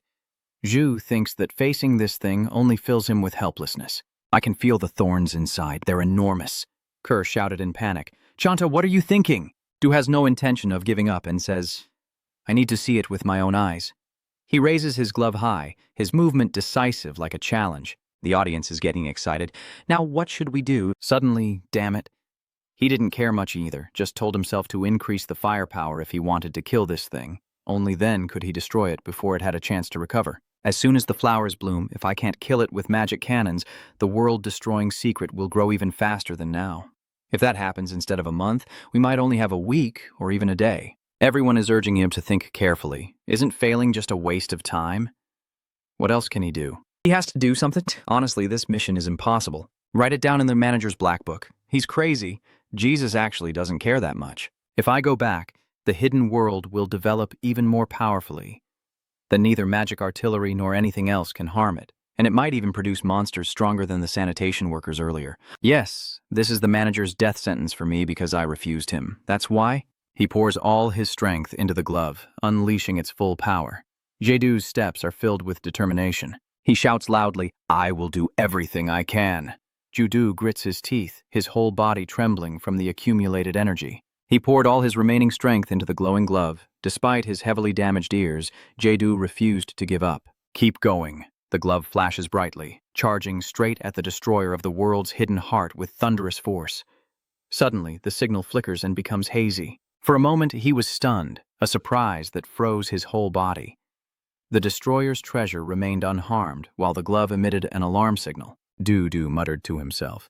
The magic cannon's power is actually decreasing if this recovers. Min will have no chance. Min will die. The black streaks continue to shoot out and I face everything ahead alone. The viewer advises, What are you doing? Jedu, give up, but you want to fight until your last breath. Suddenly, the hidden world of destruction undergoes a dramatic change. Du wondered, Is this a scene about now? A strange brown streak appeared. You are stunned, perhaps sensing the danger, and although it hasn't fully developed, it has already produced a high-level monster. If it spawns more monsters like last time, it might be best for Palaham to ask Leia and Karun for help. I need to hurry. The viewers watching this find it confusing. Why did you go in there? Ju struggles to swim within the apocalypse concealment to observe and assess. Wounds healed, space shrinking. Is it over?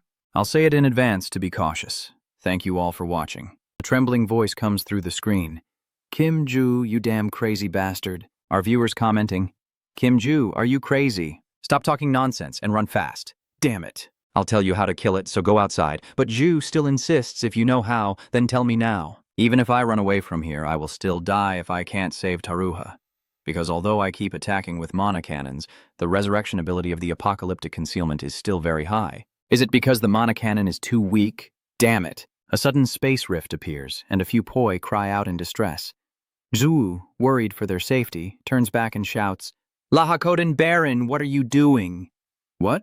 Hurry back. They are crying tears of sadness, calling out for boy. Then all three transformed into tendrils wrapping tightly around him, as if trying to prevent him from doing something dangerous. They used all their strength to stop him. Poe's tentacles touched the stomach wall of the world-ending heart. The three poi sweat profusely as black fumes continuously swirl around behind them. Ju suddenly realized that boy, born from the fragments of the world tree, is the opposite of demon energy. Just touching the destruction core was already painful enough. They are doing everything they can to help me. I feel like I've been too loud. I'm sorry, guys. Ju tries to use the power of the gloves to escape from the current situation. He bites his lip tightly, sweat streaming down his forehead, clenches his gloved hand, and pushes himself to give his last bit of strength. Ju breathes a sigh of relief, feeling it work. Just a little more. Suddenly the situation changed, and his body showed signs of abnormality. Ju tremblingly said, Damn it, it's over. The growing darkness envelops Jesus completely, leaving him helpless as he had hoped to defeat the administrator. At the same time, Palaham and Kirito's group of three were lighting a fire to grill meat inside the cave. He casually said, He's going to die anyway. Die? Is there a problem? He asked. We need to let the adventurers know about this. Balham smiled. I know, it's serious. The vague thoughts of Jesus, Balaham, and Karun. Am I still alive? He urged, We don't have much time left. The demon flower is about to fully bloom. Jesus was still lost in thought. For some reason. I feel sad about that. Boy, normally they would react when I wake up. It seems they've been a little poisoned. I need to go to the 20th floor to treat them. The holy water can only be bought on the 20th floor. To do that, Leto respectfully asked the warrior captain. I have a question. This adventurer, I mean his pet, why did he bring up the story of the Sunstone? Baham also doesn't understand why he said that. I'm also curious. I want to know how much he knows. You feel like he knows everything, so you're probing. His tone suggests he knows some unbelievable secrets.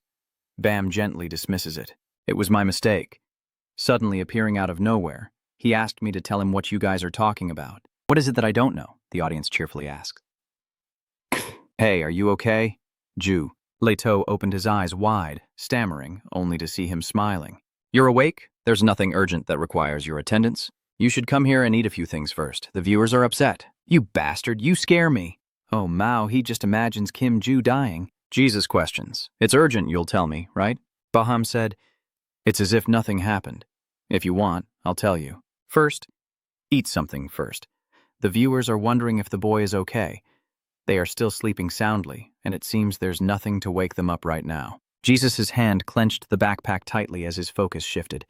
Balaham's voice echoed through the blazing fire. How do you feel? Looking at the hand, Jesus replied, I'm fine, except for the numb arm, everything is good. He was grilling meat while feeling puzzled. It's strange, your spirit is very weak, but everything about you is fine.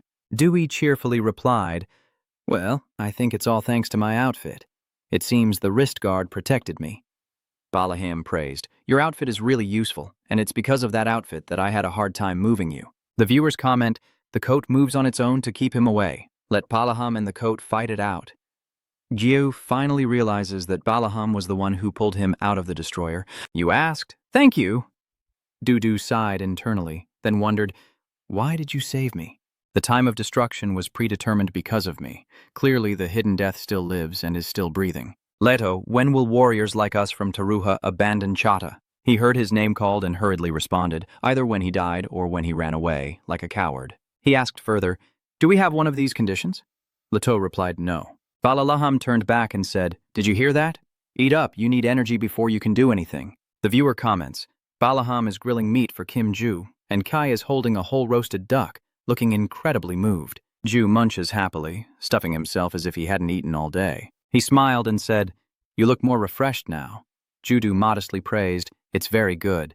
He became even more enthusiastic, wanting more, another one. No, I'm full now. Can we get back to the topic? Of course, go ahead and ask. Ji-do asked, "How small is the sunstone?" He gestured with his hand. "How small exactly?" You wonder if he knows where to find it. He replies, "I don't know." Jesus thought to himself that even Palaham, the battle captain, didn't know where it was.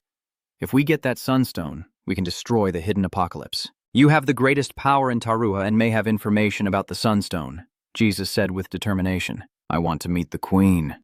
Baham said thoughtfully, "All right. I understand what you're trying to say. You want to place the sunstone on that flower to destroy it, right? So you want to meet the queen to get the sunstone?" Ju nodded in response.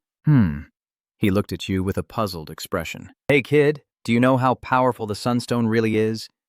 Jedu also honestly replied. "I don't know." Blam immediately turned and shouted loudly. Karun shouted, startling him. "Yeah." He takes out the armor glove to do some calculations. "I need about 11,950 of these blood crystals to generate energy equivalent to a sunstone." Kerr mutters, "If this stimulation works, that's what I'll need." Balaham just turned back and smiled. "Did you hear that? If you use it, even bones will turn to dust. But maybe if you mean to say just split it apart, then forget it." Daedu recognizes the glove.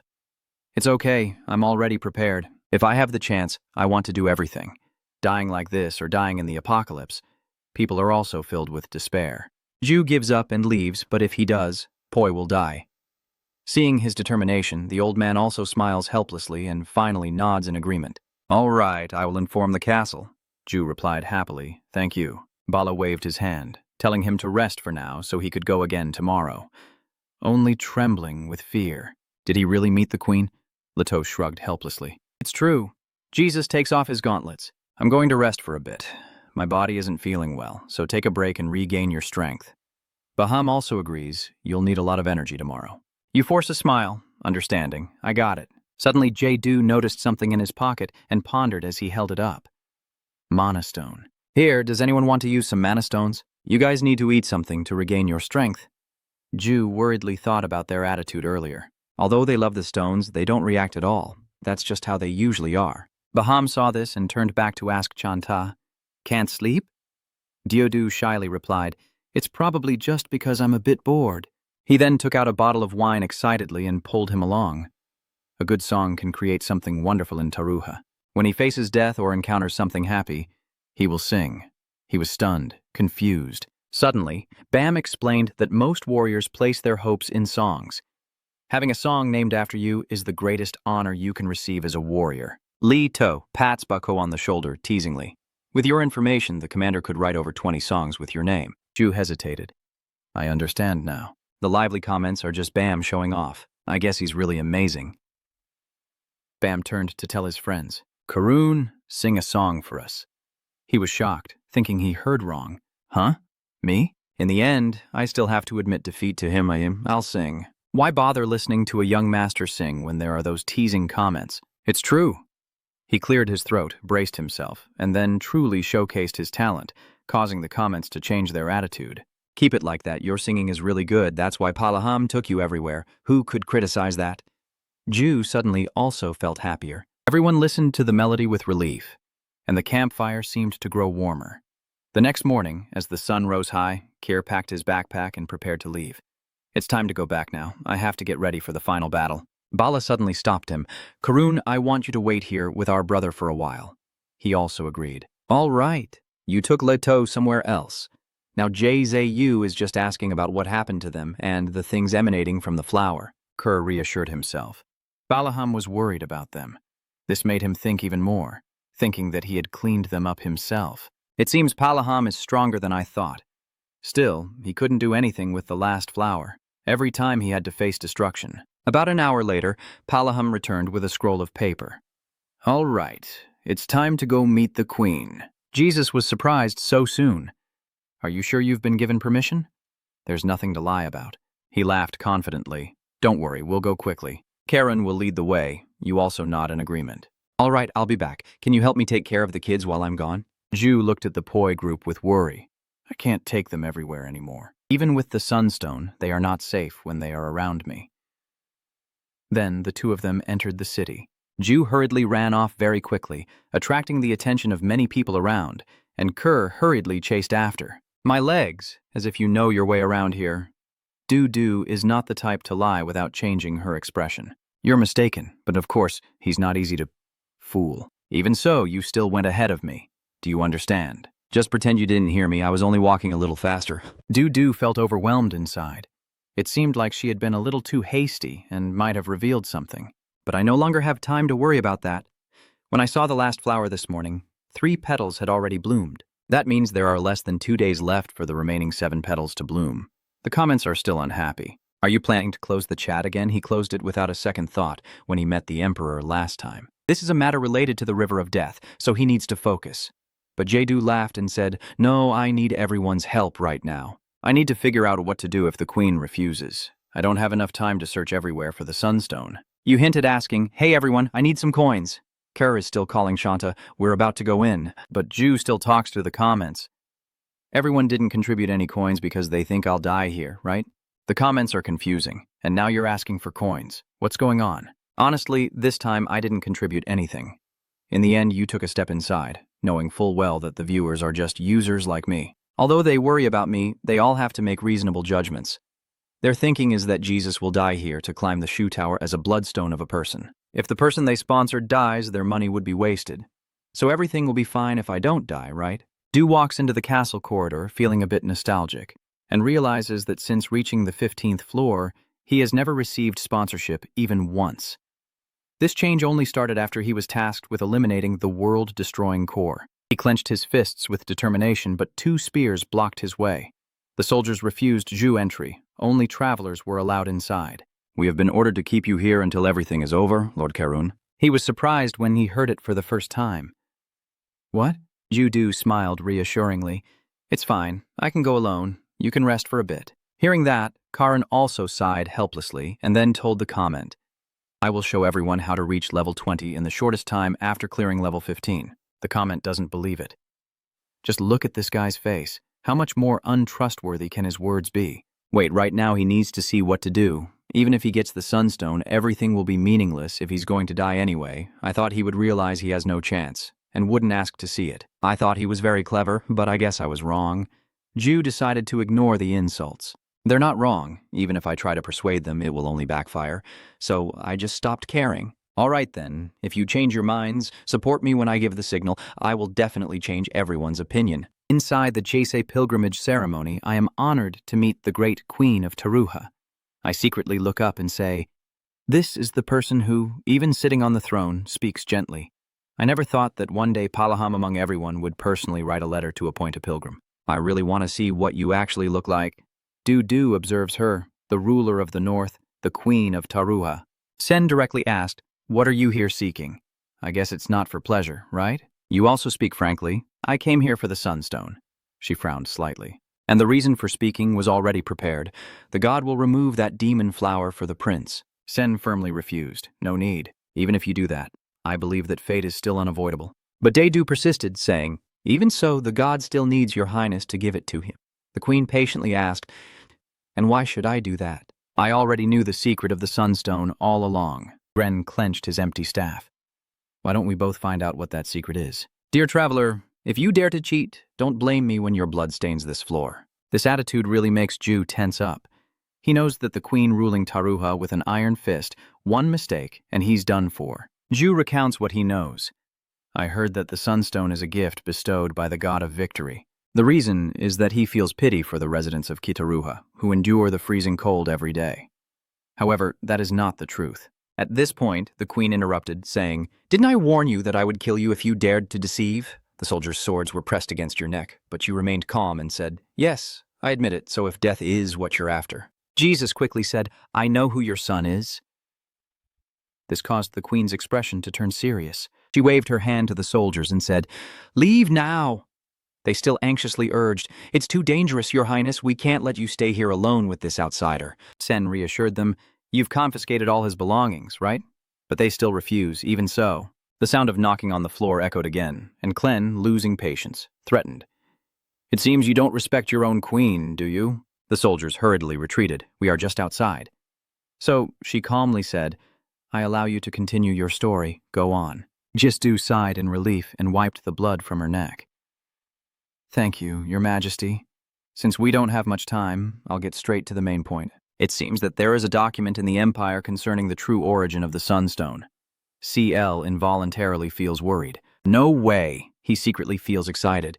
Good, the Queen is starting to let her guard down. This is my chance. Ju continued telling the story, revealing that he is actually Jedi Du Top Tob Rock's mother, but due to political issues, he was forced to move to the cold north. And because he had to constantly face the monsters to maintain a strategic partnership, the Sunstone, a gift from a god given to him by the Emperor out of pity for his own mother, the Queen only looked at him without saying a word. Du keeps watching her tap her drumstick, which seems to be a habit whenever she's thinking. Please decide quickly. I really don't have much time left. Shen suddenly spoke, seeming to be telling the truth. Du was delighted. So what if I refuse to help then? The disappointment left him silent. So Ju plans to spread rumors that the Sunstone, the symbol of Tarua, is actually just a gift from the Empire. The Queen laughed scornfully. Who would believe such rumors? And even if they believe it, what if I kill someone here and prevent anyone from knowing the truth? Clean's eyes clearly aren't joking. Someone quietly grits their teeth and curses behind the screen. Who does this bastard think she is? Ju understands Clan's attitude clearly, even though she is smiling and joking. This is obviously a threat. He is also not afraid to respond. If the god dies, his friends won't sit still. Ju silently prays, hoping that the signal was enough for them to act. Of course, all she gets in response is silence, making Clan wonder, are you saying there's someone in this room? Are you crazy? Du nervously thought, wait everyone, quickly explain, hold on, you know that adventurers messing with gods are doing those so-called live streams.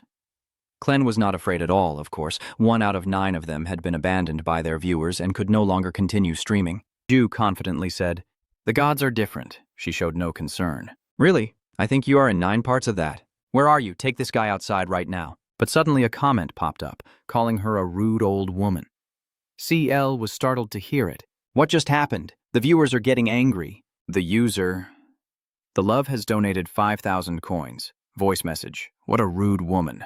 Du breathes a sigh of relief. Luckily, he quickly overrides it. That's right. You probably already figured it out too. Shan is currently doing a live stream. CL needs to ask again. What did that person just say to me? Ju the deer smiles faintly, hoping that the great king of Taruha will show mercy to the gods, and he breathes a sigh of relief that the voice message was not translated into their language. She didn't quite believe it. That last sentence was too short. I don't think it means what it seems to. Du is just making an excuse. It's an idiom, and the language in the world of gods can carry many meanings with just a few words put together. CL sighed and waved his hand, saying, well, this time I'll let it go.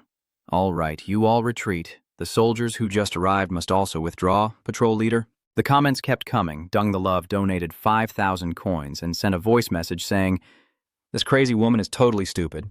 The lady suspiciously asked, kiss Dad. I think she said something else again. Du smiled and lied. They are wishing the Queen more glory in the future. The funny comments keep popping up. The name Love sometimes makes me shiver. I want to buy the voice message feature package. You dropped this, take it. What is it? That's your friend's awareness.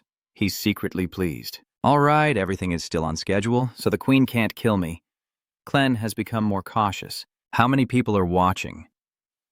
Du immediately lied. About 2,000 people, and the viewers are teasing. The actual number is more than 10 times that. Has Ju's family learned to lie? Honestly, you turned the tables and threatened. These people will go to the Adventurers channel on the 5th floor and spread the news once they learn the truth. The Queen finally gives in. All right. You win, no need to repeat yourself. If those rumors spread, I'll face endless criticism and contempt after returning from the dead. I will show you where the Sunstone is. With my permission, no one can stop you. I will heal the wound on your neck. Ju replied happily. Thank you. Your face looks much brighter. This time I won the bet. After leaving, the comments remained curious. But what was that book just now? Was it the one Mr. Ta was reading when we were watching his live stream? Even I don't remember anything like that. Ju ignored their glances and looked around. I can't see Charon anywhere. You ask the soldiers. Excuse me, have you seen him go anywhere? He replied, he left earlier because he had some urgent news to share with the adventurers. I see. The comments exclaimed in surprise. I thought I was going crazy. Honestly, I almost lost my life in there.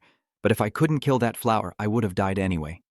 I quickly remembered their existence and thanked all the viewers. Without everyone's support, I would have failed already.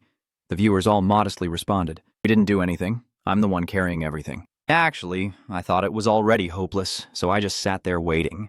Is that a confession of conscience? The person just added more money, and the user, Love has donated 5,000x. The voice message says, I just don't like that, Queen, don't misunderstand. Do still happily thanks them, but thanks to your help, I wasn't dragged off to be beheaded. And the teasing comments say, oh my god, love is tender. I helped you not because I like you or anything. Thinking back, Ju was still a bit scared. If the plan failed, I would have to run around the city to find the stone. And no matter how hard I tried, I wouldn't be able to find it. Suddenly, you see an acquaintance approaching. Kiesdu rushes over and asks hurriedly, Lady Lamb, you said you didn't know. You lied to me, why didn't you tell me? He nonchalantly responds, no matter how strong I am, I still have to follow the law. I was allowed by the Queen to take it. Baham beckoned for him to follow. And actually, the information Jesus heard was that the Queen said, the Sunstone is at Palaham's house. Even though I understand Palaham can't just give it to anyone. Why is he wasting time when everyone is about to die? He just got back and saw the Poi Ju group looking worried. Ha ha! Code and Baron, the viewers are also feeling sad. It's not the Poi, is it? They look worse than before. You gently pat the little ones on the head as the pollution worsens. Even if I call their names and bring them back, they don't respond. B. Laham understands. It seems they came here when I wasn't home. Jesus opens his backpack to take out some things. At least that means they moved. Should I give them more ice? Suddenly, he put his arm around my shoulder and said, Do you know why spirits like mana ice? Of course I know. He is asking the one who eats the stones himself. Isn't it because they find the stones delicious? But Palaham explains in detail they don't eat mana stones because they like it. It's an instinct deeply ingrained in their bodies. They store energy until they can save that thing. Du understood that implication too clearly. That thing is the world tree. You stand up and ask casually, Are you sure? He shrugs nonchalantly. Quran said so I'm sure it's not just nonsense. It's only a hypothesis. Turn off the live stream before going inside. Ju immediately agreed. Oh, it's fine, even if Palaham remembers after turning it on. They could come here at any moment if they get bored of breathing. The viewers immediately started to get noisy. We won't say a word, I swear. Come on. We're not outsiders. Honestly, I'm very curious. Aren't you guys the same? What's the difference if you turn off the live stream? Honestly, who could be a rival to Palaham on the 15th floor? But you still follow all the instructions. Ju thinks there's a reason why the Sunstone is hidden in this house, then reports it to him. It's turned off. Inside the room looks like a library and you look around in amazement. There are too many books, Baham replied. I've only read a part of this pile. Then he lifted a bookshelf and Gin moved, causing a pile of dust to fall out. Balaham knocked the entire shelf over to the side. He stretched out his hand and called out, This way! Follow me? Gidu was truly speechless. Never thought anyone else besides Palaham could lift that door. Then the door closed behind him. He used the key to open the wooden door, and the light inside was so blinding that it overwhelmed everything. The boy couldn't help but sweat with tension, following Palaham down while thinking that the glowing stone was so bright you could see each step of the staircase, even without looking. And the deeper he went, the brighter it became. Below is something floating so brightly that you can't look directly at it. Jesus shielded his eyes and asked, Is this it? Baham smiled and replied, Yes, it's the Sunstone. It's being kept inside a glass container, a dazzling golden gem. You can't help but wonder how to get it out of there. Just step up to the control panel and watch. If anyone outside touches the relic, they'll be done for. The stone gradually emitted a fiery glow that seeped outwards. Baham suddenly asked, Do you really not regret it? Jesus resolutely accepted it and said, I would regret more if I didn't kill that damn flower, but Mr. stopped and didn't let go of the stone. You think we haven't tried before? Judu asked, but he didn't look surprised. Have you ever tried to destroy it? Even after destroying it, it still grows back, right? Baum said helplessly. It's fate. No matter how much we try, we can't change it. That's why the Queen handed over the Sunstone to you so easily. But Ju firmly accepted the Sunstone without hesitation. I will do whatever it takes to change the future. Leaving Palaham's house, Ju then resumed the live stream. What the hell is going on? Just tell us where they are. We won't tell anyone else. Hey, remember not to tell anyone else, okay? Got it? The public's dumb secret. I'm so bored of teasing you that I called for chicken to eat. Every time I eat chicken, I remember the parrot I raised when I was young. Why a parrot? Since both of them are birds, I always shout how delicious it is in front of the delivery staff whenever I order chicken. I'm pretty sure the delivery person also laughs because of him. Chicken, I hope you end up like I did. These off-topic comments make him definitely want to turn it off. Later, Balaham came to ask about it. Are you planning to leave right away? Ju nodded, right. And what about you? What do you plan to do? I've been thinking about what I want for quite some time now. But I think I will join the soldiers on the battlefield. I'm sure Karen and Le would love to have a chance to sober up after that drunken spree they went on. You think I will fail, do you? Baham waved his hand. It seems you are misunderstanding. It's not just about destroying the Sunstone.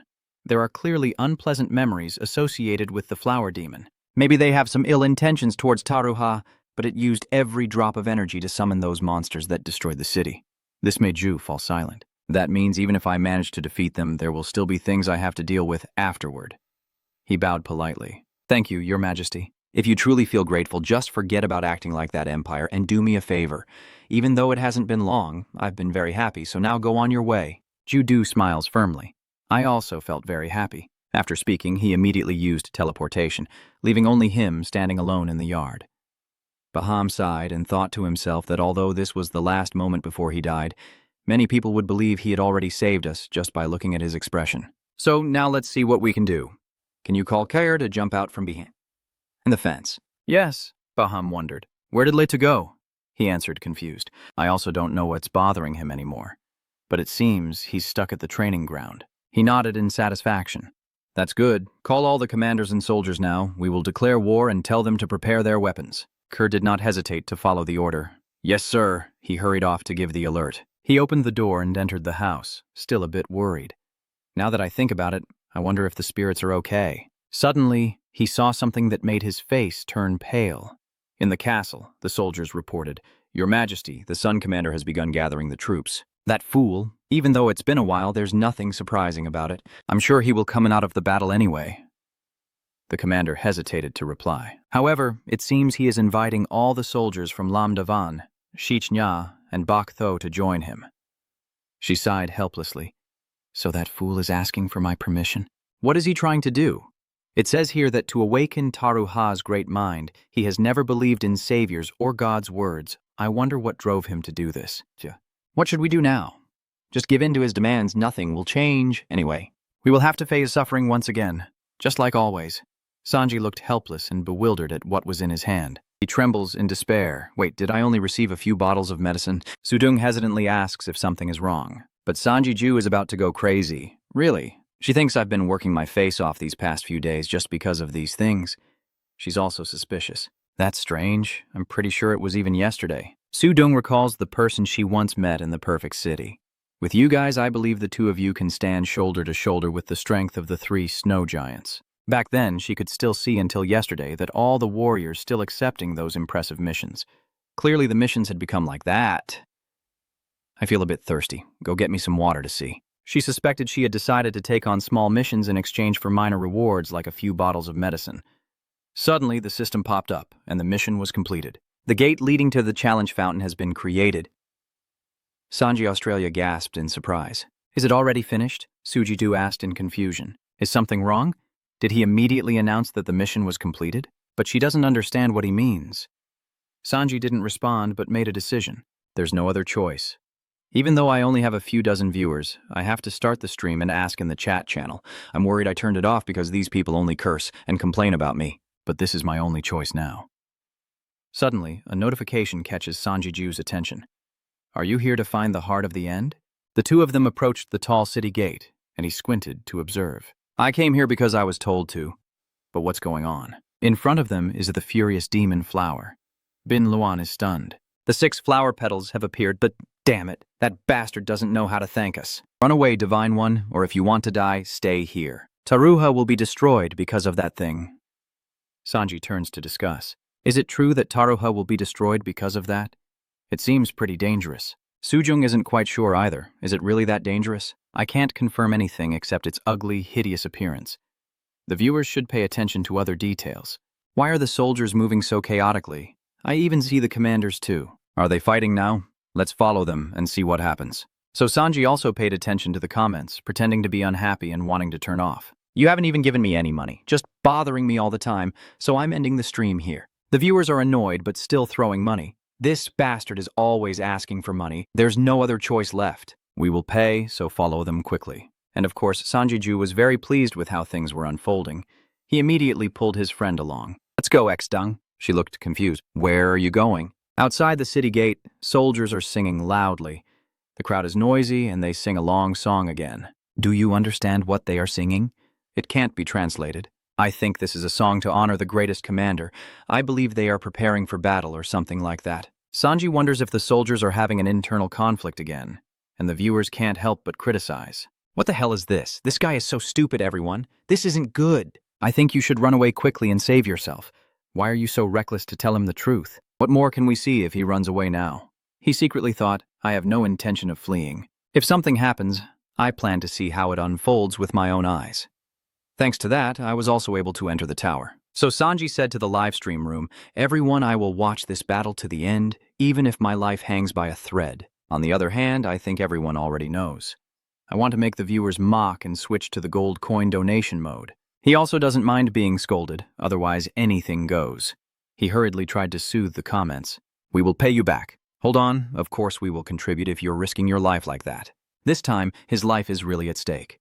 Immediately, countless people supported him with 500 gold, 100 gold, 1,000 gold, and 300 gold. Sanji quickly changed his expression, thanked everyone, then warned Su Deng, hey, you better go back to the gate. This place is too dangerous. You might lose your life. She's not happy and refuses. What are you talking about? No, I would rather die than leave you alone, but Sanji pretends to sacrifice himself. I told you this is very dangerous. Listen to me, okay?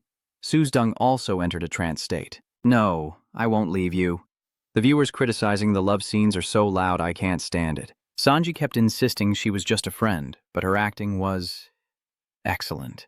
But just then, a beam of light shot out, exerting pressure that affected both of them. Something just charged in and shattered the demon flower, a beam of lightning crackling through the light. In a room on the 71st floor, a girl is lying back watching a live stream. Suddenly, someone pushed the door open. What are you doing here? Why are you lying here? Shouldn't you be at the gang meeting? So annoyed, she wouldn't even look. Didn't I tell you not to call me anymore? What's the point of going there anyway? It's full of people with no ambition to leave the tower. They just want to live there forever. Her friend Ju advises her. I'm sure you understand the issue to some extent too. Compared to Earth, life here is much more stable. But the boss is starting to get annoyed. There has been a slight change in the plan on the 10th floor, and you know it too.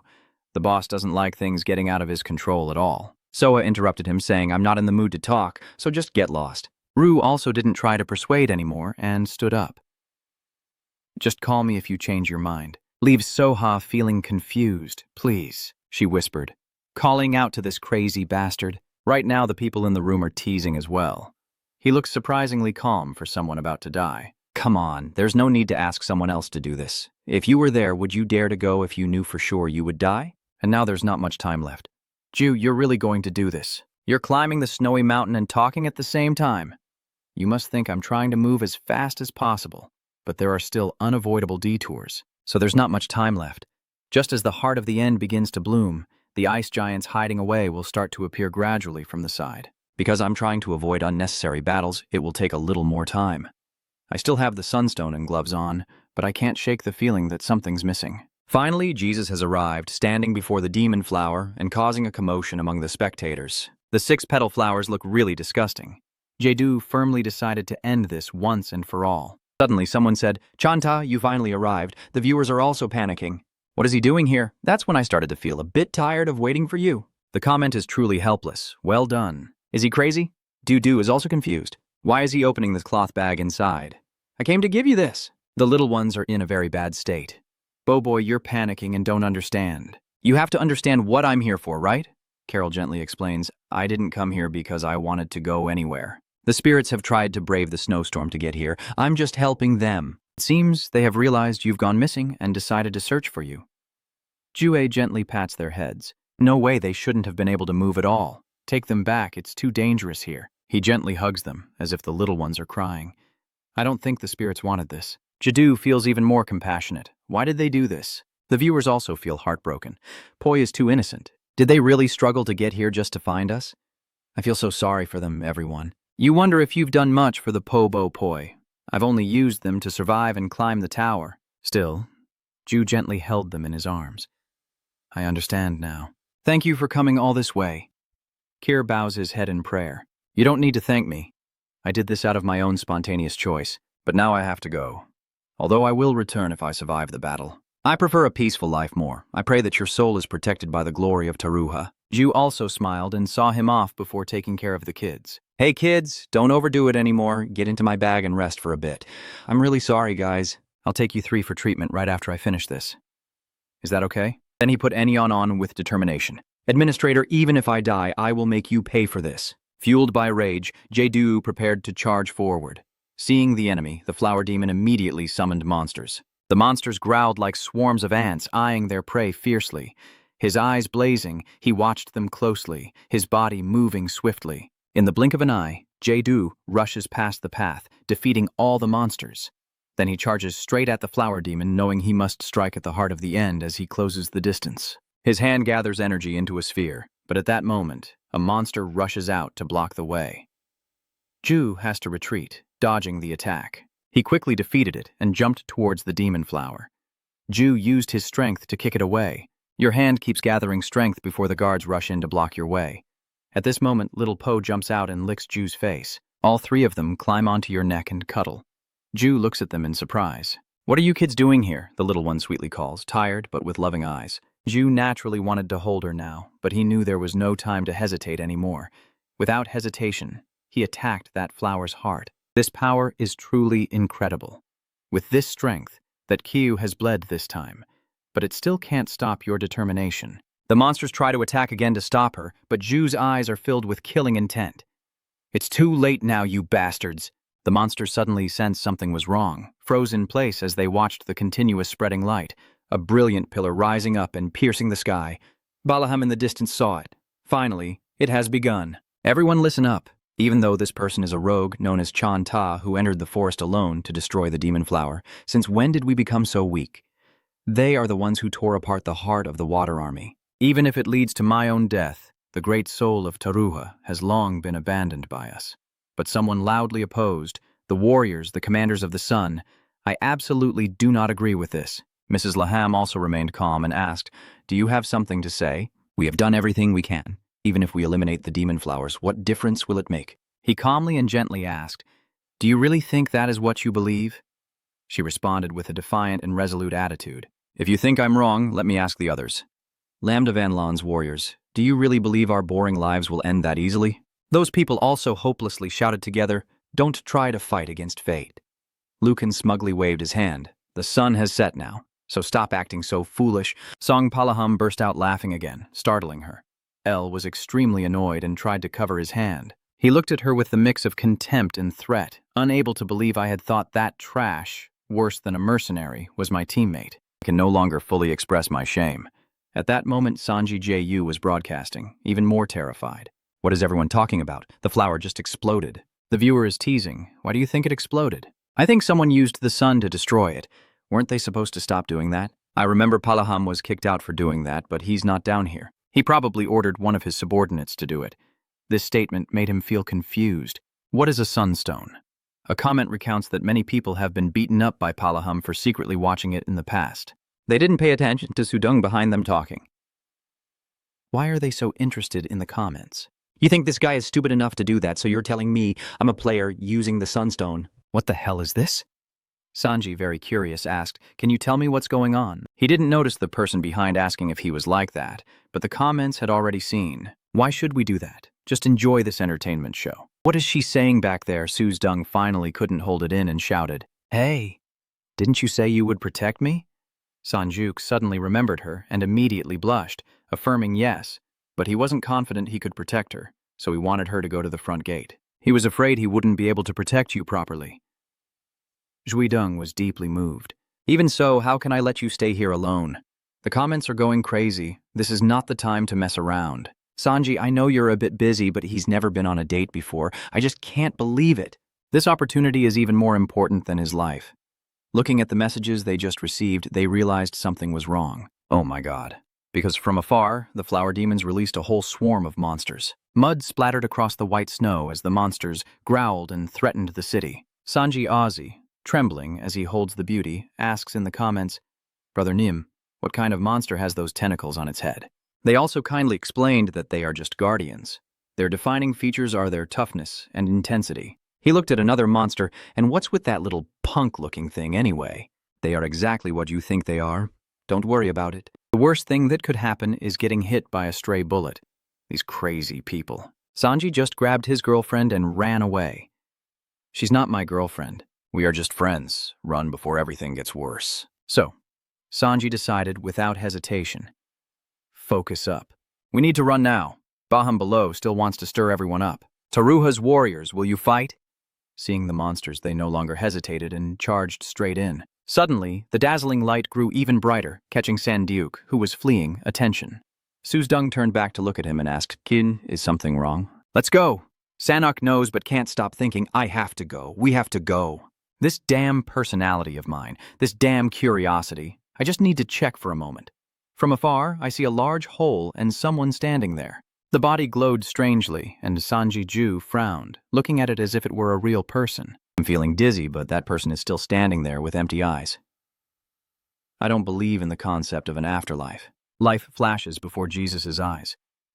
I think when death comes knocking, I will be overwhelmed with long thoughts. The parents who abandoned me, the people who treated me well at the camp, those I met in the tower, and everything I experienced felt like my life flashing before my eyes. Is this how I will die? But then Jae-do opened his eyes, and the pain struck instantly. You want to scream but can't because the pain is too much. My eyes feel like they're burning. My whole body is burning, and I feel like I'm about to melt away and vaporize instantly. Even though the pain isn't lasting, the sensation that my body is gradually disappearing is extremely clear. A streak of light seemed to pass through her field of vision. Gio suddenly froze. Who is that?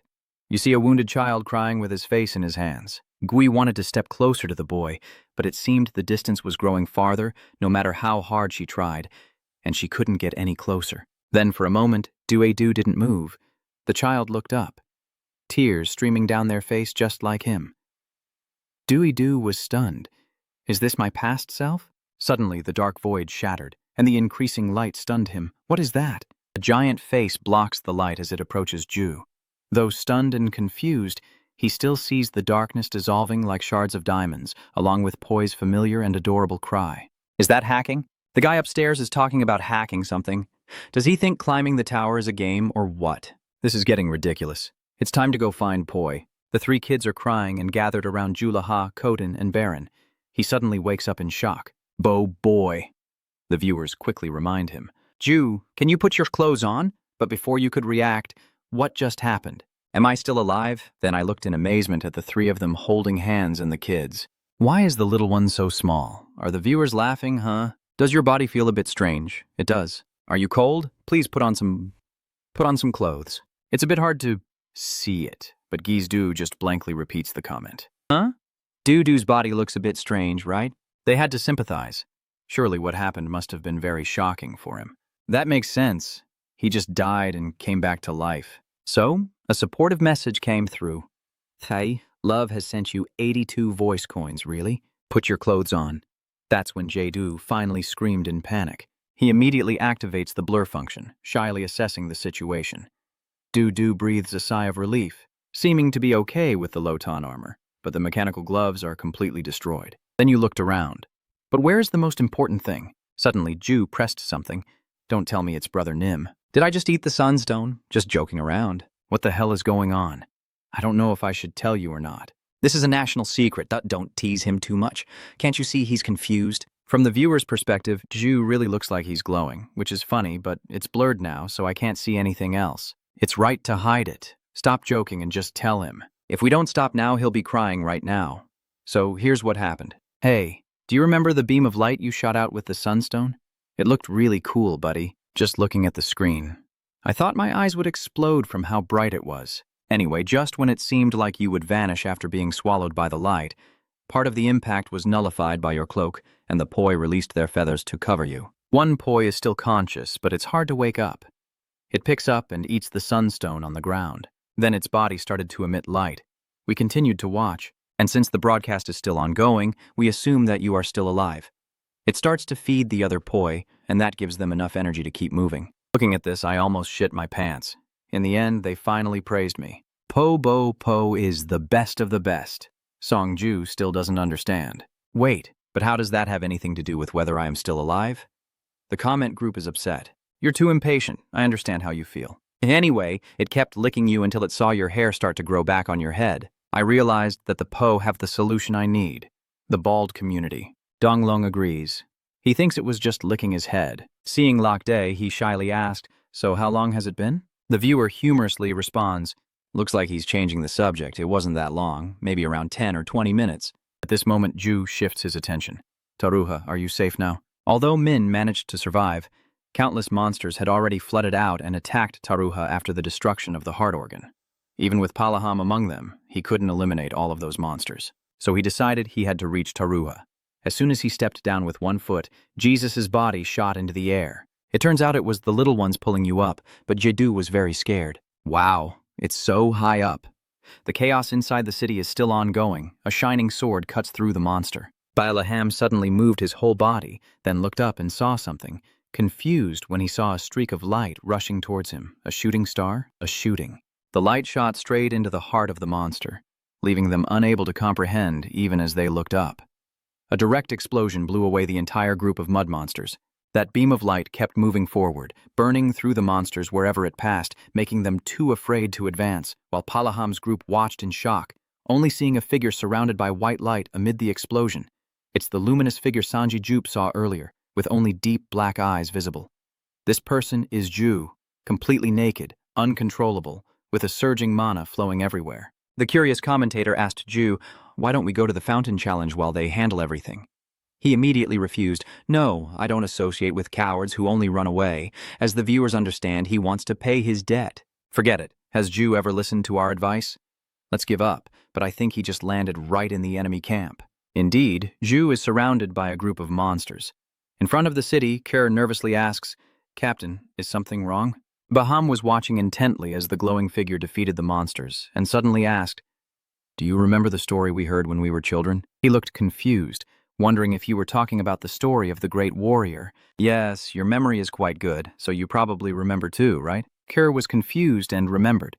Even though he wasn't entirely sure, he said that he wore a white, snow-like fur cloak that shone brightly and could tear the ground apart with a punch. The story perfectly matches the scene in front of him, leaving him stunned and unable to believe it. "No, wait, this can't be real. It's just a legend." But Palaham insisted that he was the savior who would revive Taruha's glory. Karun stammered, "No way, he's just a—" Lucan even sneered more directly. "It's just a story. The captain of the guard still believes in fairy tales." "The savior, my ass, stop clinging to those hopeless hopes. Something like that will only turn Taruha into dust, just like those monsters." The mocking tone left them speechless. He didn't bother to pay attention to her and asked, "What's his name?" "Kun, I'm sure you know that." He choked up for a moment, then froze. "Great warrior Lachan." What we are seeing is exactly like the story of the legendary warrior. You appeared from the light and saved an entire city. Jeju keeps attacking the monsters, and even if they surround him from all sides, he can still take them down one after another. The system reports that the Taruha melee skill has leveled up 3 times. Ju lost focus and thought that even in this state he could still upgrade his skills if he continued to level up the Taruha melee skill. Suddenly he noticed something. Seems like the monsters are kneeling. This is a noisy comment. What is this? Are they planning to surrender, stupid Ju? Of course, that's not it. I just saw the horn on his head pointed sharply. All of them are aiming at him. Piercing through Jesus' body, it shocks the viewers. What is that? Jesus has been stabbed? How is that possible? It really shouldn't be. Because those monsters lost their horns, your white whips are wrapped around them. Jedu is satisfied as he holds those horns. "Can I borrow them for a bit? You probably won't mind, right?" The crowd is buzzing with comments. I knew it would turn out like this. "Friend, can I borrow your stuff? What should I do, if I may ask?" "It's just a little borrowing." I saw Duthu Thee preparing to throw, directly launching those horns at them. The horns are back, and although it hurt a bit and made him gasp, he returned them immediately, just borrowing for a moment. In the end, all that remained was a blood-stained battlefield. You're also a bit tired, wiping sweat. There are too many of them. Suddenly, a shadow blocking your view appears. Ju looked up at the stacked monsters. Are they climbing on each other to surround me? Viewers criticize and find it disgusting. Kerr is a bit worried as he observes. Should we go help them? Baham stops him and says, "Wait a little longer." If that really is Lord Lachan, getting involved would be nothing short of insulting him. He's still confused, but Kerr couldn't rest easy, as the number of monsters kept increasing. Moreover, since we started the encirclement, he hasn't shown any sign of movement. If things continue like this, something bad might happen. So he ran to get reinforcements, unable to hold on any longer. Let me go fetch the magic cannon. A beam of light suddenly shone through, causing Colon to freeze. Amidst the layers of monsters, a blinding glow emerged and then exploded, blowing away the entire swarm. He had to kneel down, clutching his head in fear. Commander, he's still not moving at all, such a stubborn person. But at this moment, I couldn't look away. Countless times facing the brink of destruction, I had never seen anything like this.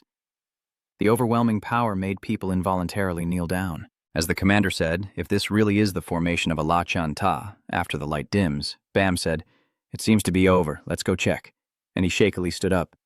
"How about you?" He excitedly interrupted. "Are we going to check if Lachan is really here or not?" Kira also had to agree. "Let's go." The two of them stepped onto the shattered ground nearby. He marveled in amazement. This depth was no joke. Confused, he looked toward the center. What is that light? "Commander," Kir couldn't stop Palaham from running down. "Wait a moment." But as he turned around, he saw the crowd gathering. "If I hesitate any longer, I'll be left behind here." So I also risked jumping into the pit. Palaham cautiously spoke. "Are you Lord Lachan?" He also thought to himself, it's so bright I can't even see his face clearly anymore. The person gradually dimmed the light on their face. "Oh." Karan anxiously waits. "That white fur cloak looks pretty impressive." "But wait, that's not the main issue right now. What did you say?" The warriors are also curious and watching the situation. The light around Zhu completely disappears. I then collapsed without saying a word and fainted, making Colon panic. "Are you okay?" The little kids climbed onto Zhu's head and tapped to show they were there. In everyone's surprised eyes, it cutely let out a little cry. "Po-po." The two Palaham looked at them in shock before finally recognizing Chanta. In a dazed coma, Zhu also saw familiar faces before finally losing consciousness entirely. It wasn't until the morning light shone on the row of houses that the young man slowly opened his eyes. Jae-do whispered weakly, "Where am I?" Then consciousness returned and he suddenly woke up. "Wait, is the battle over?" Zhu suddenly sat up in panic. "What about Taruha?" A cute white plush jumps onto Zhu's shoulder as he happily watches the little ones, Lahaha, Koden, Baron, recover. Earlier in the battle, to defeat the monsters approaching the city, my body acted instinctively. The more I fought, the more I felt my mana gradually increase. Before I knew it, I had lost consciousness. The last thing I remember is fighting against the monsters. Zhu looked around the room. If Taruha had been destroyed, then I probably can't stay here anymore. After thinking that, I felt relieved. Now the little ones keep cuddling, making Jae-do happy. "All right, I'm glad to see you all again. You think that seeing Poi and the others still safe and healthy means everything is probably fine?" The viewers also breathe a sigh of relief. "You're finally awake." Sight. When the screen turned white, I thought the live stream had crashed. "Gee, you idiot." Suddenly the door swung open. "You're awake." Baham happily walks in. "You look healthier than I expected." Jesus quickly approached an acquaintance. "I want to ask a few things." He brushed it aside and fed you some food. "Just eat a little first. Your burnt tongue is screaming hot." Baham teased, "Sorry about that." So later, under pressure, the meal was also finished. Jesus painfully drinks water. "My tongue still hurts." Baham excitedly recounts, "Everything passed in the blink of an eye. If you say that battle was a sign of the end times, I would believe it too. My tongue still hurts." Jesus was speechless, unable to believe it. Suddenly, hearing the old man speak, and also that you are no longer my true son. You find it hard to understand what he means. Unexpectedly, Palaham bows solemnly, and he smiles with respect. "I am honored to meet you. I am Lachan." Jae-do is confused. What is he talking about?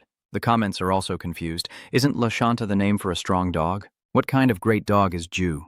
But Palaham didn't intend to explain and said, "Looks like I've said too much to a patient. When do you feel significantly better and want to go out? I'll wait." Jae-do nodded understandingly. "All right, thank you." Finally, he was alone in the room with the kids.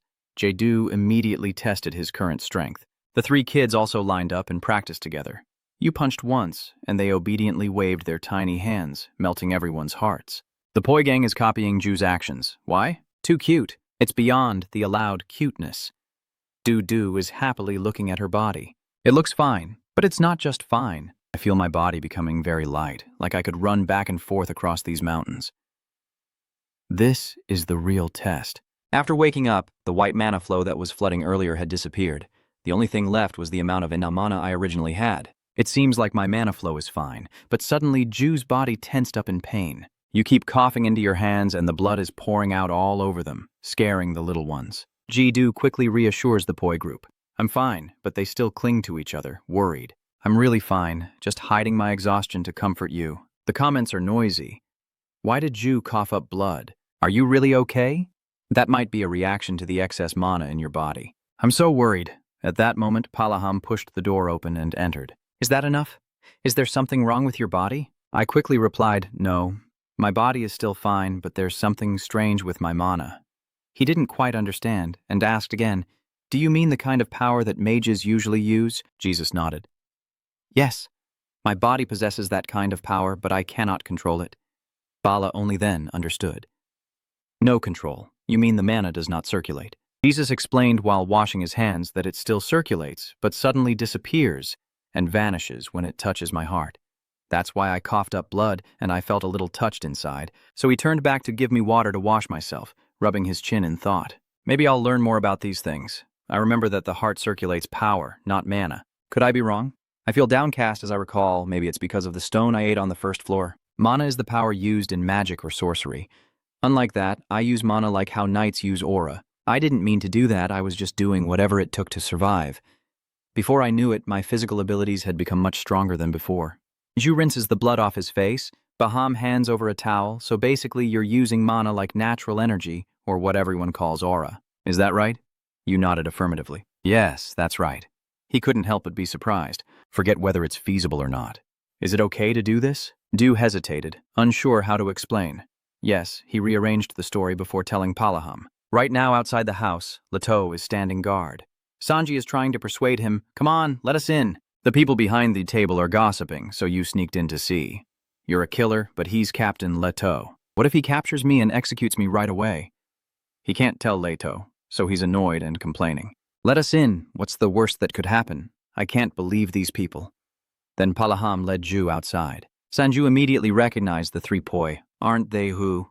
He's still confused, so why are there so many people over there? The comments in the room also don't understand what festival this is. All the warriors are gathered here. You're famous now. You'll become a little secret of mine. The message board on the 20th floor is flooded with messages from people looking for your channel. Suddenly, he shouted loudly, startling everyone. Kun took my earring. Why was he looking for him? Kun suddenly appears from behind the fence. Yes, sir. The viewers are speechless. How did he crawl out from there? It feels like I've seen this scene before. I remember Fort, too. He sneezed from afar when reminded, only seeing Palaham dragging his subordinates into the house. Sanji outside, puzzled, speculating as he saw someone being brought inside. And isn't that Ju over there? His curiosity is driving him crazy about Leto. You think you're the captain and you're so great. Step aside, why are you stopping us from going in? Suddenly, a light makes them stop as a familiar large beam of light explodes the Palaham roof. Kerr, hearing about it, explains, then there are two possible scenarios. Currently, your mana isn't flowing, so the first possibility is that your mana channels have been blocked. Ju is listening seriously. He's talking about side effects. The end point of my mana cycle is my heart, so it's not surprising that I use mana like an aura. After reaching the 5th floor and hearing Fort Rick's warning, I stopped using mana the way I usually do, because whenever I do, this strange feeling runs through my body, like I lose all emotions and become a monster. Ju broke out in a cold sweat and hurriedly asked what was left. He explained that because the spirits were expelling the power of the Sunstone, the two powers conflicted with each other inside his body. I don't think being so. You no longer have the power of the Sunstone in your body, Karen continued. Isn't it true that the mana you said should have been absorbed into your heart is being expelled? Because the power is so immense and beyond control, your heart is currently suppressing it to keep functioning. Your heart is filled with the strength of the Sunstone and mana, which is slightly weaker, and being expelled. Ju nodded, that makes sense. If my heart is pumped with the energy of the Sunstone, it's inevitable that my existing mana will be drained. Balaham pats your shoulder. If there's really some hidden power inside you, you'll find out by trying to use it.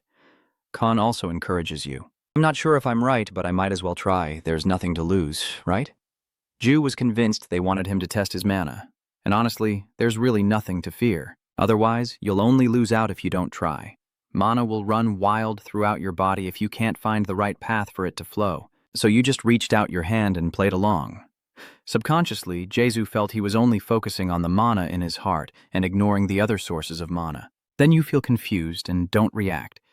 Remember what you were told earlier. If nothing happens, try to recall the memories that evoke the strongest emotions in you. That really helps, Ju muttered as Carol said, "The first time I met Poi, when I met the administrator, I had many encounters.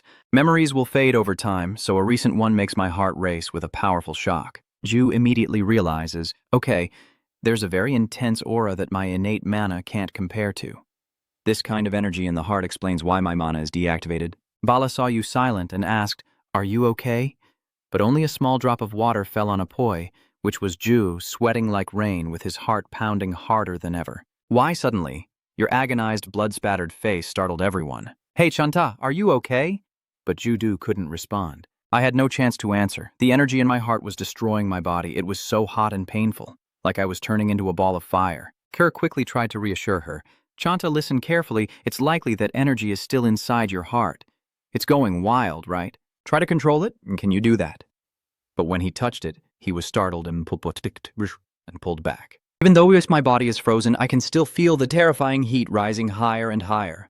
Kun hurriedly advises, "Release it." Bala was a bit worried, saying, "There's someone outside. We don't know what might happen." But by this point, Ju also understood that if he didn't listen to Carol and release all his energy, his body wouldn't be able to hold on. He couldn't hold back his heavy breathing. Ju clenched his fists tightly, then lightly swung his fist backward. Kerr understood what was happening and quickly hugged the Poi kids to protect them. A huge explosion shattered the roof into pieces. That's what Sanji saw from outside. A beam of light pierces through the sky and earth. Kerr holds the little ones, gazing blankly at the sky. He couldn't help but marvel that the sky was clear again. Palaham also approached and responded. "I saw that Jesus had been unconscious until late at night. The comment group was stunned and flooded in after seeing the room open. Live streaming like this is crazy. I just wanted to personally go and give him all my precious medicine bottles. Honestly, I wonder what the administrator was thinking to create such a live streaming feature. Isn't it funny? I imagine they watched our world's version and then just copied it, which is pretty funny. That old administrator was so shocked by those high-level things that he even created a new civilization." He dreamily opens his eyes and looks at the hole in the ceiling. "I'm outside, so how can I see the night sky?" Happy comment calls Ju, "Wake up." Karan sticks his face in happily. "You're awake. You've been asleep for a day and a half? Are you okay? Do you want to drink some water?" Ju looked confused and opened her eyes wide. Karun stammered as he replied, remembering. "Yes, I'm fine." Ju suddenly sat up and hit him on the head. "Wait, hit the sun. Is anyone hurt?" Holding my head in pain, I tremble. "I'm sorry," Kier replied weakly. "It's okay. The captain was only slightly injured." This again made Jesus panic. Did Balaham get hurt because of me? You hurried to ask. "What, did I cause this? Where is he?" Kier pointed to the roof with a hole right above. The landlord scolded him, so now he's feeling really down. Ju's helpless laughter is a sign of a wounded heart. Right now, somewhere on the 20th floor, someone is worriedly watching the live stream. "Where are you?" "Floor 15, damn it. That useless bastard sandwich." That person gritted their teeth anxiously. "If I can find Jesu, everything on the 30th and 40th floors will be no problem. I can also leave this crazy place with girls." I gave Sunju tons of gold during the live stream and tried to dig up information but failed completely. I only found the name Ju. Still, I couldn't verify the information because the search results didn't show up. He angrily throws the beer can. Where the hell is he right now? The young man grits his teeth. Maybe I'm not the only one interested in that monster. I need to find him before he reaches the 20th floor. There's a car moving across the bridge on the street at the 70th floor. Rue nervously reminds him, "Are you really going to dress like that when meeting the gang?" He waved dismissively. "Don't interfere." "Director Nam, do you think everyone is as superficial as you?" He also needs to give advice. "What's the point of ruining the fun? The world is changing every day. Don't you hear what the admin is saying? The Earth is about to explode." She took it seriously when she heard that. I just can't believe that admin always seems to be wrong in some way or another. I sighed deeply in frustration. "I don't know. Anyway, be careful when you meet the gang leader." "You think so too, huh?" The way he laughs when he's losing is really annoying. I really didn't want to go there at all. The two people approached a luxurious mansion where the calm leader of Hipposynox welcomed them warmly, very pleased to receive the two. Chusoha quickly bowed and said, "I'm very pleased to meet you. Chairman, it seems no one else will be coming anymore." He smiled and welcomed us. "Everyone is busy today and can't make it, so let's have a meal together." Ju politely replied, "All right, thank you for the meal." Suddenly Jinx asked, "Soha, I heard you've watched quite a few live streams on the first floor before coming here. Is that true?" This probing question made both of them pause. She glanced at her friend's mischievous mouth before replying, "Yes, what's the matter?" He smiled kindly and said, "I don't mean to pry. Don't worry, I just have one question, and I also believe that you are the perfect candidate for this position." Soha tried to hold back her curse at that old fox's smile. Just look at that expression. You can tell she's about to ask me to do some dirty things. So I guess I have no choice but to ask, what is it? Dewey chuckled softly with a malicious smile. There have been some changes on the 5th floor. The throne has changed hands, and the citizens have also shifted their stance. Let's find out, she shrugged and asked back. Do we really need to do this? From what I see, the incidents on the 5th floor don't really affect the 70th floor, right? Isn't this the admin's hobby? Or did you just see him suddenly stab the beef, making Soha jump and turn to look? Dewey is clearly threatening, so you think I'm a fool, huh? You're too lazy to take on this task, aren't you? She clenched her fists tightly in restraint. Calm down, he doesn't know anything yet. Soha asked cautiously, "What exactly do you want me to do?" He gently waves his hand and says, "I really hope this is just a matter of preference, as you said, but I believe this change is caused by the players. You know that." "That's right. The collapse of a big dam starts from the smallest cracks. Level 70 is almost complete, so don't let any accidents happen. If the real reason lies with those users, then kill them at all costs." Ju's livestream comments are also curious about the admin's actions. It seems no one has arrived yet. No one is delivering messages or what? So what if they do come? This chat box would crash instantly. Ju is my little treasure.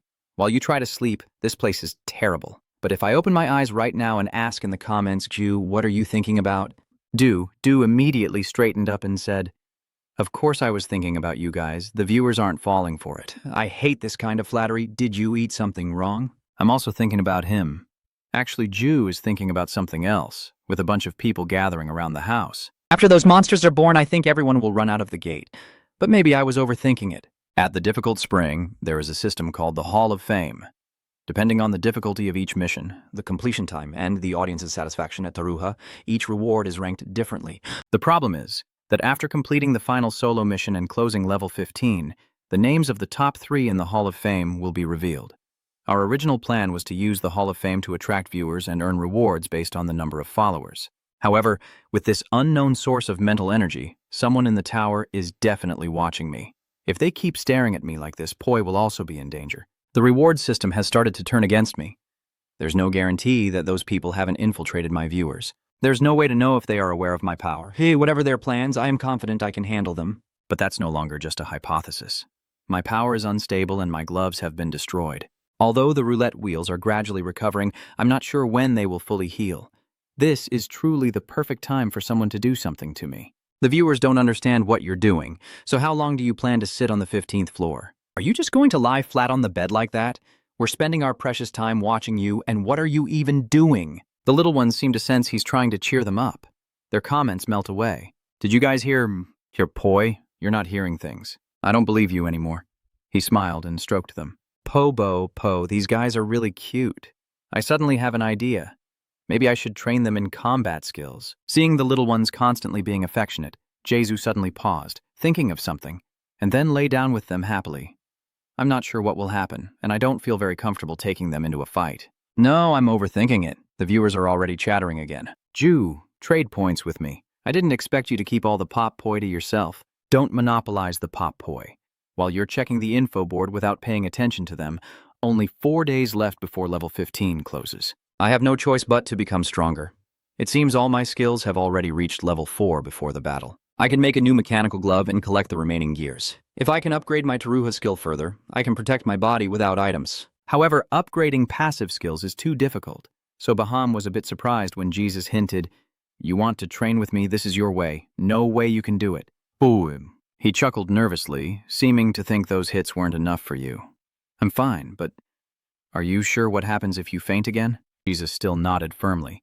You told me I am a brave warrior, right? Lachan realized that there was no guarantee he could return to level 15, and even if he did, Balaham wouldn't remember him because of the system. Jesus teased. It's understandable that he would be scared. Although deep down I think that making friends through arguing and fighting will only lead to exhaustion and wasted time, it's better for me to upgrade my strength and reach the 20th floor as quickly as possible. So learning from Palaham is the best choice, right now. I didn't expect his punch to be so unbelievably fast. Palaham was truly angered. Remember, there are no more outfits that can protect you now, Ju chuckled. I fought him last time without needing them. Have you forgotten? There are still quite a few people watching outside the fence. You try to ignore their existence, even though I worry about all those spectators behind who are always supporting me. Baham saw that Jesus was determined and didn't hesitate anymore. Don't regret it. The constant clash sounds echoed as he struggled to dodge his opponent's strikes. With 3 days left before level 15 closes, Jesus eagerly trains with his temporary master. On the second day of the countdown, he keeps practicing without stopping. And finally, time passed, and before I knew it, only 1 day remained before level 15 closed.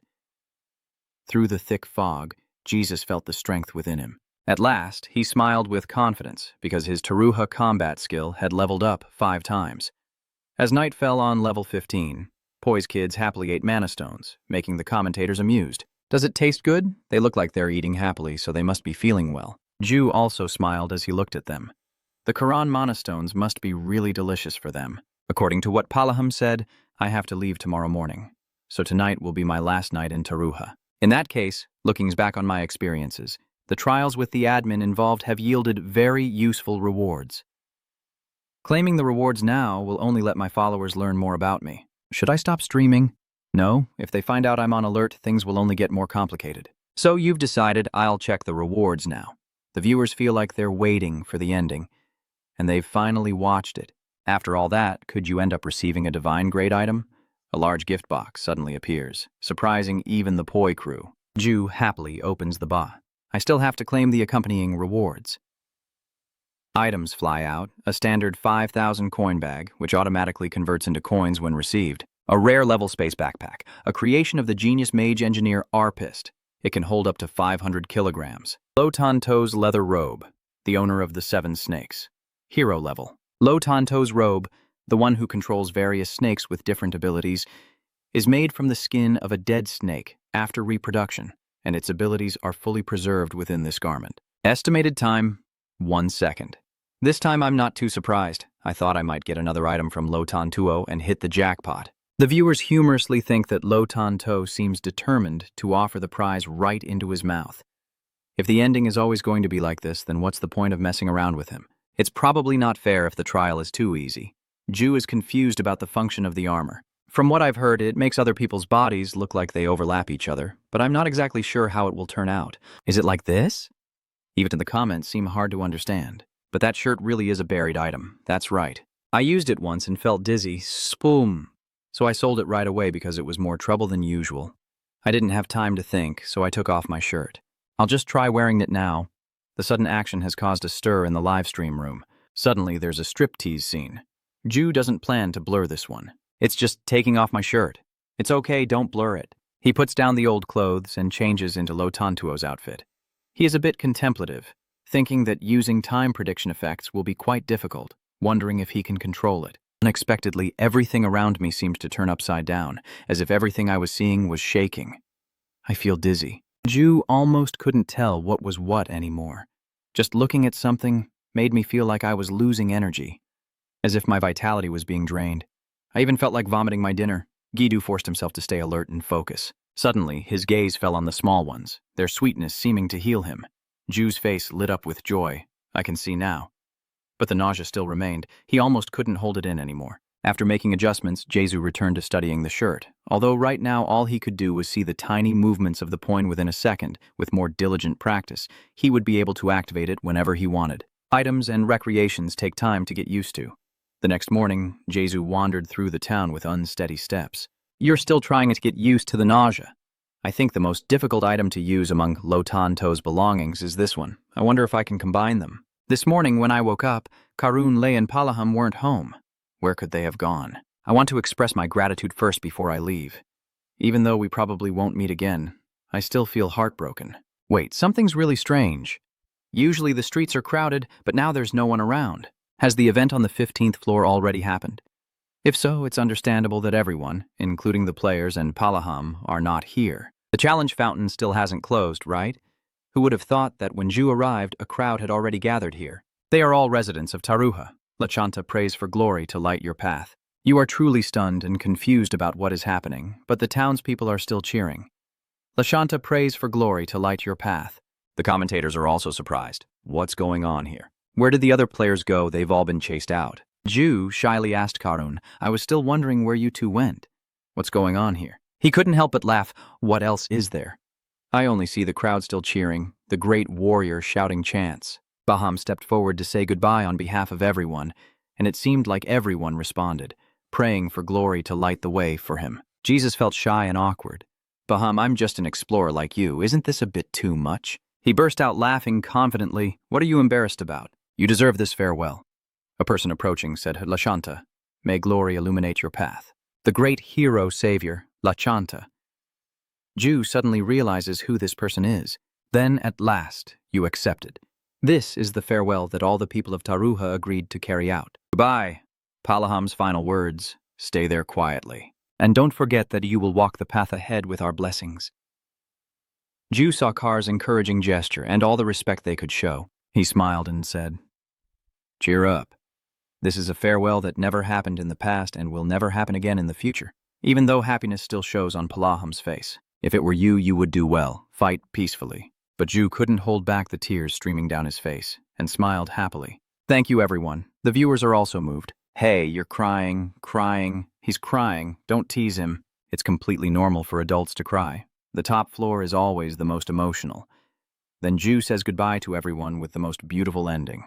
That's how his journey in Taruha concludes. The journey in some ways has been both long and short, but now it's reaching its end as Jesu calmly approaches the teleportation gate, wearing a hooded cloak that conceals his face. Although saying goodbye to the relationships I've built in Taruha is quite sad, I have to focus on the next level now. I don't know what will happen, so I must give it my all. And finally, he opened the door and moved on to the next journey. A young player, Jinha 4901, jumped out from the gate. You have arrived at the challenge fountain on the 15th floor. The grand hall is decorated magnificently. The system announces that a total of 50 participants have entered the challenge and no more can join. The number of participants on the 15th floor is full, and outside the town is bustling.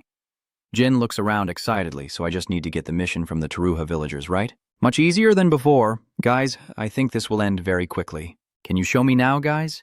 Even the comments give up to you. This guy is too shameless. Don't even think about taking a single coin before finishing level 15. Let's see how it goes. I'll show you, so go to the very middle of the mountain. Follow the direction of the castle gate and see Hua Hun Jinha, then do as instructed. All right, I'm heading there now. When I arrive, you'll surely be curious. I wonder what they want us to see. I only see snow mountains. There's nothing else. The viewer mentioned something with curiosity. Where is it? Who knows it's even there? But now it's gone. Jinha grew more annoyed and curious. Can't really explain. It's so annoying. Suddenly, a singing voice from below the city caught his attention. Are those the good people everyone was talking about? They look like uncles, and they're even singing. The comments are just as confused. Yeah, they usually aren't this cheerful. So confused. The lyrics sound like a praise. The white snow fur coat and shimmering skin. Explorer and great warrior Lachanta. The live stream room is stunned and shivering. The song is occasionally translated. Can you hear that? Damn it. The 10th floor is just like this too. Are you kidding me? What is the admin doing? At the same time on the 10th floor, security is being tightened. The staff blocking the player's way says, Hello, I am from the Hypergrid Guild. I need to verify a few things, so please cooperate. The newcomers asked unhappily, What's going on? He hurriedly explained, I'm sorry, our guild is looking for someone who caused trouble and ran away. There's no streaming event, so it's hard to find evidence. At this point, the only option is to check their faces.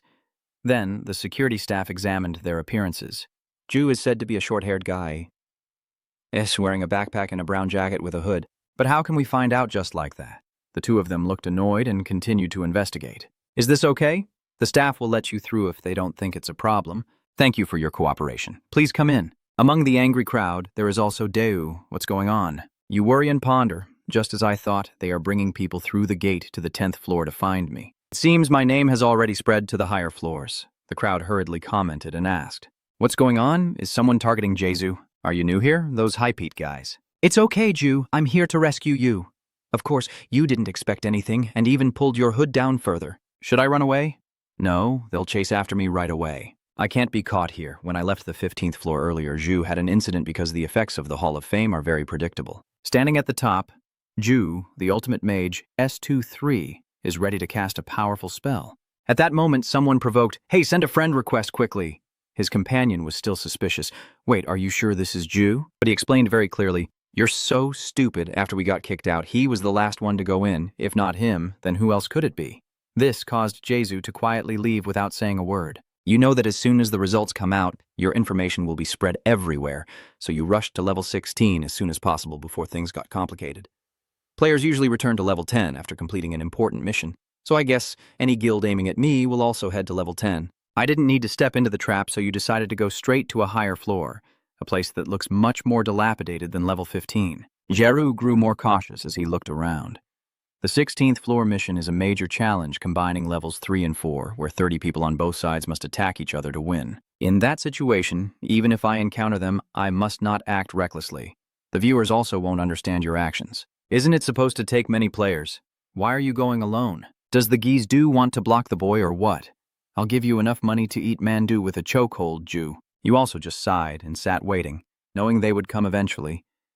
Sure enough, later on, players 4880, 4882, 4885, and 4891 entered after the system announced their arrival. A total of 30 players have entered the challenge. No more can join, and the required number of participants has been reached. The difficulty will be adjusted based on the average level of the players. The last person was also surprised. Is it closed already? But there's still one person missing. Is someone already here? Your friend behind you exclaims, "That's brave, going up to the 16th floor alone." He nodded and said, "We're lucky. I thought we'd have to wait longer." The system immediately announced, "The 16th floor challenge will start soon. Infiltrate the ancient temple of the gods.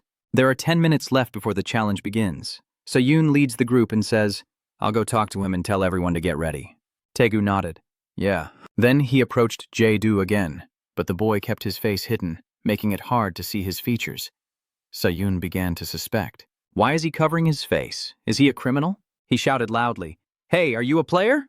Hearing that, Jesu approached again. "Yeah." Sound checks the situation. "You came here alone." Ju also didn't lie. It's due to a personal situation. He is much more cautious. Can I figure out what that situation is? Of course I can't talk if I stay silent. Sorry. Saun also doesn't hold back and prepares to draw his sword. If you refuse to speak, it'll be hard for you to fit in with us. Judu awkwardly smiled. Ko bien ho. I understand, but right now it's very hard for me to explain everything. This makes him pause and think. I'm going crazy. Do I have to shed blood just after entering? So I tried to speak with good intentions. It seems like he's quite worried. Let's talk first. I'm Saun. At this moment, the countdown system shows the remaining time before the challenge begins. 20 seconds. You also introduce yourself.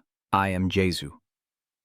As they speak, the clock is about to run out, and the remaining time before the challenge begins. The 10-second countdown begins. The statue in front of you seems to come alive and attacks right behind you. Sound frantically warns that the crazy guy is behind him, but it's too late. By the time he notices, the statue has already attacked, and in the blink of an eye, it shattered into pieces, leaving only Jae-do standing there, sword still unsheathed. Sound was stunned and unable to react in time, while the people from TU also noticed what was happening. When they turned back, all they saw was a pile of debris, leaving everyone puzzled. What's going on? The comment section is buzzing. Are you kidding me? Are you out of your mind? You really want to go solo? Even with L, this is a bit too much. L, combined with Emperor, Lashanta, and Poi, directly advances without paying attention to those behind. My movements are fine. If there's a problem, at least it's better than before. If I want the plan to succeed, I have to finish everything quickly. The challenge on the 16th floor has only just begun. Ju directly pushes the door leading inside. In front of him stands a giant statue of an unknown ethnic young man holding a large jar. Ju is deep in thought, trying to figure out what to do next. Overthinking will only make things more complicated. So he gently tiptoed to step over, but a single movement woke the statue, causing it to open its eyes. The strange mist emanating from the large jar was cast down by the three-eyed statue that was staring at Jesus. The door leading into the challenge area was wide open, indicating someone else had entered. The two participants respectfully asked to come in. Two couldn't help but stop and straighten up. Crazy, that guy must be very experienced, right? How else could he have passed alone when the room that should have been filled with traps has now become a wreckage of sharp ice blocks emitting coldness? Lisa Yunjanen swallowed her saliva, feeling more deeply impressed by the mysterious young man. Since the first challenge on the 16th floor is similar to the third floor, knowing the statue's weakness is enough to pass alone, but afterward there will be countless traps and seals. He knows how difficult the challenge is. After passing through the door, there will be a long hall, and if you walk through without knowing anything, the hidden statue will be triggered. The usual outcome for previous cases is the bucket the statue is holding will spill out a substance that causes widespread freezing. If luck is on your side and you manage to avoid it, it will still be difficult to pass through that area because of the cold emanating from the frozen spot. Lisa Yoon considers the possibility that the young man might be able to dodge the first stage. Furthermore, even if you get past the ice, there will be stone statues attacking from both sides and ice arrows from the front. That's why cooperating with each other is the only way to survive here. He carefully examines the traces left behind, but the ice on the floor is spotless, with no signs at all. The only trace afterward, with full experience, he orders those following. The apprentice said to take the sand we brought along. Remember not to touch the ice. They carry the bags inside. And Trat Lee Yoon notices something strange. What is that on the ceiling? He looked in the direction of the pointing hand. There is indeed a mark on the ceiling. Squinting his eyes, he saw a dent that looked like a footprint hidden above. This is really strange, but why is it on the ceiling? He guesses that the player earlier must have stepped on the ceiling to get across this part. Lisa Yoon describes how Ju overcame the challenge without causing too much damage, probably by easily bypassing the traps this way, which also allowed him to quickly defeat the monster. He was terrified because no one had thought of that method. He ran across the entire length of the ceiling. How is that possible? He mocks his ignorance. So breaking the statue like that is normal for him?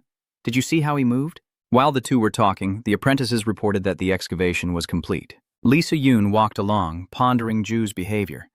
I don't know what his goal is, but they will soon enter a place filled with corpses of monsters scattered everywhere, with slimy green fluid dripping from the ceiling down the corridor. Still, his mind is solely focused on the actions of the other person. He's doing this to show his worth. Lisa Yoon realizes the purpose behind what's in front of us, the path leading them to a certain place. Kim Ju stands before a wall of blue buttons, about to press the red one when they notice us. Your attitude hasn't changed much. It seems you already knew. Are we there yet? He nodded with a polite smile and honestly replied, Yes. The path was smooth, and the impression in his mind was even more different. He's younger than I thought. And I hear Kim Jae-do approaching with a calm and gentle attitude. I know this might be a bit rude, but can I know your association's name? Lisa Yoon has nothing to hide. He replied that it was Hans Shin. Hearing this familiar name, he muttered to himself, Hans Shin already? Du remembered something, a sly smile spreading on his lips. We can't just stand here talking forever. I'll be direct. You don't need to hold back at all. Just speak freely. I want to ask you for a favor. And now, as they leave the dungeon challenge, someone has blocked the entrance with a title. We are the Hypocrite Guild. Please cooperate with us. Lisa Yoon remains the leader. He feels annoyed with people like this. Hypocrite members are so arrogant and self-important. Relying on your reputation to make us wait shows your arrogance and attitude. Why should we cooperate just because of your words? These people are members of my gang. You, the masked boss, secretly try to reassure yourself. It'll be fine. They can't force the Han Society to comply. Faced with that determined attitude, Choi Hin forced an awkward smile. This is very important. If you find it troublesome, we will give you 50,000. Just look, and you'll immediately get a condescending tone from Lisa Yoon. You look down on us? If you offer 500,000, we might consider it. He growled, his eyebrows furrowing in extreme displeasure. But what is this? 50,000 coins? Get lost. Do we look easygoing or what? I'm already really annoyed being stuck here. Seeing that, he subtly signaled for help to someone behind him and received a headshake in response. Then, Park Y was forced to bow and apologize. We apologize. Lisa Yoon shot a fiery glare. After his group all entered together, those people finally let out a breath. Choi Hin just doesn't understand. Han, are you really that strong? Why do we have to be so careful with their group? X sighed in frustration. Don't you know? Their leader holds a lot of power. Causing trouble with them isn't beneficial for me. At that moment, you finally let out a sigh of relief, and the tension completely disappeared. As night falls, they arrive at their destination. Lisa Yoon smiles contentedly and gives instructions. Then Kim Ju, you will meet the club leader tomorrow as promised. Ju has no choice but to agree. Yes, I will go to the place you mentioned. Thank you for your help. He laughs again because today was clearly a great deal. It's nothing. We are the ones who received help. We didn't do anything but still got a reward, a 60-level difficulty challenge. Your attitude is neither arrogant nor proud. Dia humbly responds. I only did it because I needed your help, so don't take it to heart. And in the chat box, complaints have already started. But why did you suddenly get involved with Han Shin? Those crazy people took over the 10th floor, and some still have the kindness to cover for Lee Sa-yoon. Calm down, guys, they're not bad people. But that comment was immediately crushed. You belong to Hans Shin, right? You just saw them off while observing the chat window. Looking at the chat reactions, it seems they are all players from level 30 and above. Jay-Z, you knows what happened to these players. Although Hansen's goal is to prioritize players' safety and escape the tower as soon as possible, they faced fierce resistance from level 30 players because they tried to control players with violence at the start of the game. You still weigh your options carefully. Meanwhile, the main goal of the Hypocrite Society is to modernize the tower. They will use any means necessary to achieve this goal and exploit other players like machines. Of course, no one likes being targeted. That's why Ju chose this way. I don't intend to join any side, but I hate the Hypocrite Society. And now, they are also the ones most eager to destroy me. An enemy of my enemy is my friend, so maybe the Han Society will help me. While he was still stunned and before meeting the guild leader, something suddenly rammed into Jae-doo's back. His hair was still soaking wet, and Jae-doo turned around immediately knowing what had hit him. You startled me. Are you done eating? The fluffy round shuttlecock jumps into your palm. Ha ha. The chat box keeps jumping up. Ha ha ha. Look at it full now, but why haven't the nearby class players appeared in the chat box anymore? Whenever the wealthy are mentioned, they always appear here, and they start reacting enthusiastically. I'm always here with the class, so I don't feel like anything's missing, and I'm not among the viewers. Are you sleeping? Isn't that player watching even while sleeping? Meanwhile, on the 50th floor, at the Hypergrade Complex Factory Area 2, Kang Soha AKT is not here because she is busy discussing with someone. I hope I'm not bothering you. The dragon emblem on Kang Soha's shirt really stands out. The factory manager immediately recognizes the sycophantic attitude and rubs his hands. What kind of version is this? It's truly an honor to welcome you to this humble place. The other person chuckled softly and said, Call me Kang Zoa. All right. He outwardly smiled, but inside he was cursing. What does this crazy woman intend to do? I heard that after level 70 you don't need a team anymore, so why did she suddenly come back? Kang Soha extended her hand, a smile hiding 1,000 blades. How is the work going? Can you show me the source data and daily machine productivity figures? Hearing that, the manager was startled. Sensing his suspicious attitude, she lowered her voice and frowned. Why wouldn't I want to? The manager hid the truth in his heart, worried that the theft of materials might be exposed, but of course it wasn't. He quickly waved his hand to deny it and said, Just wait a moment. Suddenly, someone kicked the door open and stormed in, the leader of this place. Come out here immediately. The bodyguards with badges similar to Kang Soha spoke up. Kang Soha stood up quickly, gave the order to catch that guy and evacuate the workers. A random guy barged in looking annoyed. I finally made it down to the 50th floor, but the boss isn't here, Kang Soha said. Who are you? I've never seen you before. Her eyes also radiated murderous intent towards this uninvited guest. It seems he's not lost after all. The intruder causing trouble among the friends has eyes like fire. Are you the leader here? I came here to cause trouble. He's a Hot Pot player and also known as Kim Ju's biggest fan. Hot Pot charged in without a word, launching an attack. Kang Soha swiftly dodged. She jumped back and warned him, Do you know you're violating the agreement? Unfortunately, this move won't work on him. Isn't it only supposed to apply when I belong to a certain group? Kang Soha landed, and hearing that, she couldn't help but think. If he knows about this, he must have been part of the guild too. So why is he doing this? Hot Pot lifts his head proudly to the sky with a righteous attitude. I hear you're bothering someone I care about. No matter how many two-poles there are, I never thought you guys would dare to cause trouble on the 10th floor. His fist clenched, swirling into a gust of wind. But at that moment, Kang Soha caught the detail Hot Pot accidentally revealed. The 10th floor. Before she could say anything, he had already raised his hand to block it. The whirlwind of shattered stones swept towards Kang Soha, accompanied by Hot Pot's furious shouts. Suddenly, she uttered a word more unfamiliar than ever, boy. He paused when he saw the stone flying right up to Kang Soha's face. Hot Pot stammered, staring at her smiling face in disbelief. She returned to the workspace on the 10th floor. Gray used a small binocular to look closely. His mood right now is extremely complicated. Wait a moment. Are you really planning to do that? You asked to borrow the workshop for a few days, so I'm curious what you want to do. On the table is Ju's glove. The design of this thing is truly shocking. There are not just 2 or 3 Chipotle Helix mana circuits, but dozens of them. This is clearly a bomb. Gray said incredulously that with such a prominent finger joint structure, this must be used for fighting. You smile brightly and reply, yes, that's right. This only leaves him more confused.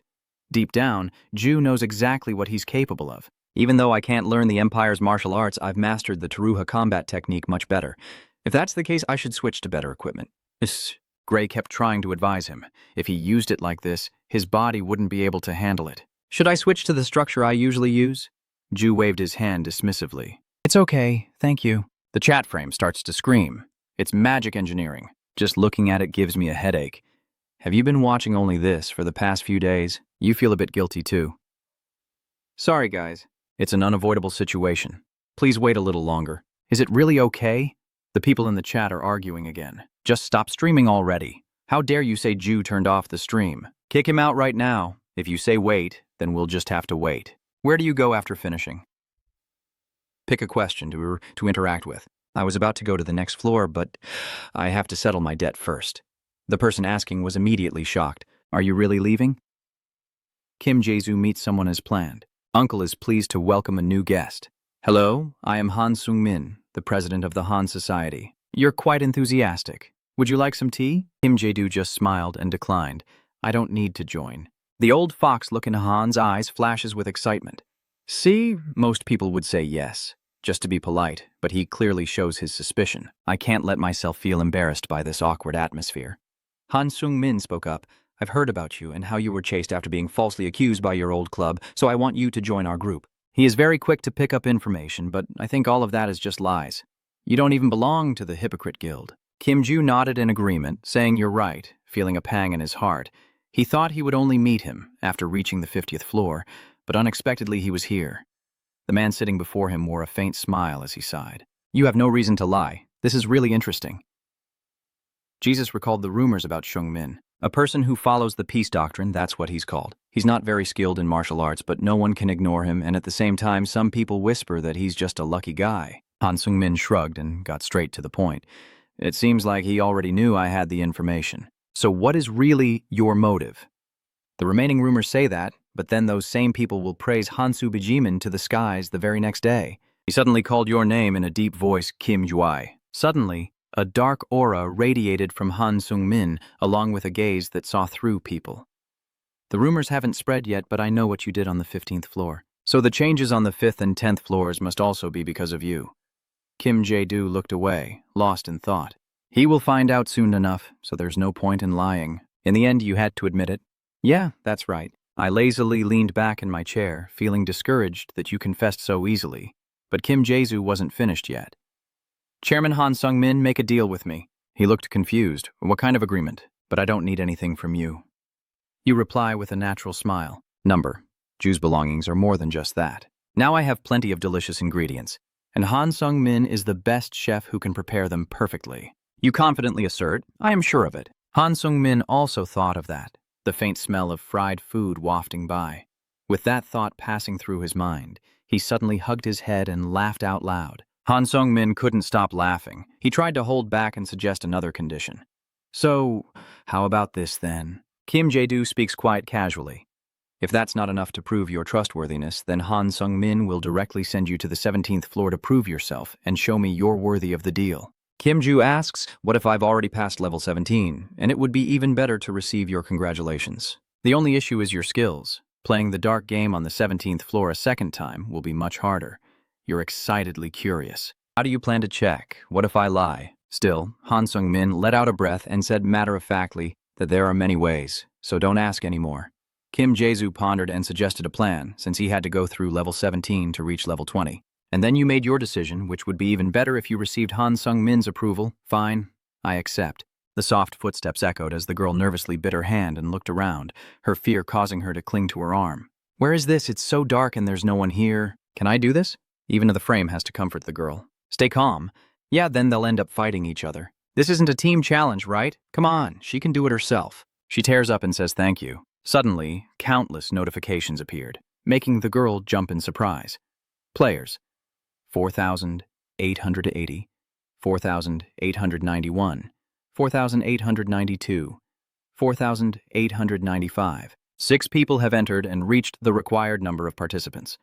The statue moved closer to her without her noticing. The difficulty of the challenge will be adjusted based on the player's average level. Chat function disabled, shop function disabled, skills disabled. Viewers cannot leave until the challenge ends. The 17th floor challenge will start soon. Confirming the challenge notification window, 10 minutes remaining before the challenge begins, suddenly someone appears, startling the girl. They are really the two living people still here, adjusting the status board. She quickly notices the other dark figures. There was no one here just now. The strange event makes my little heart tremble. Can I do this? I'm so scared. The girl also has to learn the rules of the jungle. Announcing the 17th floor challenge. One of the 6 of you will have your soul exchanged with the shadow. Find that person or sacrifice 3 people to the evil god's temple. Otherwise, the remaining 5 will die. But if the shadow is chosen as the sacrifice, the shadow will survive. Use the system window to locate the shadow. Only a few pieces of information are available, such as the demon being deformed based on the player's average difficulty. The current average difficulty is 18, with a total of 6 deformities. Players are allowed to ask a total of 6 questions. If the stone statue smiles, it is the truth. If not, it is a lie. The player has only one chance to vote. The first to speak is a boy with a kind face. All right, we've finished the introductions. Now let's discuss what to do next. Follow the same process as before, and each person will ask a question. He's Parang Shuk. There is a grumpy-faced guy named Lim Jinung in the team with 6 distortions. How can we tell who is lying? The timid girl named Dung Yumi nervously spoke up. If there are 6 distortions, that means 6 things about the person we're looking for have been changed, right? He replied firmly. It will be difficult, but it's still better than doing nothing. There are also 2 girls in the Lim Minha team with pale faces, covering their mouths as if about to vomit, and the girl next to them named Dung Hong. Her eyes are sharp. Anyone here can try to lie. I'm a psychology major, so I can tell. Finally, it's Kim Ju, and he's experiencing a new sensation. Everyone's clothes have changed, and all their belongings have disappeared. This time, Ju is a bit worried about not being able to bring her children along. Are the POA okay? At that moment, the system announced that there was 60 minutes left before the challenge began. No seconds. The challenge started, and suddenly the ground trembled violently. What? A stone statue suddenly rises up right in the middle of the room. The statue has 6 arms, 2 of which are holding spears ready to strike, accompanied by the system's urgency. 60 minutes remain to make a decision. One statue exudes deadly intent while the other appears gentle. Of course, everyone's attention is focused on the threatening one, because it's holding a giant stone spear with a sharp blade gleaming terrifyingly. He swallows hard, knowing just by looking what will happen to the sacrificial offering. That's cruel. After a hopeless observation, she calmly spoke up. Should we pick the most suspicious person and ask the stone statue if it's a demon or not? He immediately dismissed that idea. Asking someone if they are a demon is pointless. Lee Minha shrugged and said, "So I'll find out if the reward is worthless, but maybe we can draw lots or something." Her words were full of threats as she chose 3 people to be sacrifices. Lim Jinsheng isn't the type to stay still about this. He clenched his fist. Are you joking with me? Someone will die and you want to turn it into a game of chance. Lim Minha smirked defiantly. Keep hitting me if you want. I'd be grateful since you volunteered yourself as a sacrifice. Her arrogant attitude made Lim Jinung furious. But if a conflict arose between the heavens and the earth, the attacker would immediately be chosen as the sacrificial victim. That is a rule set by the admin so that this challenge cannot be easily overcome with violence. Kim Jae-do quietly watched him, angry, then turned away feeling worried. If this situation continues, he might really hit her and become the sacrifice for the emperor. Suddenly, Lee Minha turned to the next person. Additionally, Dung Yumi flinched suddenly. Yes. Are you asking if I am a personal trainer from Earth and recently switched to magic construction techniques? Does something seem off? Lim Minha didn't stop there.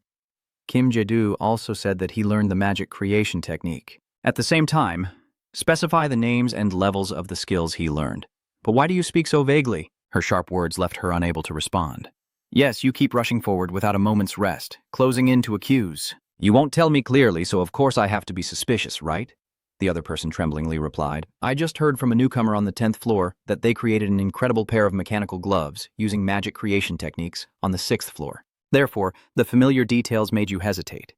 Dung Yumi was so scared that she immediately said, Floor 6, mechanical gloves. I'm not good at magic and I don't have the courage to stand on the front lines and fight.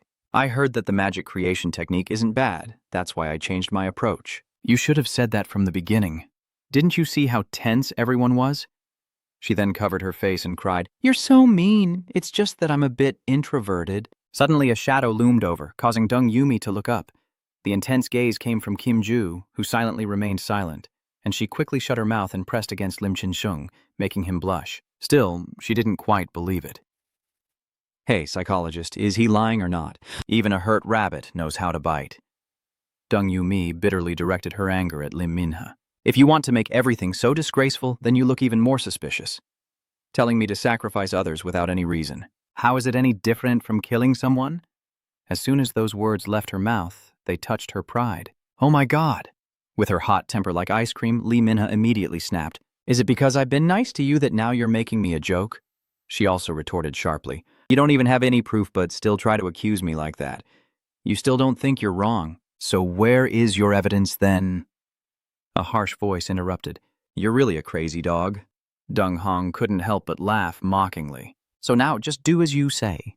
She pointed directly at Lee Minha and said honestly, you are the most suspicious person here. You keep leading and interfering with others. Having someone like you here is really annoying. It would be better if we got rid of you first. She clenched her teeth, unable to understand why she suddenly targeted her when she was just guiding her to attack someone else. Look around. Do you think I'm the only one with that kind of thinking? Indeed, no one stopped others from saying they shouldn't do that or said she was wrong.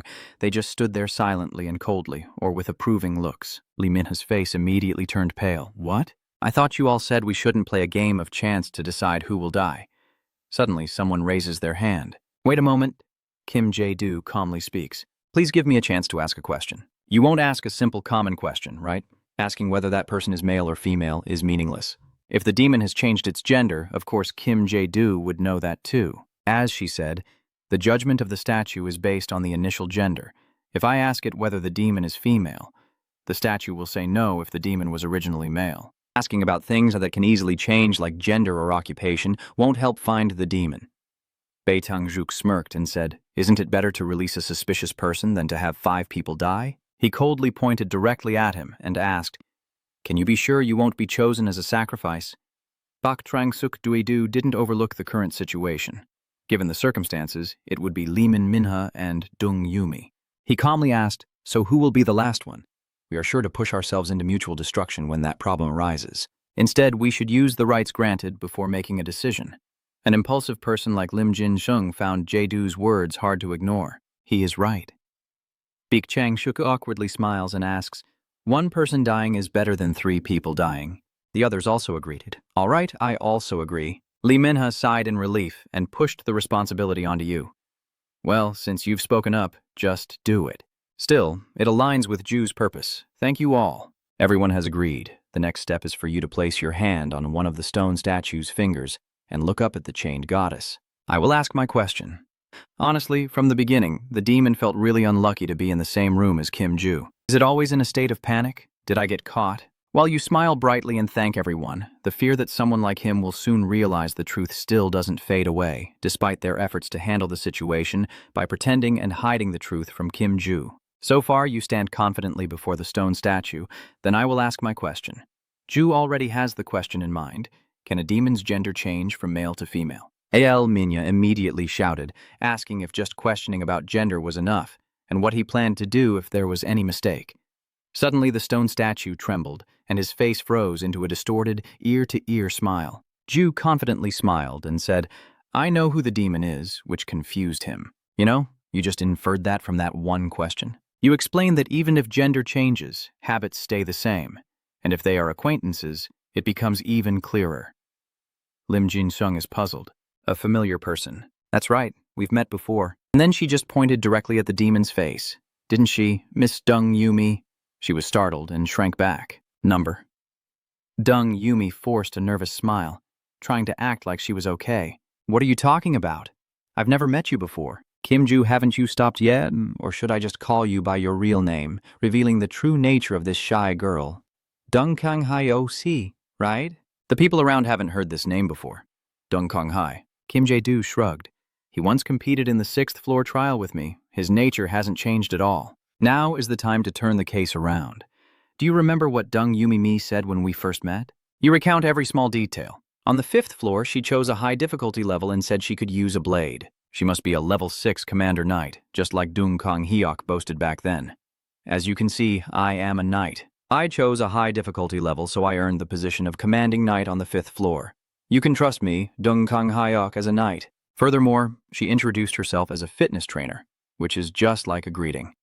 I am 26 years old, and in real life, I am a trainer. Ju also said, and that she heard about a magical mechanical glove, which coincides with the first time you used the glove. Kim Ju calmly concluded, if what she said is true, I am sure that is the Dung Kang Hyuk I know. He just heard the analysis and started to keep his distance. It's unbelievable that Dung Kang Hyok still appears so weak. It's not that I was harmed. Dung Hong also pointed out something strange. Miss Dung Yumi, why do you look so flustered when Kim Ju approaches? He stammers. That's because a strange man suddenly approached me. All of Dung Kang Hee's weak arguments were refuted, but she was still fine when Lim Jung was nearby. Why is it only Kim Jae-do who's so sensitive? Yeah, that's right. You're not afraid of me, you just rushed into my army to ask for help. She smiled as if she understood. From what I know about you, that expression means you've learned something about this person. He's on the verge of tears, blaming everyone else. All the stone statues confirm that the demon was a man who transformed into a woman. Am I the only girl here? There are many women in the tower, too. Is it really fair to target only me just for that, seeing the situation was complicated and he refused to admit it? Kim Ju had no choice but to say, I don't really want to hunt witches either, so let's just do it this way. May I ask for your opinion, and if I could ask the remaining 5 questions? If you don't like it, just interrupt me. No one will object. I see no problem with it, neither do I. Dung Kang Hyuk knows his end is near, and the atmosphere has changed. No one objects. Did the demon meet me before I came here? Did the ghost meet me on the 6th floor? The statue continued to subtly curve its eyes and mouth, indicating precisely. There's nothing left to deny. Should I ask further? He stood there, as if struck by lightning, frozen in shock. Dung Kang Hyuk still stubbornly argued. Why did you do that? There must be some mistake. It's ridiculous. He fearfully rushed towards Lim Janung. That's right. I believe it's definitely a misunderstanding. His brother's girlfriend lost patience and pushed Dung Kang Hyuk away. Stay away from me. Dung Hong calmly waved his hand. So it's settled. Let's vote. There's not much time left. Watching them discuss so casually, he trembled and muttered.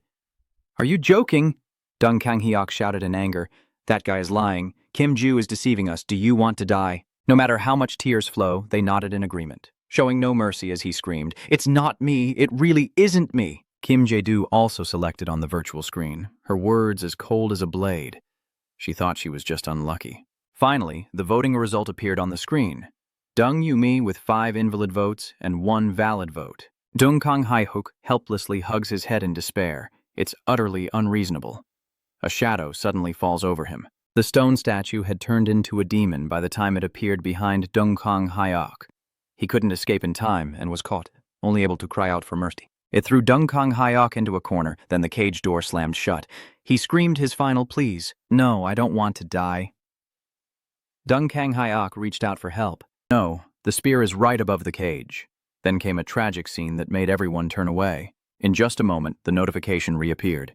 You have defeated the demon and completed the trial. The chat function has been activated, the reserve function has been activated, and the skills have been activated. The portal to level 18 will open now, and the portal to level 10 will open now. Lim Jinsheng, before leaving, also invited Kim Ju to dinner when they meet again. Bai Tangjuk simply waved his hand in praise. So that's why everyone fears level 17. You're really impressive. Lim Mina also smiled brightly and quickly left. Thanks to you, I am still alive. Goodbye.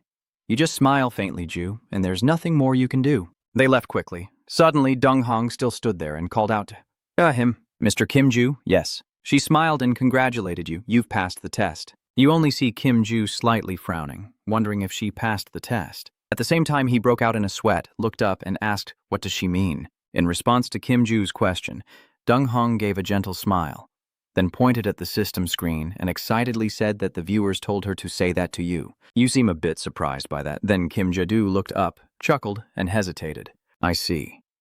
The scene shifts to a house with a classic design, sunlight shining brightly overhead. At the same time, Lee Sa-yoon opened the door and announced that Kim Ju had completed the trial. Han Sung-min turned around and smiled in response. Yeah, I heard about it. Seeing that expression of yours, he seems confused and curious. Oh, come on, you already know everything, so why do I have to report every day?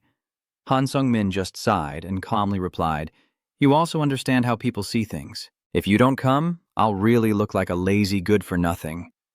Then Han Sung-min bowed his head, looked out the window, and asked wide, But I heard the 20th floor is chaotic. Did you find out anything? Lisa Yoon immediately covered her mouth and coughed, deliberately changing the subject. He also knows I've been busy lately. The new guild really is quite troublesome. He immediately asked back, so it's that middle school girl? Then Han Sung-min sneered and glanced back to question. You should learn to prioritize what's important. You're really strange. Are you having any difficulties lately? He immediately stiffened, sensing he was being caught off guard, and then Lee Se-yoon hesitated. I'm sorry. At that moment, he turned toward the window and asked directly without beating around the bush. You know, right, about the power outage. Recently, an incident occurred where all the players on the 10th floor were temporarily moved to a dark space. And when they returned, many changes have occurred. That phenomenon is called a power outage. He broke out in a sweat, anxiously asking, is the 20th floor also changed like the 10th? Han Sung-min simply waved his hand and calmly spoke. I might be right, or I might be wrong.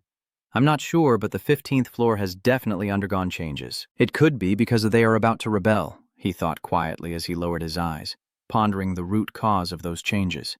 And then Han Sung-min confidently concluded in his mind that it was probably that person. At the same time, Kim Ju's face appeared. Then he brought his hand to his mouth, subtly curled his lips, and quietly sighed that it had been a long time since he had such fun. Then Han Sung-min grinned mischievously and whispered that a life without surprises is the most boring life. The scene shifts to a busy neighborhood where people are walking around, and at the same time, a thought crosses his mind. Surely he can't see them anymore. Kim Jae-do, with a slightly worried face, kept looking around and thought to himself that he had come all the way from the gate to here, but couldn't see anyone from the Hypit Guild. The ones who had been lurking on the 10th floor trying to find him, all because of Hansin. Oh no, that's obvious now. As for Taegu, he's still happily suggesting that Kim Ju invite him this way. Suddenly, a system message appeared saying that your lover has sponsored 5,000 voice messages. Ju, your older brother. Kim Ju saw that and happily announced, I'm here. Thanks for your support. The comments also start to pop up accordingly. It's been a while since I saw my lover. Is something good happening? What does the emoji mean? The scene shifts to an interior room with simple yet elegant decor. I only saw him knock on the door and report, Chairman Kim Ju has arrived. At the same time, I also took off my hat. Then Kim Ju entered the room alone, while two slowly stepped back. Inside, Han Sung-min saw him and smiled happily. Sit down, you're late. You're not planning to run away, are you? Kim Jae-soo immediately gets to the point, and he breathes out before questioning. Didn't you say I had passed the test? Seeing that, he couldn't help but laugh and said, You figured it out? I really have been struggling, worried about what to do if my surveillance network couldn't catch you, so I might have gone a bit too far. Kim Jae-do awkwardly chuckled and muttered, What a pain in the ass, then deduced in his mind that Han Sung-min had identified all the players entering at the same time as him, and had planted spies disguised as spectators to monitor them. To show that I have the power to make players obey my commands and that I control a large number of people, he told me he can monitor me at all times, so I better not try anything. That's probably a warning. After analyzing, Kim Jae-do immediately sat down reluctantly, frowning as he muttered to himself. That was a childish but effective move. Then he raised his hand to scratch his head and questioned seriously. Kim Ju, what is your true identity? Then Han Sung-min looked directly at Kim Ju and said, I thought you got lucky, but I've never seen anyone complete level 17 so calmly. It seems you know a lot about the tower. Is that really so important? He seemed eager not to let this go and quickly smirked in response. I want to know, I've never encountered anything this interesting before. Suddenly, with a serious face, he made a proposal. Then, let's make a deal. At the same time, Jae-do's mind was thinking that he had used his abilities to prove he was not a loser, so now it was Han Sung-min's turn to prove whether he was the person he needed or not. After hearing that, he slightly furrowed his brow with a suspicious expression. Then Han Sung-min looked up at Toy, smiled, and said, Are we evenly matched? You hear that and remain expressionless, asking again. So, seeing that cold face, he let out a breath and sweat, thinking to himself, No reaction at all? This will be difficult. In the quiet space, the sounds of Han Sung-min's fingers echoed as he silently thought, Now I'm testing who has the better hand in this game of information. Even though I know Kim Ju's cards are very good, I still don't know what they are. I never thought I would feel a bit panicked when it comes to information. And then Han Sung-min thought to himself, So I will tell you about the trials on floors 18 and 19, and he wondered if that's what makes this interesting. But he not only refused, but outright rejected. No need. Han Sung-min was struck by the unexpected reply, only able to wonder in his mind if he meant he already had the information even without ever having been there. When I first met Kim Ju, I thought he was just one of the many crazies in the tower. But at the same time, the image of him with a naive expression speaking up appeared. There's something I can guarantee. He continued his train of thought, but now his relaxed demeanor annoyed him, as if he knew everything. Suddenly, Han Sung-min looked up at Kim Ju with a somewhat cautious expression and asked, "What do you know about this tower?" "You too." At the same time, Han Sung-min silently wondered if his vague answer was really intentional to annoy him. About an hour later, the sky outside had turned to dusk, and only the lively chatter could be heard inside the room. Then he raised his hands and reluctantly declared, "I give up." Then Han Sung-min leaned back in his chair and tried to calm himself down. "I won't get any information if I keep talking like this. I'll just explode with anger." And then he helplessly extended his hand and asked, "What do you want?" "I will help." Kim Jae-do, seeing everything going in the right direction, gently smiled. Then, with a slightly frightening expression, he cheerfully requested, "Please eliminate me." After Kim Jae-doo's words are spoken, the entire room immediately falls silent. Han Sung-min, unable to believe his ears, clenches his teeth and demands an answer. "You spent all that time just asking me to kill you? Are you joking with me?" Then Ju-do scratched his head and explained, "I'm sorry, that's not what I meant. I was just asking for your help. Please don't let me appear until the 20th floor." Hearing this request, he was a bit taken aback with a speechless expression. Then Han Sung-min raised his hand to scratch his head and asked back with a frown, "So you want me to eliminate the rumors that are spreading?" Seeing that you understand, I ask cheerfully, "Can you do it?" "Of course not. The rumors are already spreading, but I can make your presence fade into the background." "Joe?" Du immediately looked curious after hearing this and asked, "How?" Han Sung-min simply reached out with a smile and said, "It's easy. Mixing in the rumors that many people have been talking about lately. Using rumors about Kim Ju and then filling in with more rumors." He clapped his hands together and said that this way he could buy enough time until you reached the 20th floor. "What do you think?" Kim Jae-do heard that and smiled softly, replying, "That's enough." At the same time, Han Sung-min sweat and narrowed his eyes at him, thinking unhappily I successfully negotiated, but I still lost a bit as the guild leader withdrawing. Now would hurt my pride. Then he seriously made a proposal. "Can I ask one more question since I let you go first? But don't lie." Jae-do nodded slightly and happily agreed, "Okay." At the same time, he silently thought to himself that it was best to make a fair deal, since Han Sung-min and I would have to support each other in the future. Then he closed his eyes and spoke seriously. "This is information I still don't fully understand." Kim Ju was a bit surprised to hear that. Then Han Sung-min started to recount, saying, "I heard you wore a fur suit on the 15th floor, and that suit made noise, and I could see your expression looked unhappy, as if you had just been caught revealing a secret." At the same time, Kim Ju looked at the small bag beside him and thought anxiously that hiding things only makes both of them more exhausted. If this person is determined, there's nothing he can't find out. But then he sighed heavily as if about to make an unwanted decision, and at the same time, Kim Ju opened the space backpack and called out, "La ha ha," and Koden Baron. Han Sung-min looked confused and asked, "What do you mean by that?" Suddenly, two sparkling eyes like stars immediately appeared, followed by a scene of adorable, soft creatures resembling fluffy cotton balls. Seeing that, he immediately widened his eyes in confusion. In front of Han Sung-min, La ha ha, Koden, and Baron are all cuddling with Kim Ju. Seeing their appearance, he immediately assessed them. Surprisingly, they are tiny and helpless. Hearing these words, Koden immediately shows displeasure and lets out a cry, then roars angrily as if to assert its strength. Han Sung-min hesitated for a moment and said, "They seem afraid of me." He immediately made his guess after seeing what just happened. "You must have been very brutal on the 8th floor, huh?" Po is very sensitive to the death of its kind. But Han Sung-min quickly brushed it off and changed the subject. "What do you think I am like?" "So, what did you do before you got to the tower?"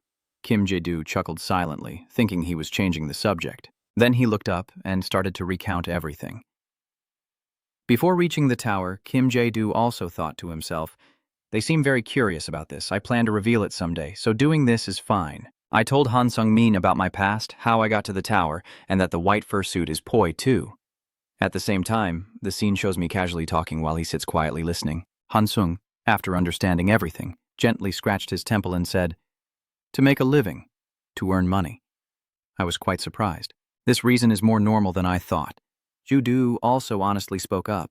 "It all started like that, with the main reason being to make a living, but now it's a bit different," as he turns to look at them playing in the background. And then Ju seriously stated that if others see this place as a game, I feel like this game is real life. Just say it plainly. Han Shungming frowned and asked in a stern voice. In other words, he had completely immersed himself in the game. Kim Jae-do also didn't argue and accepted the reason easily, which is understandable. When Han Sung-min heard his name, he was startled and looked up. So Kim Ju asked if you play because you're bored. Hearing this, Han Sung-min's face immediately darkened, then he tilted his head, sighed, and calmly questioned, do crazy people enter the tower just because they're bored? You seem to respond happily too. Who knows? There are all kinds of people in this world. At the same time, Han Sung-min was trying to hold back his anger, biting his lip as he wondered why he felt such a strange sense of discomfort, as if Kim Jae-do treated him as if he understood him very well, even better than he understood himself. Next, he reached out his hand and said, "You're interesting." "All right, I'll do my best to help you, but you should be prepared for a bad outcome." Kim Jae-do also quickly reached out to shake hands and smiled back, of course. After everything was settled, he called out Laha Cody and Baron. They obediently followed the command and jumped into the bag. At the same time, Han Sung-min asked, "What are you going to do now?" Kim Ju simply closed his space backpack, slung it over his shoulder, and cheerfully said, "I will head to the 18th floor right now." At the same time, on the 70th floor, the Hypergrite Guild headquarters only saw a majestic building standing tall under the sky with Hanjinsu inside bowing his head as he reported. He only targeted self-producing magic metal factories for his attacks. It seems he has colluded with some gang. Everyone shook their heads when they saw the photo, and then he nervously sweat and said, "He only attacked with magic, so he left no trace." Sin Jinux responded with a cold breath, then raised his hand to his chin in thought and tilted his head to analyze. "He left no trace because he recognized us, so he still wants to attack. He even had the confidence to reveal his face, which means he's very confident. That doesn't seem quite right." Then Shin Jinux turned around and lightly asked, "What about Kanga?" Han Jinsu honestly replied, "We had to lay off all the staff watching her because we no longer have enough people for the factory reconstruction. During the fight with the attackers, Kang Soa was injured. She is now resting." He narrowed his eyes slightly and spoke in a deep voice. "Really?" He also appeared serious and reported everything carefully. "Yes, even just passing by, I saw it with my own eyes, so I am sure. The battle was very fierce at the second factory area, and most things have been destroyed." I only see Shin Jinux with a dark face and a cold tone saying, "Then I will go see Kang Zoa now." Han Jinu, hearing this plan, broke out in a cold sweat and exclaimed in surprise, "Yes, she is currently injured, so it's a bit inconvenient to assign tasks right now." Shin Jinux just glanced at him and smirked. "What do you mean?" Then he glanced back and smiled, saying, "If one of my valuable guild members gets hurt, I have to check on them, right?" Han Jinsu, upon hearing that, thought to himself with concern. He is the type of person who doesn't even blink when he hears about a member of his team dying, and he replied clearly, "I will prepare immediately." The city has now entered the evening, but there are still many people on the streets and the comments are still ongoing. Our Jew has already lived a difficult life. I didn't even know about that and was just joking around, calling him Kim Ju or something like that. I really am a fool. You're right, especially the part after. Jeju, from now on I will only watch over you, okay? Do you think I am the only follower? I'm here too. Kim Ju just read and forced a smile. La ha. Kodin and Baron also jumped out of the bag and lay flat on the ground comfortably, while those words kept jumping up endlessly. What are you planning to do now? Are you going to the 18th floor like you just mentioned? On the 18th floor, just one skilled person is enough for Jae-do to win. I just saw him happily reach into his pocket for something. Yes, I'm just about to get ready. Are everyone watching still chatting happily as if it were some kind of exercise? Then can we just remove the names of the others? Honestly, they have to pay for the ride because they were given a lift. Arju isn't that kind of person. Yeah, Arju has neither blood nor tears. At the same time, the item information appears. Lotanto's leather shoes, owner of the 7 snakes, hero rank. Lotanto's leather jacket, owner of the 7 snakes, hero rank. Luotantu's leather gloves, owner of the 7 snakes, hero level. You're surprised to see these items and think to yourself that they've all been restored. Now the only issue left is the jacket. The effect of the new shirt is quite special, but I don't know how its setup effect works. After the items are restored, I need time to adapt to them, and the information appears again. Luo Tuan Tuo's leather armor, the owner of the 7 snakes. At the same time, Duju subtly sweats, purses his lips, and continues to think, I will have to test it to see if everything has been fully restored. Hero rank, Lo Tinto's leather armor, the one who controls the 7 snakes with extraordinary abilities made from the skin of a dead snake after battle. The armor contains the power of a snake. Abilities, predicting the timing of 1 second. At the same time, 2 comments appear. That's right, Jesus. You didn't plan to open the normal mode? Did you forget? Kim Jae-do was startled when reminded and softly said, I was about to do that too. The chat messages with surprised expressions also appear. Suddenly, a box falls to the ground, making a loud noise. The rewards on the 16th floor include a 1,500 coin bag, a rare hero sword, and a fire skill book. Seeing these, he felt a bit disappointed and muttered, This reward is a little better than the 15th floor, but I doubt the 17th floor rewards are anything special either. But Kim Jae-do's finger was still pressing the accept reward button. As soon as he did, a large gift box suddenly appeared before him, causing Laha, Koden, and Baron to all jump in surprise. The comments expressing surprise also keep popping up. Huh? What? Do is getting this reward for doing well? Wow. Admin, are you watching? Hello? But if I don't do it, Ju-chan will. At the same time, he pursed his lips and opened the reward while thinking to himself, I've reached level 17, and everyone knows that the reward for level 17 is much better than other levels. But no one has ever received a silver phallus before. Sometimes Kim Ju's expression would instantly change when he saw what was inside. When everything went smoothly, it still wasn't what we had planned. The viewers watching live also all appeared extremely confused after seeing this. Why is this here? And it feels like you're being deceived, and the item inside the box is a recovery force cube, a rare level artifact, a masterpiece from a eccentric tower clanin, a one-time item that can restore broken items. After seeing this, you couldn't help but grit your teeth in anger, thinking that you had decided not to get caught up in anyone's plan in the tower anymore, but it seems the administrator is laughing in your face and refusing to accept that. You're in the palm of my hand whether you like it or not. That's what you mean, right? Everyone in the chat channel is still showing incredible amazement at this item. Why now? They give this to him to use, right? Wow, this item can only be seen at level 30, but it's still really rare. Next, Kim Jae-do confidently turned on the switch on the cube, releasing a faint white smoke as he stared inside with an expressionless face. And the items inside the cube look quite old and worn. Suddenly, the gears on the outside start to move, causing everyone to break out in sweat with fear, but they quickly stop and make a loud noise. The three of them also startled at that. Then Jesu reached in and pulled out a shirt. Next, you put on your shoes. The system then displays a notification indicating that the 5/7 setup effect has been activated. The attracting snakes activated several functions: zooming in, major magic distortion, mimicking colors and textures, disabling the ward, self-defense, and time prediction for 5 seconds. After reading this, the chat channel members couldn't help but admire and immediately praise. It will definitely sparkle. Magic that turns second-hand items into brand new ones. If that thing wasn't worth 5,000 coins, I would have used it as a washing machine every day. Really? That's expensive. Jesus then put his hand on his chest to reassure himself and took a deep breath, thinking that if he wanted me to fight, I've never liked refusing what others offer since I was a child, nor am I someone who endures abuse. If the administrator wants me to fight, there's no reason for me to avoid it.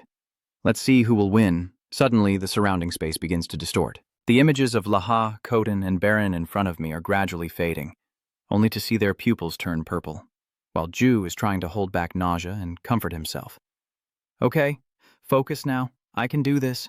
Now I can't see anything. I just need to focus on one thing, and then your pupils immediately constricted. At the same time, Du Jae-do muttered to himself in his mind. 1 second. 2 seconds, 3 seconds, 4 seconds. He quickly reached out to catch Laha while sweating and smiling to himself. I'm not fully adapted yet, but if I focus, I can use it for a short time. Are you okay? And when it saw itself safely in Ju's hands, it looked confused. Then Yu cheerfully said, Let's go. They immediately looked excited upon hearing that. Then Duet silently thought to himself on the 18th floor that if the administrator didn't do anything strange, he could easily conquer it with the team. The scene shifts to the 18th floor at the Ilu Cloud Village, where the surroundings are shrouded in floating clouds. At the same time, someone stomped angrily and cursed. Damn it, that was Kang Chun. He stomped angrily and said, My foot is sinking. Kang Tae-san behind him also spoke up. You knew about that before you came, so stop rushing in. Kang Chun frowned, pouted, and said, You're really mean. Be careful. You know that guilds only send their best, right? The others are probably split into small groups like us, so if a fight breaks out, we're definitely doomed. He also frowned, pointed to the side, and reminded him to focus on himself. Suddenly, the system screen displayed the lines player 4870, 4891, 4892, 4893, 4895. At the same time, someone also appeared with a surprised expression and exclaimed, Wow! Back Ho, seeing that, couldn't help squinting and smirking as the announcement continued to ring out. indicating a high difficulty level with 10 participants entering. As soon as he saw him, he immediately approached to make friends, looking quite lively. "Have you done this before?" Baekhyun then confidently affirmed. "Of course, if you trust me, level 18 is just a mosquito." Then Kang Chun turned to someone else and asked, "You've done this before too, right?" That's Kim Ju, who appears with a mysterious smile and replies, "No, this is my first time." Hearing that, he immediately calls him out, "You're lying, aren't you?" At the same time, Kang Chun thought to himself that he clearly knew something. His voice and actions were quite calm. And then a notification appeared stating that the trial round for level 17 would officially begin. The sky remains a clear blue for now, but suddenly it gradually darkens, and a faint streak of light appears in the middle of the sky. Suddenly, a powerful golden cage descended in front of everyone. Yuhara couldn't help sweating and looking cautious, but her group seemed extremely curious. At the same time, this image of a giant blue bird screaming appears. The system then displays the message, "Welcome to the Cloud Village Ailu." At the same time, capture 5 blue bird demons inside the cage within the allotted time. Note that if any of the captured blue bird demons die, you will fail this challenge. You have 10 minutes before the challenge begins. Suddenly, Pyoho raised his hand to his mouth and coughed a few times, then smirked and said, "Hello? Is this everyone's first time trying the 18th floor challenge? I have a suggestion. I hope everyone will listen. I am user 4850 because I have the most experience. Please listen to me." The others were confused and whispered among themselves, wondering what he was trying to do, but listening a little couldn't hurt. Bakukio ignored those words and cheerfully continued, "I don't have much time, so I'll get straight to the point." And Kim Jae-do stood silently, thinking that in this tower, a user's ID is like their age. It reflects the amount of experience that person has. Words from an experienced player can change the lives of those who cannot obtain information from guilds. Next, he spoke. Unlike the birds from low and medium difficulty levels, the green bird demon is quite fast. If everyone overlooks them because of their size, they will end up waiting for death as they look up at the sky in despair. June immediately raised her hand and asked, "How fast are they?" Pak Parkyo simply pointed to his eye and smiled, then replied, "If she doesn't understand," she asked irritably, "what does that mean?" He explained further, saying that most knights can't even touch a single feather on them without knowing their weak points, making it very difficult to defeat them. Suddenly, Juna smirked and asked, "What if we use magic?" At the same time, she smugly thought to herself that she could show others how to catch birds with magic, and also negotiate with other magic users. A single stone hits 2 birds, but Byoho immediately shook his head and opposed that idea. "It won't work." Juna was startled and shouted loudly after hearing that. "What?" Then he seriously explained that the feathers of the blue demon bird have a very strong resistance to magic. Even if she could use mid-level magic at full power, it would only hold them back for a moment. Kang Chun, standing nearby, couldn't help but wonder. So shouldn't we just catch them right before they escape the cage, or surround them and attack as soon as the challenge begins? Bakio sneered disdainfully and then remarked, "So that's even more impossible. The bluebird demons become very fierce when they are confined, even when we try to trap them by surrounding their cage. The result will only be us watching feathers fall to the ground and being torn apart in an instant." He and Kang Tae-san looked a bit grim after hearing that. Then the sound of everyone's complaints echoed. "So are we definitely going to die? If I can't defeat them with speed or magic, how can I catch them? We're doomed to die." Suddenly, a comment appeared revealing their weakness, but the system quickly activated that user. "The user Rindin has been banned from the stream. Goodbye." Seeing this, Juna quietly worried and said, "Even receiving hints from viewers is strictly forbidden." Then Pak Kyo grinned slyly and made a proposal. "So here is my offer. How about deducting 500 coins from each of you? I know their flight paths and movements. I can help you complete this challenge quickly." At the same time, he cheerfully thought to himself, "Stay smart. No matter how much you rack your brains, you'll still be in the palm of my hand. Since I have attempted this level countless times, the reward has long been just a show. So after adjusting the atmosphere to this state and revealing the weakness of the birds, I only need to catch about 3 and the challenge will be over. With this plan, I can gain profit from new users trying this level for the first time and receive additional rewards after the challenge ends. I really came up with such a brilliant profit plan. My brain is truly exceptional." I just see him raise his hand, squint, and ask, "Who even cares about that weak point? How can we catch those birds flying in the sky now?" Bak Kiho immediately jumps down, happily marveling. Everyone will be amazed. Suddenly a loud noise rang out. It was him exerting all his strength to leap high into the air. Those below watched in amazement as Pyoho stomped his foot down on a cloud. Then he confidently claimed that my physical ability was enough to jump up to the height of the birds. But of course, they were incredibly fast. So just because I can reach them doesn't mean I can catch them. Spending only 500 coins to complete the challenge isn't a pretty good deal.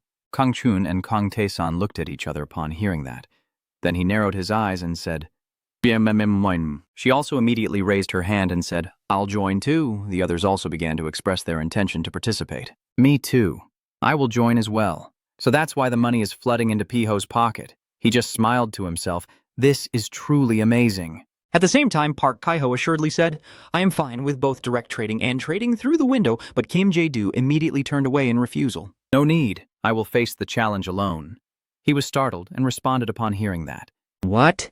Wait, if you don't watch, I'll accept the items too. At this moment, the system also started counting down, with 3 minutes remaining before the challenge begins, while Bioho was still in shock, quietly thinking I never expected there would be someone opposing at the very end. Then he angrily glared and shouted, "You can't just go against the plan because you don't want to be part of it. Do you want everyone to die together?" At the same time, PKO cursed in his mind. Damn it, he must have thought he would be forced to catch the birds, so he could sneak through. Seeing this, someone shouted angrily, "What the hell is going on?" "Are you joking?" Yuhara beside him also shouted, "We all agreed to pay? So why do you suddenly not want to pay?" At the same time, he turned to the side and whispered, "He seems to be experienced. Isn't it because he is confident he can get through on his own without paying anything?" He also frowned and asked again, "So? I can't tell anything from the way he's speaking. Isn't he just lying?" The system still sounds the alert. 13 seconds remaining before the challenge begins. Seeing that, Juna angrily shouted, "I'm going crazy. Just let me deal with him." And then the words appeared, "The challenge has begun. You have 60 minutes remaining. If you fail to capture the bluebird demon, the clouds will disappear." At the same time, Pioho spoke, "I will catch the first one now." Suddenly, a wave of killing intent shot through, and that thing immediately lunged straight at the bluebird demon's neck. Seeing this scene, he was horrified and turned around, stammering, "This is truly impossible. That strange thing is tightly gripping its beak, and all you can hear are endless screams." As for Bak Kiho, he still can't believe it, and silently thinks this is just too unreasonable. And the one who committed that act is Kim Ju. At the same time, the system announced that you have completed the challenge and the door to the 19th floor will open. After defeating the bluebird demon, he casually turned around and wondered why the gate is open. Isn't everyone going in? He clenched his teeth and questioned, "Who are you?" At the same time, Pioho silently thought that he couldn't see any movement from him. At the level of the 5th floor's difficulty, he had learned the passive body skills of the Royal Knight. And through continuous leveling up of that skill, he now possessed excellent eyesight. At the same time, whispers came from behind him. "See? What did I say? I told you there must be some hidden reason behind him." That's Kang Chun, who just glanced at Paiho and whispered, "Anyway." Then Kang Chun raised his voice, saying, "If we follow that guy's logic, since I just got carried by the guy in the cloak, shouldn't I give him my number?" Hearing this, he immediately turned around in anger and shame, only to see Pak Kaiho looking disappointed, while she cheerfully commented, "Wow, you're really something. Have you ever cleared level 19 before? Are you going alone? We still have a spot in the team. I'd feel pretty bad if I just leave like this. Do you want to watch?" At the same time, angry comments appeared, along with an endless list of collaboration requests. "How dare you try to exploit him? Get lost now." After they spoke, he sweat and replied, "Thank you, but I don't need to watch or join a team. I haven't even been to level 19 yet." Kim Jae-do also thought to himself, "I should go now. I will head straight to level 19. The chat channel is still exploding. Where is Love? Someone who has never missed a chance to praise Zhu. He's been absent for a few days. Has his loyalty changed? Next, Kim Jae-do quickly runs through the gate, and the scene shifts to another place, where everything is covered in white. On the hospital bed, Kang Soha is sweating profusely, as if she's having a nightmare. Shin Junuk turns to ask if she's okay. Kang Soha, looking pale and weak with bandaged hands, asked, "Chairman, what are you doing here?" He had to gesture to refuse. "There's no need to be too formal with the patient, even if it's late. I still want to visit her." She finished speaking, coughing repeatedly in a painful manner. Meanwhile, Kanga kept coughing non-stop, covering his nose with his hand, showing a hint of disgust. "Your wound looks very serious." She tiredly replied, "Yes, I was cut by a Manama sword." At this point, Kanga wondered, is it really an infectious disease that requires such treatment? He asked aloud if her mana was so strong that she couldn't heal. It made her a little angry. Kangja reluctantly replied, "Yes, but now I am better. They said I just need to rest for a few more days." I silently thought to myself, come on, act it out. Act it out with lots of sweat. Janook politely said, if you don't mind, since he straightforwardly made a proposal. Can I take a look at your wound? She forced a smile, thinking to herself, of course it's a bother, that crazy guy. Hong gently brushed her hand to pull up her shirt where the bandaged wound was, thinking to herself that if she refused, he would keep doubting her. She gradually lifted the shirt higher to reveal the still banded wound. Sin stepped closer to observe, propping his chin with his hand as he silently concludes. She's not lying. The wound is still glowing, which means mana is still destroying her body. He stood up straight and asked, what happened then? Kanga, trembling with fear, recounted, he is very strong. I didn't even have time to react. Hearing that, Shin Jinux wondered why he ran away. She tensefully remembered the punch. It seemed he had put all his strength into his first attack. After the fight dragged on, he probably realized he was out of strength, so he destroyed the factory and ran away. Hearing this, he nodded with his chin and said, I understand. Shin Jinuk turned to Thao Mai and said, I am very sorry to see someone important to the club get hurt. As soon as he finished speaking, he turned and walked away with a decisive door slam. So, take care of yourself. Kong Sua saw this and worried, thinking the chairman was very anxious, which was unusual, suspicious even.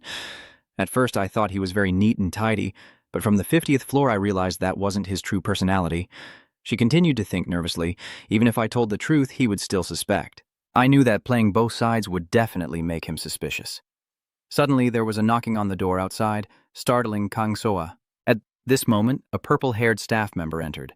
Let's eat, I cooked this porridge. She was so shocked, she froze completely. The purple-haired employee looked confused. Why did you get so startled? Kanga quickly waved her hand, forcing a cheerful smile, and replied, no problem, thank you, I will eat really well. Kang Sua picked up her spoon, thinking that whether she made him suspicious or not, she didn't plan to end it here. She calculated her move, and although it wasn't premeditated, now she had an excellent ally and could do a lot more. One step is taken on the road as Ju walks, and continuous chat messages appear on the system screen. He's about to reach the 20th floor. I need to take down the 20th floor soon or I'll get kicked out early. Jesus, please accept my friend request. Respond happily. All right, I will accept when we meet. Many users have expressed it right away. So touching. Is it time now? It seems we've reached the limit for viewer rewards. Is staying longer just for this? Really disappointed. Ju stands in front of the system notifications. The Iron Ladder player. Sponsored 1,000 coins. I am a strong fan. The player turned the tide before enlisting and sponsored 1,500 coins. Money is pouring in here. Open your bag. Someone's stealing a chicken drumstick. User, you look grateful. Thank you, everyone, they immediately responded. It's all for our common benefit. Ju presses his hand and confirms. Then I will enter here. The system begins to display notifications of players 4,880, 4,891, 4,901, and 4,902. The difficulty is high. 4 people have entered, meeting the required number. You entered the challenge, and the system display is still showing various information. The 19th floor challenge will begin soon. This is a 3-dimensional maze created by Ren, the genius of the Magic Tower. Escape from the tower within the time limit, as the maze will expand according to the difficulty. 10 minutes left before the challenge begins. As soon as I entered, I saw an argument. The young man asked, what if we die? Another replied, if you're scared, just go back. That little guy keeps shouting, there are 5 doors in each room, how can we go back? This is 4901 Lin H. That old man immediately replied, do you have no brains? Just leave a mark on the door. This is user 4880 Kim Sa-jiang. Ju thought to himself, it seems like they are arguing about the strategy to get through this round. The system introduces this as a maze consisting of identical rooms connected through identical doors on all walls, including the ceiling and floor. The goal of this challenge is to escape the maze. The introduction continues with a high difficulty challenge involving hundreds of rooms, with traps or monsters appearing each time you enter a new room. At this point, the system stops, and if unlucky, you will be attacked by magic. And more. Ju lowered his hat and calculated that the challenge on the 19th floor still seemed the same. Both the entrance and exit of this maze are in the same place. You look up at the ceiling, puzzled and studying. In other words, this room is both the entrance and the exit. Ju continues to speculate. If I'm right, then this door emitting blue light must mean you are crouching down with your hand on the floor. When you find the hidden switch somewhere in the maze and activate it, the secret entrance in the room will appear. Getting out of the maze through that exit is the clear condition of this challenge. You smile. Then another player eagerly spoke up. All right, calm down. I knew this would happen, so I prepared in advance. This is user 4902B Jinha. Jinha raised the strategy book and said, I got this strategy book on the 10th floor. The strategy number on the 19th floor is very expensive. He clenched his fist and firmly said, everything is in here, from work details to things to watch out for. You two have to trust me. H really wonders, is that true? True? Do you doubt whether you can trust it or not? What if you get scammed? Jinha confidently explained, my viewers trust me. I bought it from a well-known group. Don't worry. Zhejiang still refuses to believe, unable to believe that at this moment you're still live streaming. Our lives are in danger. What if we trust you and end up dead? Who will take responsibility? Ju nearby also confirms that he's making sense. Humans only have one life, so trusting information from someone you just met is a bit risky. The system displays a notification that the Forest Rabbit player has donated 500 coins. That's right. Stop acting suspicious, he said with joy on his face. Thanks for the 500 coins, Forest Rabbit. Seeing that, Zhejiang was very annoyed and sharply scolded her. Are you laughing? Zhe covered her mouth and replied, no, I just have a cold. Zhejiang shouted angrily, damn it, do I look that gentle? A hand raised and spoke at the same time. Sorry for interrupting. I will break this floor. Everyone stepped back to the edge of the room. Song, annoyed, cursed under his breath. What the hell? Are all the people involved here just a bunch of idiots? Are you doing this just to kill the boss?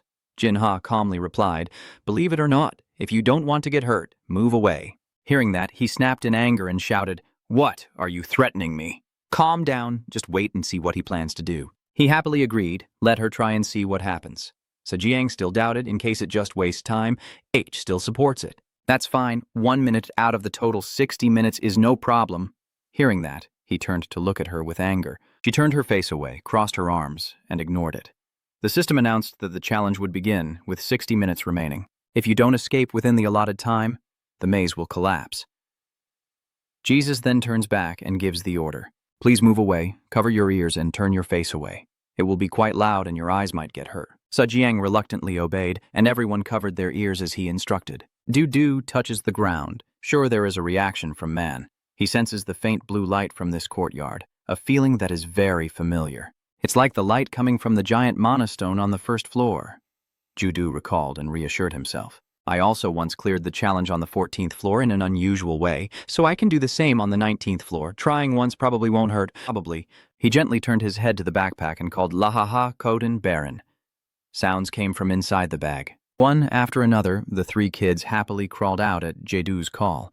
He gently asked, do you think you can eat this? Laha licks the glowing blue floor, immediately showing a face full of happiness and satisfaction. Judu sees this and asks, is that okay? Lahaha, Koden, Baron. All three are ready to go. He orders, let's eat.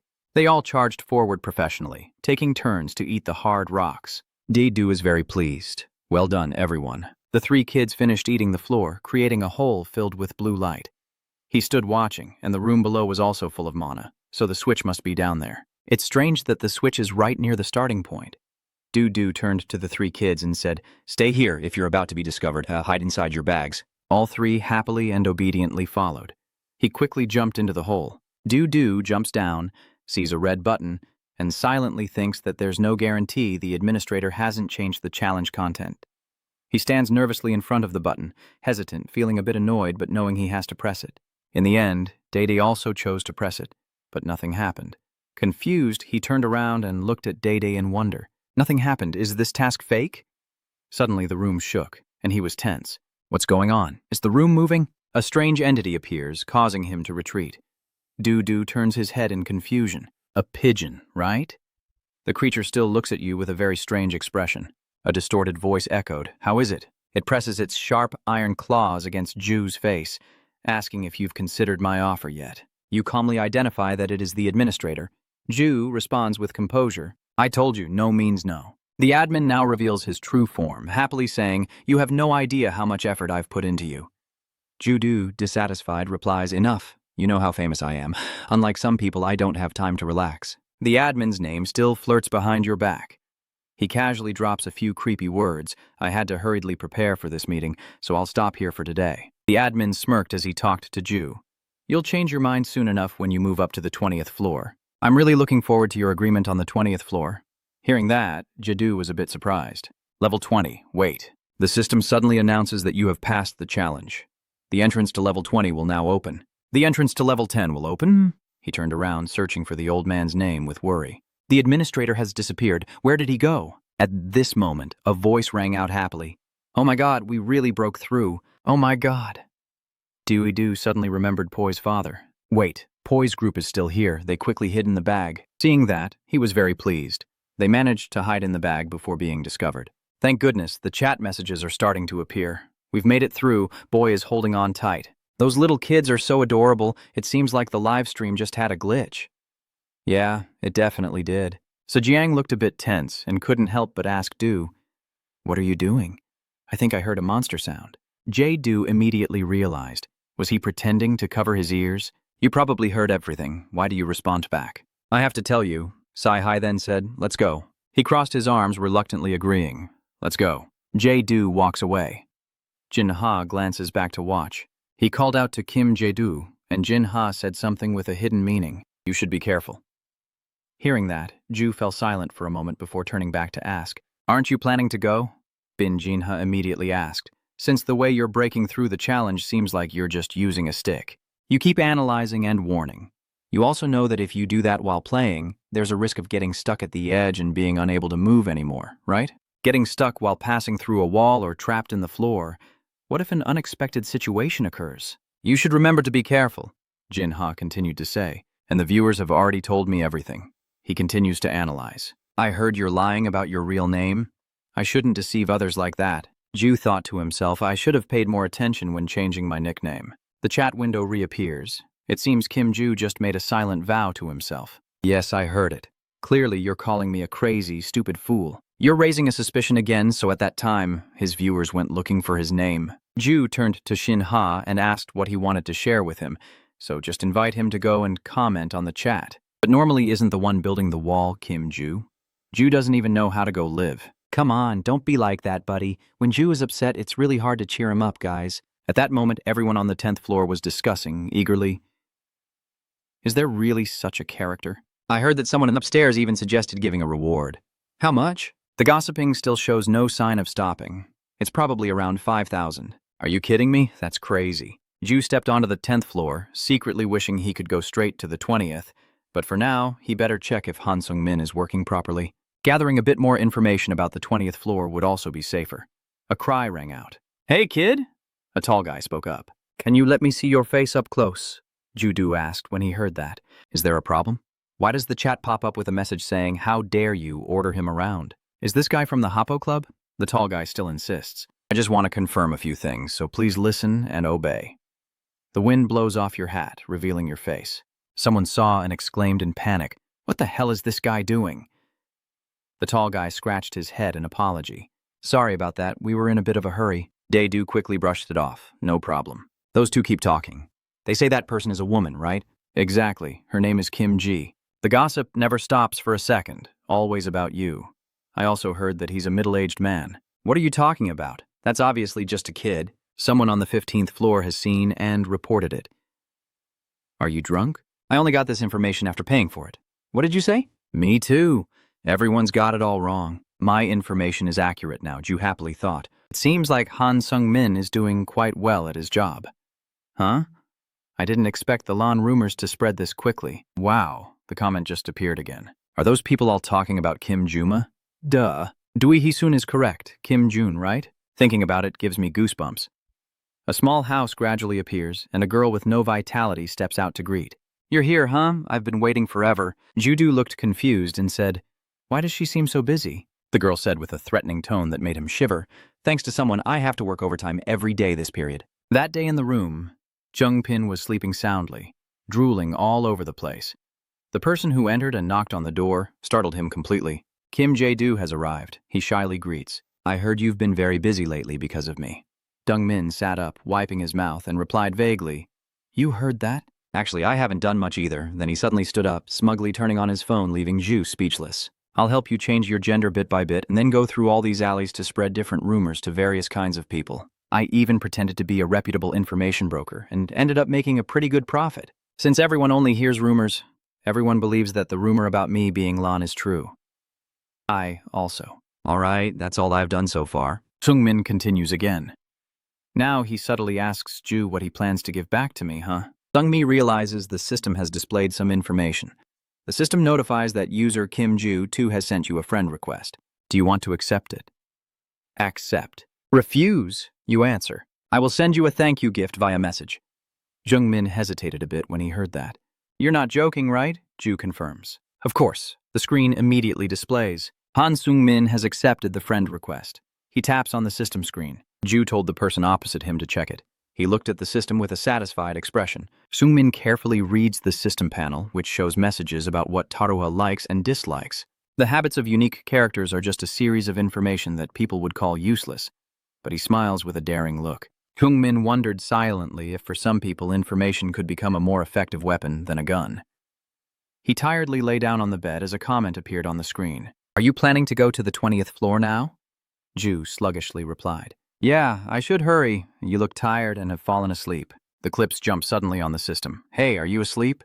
They're already asleep. Well, since they're sleeping, just let them rest. Is that love? When did you go online? I thought you were gone. So you've been watching him sleep all this time? You like it that way? Yeah. So, everyone, let him sleep peacefully. Ju's eyes slowly opened. It seems like he's awake. I can't believe I spent 7 hours just watching this guy sleep. Everyone here is like that. If it weren't for the Poi kids, I would have left this world long ago. Sorry, everyone. I guess I just lay down on the bed and immediately fell asleep. The message on the screen suggests he's still not fully awake, but his attitude remains too professional. You're continuing the conversation already, huh? You see it that way too? Livestream. Poi sleeping for 7 hours is amazing. He gently hugs the Poi group and quietly thinks that maybe it's because he's been working on continuous challenges without a single day off that he's so exhausted. The comments keep joining in to cheer. No problem, we're just watching Poi having fun, it's all good. Now then, quickly open the notification panel and check your rewards. Du scratches his head slowly. Yeah, I'm about to die right now. The system message shows that user Hans Chung-min's status is that Kim Ju is sleeping, huh? So, whenever you see this message, contact me immediately. There's been a change on the 20th floor, it feels strange. System notification, the 20th floor has changed. What has happened on the 20th floor? You read that and immediately thought in surprise, has something changed on the 20th floor? In the quiet white night, Sejun hurriedly ran headlong. Feeling that he had run far enough, he stopped to look around as the terrifying voice and brutal appearance of Palaham suddenly appeared. I will punish all the tyrannical travelers who dare to cause chaos here. A moment later, Sejun reached a fork in the road and froze in shock at the scene before him. The members of the Hypocrite Society are lying defeated with bodies covered in wounds. Only one person is still gritting his teeth and enduring. What is he rambling about? Is this NPC crazy? He hurriedly hides behind the door in panic. Are all the members of the Hypocrite Society defeated? The wing soldiers have arrived and are calling for their capture. Follow me, are you deaf? He sneaked a glance and gritted his teeth, silently speculating. Everything below the 20th floor changes in a strange way. This must be related to Kim Ju. Meanwhile, the system keeps announcing, welcoming you to the free zone of the 20th floor, where the discussion forum feature is now active. Users below the 30th floor will no longer be able to watch live broadcasts. Hey, what's going on here? The atmosphere is so unpredictable. This is a bit too much. He looked at them puzzled, wondering why he received a message from Sung Min and rushed to the 20th floor at full speed. But what's going on here? It looks like they attacked without any hesitation at all. Ju was struck by the sight of guards watching over the remaining members of the Hypocrite Society, the chief guard lowering his voice and shouting loudly, "Adventurer, kneel down and remove your hood!" He firmly refused that request. I don't want to do something so unreasonable. He narrowed his eyes coldly and warned, "Looks like you want to lose your head." Du remained standing still and challenged him. Let's see. His hand instinctively clenched the weapon in his grip. The chief guard angrily charged forward and shouted, "How arrogant of you to challenge a guard!" The spear's blade was almost touching Ju's head, but he showed no intention of dodging, simply looking up, silently. A loud clash of metal echoed through the air as Ju decisively faced him with his axe and gained the upper hand. The chief guard was stunned by that power, thinking that the warriors had already taken care of all the strong users. The axe in his hand kept spinning in the air, and the chief guard also felt his whole body waver as his perspective gradually shifted. His attitude remains as calm as if he's talking about an afternoon tea. What should I do now? Are you going to cut off his head? In just a moment, he was completely under Ju's control and unable to move his body. The other guards shouted in terror. The chief guard struggled to shout an order, took out his magic cannon, and reported back to the team leader. They responded to the order and quickly ran to get the items. The online viewers could no longer stay still and rushed to comment. Those crazy guys Kim Jae-do didn't do anything to them, so why are they so scared of me? That's right, he's even their savior and fixed everything. They don't remember anything. Suddenly, a man jumps out with a warning, "Move aside." His entire body emanates a protective cloud of purple-black smoke. Ju and the man quickly faced off against each other. Unexpectedly, he was pushed back by that tremendous power. Ju was a bit surprised but clenched his teeth and held his ground. The comments were chaotic like swarming locusts. What the heck is that? It really took my breath away. Is he a cannonball? Oh my god! That person approached and exclaimed, "This cloak is interesting." You also forced a smile in response. Your way of greeting is quite fierce. He grins happily. This is just the beginning. Ju raised an eyebrow and replied as if he's about to take my life, right? The light gradually illuminated the man's face. Bam appeared with a dazzling smile. Hey, you're still quick-witted, just like an Empire's guy, huh? As always, seeing someone arrive, you and even seemed to recognize yourself, Ju was stunned and opened his eyes wide. You hurriedly took off your cloak and finally managed to speak. Your Excellency Palaham, Jesus tried to confirm. Do you still remember me? At this moment, not only was he stunned, but Taruha's guards were also wide-eyed in surprise. They immediately released their hold, letting their axes fall to the ground. Their rough, calloused hands pressed firmly against their hearts, as soldiers and civilians alike bowed respectfully and shouted in unison. "Welcome, Lord Lachanta," Giedu said in disbelief as he looked at them. You can't help but wonder, is it just Palaham? The tower's residents wouldn't recognize the user even if they changed channels. Even if they are the same person, if they know someone on the 15th floor, they still won't remember anything when they go up to the 20th floor. That's usually how it is. Palaham smiled and reached out his hand, saying, "I told you so. How could I forget a special traveler like you?" Ju smiled happily and raised his hand. Indeed, he firmly helped you to stand up and sincerely said, "Welcome back." He was glad that Taruha, Palaham, and the warriors still remembered him. While they were busy shaking hands and fooling around, Sejun quickly approached. He observed the situation and began to consider. He found Kim Ju. The warriors are very close to Kim Ju, so he must know something. I need to confirm that I don't want to die unnecessarily. At the headquarters of the Hypergrade Guild, a small wave quietly rises. Jink looks over the plan and laughs helplessly. Did all our members fall? Jinu hesitated to report. Yes, the Queen has driven all the users out of the city and all the renowned captains of the corporation have been killed. The rest are fleeing in chaos. He tiredly covers his eyes and sighs, anger rising within him. Everything keeps changing rapidly. So I need to eliminate the root cause of these changes, and the obstacle Jinux thinks of is none other than Ju. At Taruha, you can occasionally see scenes of harmony between players and soldiers. Jesus was quite curious to see that. Are there still other users close to the warriors? Bilaham laughed heartily and explained, "Those are the users who have shown respect to us. They said they come from the same place as you and have a pretty good relationship with the locals here." Jizu felt somewhat reassured after hearing that. So they come from the Hansen Association. It seems Hans Jungmin is very good at the information he provided. At this time, Taruha is always covered in thick snow and embraced by the cold weather. The house dog remains well behaved, even wagging its tail constantly to show friendliness. Sherritt happily prepares a meal for the cozy little house. Before long, beautifully arranged dishes are brought out.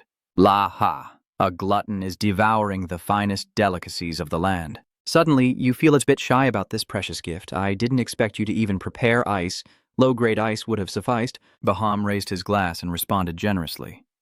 You know, we're teammates who fought side by side, so at least we should prepare something impressive. He commented loudly again. He's right about that. Don't you know the basic way to treat others? Only naive fools focus solely on enjoying their food. At this moment, Ju finally returned to the main topic. How much do you remember? He pointed at his temple and replied confidently. From start to finish, my memories haven't faded away. They've even become clearer. Sometimes I even get headaches from memories sent from another version of myself. The online viewers find it very confusing. What is he talking about? One Palaham is strange enough. Now there are two? Hearing that, you felt overwhelmed with thoughts. Another Palaham? Could it be that the barrier dividing the channels has disappeared? We are now on channel 10. Try switching to channel 20. Contrary to Ju's worries, he shows no sign of concern and continues chatting comfortably. It feels like the number of travelers has increased dramatically recently. The system is asking if you want to switch channels. He didn't hesitate and chose to switch to channel 20. After receiving the information, it reported back that it had switched to channel 20. Still, Palaham continues to eat and chat as before. Even after capturing so many, no one can stop him. And everyone in the room leaves comments expressing their confusion. Did he switch channels and he still didn't change anything? Have the channels been merged? Let me check. Just a moment, Ju, I'll be right back. Seeing that you haven't touched your food and keep fiddling, Palaham shows concern. What's wrong? Ju smiles and shrugs. Nothing. Did you kill the captured prisoners? Briefly, he explained, we are not butchers. Only criminals are killed. The rest we have provided temporary shelters outside the city. I see. I agree with your comment. Actually, if they killed people, calling them butchers is also correct. In Taruha, that's legal. It's terrifying. Baham keeps smiling brightly as he continues. Thanks to that, Leto is still struggling against the adventurers. As for Kun, he's busy dealing with the lack of staff. They would be so happy if they knew you visited. It's truly shameful. Only after you eliminated the flower demon did we realize. We thought that even if we died and came back with countless overlapping memories, we would still fight bravely. But clearly we are just becoming numb. Hearing this, Ju suddenly fell into thought. He still vividly remembered the memories of Taruha on the 15th floor. It is an endless repeating nightmare, and the peak of that nightmare is on the 20th floor. Although it seems that's no longer the case now, knowing that Jesus still has other doubts and worries, Balaham sighs with understanding. He slowly uttered his affirmation. I cannot deny that you truly are our savior. You look shy and awkwardly around. I didn't do much either. You're exaggerating. People are joking around again, acting innocent and like a little bunny. Lachan, I shouldn't be ashamed. Ju of ours really did something extraordinary. Shalait also stepped forward, placing a hand on Palaham's shoulder to join in, showing he's very grateful. The old man pouted stubbornly, denying it. What gratitude? The fact that we're still alive now is thanks to our hard work and endurance all this time. She gently pinched Palaham's cheek. In times like these, we should be honest with ourselves. He also responded with a tender look. The online viewers all seemed unusually excited. Is he getting married? Marry right away? With passion like this, it's only about 1% of couples, not 0.1%, right? Seeing the pink bubbles on their bodies, Ju could only smile peacefully and be a background figure. Taruha has awakened from what seemed like an endless nightmare. The next morning, Sejun was waiting outside Palaham's house from early on, quietly observing and muttering to himself. He clearly already entered that house, but I wonder when he'll finally come out. Suddenly, Leto appeared behind Sejun, and the father asked, Who are you? He was terrified and shouted out loud, You are Leto? You seem a bit surprised and curious. Do you know me? Then Leto suddenly burst out laughing happily. You are also a criminal, aren't you? Sejun sighed in frustration at the thought and quickly looked for an excuse to refuse. No, I was just lost. But you won't easily let Sejun go that way, so he quickly grabs his collar. I know where you're planning to go. Sejun struggled to break free. What? How do you know where I'm planning to go? Leto smiled dangerously and confirmed. You're going to prison. Where else would you go? Just let me lead the way. He was truly terrified, crying and flailing his arms, begging for mercy. I apologize. You still sound so calm. What are you apologizing for? Turning yourself in is a good thing, right? In this urgent situation, someone suddenly stepped forward. Ju and the Poi gang looked confused at the scene in front of them. What is he doing? Both of them were surprised to see you. Leto was the first to speak. It's been a while. Ju also smiled and responded politely. Baham said he's very busy, so why did he come here? He hesitated for a moment before replying. I heard that Lachanta is famous, so I came to say hello. Hearing that, you couldn't help but be amazed, thinking I hated you. Leto clearly states his position. I don't hate you, I hate the travelers. Sejun was silently crying inside, realizing there was no more hope and that he might die helplessly. Understanding that, Jesu finally spoke up to save him. I know that person.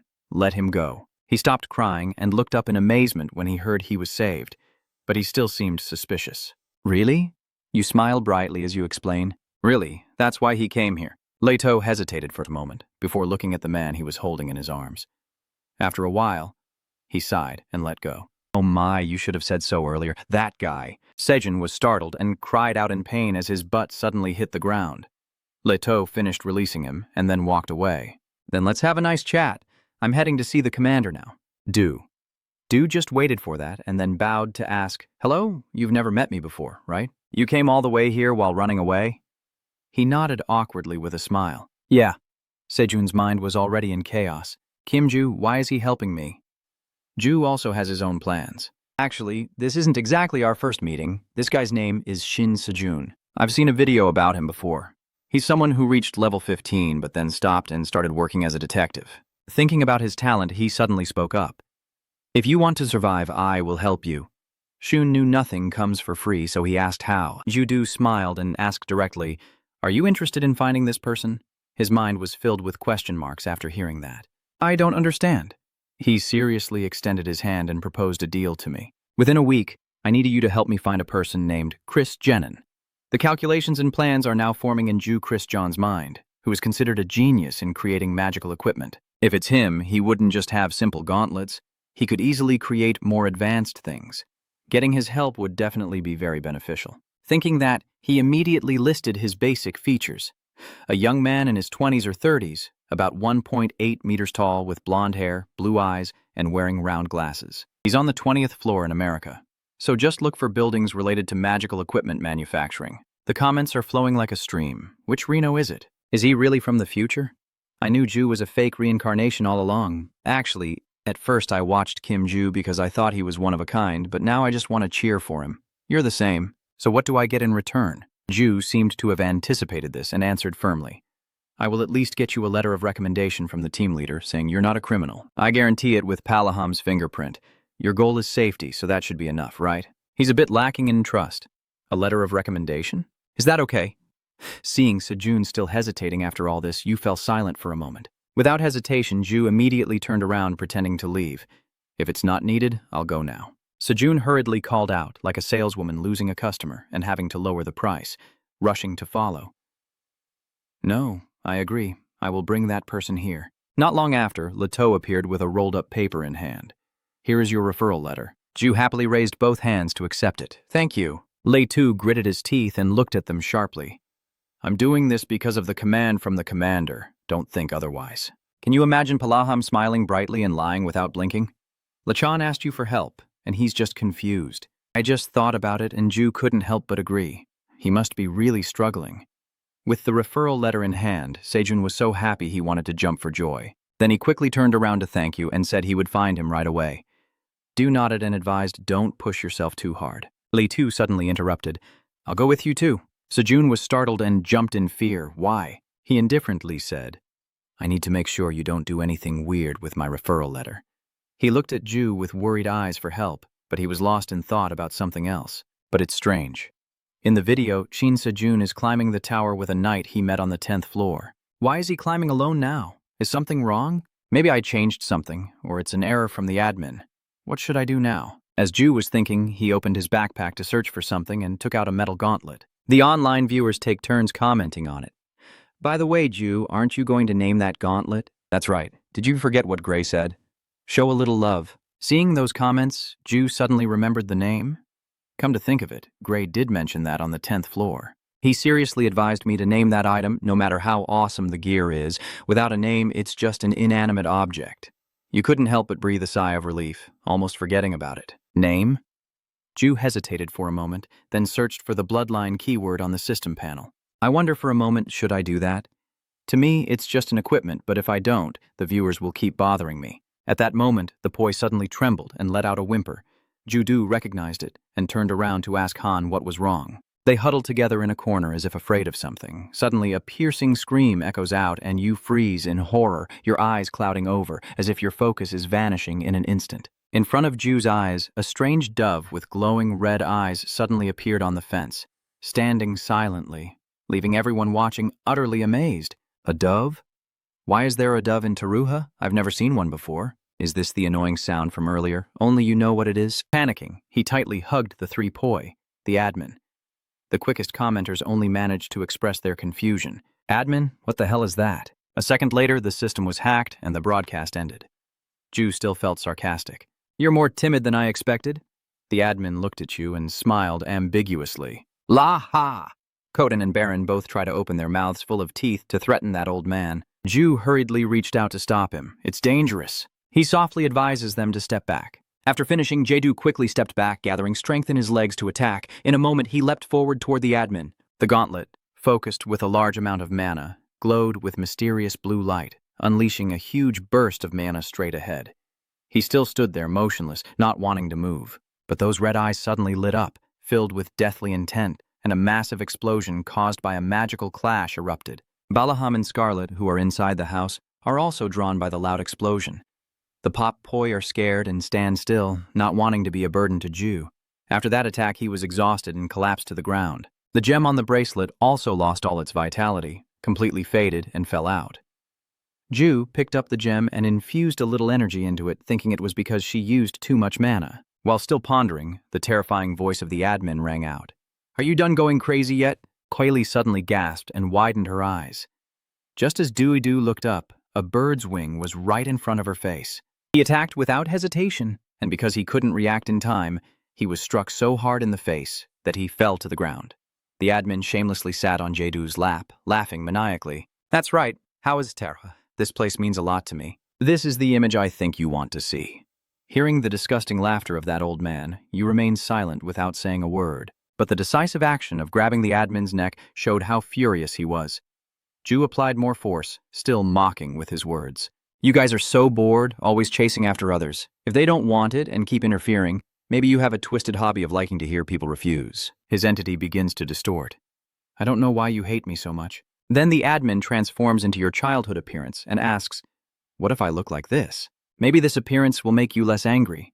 Seeing that image, Jesus suddenly froze for a moment. Balaham suddenly ran over to break the silence. "What's all this noise about?" It was only then that you snapped out of it and looked at the admin in the picture, a boy still being choked by Ju, and he was so shocked that he stared in disbelief and questioned him. "What are you doing?"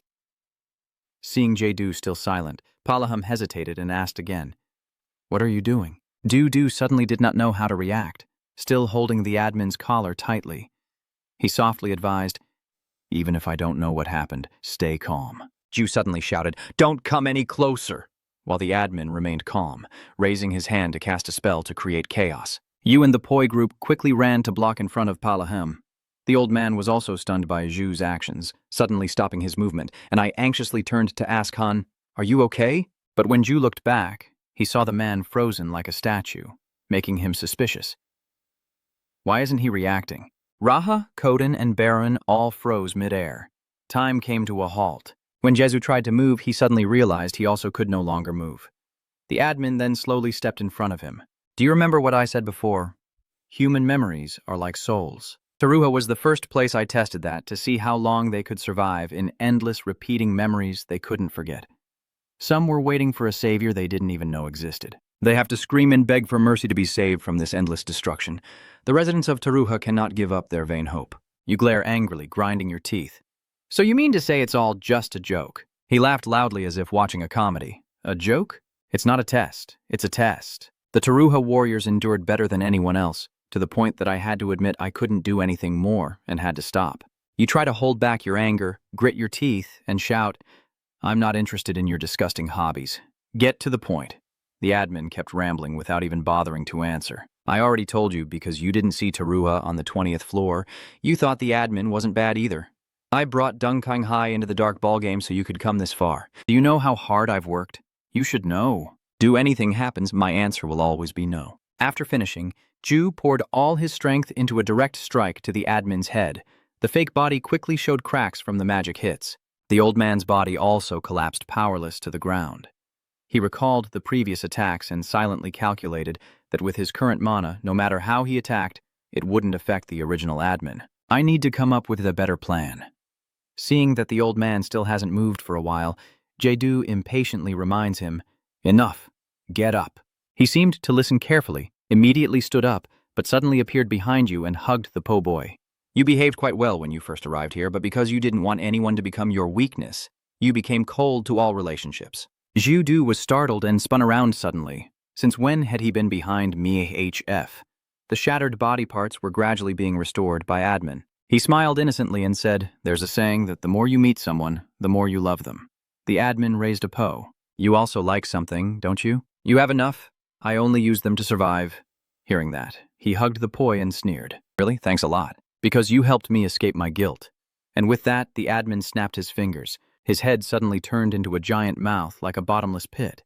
At this moment, I could no longer stay calm. I screamed in fear, stopped, and my legs instinctively ran forward. Seeing a little poi about to be swallowed by that mouth, Jadu could only scream inwardly, "No, don't do this." Just as the admin was about to enjoy the meal, the light in its eyes suddenly restored, and a loud explosion echoed. It abruptly stopped, staring intently ahead with a look of disbelief. Poi's sharp teeth had sunk deep into his flesh, and the hairs on their bodies stretched out to prevent the admin from closing his mouth. Are the souls of the world trees? Impossible. His sickly eyes kept shifting constantly. How can you escape my control? Impossible. The magic color of the sunstone. Du, after regaining his senses, shouted loudly and ordered them to stay away from him. The three of them immediately obeyed and jumped away, keeping a safe distance from him. He took the opportunity to cast a magic attack at the admin, secretly confirming his suspicion that the light Poi emitted was definitely mana from the sunstone. Although only for a moment, Poi's attack prevented the admin's movement. The power of the sunstone's mana is probably taking effect. Suddenly, a blue magical light flashed in your eyes. A helpful tip from Karan suddenly appeared in Ju's mind. You said that the mana should have gone into your heart, but couldn't, right? That's because the power was too great to control, so your heart had to suppress it to survive. He suddenly realized that as long as there was mana remaining in his body, that power would be the key to defeating the admin. With that in mind, Ju kicked the admin's form and clenched his hands around a weapon made of ice and snow. Ju channels his energy into it and strikes down with great force. Other attacks follow in quick succession.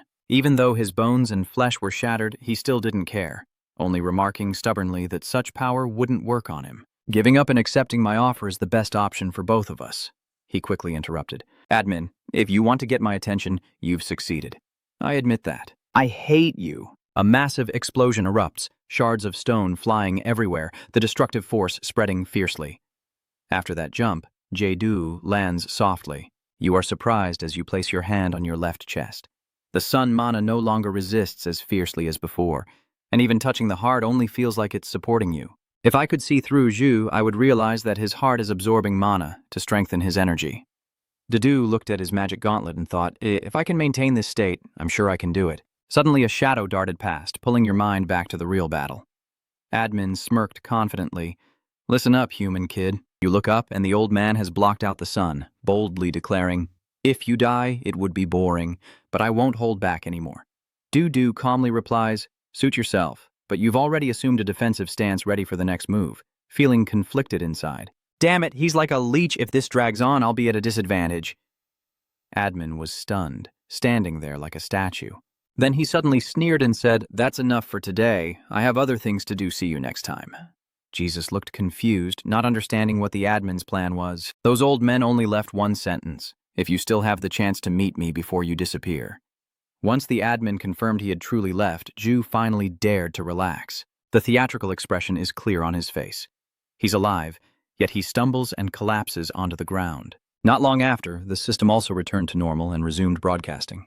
There are 5 days and 11 hours left until the next step. All the viewers rushed in with curiosity and concern. Kim Ju, I trust you so much. I thought something had happened.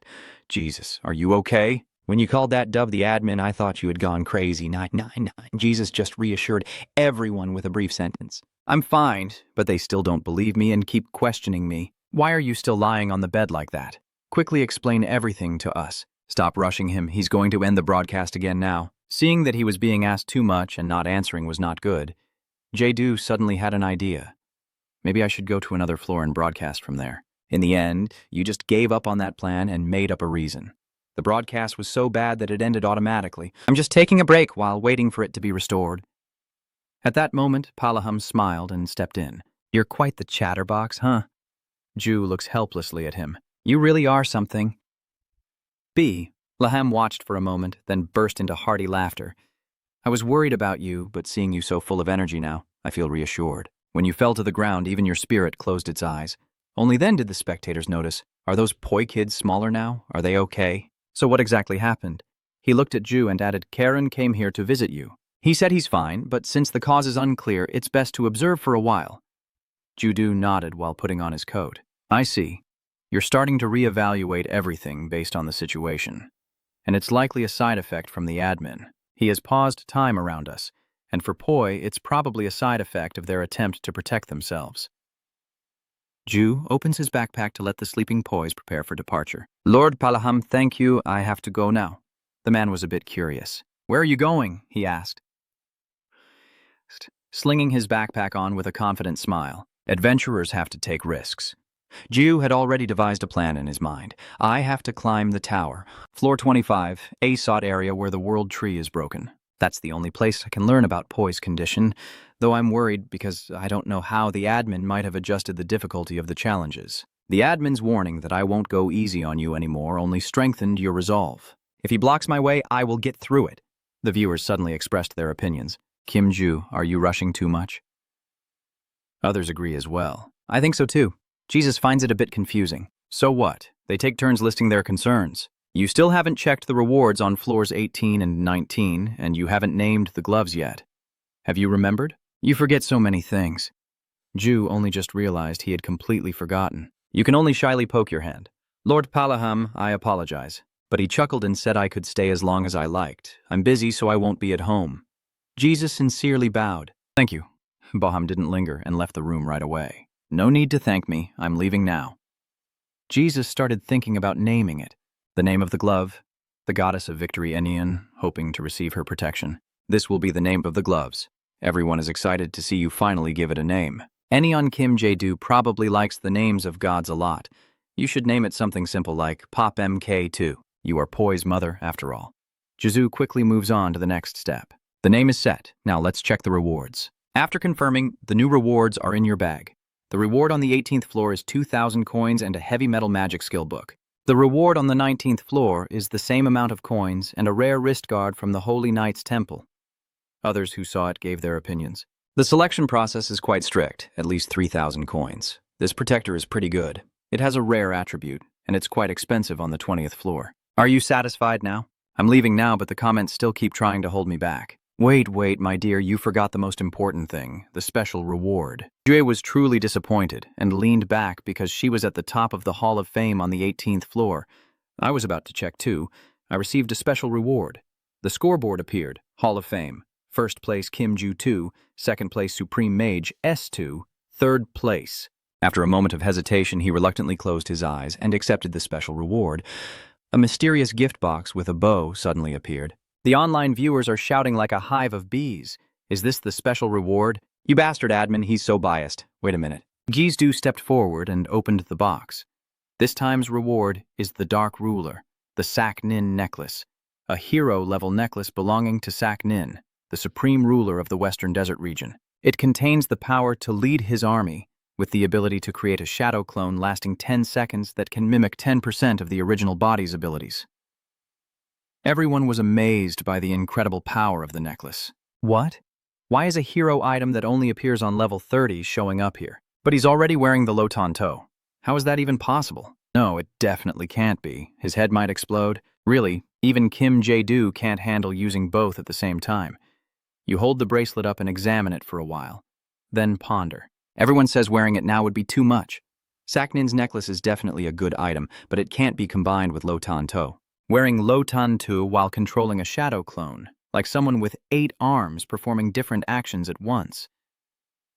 I need more time. Because of that, Judu declared it was time to go now. Boon Luan also agreed. They keep urging, go, hurry up and save Poi. However, there are still some Gyayu comments opposing, with some people wondering if Poi's team will really die. But Ju, nothing really happened to you and Poi while you paused the broadcast, right? Did those bastards bother you anymore? I'll show them what I'm capable of. Seeing the viewers' concern, there's nothing else I can do but respond. I'm really fine. The evening glow gradually fades, and the village sinks back into its usual silence. Ju was still walking forward with faith and determination to save the Poi kids, when suddenly sensing something, his steps abruptly halted. Jae-do turns around and speaks openly. Many haven't yet realized what's going on, leaving questions, while others are quite eager, doing suspicious things again. He paid no attention to those comments and subtly glanced behind him. As expected, a suspicious group of men and women suddenly appeared behind Ju. A figure confirms, "You are Kim Ju, right?" The masked man reveals only his ruthless eyes. Yuni steps forward, grabbing Ju by the collar, the blood-stained knife pressed against his neck. "Let's talk, Kim Ju," he answered coldly. "You have no business here. Come with me. Thanks to you, many Taruha have been moving around, forcing me to create chaos elsewhere. Do you know how many people I had to bring in to divert attention? Is that blood? I'm wondering why the streets are so quiet. Is that why Lord Palaham is so busy? Just thinking about it makes you angry and tense your voice. So what if I don't want to?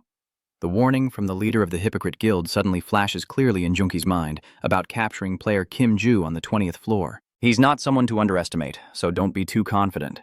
Still, Junki breathes out disdainfully, but he's just a weakling who only just reached the 20th floor. Then he skillfully spun his weapon. You're so arrogant you've never seen a coffin before you start crying, right? As soon as Junki made his move, Ju countered with a lightning-fast strike that made him drop his knife, followed by an uppercut to Junki's chin. He fell to the ground in fear. His whole body radiated a deadly aura, and in a cold voice he ordered, "Get out of here." Uni was extremely shocked. What? Why does the aura of someone only at level 20 look like this? Still, he couldn't abandon the mission, gritting his teeth and shouting loudly, preparing to fight as the shield-bearing soldiers moved forward. Judu said nothing, silently staring with trembling eyes. He turned around and warned, "This is your last chance. Kneel down obediently now." All of these guys have already reached the 29th floor, but when he saw the scene behind him, Junki's whole body tensed up, and he stared in horror. All of his subordinates were unconscious and collapsed on the ground. Junka couldn't believe that before he could regain his composure, a black aura had already wrapped around him. Judu repeats, "This is also my final warning." You say it with a serious face, in a cold and commanding tone. "Get out." Uni raises his hand to make a gesture behind his back and thinks to himself, "He must be very strong for the chairman to warn me, but I can kill him." A group of hidden assassins then emerged to surround Ju. They quickly charged down, shouting to kill. He just calmly glanced at them with cold eyes. A second later, the spot where Jae-do was standing exploded in a huge blast, sending dust and rocks flying everywhere. Junki saw this and sneered, "You should just obediently follow me, fool." Suddenly, he remembered the words of the Hypocrite Guild leader who had captured Kim Ju and brought him here. Uni immediately panicked. "Damn it, I should have caught him, but I was so angry, what should I do now?" At that moment, a head suddenly rolled to his feet. He looked down in surprise at the severed head. When it revealed a face from the assassins, Junki suddenly felt a chill down his spine. In the hazy smoke, a blood-stained hand with a spear flashed. Ju-do remains unharmed, standing amidst the wreckage as Deo-do's indifferent voice echoes. "Go tell your master that I will definitely repay this favor." He fearfully turned and ran away. Which monster is that? Seeing Juni run for his life like a turtle retreating into its shell, the viewers couldn't help but start discussing loudly. "You're the ones who hurt Poi, right?" "Judu, wait, I just remembered I have something to do." "Are you the same?" "So am I." Ju tiredly sighs. "Let's quickly move up to the 21st floor." Meanwhile, on the 70th floor in the Hypergrade Guild Council Room, Jinsu was sitting alone reviewing documents. A second later, Soha angrily pushed open the door and shouted loudly, "Hanjinu!" She just entered and started yelling fiercely, hurling vulgar insults. Finally, Soha gritted her teeth and stared fiercely at him, forcefully slamming her hand on the table until it cracked open, obviously in front of Jinsu. He simply stood up silently without saying a word. Soha, seeing that Jinsu remained stubbornly silent, sneered in anger. He sighed and said, "I think you like certainty and don't need to get so angry." She immediately retorted, "Why shouldn't I be angry? I heard that most of the guild members have already died." Jinu coldly glanced at Soha. "But now we also have a lead." She asked suspiciously. "Really?" he replied briefly. Kim Jae-do said he would definitely repay this favor. He just reached the 20th floor, Soha wondered, but he knew about a guild on the 70th floor and his incredible strength. Ju guesses, "I think he has at least one backer on level 50, so reluctantly concludes, "It's definitely very hard to take action against him." She knows better than anyone that unlike below, where communication is blocked within about 10 floors, from level 50 to 100 users can freely enter and exit. The reason for the limited range at lower levels is to protect high-level users from disrupting the balance of the floors below level 50. He proposed a plan, but I think we should keep an eye on him until he reaches the 50th floor. Just then, a panicked person rushes in, startling Soha and Ju. The door burst open, and a panicked voice shouted, "Leader, something's happened." Hyjin was so panicked she couldn't speak. On the 50th floor, Soha and Jinsu showed clear signs of shock just hearing about it. She hurried over to ask Han what was wrong, panting heavily as she reported that there had been an attack on the 50th floor. The 2 drug gangs linked to the guild have been wiped out, and the 3 infrastructure construction sites have completely collapsed. He has now calmed down and is asking clearly, "Is it the same person as last time?" Hyjin nervously denies it. They were wearing cloaks to hide their faces, but the voice was that of a woman. "I'm so worried I want to hear more clues." "Did they leave any message?" She hesitated for a long time before finally deciding to speak. "Yes, the message is that if you cause trouble, I will kill you." At the same time, in Taruha, the quiet night suddenly breaks with small noises as soldiers stand guard seriously at a teleportation gate. Someone saw and wondered what was going on. A kind person explained, "Based on what I saw, all members from the major guilds have been captured."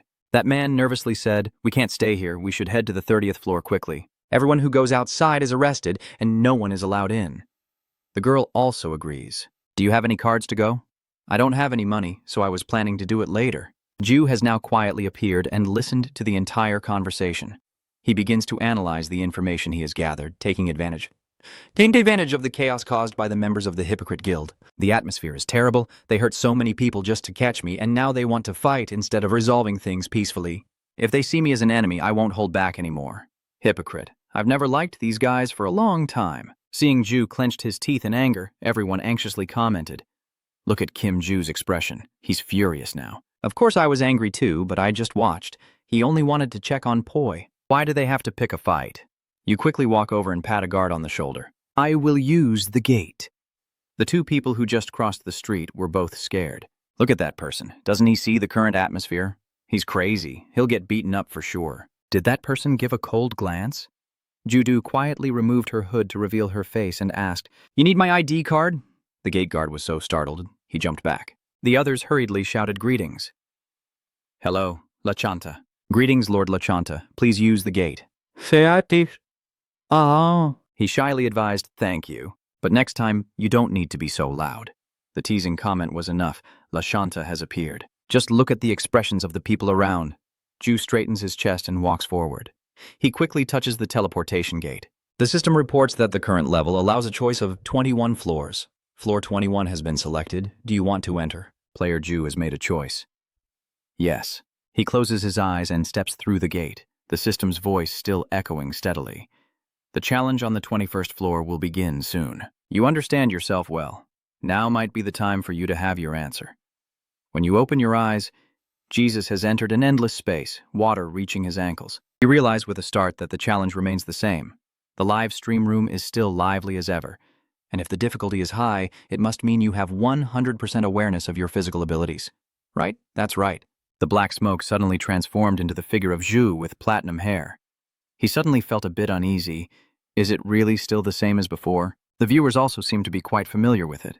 He quickly powered up and approached Zhu. To everyone's surprise, the clone was able to smile and say hello, which made him gasp and open his eyes wide. The viewer also looks just as shocked. "Oh my God, I just spilled my can of cola. What is that? Why can that thing talk like that?" He adopts a polite gesture, extending his hand. "Why do you look so surprised?" Everyone started commenting rapidly. What's going on? Kim Jae-do once again gathers question marks. But can that thing really talk? No, it's high difficulty, but I've never seen it before. He smiles eerily. Are you hesitant?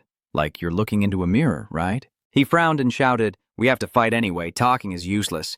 Doo-doo's clone sneered. "Why are you so rude and fake?" Kim Doo-doo, let me ask you something. Even if the Earth is about to disappear, will you leave this place? The boy looked confused and asked, "What are you talking about?" The comments are also confusing. I don't understand anything. Hey, he's talking too much. Isn't that a mistake? Why does the robot know how to talk? He gestured wildly, describing that a great being said the Earth would disappear and only the tower could save us. Does that clone keep praising or maintaining his faith? Jesus looks at him and gets goosebumps. What are you doing with my face?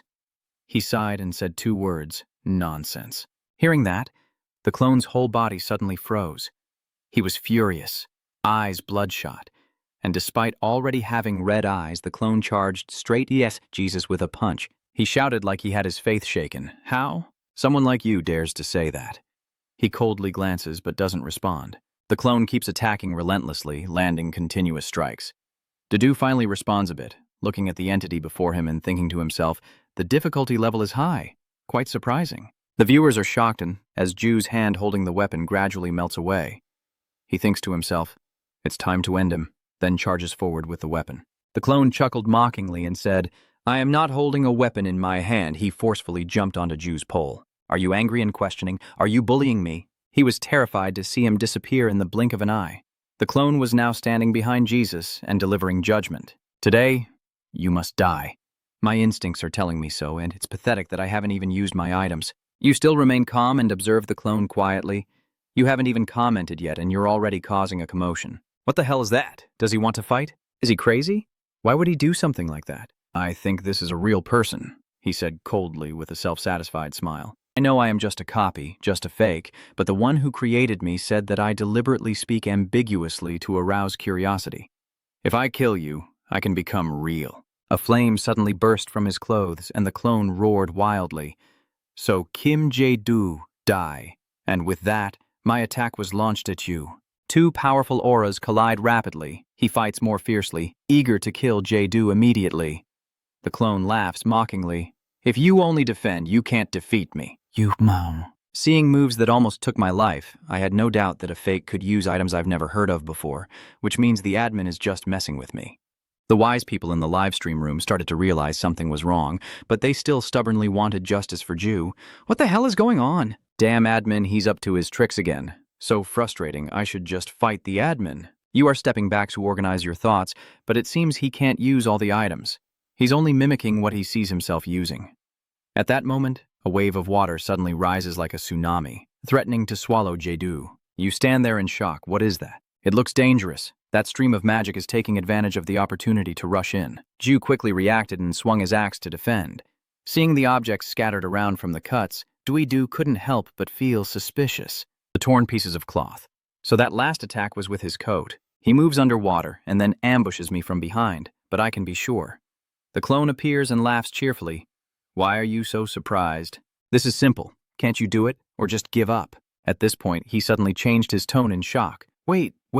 So that's cheating? You raise your hand and smirk. No, your great lord didn't give you this, did he? The thoughts in Jae-do's mind began to connect clearly. It's true that imposters are just copying what I use, but just like me, when they get familiar with the items, they'll come up with new ways to use them. In other words, the longer it takes, the harder it will be to fight him. So I need to deal with him quickly before he learns a new trick. I can't stand firm because there's nothing to hold on to on the ground. After a long time has passed, I suddenly feel restless inside. The notification hasn't appeared, Mana's outbreak hasn't spread, and he's still there. He won't be reincarnating like the administrator, right? Now that's what I call cheating. Suddenly the clone's voice rang out. You are relying too much on those items. The red magic quickly streaked past Du's neck, and in an instant, his life was taken from him. The shattered fragments turned out to be all scenes from the future that Ju had seen. He was right about the timing of his arrival. Because Ju could see the future, he easily deflected the attack. He raised his hand to focus energy into the Enion gauntlet, but the light never appeared. Ju, disappointed, thought to himself, Damn it. My clone suddenly approached him. You're quite something. My head feels like it's going to explode. Even though I only used my coat, you look exhausted. He raised his hand and tightly squeezed the Duiyu's neck, and the clone laughed triumphantly. You're out of mana. I will become a greater Kim Duiyu than you, so give up now. As he was lost in his joy, a sudden smirk appeared at the corner of his mouth, and Ban Sao stared in shock with wide eyes, a blazing fire igniting in an instant. Are you pretending? Has the clone's body been pierced by a large hole from Anion? Dudu smiled and explained, I never said I don't have mana. You just assumed that. And I don't rely on items either. I'm just fighting with all my strength. Once again, energy is focused directly at the clone's face, and a loud explosion echoes throughout the space. Dictionary caused him to scatter everywhere, and the system announced right on time. You have completed the challenge. The door to level 22 will open now. The door to the 20th floor will open now. You're completely exhausted. Jae-do, exhausted, collapsed into the water. Everyone hurriedly showed concern. Huh? Kim Jae-do? Are you okay? This level is too hard. I take a deep breath, sit up, and reassure the viewers. I'm fine. I feel relieved that I finally finished the fight. Jae-do raised her head, thinking, since she appeared at the gate, it meant she had completed the challenge. Thanks to his carelessness, she was able to find a loophole. But if it weren't for the effect of the shoes, I would have been dead for sure. Low-teen-toes leather shoes, worn by the snake handler with various abilities made from the skin of a dead snake after giving birth, fully contain the snake's abilities. The ability to adjust hardness, size, transparency, and mimic colors and textures. He reflected on the moment from the earlier battle. If I couldn't pause his movement, he would have avoided the mana surge thanks to the transparency feature of the shoes, and I would have lost. Luckily, Ju got through, so I try to smile and interact with the viewers, check the reward, and move on to the next floor. They express concern. Wait a moment. Rewards are indeed important, but maybe take a little break. You smile and refuse those suggestions. No, I think it's best to go really fast.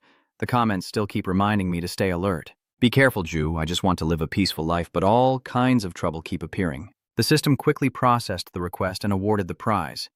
A box of fruit fell from the sky again.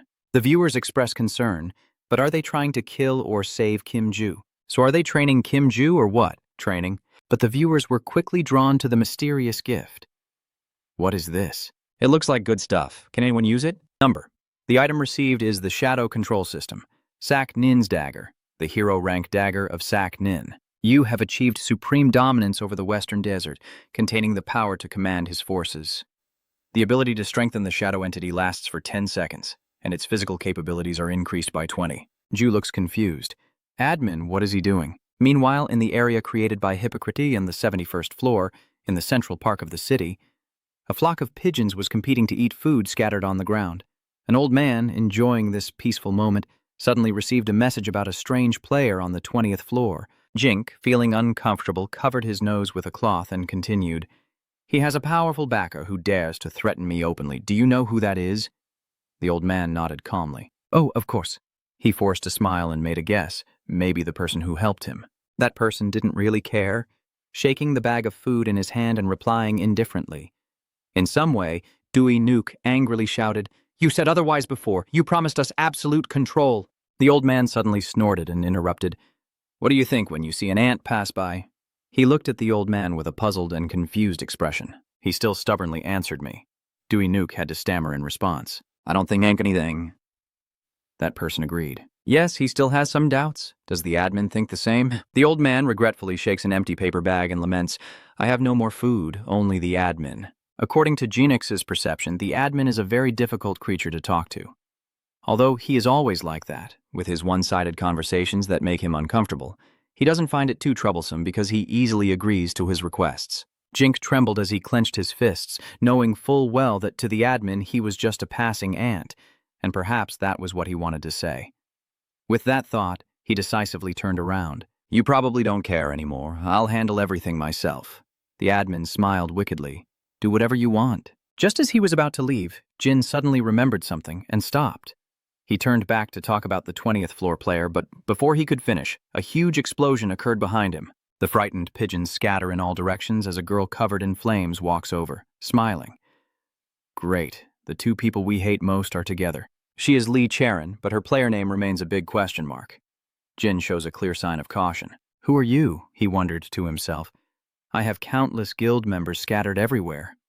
But she was able to break through their defenses, proving she is not an ordinary player. Shireen suddenly unleashes a more intense blaze. That person is the one who will cause the catastrophe. "Actually, I came here just to vent my anger, but there's a hidden guy like a sewer rat here too. The admin has been quietly watching all along." Jinx was already so hot that sweat was pouring down his face. "Even from this distance, controlling the Phoenix magic makes it hard for me to breathe. I have to use mana to block it immediately." He hurriedly creates a shield. She smiles and flicks her hand dismissively. A flame shoots like an arrow into Dewey Nuke's shield. Droplets of sweat start to appear and spread across the shield. He grits his teeth in shock, trying to resist. Sharon laughed loudly and snapped his fingers. "So it seems you haven't reached a high rank in Hypocrite, only relying on luck." A larger flame suddenly erupts violently. Meanwhile, elsewhere, the system is mechanically reading player IDs 4860, 4875, 4890, 4891, 4893, 4890. A total of 3 people have entered. Enough players now. This is the Magic Tower's central hub, blocking monsters approaching from all sides. The other players cheered happily. Finally, someone arrived. I thought I was going to starve to death here. Welcome. The system announces the start of the 22nd floor challenge. The difficulty of the challenge will be proportional to the remaining 30 minutes. Ju reluctantly smiled in response. The online viewers in your room seem quite surprised. What's going on? Why is everyone so happy to see Kim Jeju? Maybe because of the 20th floor? Jesus was quite understanding of them, because no one from the 20th floor could start the challenge. They must have been waiting for a long time, which is why they're so excited. A scarred hand suddenly reaches out to show goodwill. "Hello, what's your name?" That person introduced himself as Habun. You shake hands and say, "I am Kim Ju. I am studying magic techniques. It's tough." He looks impressed. "Magic techniques? It's really tough. But you have the skills. Can you help us?" Yu Du nodded in agreement. "All right, the viewers are debating. Hey, is he strong or not? He looks like a knight, but his eyes are scarred. Yeah, he can't even recover through reincarnation. Maybe he didn't make up for it with the skills he learned at Teruha. They have no idea that these two men have already fought hand-to-hand until their arms nearly broke. Soon after, Bun shouted loudly, "Okay, everyone, we are running out of food. Surviving this long is already very good. There's not much time left, so I'll be brief. Each group will be responsible for one road. But if one road is broken, everything will collapse. So if you feel threatened, call for backup immediately. The newcomer Kim Ju will join Group 3 with Lion." You didn't oppose, but quietly considered the feasibility of this strategy. To eliminate the monsters on the 4 roads, 20 participants are divided into 4 groups of 5, which is the most reasonable method. Seeing everyone agree, Hab-hun led this group very well. He concluded that the total difficulty would be 48. Accordingly, the monsters will be red-beaked birds and soul-stealing snails. We have divided the groups based on each person's skills, so as long as we pay attention, we can stop them. Du was a bit suspicious. They didn't look worried at all. Will everything turn out as he predicted? Saizen impatiently urged. Kim Ju quickly arrived here, reminding himself to stay alert because the admin warned him not to let his guard down. He's definitely prepared an unpredictable variable like the imposter on the 21st floor. The gate ahead is truly ambushed by hundreds of monsters just waiting for prey to enter. After a long while, the system announced again that there were 6 minutes remaining. Curious, Saiz asked, "Are you a magic engineer? You've prepared the weapon enhancement tools and mana amplifiers, right? You're rummaging through your stuff while answering." "No, I learned through combat links, but don't worry, I will do my job well." She grits her teeth, showing doubt. "What? You're a magic engineer?" Then Cyan angrily retorted, "Truly ridiculous. Do you think we came here to play?" Someone else quickly intervened. "Stop it." He said he would do it himself. The viewers kept expressing their dissatisfaction. Are they underestimating Kim Jae-soo? Crazy track on the lower floors. Players don't really understand much about magic techniques. After unlocking level 50, Hawk has changed his name to Technician, right? 2 mages, 2 knights. It's truly a balanced team. June nervously clenched her fists, hoping she was just overthinking and wouldn't have to use this. The system started counting down, 10 seconds remaining, 0 seconds remaining. The challenge begins. Seeing the seal gradually disappear, everyone was excited. "It's open now, let's take our positions." They quietly entered the dark cave. The only thing guiding the way is a glowing staff with a burst of blue light filling the small space. And Jesus is puzzled. "The red-billed bird with the borrowed shell, right?" Someone answered, "Yes." "And the singing bird has bright feathers. Light up the path. The soul-possessing shell moves very slowly, so we should be able to catch them." Above, a few creatures resembling giant centipedes are floating in the magma. Sezon warns the group. "Hey, they're coming. Get into position." The shield-bearer looks confused. But do they normally make sounds like that too? Viewers are certain that it was the admin who intervened. Why did it appear here? The giant insect suddenly jumps down. Everyone is terrified. What is that? Few others in the chat room say they have Kim Ju here to block it. But what about elsewhere? In times like this, just use Phoenix magic. Who would bother learning that? It costs mana but is ineffective. Yet its power is truly extraordinary. A blob of green slime suddenly rushes in from nowhere to snatch Saizon's weapon. It immediately bit through the staff, even gnawing so fiercely that drool dripped out. She trembled in fear, saying, "No way, my magic staff was supposed to be very sturdy." Someone hurried over to comfort her and said, "Get up, the others say we can't handle this, let's run now." Saizon shouted in horror, "What are they doing?" From above the cave, a swarm of similar insects appeared, spitting sticky fluid to attack them. A girl in the team raised her shield to block and warned everyone. "Watch out!" She horrifiedly realizes her shield is melting. At this point, the girl realized it was acid. "Everyone, be careful." Saizen immediately lost heart. "What? So, how should we fight?" She rests her chin in thought. How long can a magic barrier hold out? Not long. It's better to request support from other groups. At that moment, Jadu's firm voice rang out. "It's dangerous. Everyone, stand behind me." Sezon said confusedly, "What?" Before she could react, he had already darted up like a gust of wind and reached the insect. The magic Ju unleashed enveloped him. Ju's eyes flash brightly in the darkness as he swiftly unleashes his aura to destroy them all. The insect corpses kept falling to the ground as someone exclaimed in surprise. "Do you see that person?" Sezon was also surprised. "How many has he defeated so far?"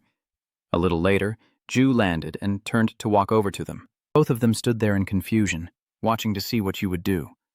Ju focused his energy and said 2 words. "Sorry, the big explosion destroyed the entire area." Dewey, confused, looked at the scene before him as a deep voice called out to stop. with the admin standing between the two and saying, "Karen, enough!" Then he left saying, "See you later," clearly aware that he was trying to chase me away. In front of these two, I am just a dog playing a fool. "Besides," she laughed loudly, mockingly, "you're lucky. If you were alone, you would have been cooked already." Jink didn't argue further and turned away coldly. "I'm leaving." Now Charon is probing the admin, "What's wrong with you lately?" He's deliberately avoiding the topic. "What do you mean?" She got straight to the point. "Stop pretending. You know Ju, right?" But the admin denies it. "I'm not pretending." Whenever Charon mentions this person, she becomes awkward.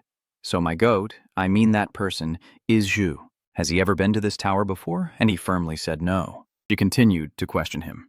"Have you ever provided him with any information?" The admin reports again. This made Charon wonder. "So why?"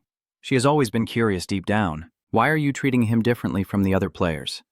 This time he honestly responded, "Because I found it." The admin's smile looked like that of a demon, a being capable of fixing my broken toy. Still, Charon couldn't trust him yet. "Stop talking nonsense. He's only been to level 20. The old man fixed it properly, not just now, but already. This new information surprises her again. No way. His tower climbing speed amazes me, and I've never seen the admin look so eager to use me before. Finally, Charon wants to confirm, "So you don't plan to kill him, right? Then it's good. I'm leaving now." He then revealed, "I have all the information, what he thinks, how he acts." This statement from the admin made her suddenly stop in her tracks. Charon turned back and asked, "What do you mean?" "But if you act on your own, the key locations in the world will be destroyed." Now she understands. That's why he wanted someone to take his place. He said that when offering me the position of admin, the person who completed 100 floors of the tower. Sounds interesting, but I found it too troublesome, so I declined. Since he said he would destroy the Earth, I decided to stay in the tower. By the way, he revealed some new information. I'm about to create another tower, so I need to do some more research. But whether he goes to hell or completes his role, it doesn't really matter. Karen just sneered and assessed. Cold-hearted, isn't it? The admin's voice is gradually changing. I can be criticized like that at any moment. Soon enough, he will be gone. And the only thing left for me is to complete the challenge of a destroyed world. Another explosion erupts somewhere as people scream loudly, a girl crying out in pain, Cyan trembling at her pathetic state. My hair, her teammate behind her, immediately asks Hansun, "Are you okay?" His face turned pale as he remembered what just happened. I was shocked when he suddenly fired a mana blast, but without him, we would have been dead. The scene now looks more chaotic than ever, with anonymous messages constantly popping up. That shot was so satisfying. How can someone from level 20 do something like that? Don't underestimate magic techniques anymore. Should I learn them? I want to, too. Now Ju is running really fast. The commenters are speculating wildly. "I think you're playing Jibinori." It's true, and they have a strong belief. Ju doesn't need to worry about dealing with them. Given the current situation, he doesn't have enough time to wait for it to recharge, so I'll replace it with a new blood crystal. Then Ju switched to another team. He pushed himself to go faster. The other teams are also struggling. Luckily, I can defeat them just with the mana from the bloodstones. In front of Ju, a beam of light shines into the cave while the girl struggles as the monster grabs her leg. Now she can only helplessly shout for help, while B, the brave one, demands action. Everyone hides behind me. He is focusing on figuring out why there is such a monster on the 22nd floor. At this rate, we will be wiped out soon. What should I do now? Should I abandon the members of the guild and run away? At that moment, there was a noise behind B Hun, so he hurriedly warned, "Don't move." I already said it's very dangerous. You should suggest that B Hun step back. Seeing the familiar voice, he turned around to see what Ju was doing here. When asked that question, Ju said I came to help everyone, which surprised B Hun. What? The comments are appearing on the table now. Aren't there supposed to be 50 people on each side? One person must have gone missing. Still, he couldn't help but suspect. Did he run away because his team was wiped out? Someone's blood just splattered behind Baek Hun. Turning around, he saw Ju already helping with the rescue. And then he asked Yikt, "Do you have medicine? Treat the injured first, and those who are healthy should support other teams in battle." The girl nearby replied, "I understand." So they helped carry the injured inside together. He is still standing there, frozen in place, looking confused. I haven't even seen him move. Is this magic technique really that powerful, or is B Hun just asking a question? Ju is very strong. The notification appears you have completed the challenge. The gate to level 23 will open. The gate to level 20 will open. 2 torches are lit in front of the door to provide light. The victims are now being bandaged. My hand, my eyes, I can't see anything. Bring more medicine over here. He still finds it very hard to understand why there is such a monster. Bet Hyun even had to exclaim. It's terrifying. Everyone is in a similar situation. While fighting desperately against the same monsters on each front, you appeared and easily defeated them. Of course, there are those who couldn't be saved because Zhu arrived late, but thanks to you, more people survived. Suddenly, he called out to Zhu, and Beach Hun bowed his head to express his gratitude. Thank you for saving our lives. Seeing this polite gesture, Jesu quickly waved his hand and said, No, I did it for myself, so no need to thank me. But only you know that without me the difficulty wouldn't have increased that much. The commentator appears now, seeing how great Jedu really is, right? La Shanta is incredible, he politely confirmed. I know that Ju is just a nickname. If you ever need help in the future, I will do my best. The commentator bursts out laughing. Wow, Beach Hun is saying goodbye. Everyone has been treated. I'm leaving now. He immediately replied, Yes, I will rest a little longer before leaving. There is a girl still affected by the monster from earlier. My head. Ju quietly sat down in a corner, then proceeded to check the reward out of habit. A large box was suddenly thrown in front of Ju. He immediately opened it to check. The system reports a bag of 5,000 coins, and Ju can't help but wonder what else is inside. He quietly observes the remaining items in the box. Suspicious, he opened the box, wondering if there would be a blood crystal or mana stone inside. His eyes fixated intently, waiting, Inzid. Immediately after, the system announced Saknin's ring, the Dark Lord and hero. Saknin's ring, the one who has ruled the Western Desert region supreme. It contains the power to lead his army and can be used once a day during the dark night. So the comments are lively, always heroic. Is this really all there is? Yeah, it's pretty useless, and it also consumes a lot of mana. The only effect is to darken the surrounding space. Du happily picks up the ring. In the dark night, I can't believe I got it here. This is an item that is not popular, and many people even think it's useless. I initially wanted to learn more about it, so I summoned a clone and tested it in the dark space, but it turned out to be completely ineffective. But that was because I hadn't grasped its true effect. The Russian assassin, Arini, is the only one who has discovered the real value of this item. I still clearly remember how she used the dark night to swallow others whole. Like my own form showed on the 21st floor, I can use a shadow like a tidal wave to wipe out enemies. The commentator was confused by Heidu's expression. Why does he look so dreamy? Are you planning to use that thing? Ju thought that if he could use it, it would definitely be useful in the future. Then he said, I'm still thinking. The commentators immediately suggested whether using that thing and Lotan Toju would cause them to collapse instantly, or if they should sell it. His face suddenly grew more serious, and the viewers could tell they looked smaller than they did on the 20th floor. What if they keep shrinking and disappear?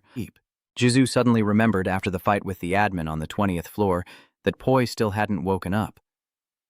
I need to get to the top floor quickly to check on their condition. System notification, players 4,890 and 4,891.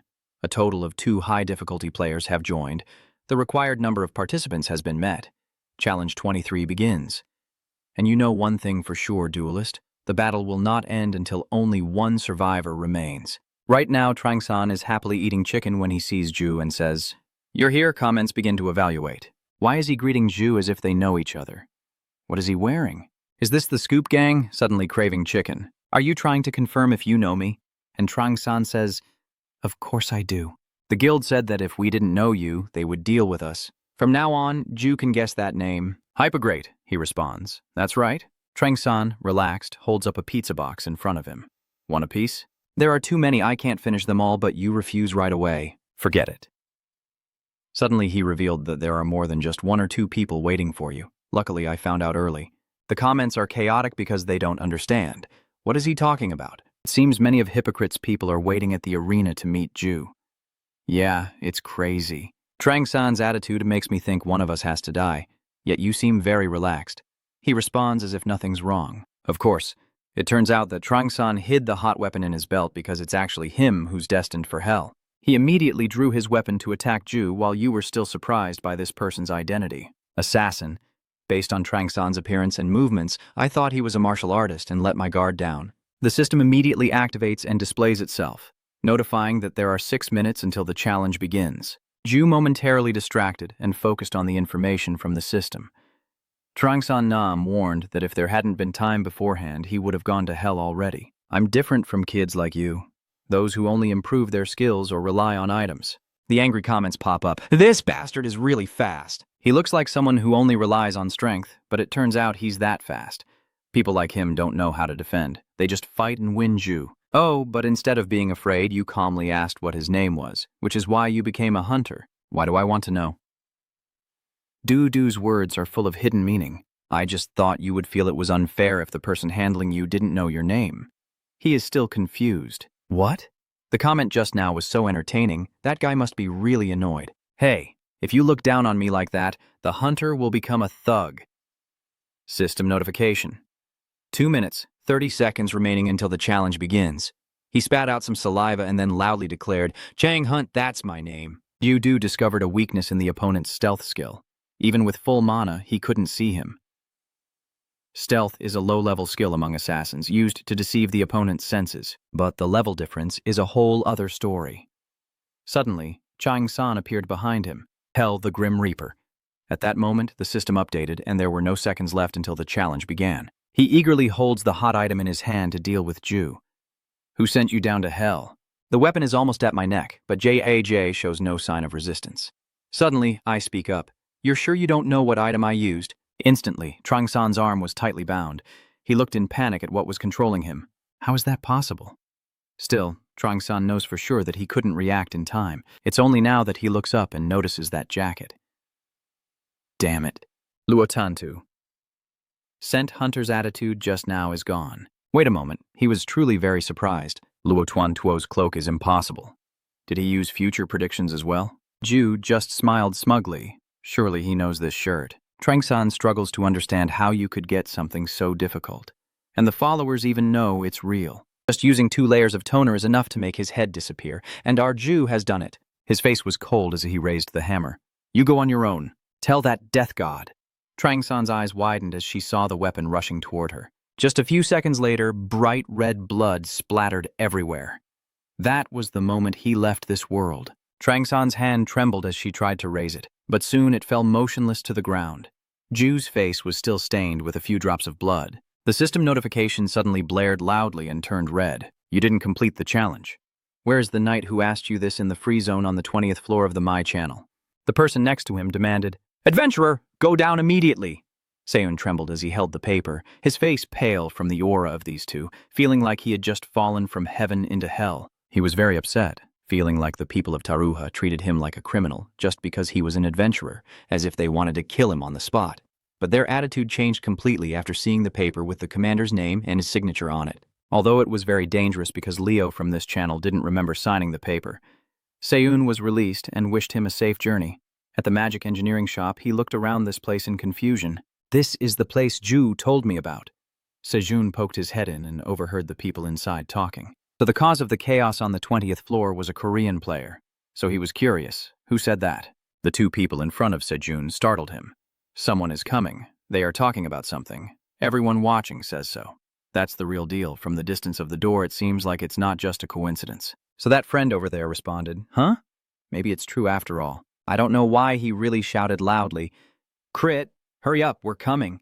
Sejun had been waiting for this name for a long time. Crit, at that moment, the cord suddenly snapped and shot out. I'm coming right now. He recalls the details of the person he's looking for, about 1.8 meters tall, with dusty hair, round glasses, and blue eyes. It seems like it really is him. Chris told him I would wait here. Just seeing the machines already gave me a headache. The friend next to him added, I don't understand why you're so eager. I'll be back soon. This makes Seun confused. Strange, I heard he's a genius, so why is he being looked down on like that? Could it be that he got the wrong person? He continued to ask, So what is the information you heard? Rynan said, I heard that a Halifax appeared on the 22nd floor. Chris suddenly shouted, What? He sighed deeply. Wow, I've never heard of this before. The guy next to me turned pale. That's why it's strange. It only appears on that specific floor and that particular challenge. So Chris guesses it might be because of the player there, the person next to him adds. It seems like they are trying to keep the identity secret. But if I had more time, I would definitely know who that person is. From what was said, he is confident. They are talking about Ju. The 2 of them continue to discuss, at least indicating that he is not a guide. And he revealed that only 5 out of 50 people participating on the 29th floor survived. The friend in the group still feels regret and pity, as not many people face such a high level of difficulty. It's truly a nightmare. Right now, your system is flickering and about to crash. Then a large message appears. You didn't complete the challenge. Even the viewers can't make sense of what's going on. Ju suddenly thought of something. Could it be that he immediately returned to a state of high alert? But under the floor, Trang-san was still lying motionless. Surprisingly, in front of Gizdu, it was the scene of him standing up, with a confused comment appearing. What is this? What's going on? Is something rising up? Oh my god, I'm so scared. Are you planning to use magic to deal with this? Trang-san's mouth was wide open, but he wasn't scared because he knew what it was. So he kept his stance and looked at him. Because Jesus recognized you as the guide, a top warrior of the magic world summoned after a human sacrifice. It is a very rare monster at level 20, causing chaos in the comments. What the hell is that? Why is that thing appearing here? Damn it! Can you really do it? Hurry up and seize the opportunity. The transformation ritual is over. I have to attack now. Trang-san earlier has now transformed into a guide, opening its huge mouth like a monster, unleashing a tremendous surge of power. Shudu was stunned by the scene before him, and after a moment, the surge of power was extinguished. Someone commented, "Damn, that was terrifying." Someone suddenly remembered that its weakness was in the horn. That's right, once he breaks its horn, it will be rendered useless. The guide suddenly shot out like lightning from his position, bringing his massive hand in front of Ju, causing the ground to shake violently and crack. Honestly, even though I blocked the guide's attack, the force was so strong I felt like I was about to be pushed back. The red blood in Duedu's arms suddenly burst out, and this time it left him confused. Duedu looked up at its hand, thinking he had blocked it properly. The weakness of the guide is its horn. If I can shoot a mana cannon at its horn, it will naturally stand still like a statue. Someone saw this and wanted to comment, calling for an iron hand to cling to the edge of the wall. Since when have you been hanging there almost to your death, so I can breathe a sigh of relief? Ju looked up again. The guide is leaning down where Ju is howling. At this point, he's a bit tired. Can you let him rest for a moment, please? But Jidu remembered the guide's weakness. Wait a minute. If I target its horn now, I wonder if I can do it. As he was contemplating that plan, Ju's face suddenly tightened. The backpack mysteriously shrank in size. No, now you realize the important matter. The Jedu are panicking. The Pop Poi gang is still inside.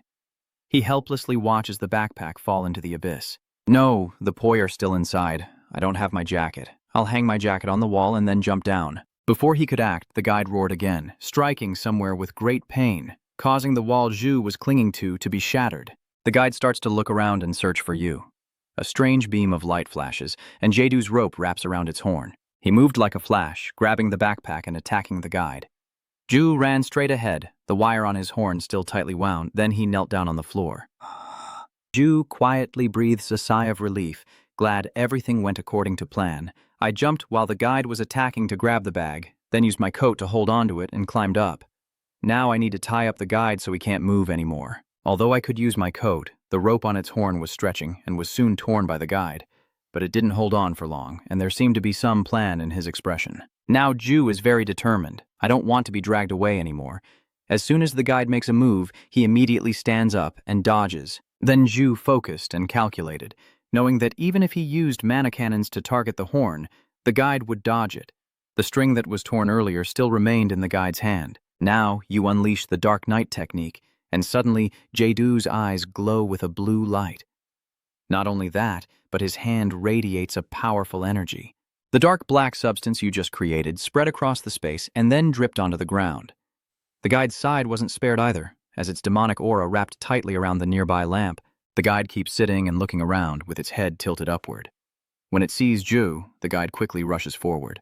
It tried to pounce on you like a starving demon. At that moment, Jesus raised the ring on his finger and shone it at the guide. The black cord suddenly wrapped around and restrained the guide. Only then did he dare to breathe heavily. All right, but the ring absorbs too much mana, which is why Ju's nose is bleeding. This is what's holding you back the most. It absorbs mana like a sponge soaking up water. The constant feeling of expansion made my head ache unbearably, so I kept pushing myself forward. Hurry up! Quickly equip all your weapons and rush towards the powerful guide. There's only one chance. Suddenly, the space exploded, at the same time in Taruha Square, the American channel in the free zone on the 20th floor. Lucan shouted for them to put down their weapons and surrender, but the other side calmly said, "We're not here to fight?" Saha tried to explain, "We just want a place to rest." Her stance remains unwavering. "I told you, I can't allow an armed group of adventurers into the city. Just go already." That's what's making her so annoyed she can't stand it. But on the other side, Lucan was not backing down. directly meeting Saha's gaze. At that moment, someone stepped forward to break the tense atmosphere. "Lucan, you're being too stiff. Show your teeth, Commander." Adventurers also have their differences. She feels uncomfortable when she sees him. "Commander, did I then criticize me? Are you trying to embarrass me?" And the commander simply replied, "Of course not." Moreover, he even boldly suggested it. It seems neither side is willing to back down. "Maybe we should settle this with a one-on-one fight." The commander cheerfully asked Saha what her name is. Although a bit confusing, she still said my name was Saha. Lucan immediately shouted out nonsense. He immediately provokes. "Are you afraid?" Because of her pride, she agreed immediately. "Who said that?" "All right, let's fight."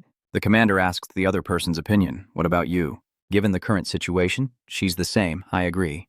So the commander stands between the two, excited to act as the referee. Lucan and Saha decide to fight outside, now surrounded by a crowd. Both of them face each other seriously, while the spectators are extremely excited. She impatiently asked her opponent, "Where is your weapon?"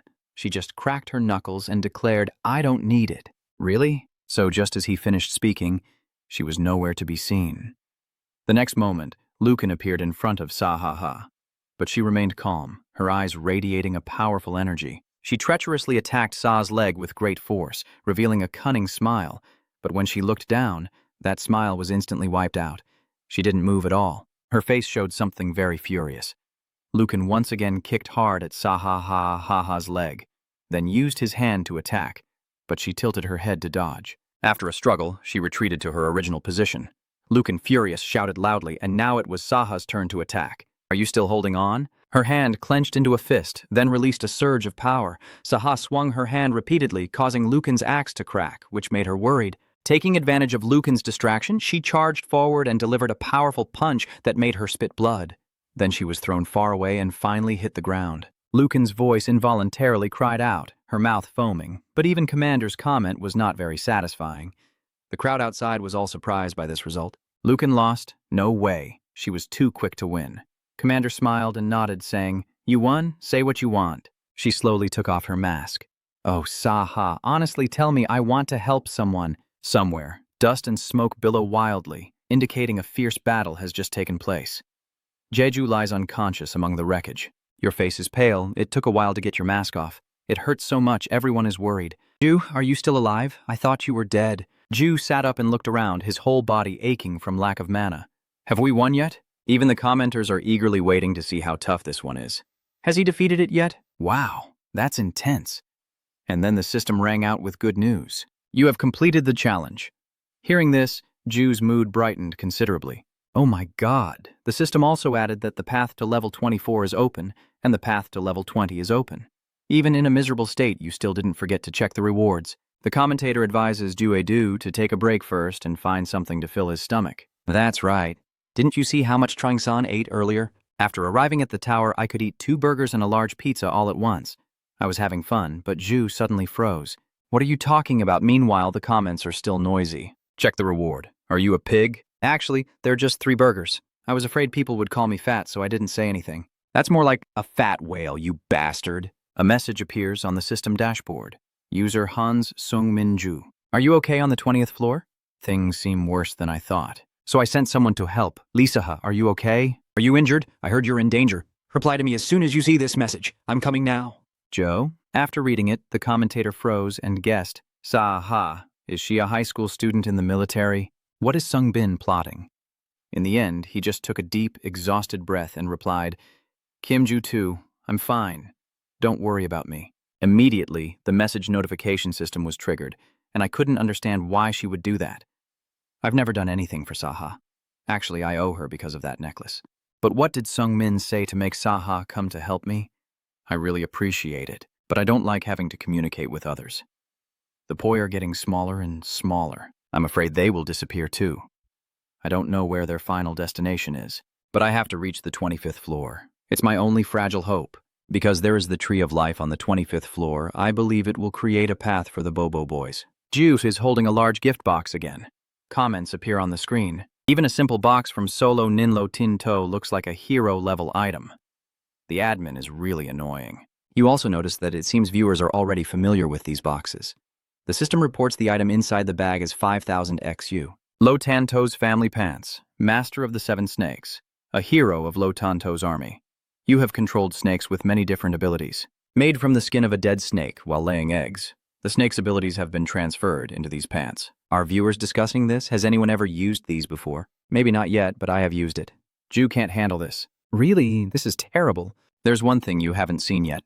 It's understandable that even I don't know about this item. No one has collected so many random items like this, so there isn't much information about it either. I only heard that someone sold it immediately after receiving it because wearing these pants feels very strange.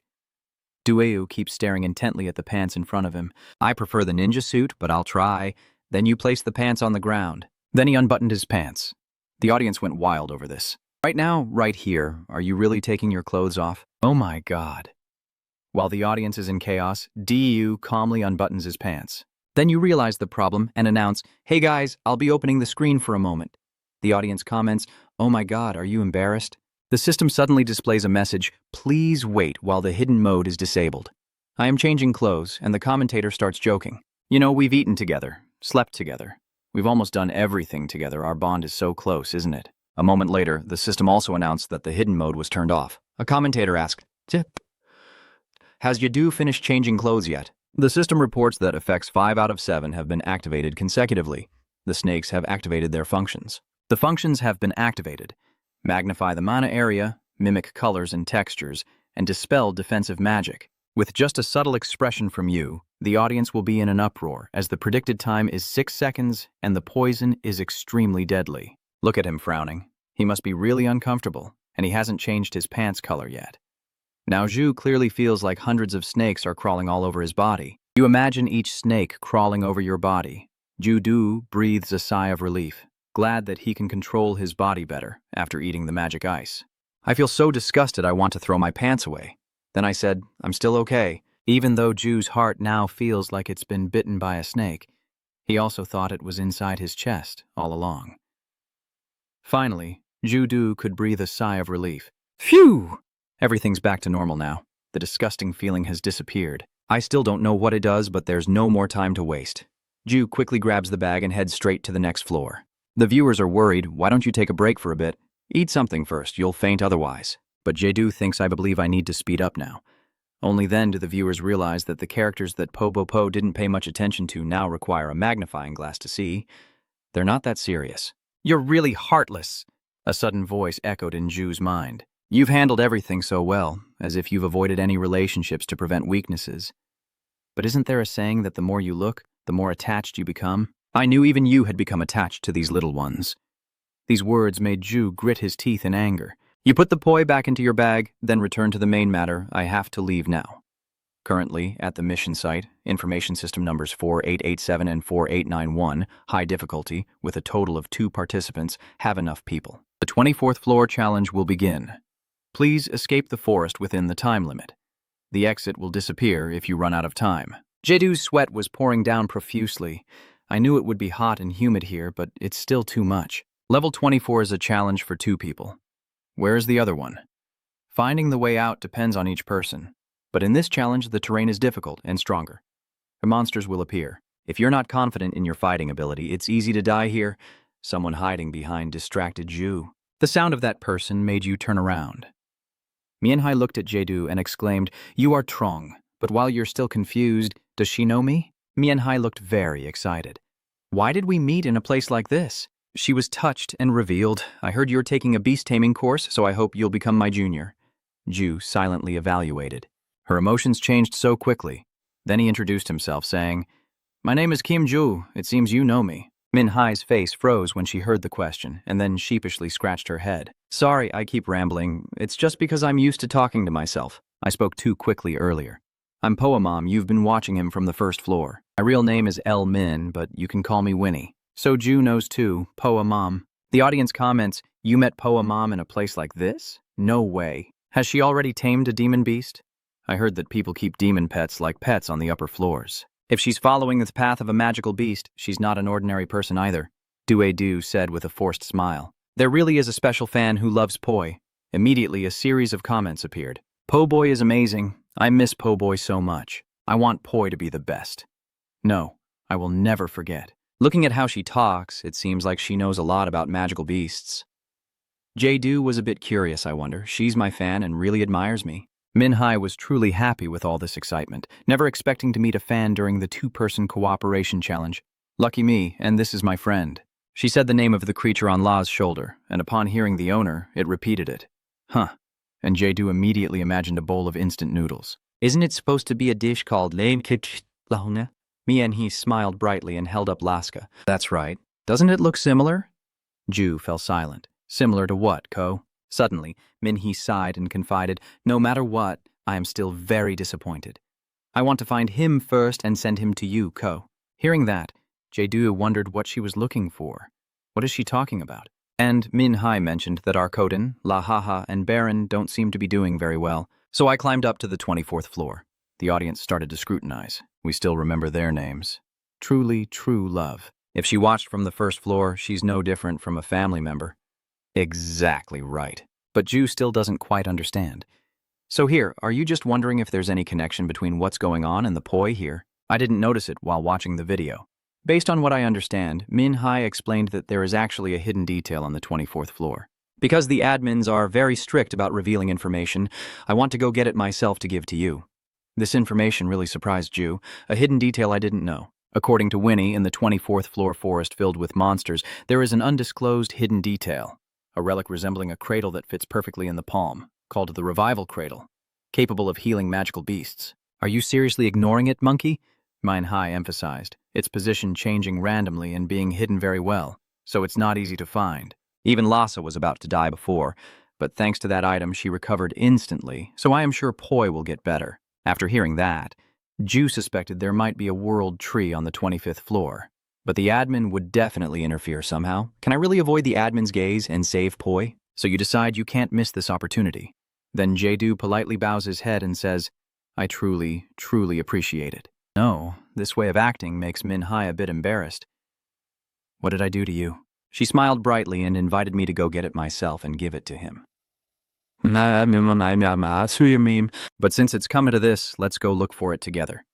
Previously, Ju suggested finding an escape route first, just in case, because if we can't find the hidden details, we'll still have to face the challenge. Even though he was standing still, he could feel the tremor.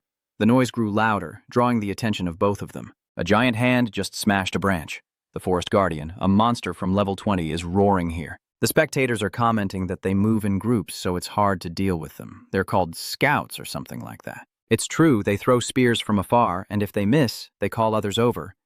Ju turned around and saw a whole swarm. Winnie, the audience, is chatting again. Their name is the Forest Guard, right? Their preferred name is so fitting that I forgot their real names. From what I can see, Ju says there aren't many of them. I'll handle it quickly. Please open the way for me. The followers are surprised by your words. I misheard there aren't many. Ju, can you only count up to a single digit? Once again, Min-hee is very excited. Leave the Emperor to me. This skeleton makes Ju speak up. Can't you call me that? At that moment, the giant forest guard appeared from behind and attacked him, but Ju quickly used a rope to block it. Seizing the opportunity, Min-hai runs quickly to complete her assigned task.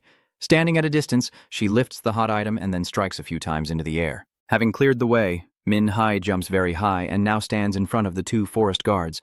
Jae-do's wire suddenly attacks the monster behind Min-hai, catching her off guard. Jae-do was trying to remind her that if she keeps wandering around like that, she'll get lost.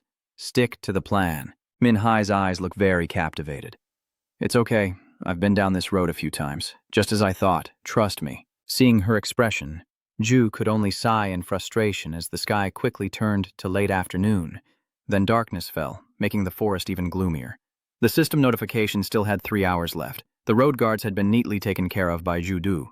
He sighed with difficulty, realizing that revival was harder than he thought. Min-hai also felt the same way, especially since it was nighttime and hard to see.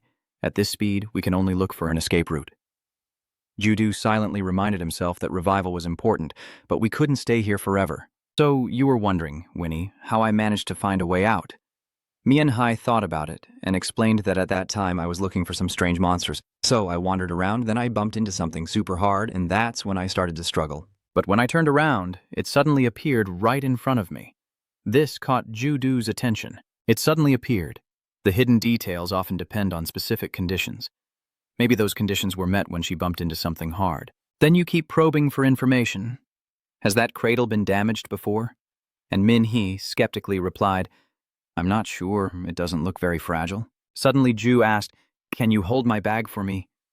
Then immediately unleashed a source of energy and warned, "It's very dangerous. Step back." I have no idea why Ju attacked the air in front of him.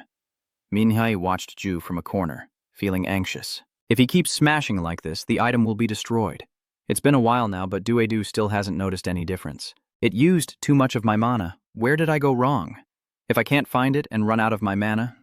But still, I keep focusing my mana on what's in front of me. Ju's eyes locked onto something. Then he quickly shouted, "Winnie is that way!" My attack was countered from that direction. Meanwhile, Minhai was still confused.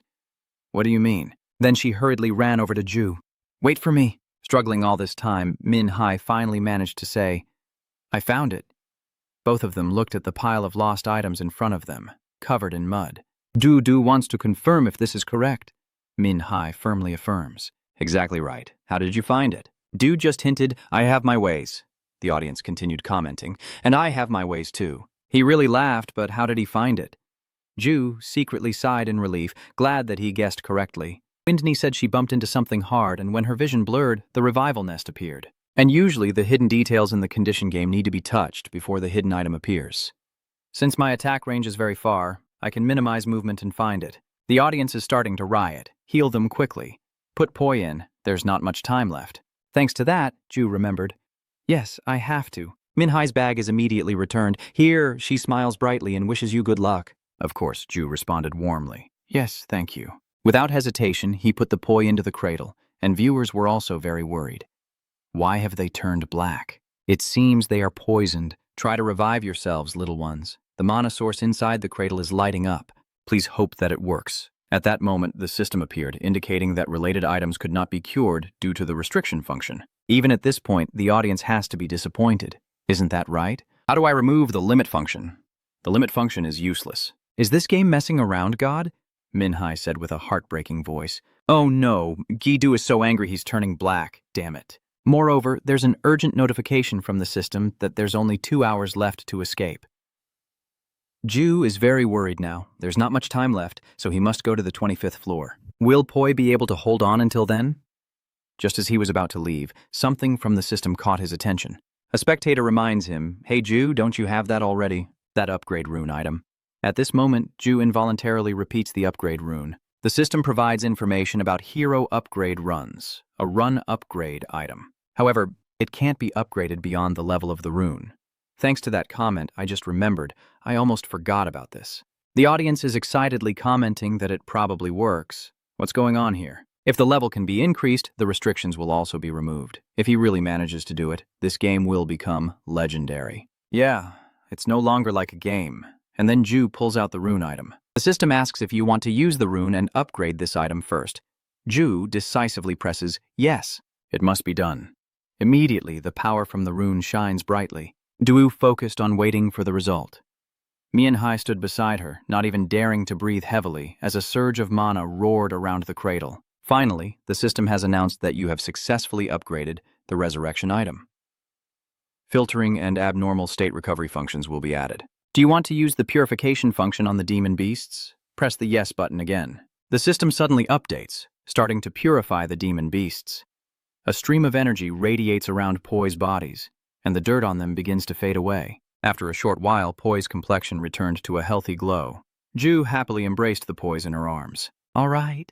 Minhai was so happy, she exclaimed. I'm glad Ju didn't forget her benefactor. Thank you. Thanks to you, Poi's team has recovered to this point. Even though it's not fully healed, Ju has reason to be happy, though he still has some residual poison. But this is enough. They can survive until level 25. Some sound caught your attention. The system says there's 1 hour left. After celebrating, Ju will get back to the main issue. Oh no. What should we do? It will take at least an hour to reach the exit. In such situations, Minhee confidently declared, Don't worry, Locke and I will take responsibility and get us to the exit in 10 minutes. Ju looked at her blankly, not understanding anything. This forest at night is filled with the sounds of grass, trees, and flowers as the giant tentacle slams down hard on the ground.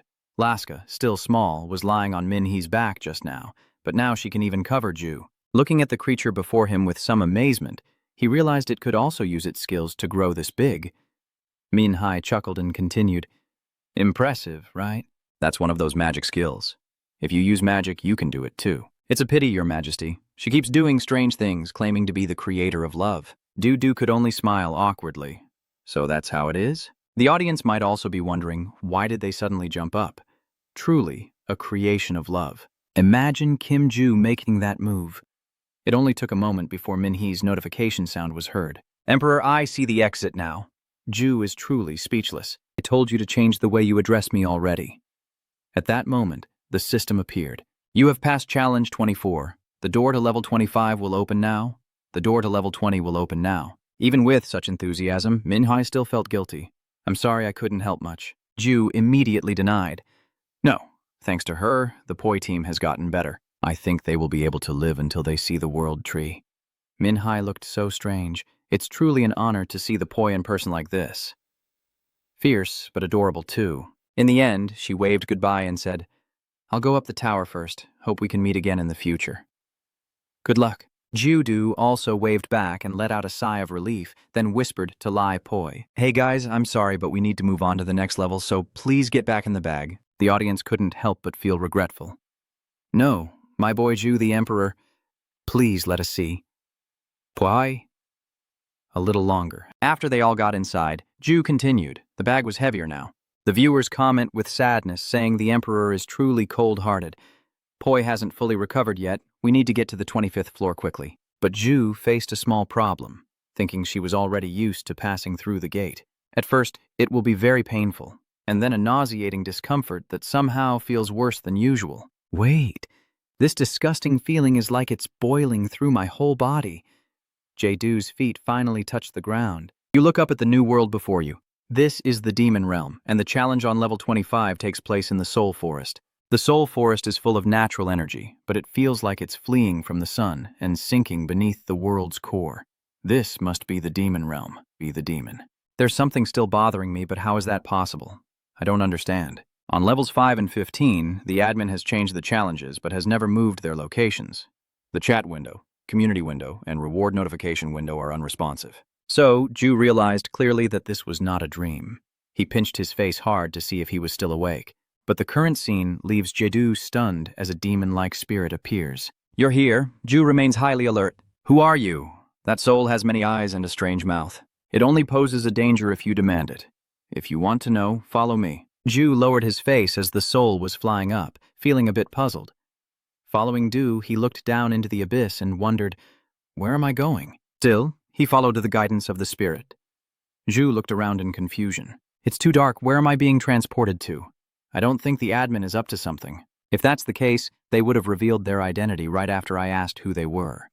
Seeing Du just standing there absent-mindedly, the impatient spirit reminded him, hurry up, there's no time. Ju is now standing in front of a castle and is stunned. Does it want me to go inside? The condition of the Poi group has improved, but the poison hasn't been completely removed. We can't let Poi stay in the demon world for too long. The more time we lose, the more dangerous it becomes. Standing here won't solve anything. Someone's voice suddenly called out, and Admin Charon, annoyed, responded, Can you hear me? If you ignore me, I'll go down to the 50th floor and beat you up. But then I saw him say I was wrong, so Charon was caught off guard. What is that?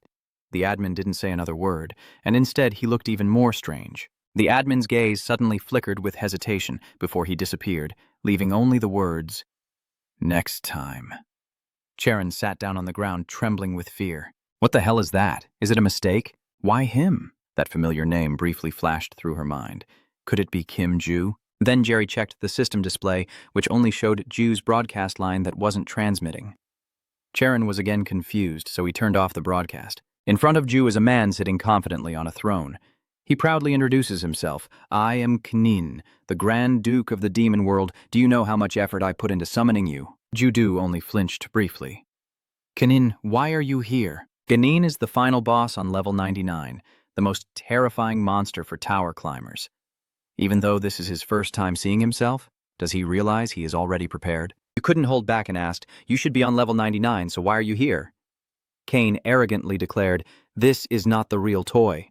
Dweedu felt annoyed and said, Calling me a toy, how can I believe you're telling the truth? Nif slowly spoke. I actually cared about the person that idiot was interested in, but he's just a fool. Who are you talking about? Is it the admin? Kane chuckled happily and confirmed. That's right, I'm sure they're scouring this place looking for you. We'll have some time alone. Ju wants to remind him, "You speak as if we are still safe. This is part of the tower." Kanin reveals that it is my space, and even the admin cannot easily enter. Do you want to know why?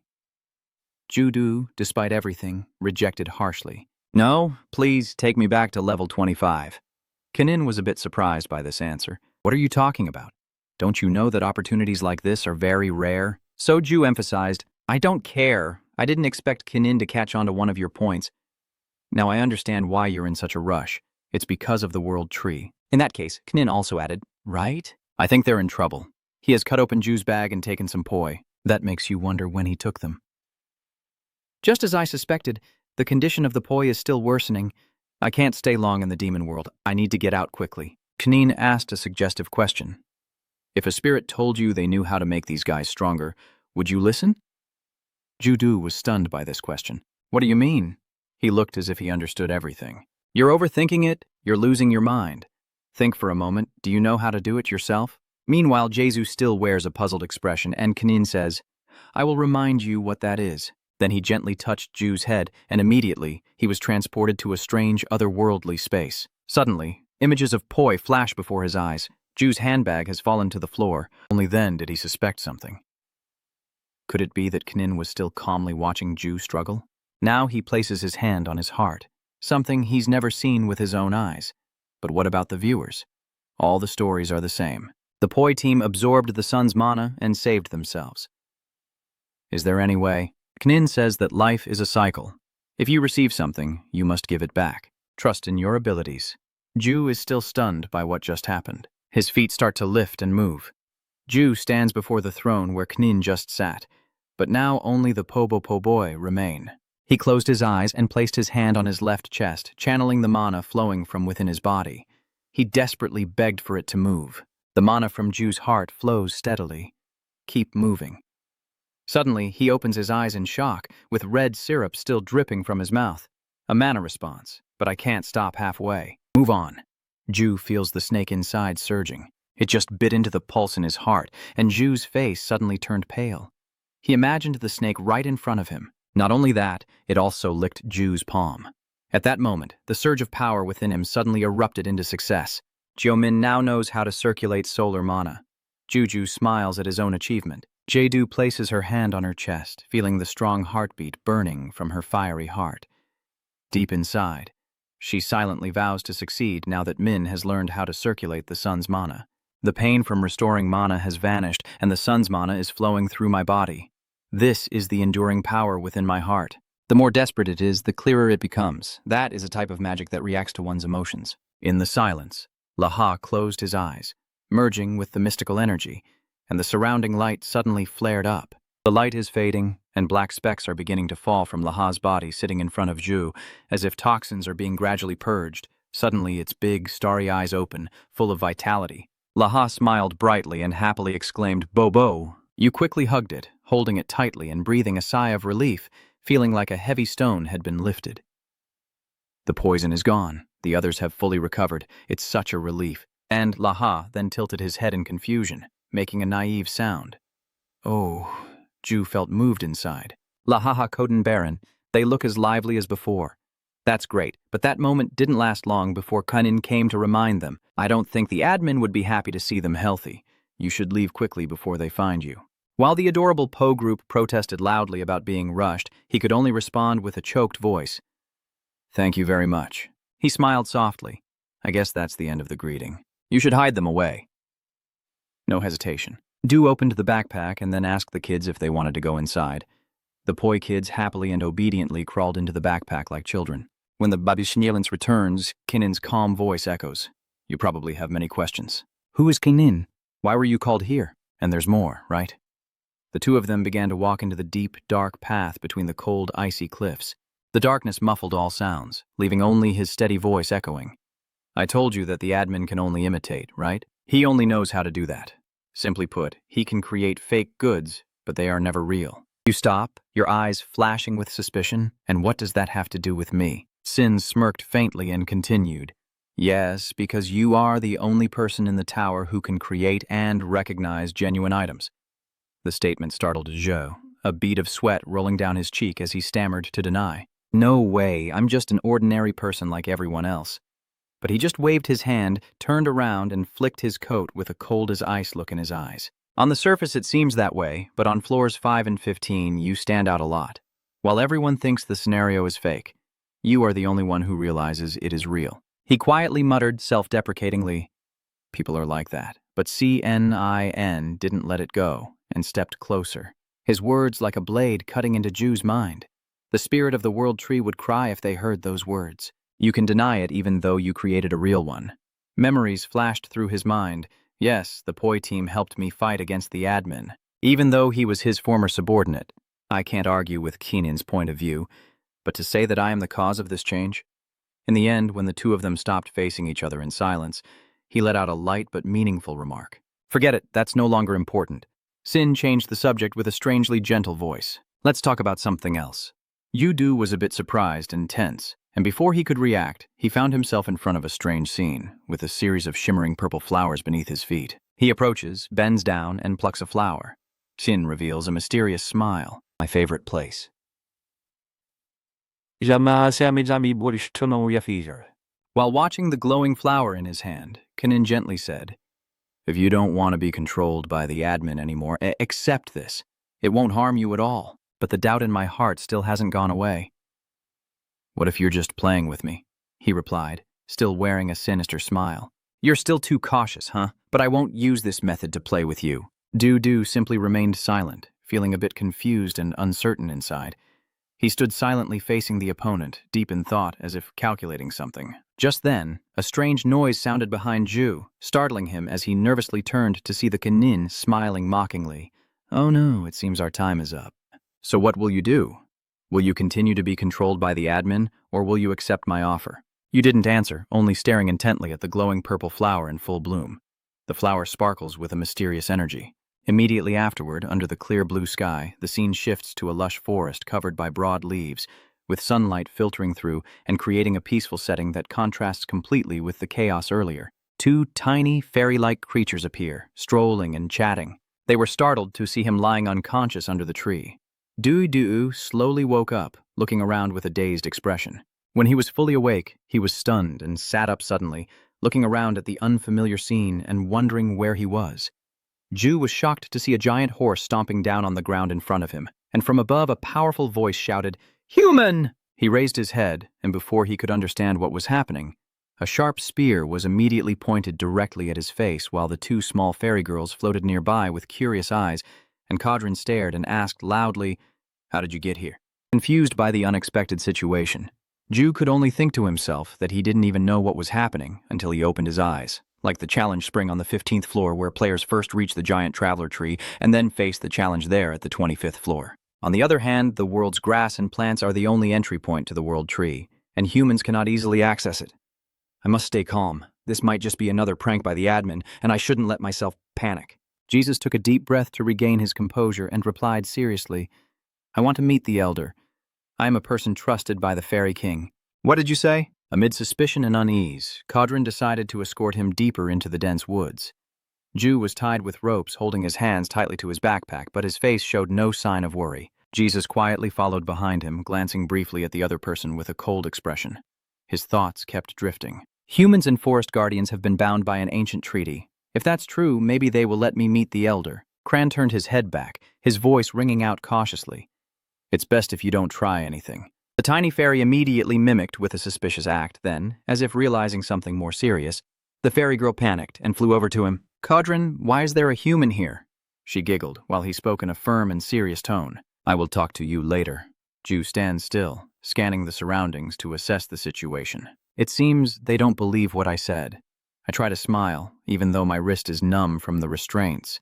This place is unique, but I can't stop wondering if I should run away and follow them. Suddenly, Duduang looked up and saw sunlight filtering through the dense forest canopy. We're deep in the woods, but it's still bright and the air is so fresh. "Are you friends with these little fairies?" "It's amazing. I also want to get along with everyone." Before I could finish speaking, a flash of light like steel slicing through the air appeared, and a sword suddenly thrust straight at me. Under the cool green canopy, the annoyed subordinate's voice rang out angrily nearby. "Why can't you cooperate with us?" "Sorry, my wrist is just a bit stiff." While the opponent was still stunned by that reaction, he raised his chained hands, turned them around, and smiled casually. feeling better. But the two people leading Jae-do just muttered irritably, "Such a strange guy, so annoying." Taking advantage of the moment when both of them aren't paying attention, he quickly opens the virtual interface and thinks to himself that with this move, they won't notice him anymore. Do activates the feature, and immediately a broadcast notification appears, allowing viewers to join. A flood of comments flooded the screen.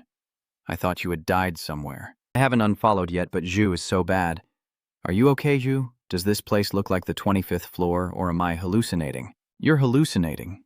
Shouldn't Zhu start at the giant tree of the traveler?" Kim Jae-do admitted. "Doesn't everyone see that he's being dragged away? Why is that? Was it the admin again? Why did the forest guard take you away? Don't they hate humans?" "I just got here. The challenge hasn't even started yet, and you've already been taken away. I can't believe it." "The forest watchtower and the scenery here are really beautiful. Even though it's the second time, I still find it stunning. Why can't I see it in the meadow, but I can here? Outsiders wouldn't dare to intrude here." "Yeah, that's it." The scene ahead unfolds like a fairy tale come to life. A village hidden deep within the forest, with stone houses interwoven among lush green foliage. Under the gentle sunlight shining on the small village in the forest, a girl is sternly guiding, closing the distance, and swinging her spear forcefully. Relaxing her shoulders and maintaining balance, suddenly someone appears. Lord Kadran. He holds a spear in his hand, his face radiating the commanding presence of a warrior that makes anyone who sees him cautious. She was surprised to see the guards returning early and exclaimed, "Why are the guards back so soon?" When her gaze fell on Zhu, her expression immediately changed. Then, in shock and confusion, he couldn't believe his eyes that it was a human. Hearing this alarming scream, two other villagers also turned around in panic. In an instant, hurried footsteps echoed from all directions. You are surrounded by a circle of sharp spears pointed directly at you. Everyone around, both men and women, looked furious and ready to attack. The atmosphere suddenly turned silent, and a tense feeling grew strongly in Jae-do's heart. "The danger feels worse than I thought. I need to prepare some self-defense measures." Even with the restraints, his hands clenched slightly, waiting for a reaction. Raun suddenly spoke, his voice both worried and surprised. "Kadran, you brought a human here? Are you crazy? Do you want to defile this land?" He calmly picks up the spear beside him and calls out his name. Raun, without waiting for an explanation, says sternly, "I don't need to know the reason. Kill him now." The atmosphere grew heavier, but Kadran gently interrupted. "No, this human wants to speak with the elder." He looked somewhat annoyed and smirked sarcastically. Kadran, one of the three guardians of the tree, was deceived by a human. "Are you trying to recreate that tragedy? What is that blue thing? Is he angry?" "Ladies, everyone's focusing on the wrong thing. Zhu could really be dragged away and turned into a skewer. Kim Zhu will become a skewer. Stop laughing so much, come on." But he remained silent, quietly observing everyone around him without showing any emotion. He pulled the bound Zhu and shouted loudly, "He is a human trusted by the Fairy King." Raun, turning his back with a sneer, said, "You're talking nonsense. Do you really believe that? I don't know why you dare to speak like that, a person who was exiled to the plains for failing to protect the forest guard tree." Kadran emphasized and countered him. "We should listen to what this person has to say." But Raun, still holding his spear, didn't believe and kept spouting nonsense, then dismissed your opinion. "Come on, this is nonsense." A loud sound suddenly cuts through the argument. Everyone turned to look at the source of the sound. In the comments, someone asked, "Hey, forest guard, it seems like your brother isn't looking too good." It's rotting. Very quickly, it's different." Meanwhile, Jae-do looked around anxiously, thinking, when suddenly a system notification appeared immediately. Numbers? 47,307, 48.17, 2017, 4,883, 4,891, 4,899, and 4,901 have confirmed the difficulty level. A total of 50 participants have begun the challenge on the 25th floor to stop the corruption of the World Tree. Rune looked ahead with concern and asked, "What's going on?" A notification then appeared, warning that the current contamination level is at 90%. His face hardened and his eyes filled with anger as he clenched the spear in his hand, all caused by that human. Kodrin stepped in to stop his uncontrolled actions. "Raun, stop it." Around you, comments from many others echo with confusion. Is this really the 25th floor challenge? No, it's to prevent the monster from emerging due to that corruption. But it was too late. Ryan could no longer stay calm. Humans are not trustworthy at all. Then he launched a powerful attack accompanied by a shout, "You!" Du remained still, eyes shining intensely as the spear rushes toward her head. In that fleeting moment of life and death, as the cold blade approaches, Kadrin can hardly believe his eyes. A voice echoed in his mind. A person who could not escape Raoun's spear. He turned around suddenly, eyes wide with shock, and exclaimed, "Humans!" The spear easily pierced through Ju's body without any obstacle, and he smiled contemptuously, his eyes sharp as a blade, and Kadrin stood frozen, convinced he could not survive. But no, a cold, chilling voice echoed from Ju. If I really wanted to harm the forest guardian tree, I wouldn't have done this. Instead, I took the demon's neck and poured their blood onto the tree. As soon as the words finished, Raoun frowned, confused and unable to believe what he just heard. "You!" Meanwhile, he relaxed his hands, lowered his sword, and spoke in a calm but firm voice. "I don't ask you to trust me right away. Please give me a chance to prove myself." He remained silent, and the surrounding atmosphere grew tense as a string. After a moment, Raoun lowered his hand slightly, his voice deeper, but his eyes still skeptical. Yedu immediately smiled brightly, his face shining with relief. "Thank you. Also, I need to meet with the elder to relay the king of the fairies' prophecy. Please." A flood of online followers from everywhere began to flood the discussion about your actions. "He's so shameless. What is he thinking? You're still following the script. Are the forest guards that lenient? Does he have 9 lives?" Amid the storm of public opinion, Jedu feels worried, sweat lightly dripping down his face. Deep down, he understands the danger he's facing and knows very well the strength of the forest guards, especially the abilities of the tree protectors. Their abilities are on par with the guides. At this moment, he spoke again, his tone serious as he raised his head. "The only mercy we show to those who bow is death. I understand human behavior, so I will let this one go." "Follow me." Ju bows politely. "Thank you." But then Raoun turned to him and gave a loud order. "Kadrin, go back to your position."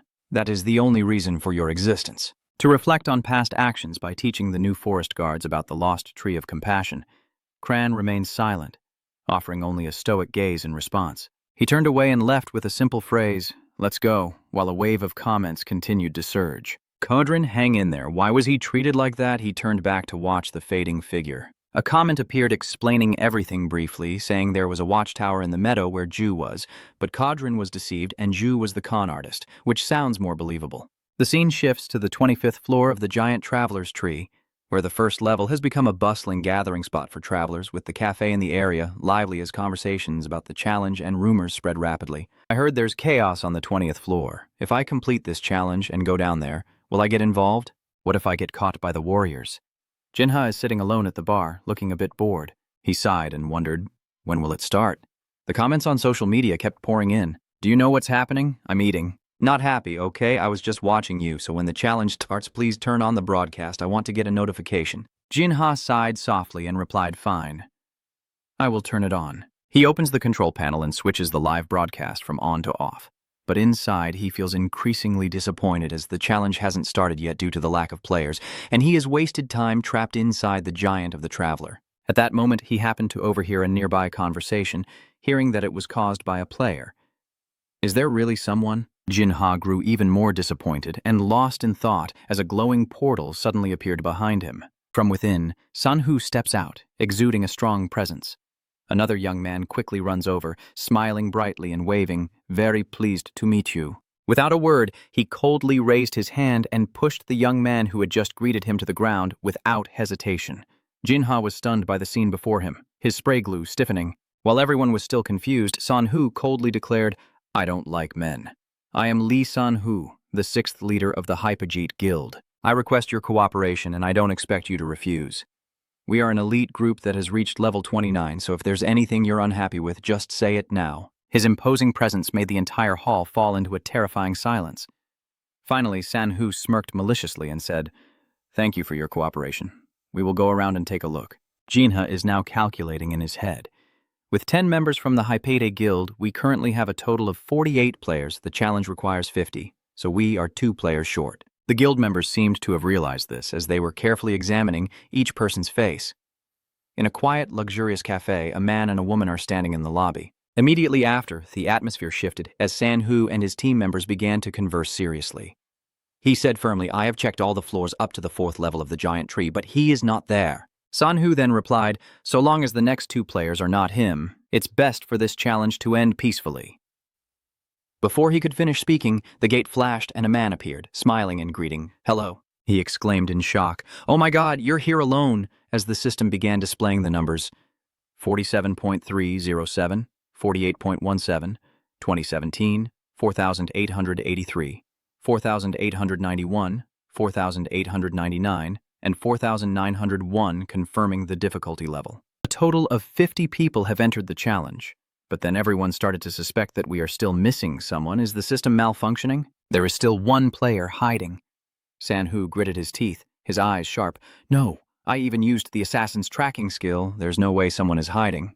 Only 49 people are gathered in the giant tree of the traveler. But the system continued to notify mechanically, starting the 25th floor challenge to completely prevent the corruption of the world tree.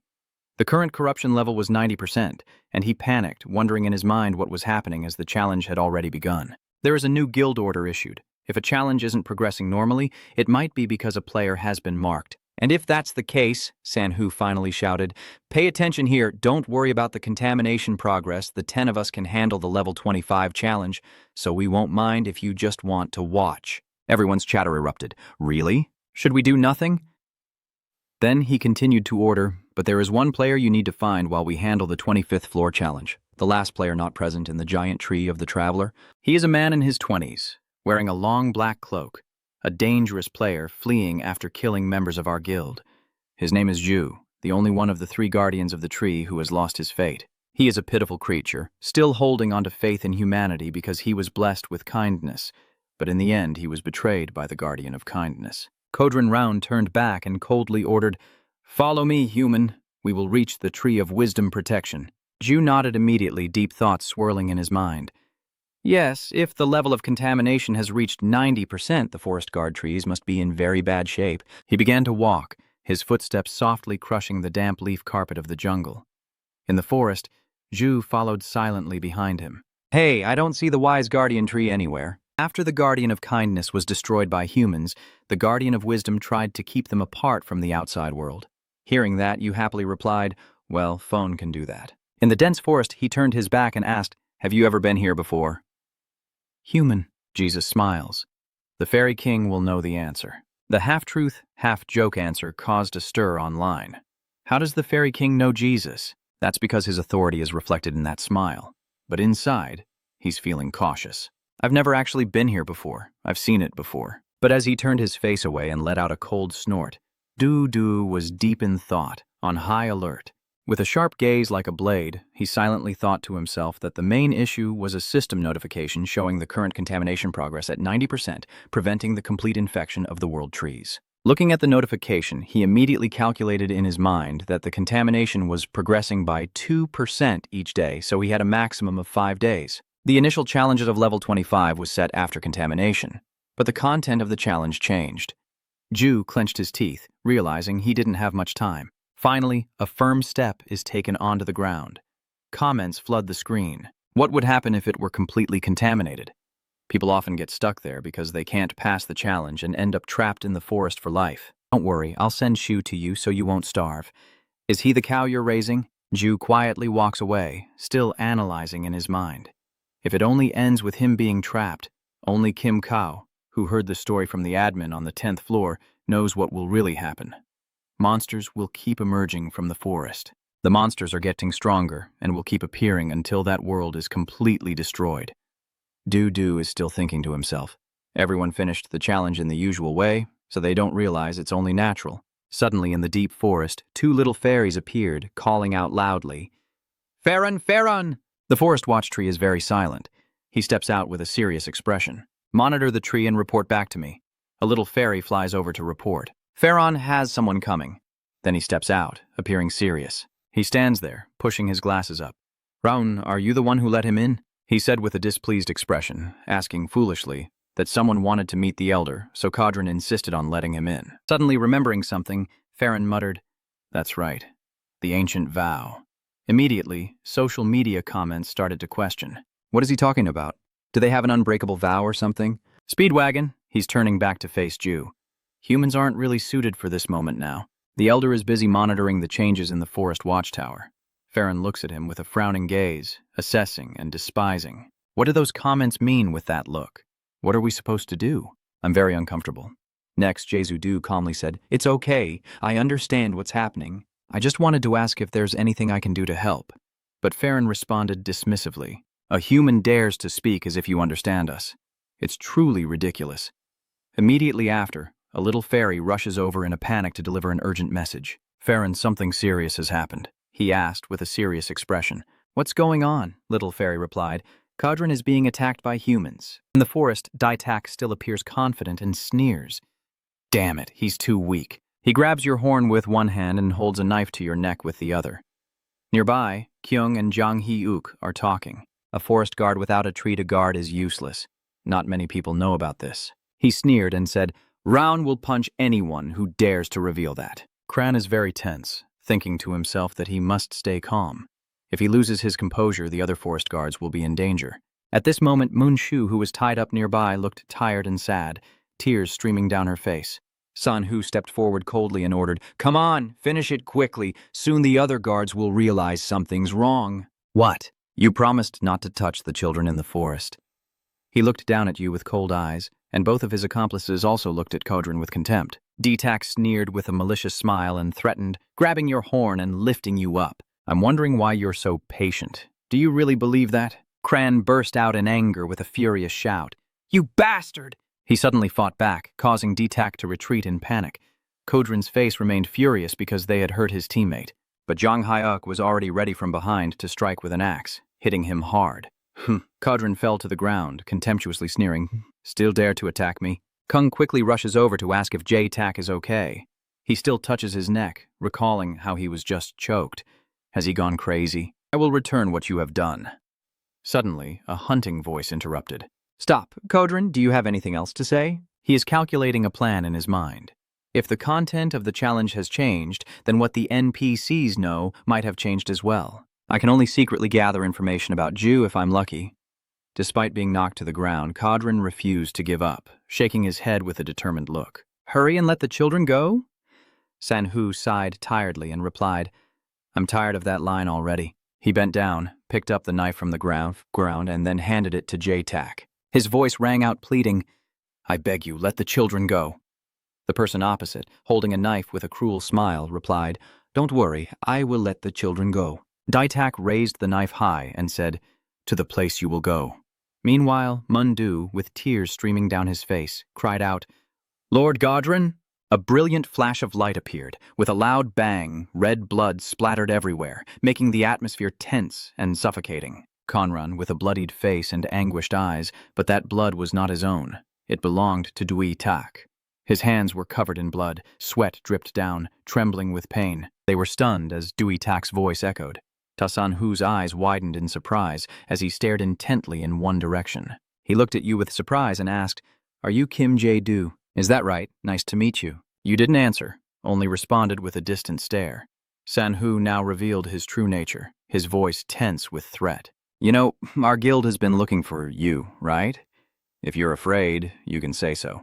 Darkness creeps in, his glowing yellow eyes opening with a teasing, provocative gleam. Please, Ju, spare me. Sekyung and Jiang Hyuk quickly moved to surround him from front and back, but Ju's eyes remained cold as he looked straight ahead. He gently summoned his dark, ominous power and began to mock. Fine, let me speak. Get the hell out of here, and you've already used the Dark Knight energy. The atmosphere froze as a giant shadow from the prison engulfed the space. Thick layers of darkness like toxic smoke spreading and squeezing out the last remaining rays of light.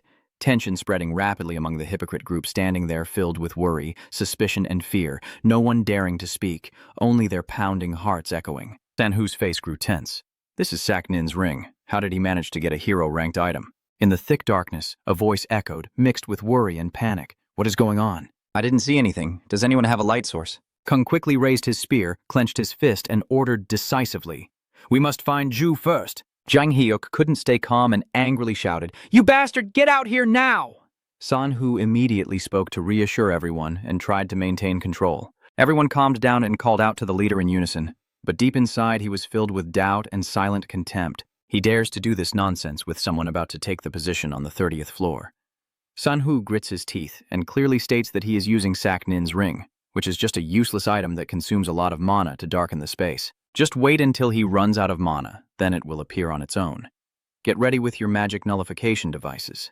And before they could finish, a scream tore through the space. Sanhu turns back, his face horrified and confused, his yellow eyes wide with panic as the flickering light in his hand reveals what is happening before him. You guys. Leader. Ju-Du stepped out of the shadows with a cold smile. If you want to save them, just say so. Finally, he stood behind Sanhu, his hand emanating dark energy that made him tremble with fear. Please spare me! The dark energy sliced through Sanhu's neck, leaving blood dripping. Outside, the green forest scene is bathed in sunlight, gentle rays filtering through the leaves, creating a peaceful, natural painting. In that quiet space, a small fairy floats in the air, her serious eyes fixed on her healing hands. Cran shouted at the little fairy to heal the children quickly, but the angry fairy yelled back at him for his sluggishness. You fool, there are still a bunch of fairies over there. Kodrin felt very relieved as he saw his friends behind healing. After everything settled down, he softly said thank you, but the worry still lingered, and Kodrin asked anxiously, But who saved us then? Little fairy pointed to the distance and said, It's over there. He looked in the direction indicated and gasped, Is it a demon? The fairy hurriedly waved her hands to reassure him. No, a In front of them, a dark, shattered scene as if the world is tearing apart. Light begins to seep in gradually. A voice echoes amid the chaos that human has saved Kodrin. Du appears with a determined look, having just arrived carrying Sanhu, who is badly injured, dragging Lady along, as unconscious bodies lie scattered on the green grass around them. Ju-Du looked at them with surprise. You're awake. Without hesitation, he smiled kindly and asked, Is everything okay? But immediately the atmosphere grew tense, as Kodrin asked anxiously, What happened? I heard there is a bad person here. You step forward, grab Sanhu lying on the ground, and shout, And you too? Causing him to panic in shock. What? No time to waste. Du continues to greet firmly. Where are the other players? Tell them to come here right now. The three users take turns speaking in a chat comment room. Why? It really makes people curious. Maybe we should go hang out at his place. At the same time, Du said coldly, A good show is no fun without an audience. Are you right? The words made Sanhu face extreme tension. He could only stammer in response.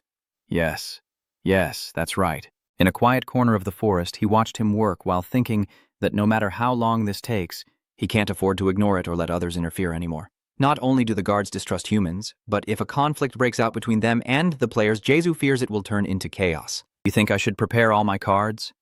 Soon after, a message appeared in Sue's user interface. Everyone should gather at the World Tree Meadow as soon as possible. The message caused confusion among the crowd. Someone asked why they were called here. Wasn't it the guild leader who sent the message? In the middle of the open field, the hypocrite guild group is being tied up. From afar, Jesu appears, holding a bag and smiling as he greets everyone. Hello everyone, I brought you here because I need to ask for a favor. As you can see, my guild and hypocrite are not very compatible, but actually, no one really cares, right? The atmosphere instantly shifts as he unleashes a fierce beam of light that explodes at the center, engulfing everything. Everyone panics and runs in fear of the unexpected turn and the terrifying power just revealed. The faces of the two warriors show fear as they witness a powerful light explosion erupting right before their eyes, while Jedu raises his hand with a determined look, saying, I will overcome the challenge as long as everyone stays still. The viewers can't help but get excited, constantly leaving comments. So awesome. I was so scared I peed my pants. Indeed, he is our emperor. Lachan, throw the flowers, throw the flowers, throw the flowers. However, deep down he was facing great pressure. I don't have enough mana to handle both the corruption and the hypocrite. I have to convince them. The players won't trust me, and if I kill him, they'll be terrified. Zhu still maintained his composure, turned his back to the fearful eyes around him, and clearly said, I am not here to kill anyone if no one objects. I will take it as everyone understands. The cold voice of the system sounded, the players not very enthusiastic, but they relented and returned to the Traveler's World Tree. Hearing a faint noise behind, Phone immediately glanced over and asked, Are you here already? We've been waiting for you. The round beside him frowned sincerely. Come here. Du forced an awkward smile and stepped forward. I'm sorry for being late. Seeing his expression, a twinge of guilt arose in my heart. Though he looked serious, the fire in his eyes hadn't gone out. Ferran shook his head and said, It's okay, we just talked about you. His eyes softly glanced at you and said, The Elder is looking for you to thank you for saving Kodrin. After saying that, Farron turned and walked away. Although I still have my doubts, Raun and Kodrin do not. Clenching the strap tightly, Jesus called out, Thank you. Hearing about Raon, I was so surprised.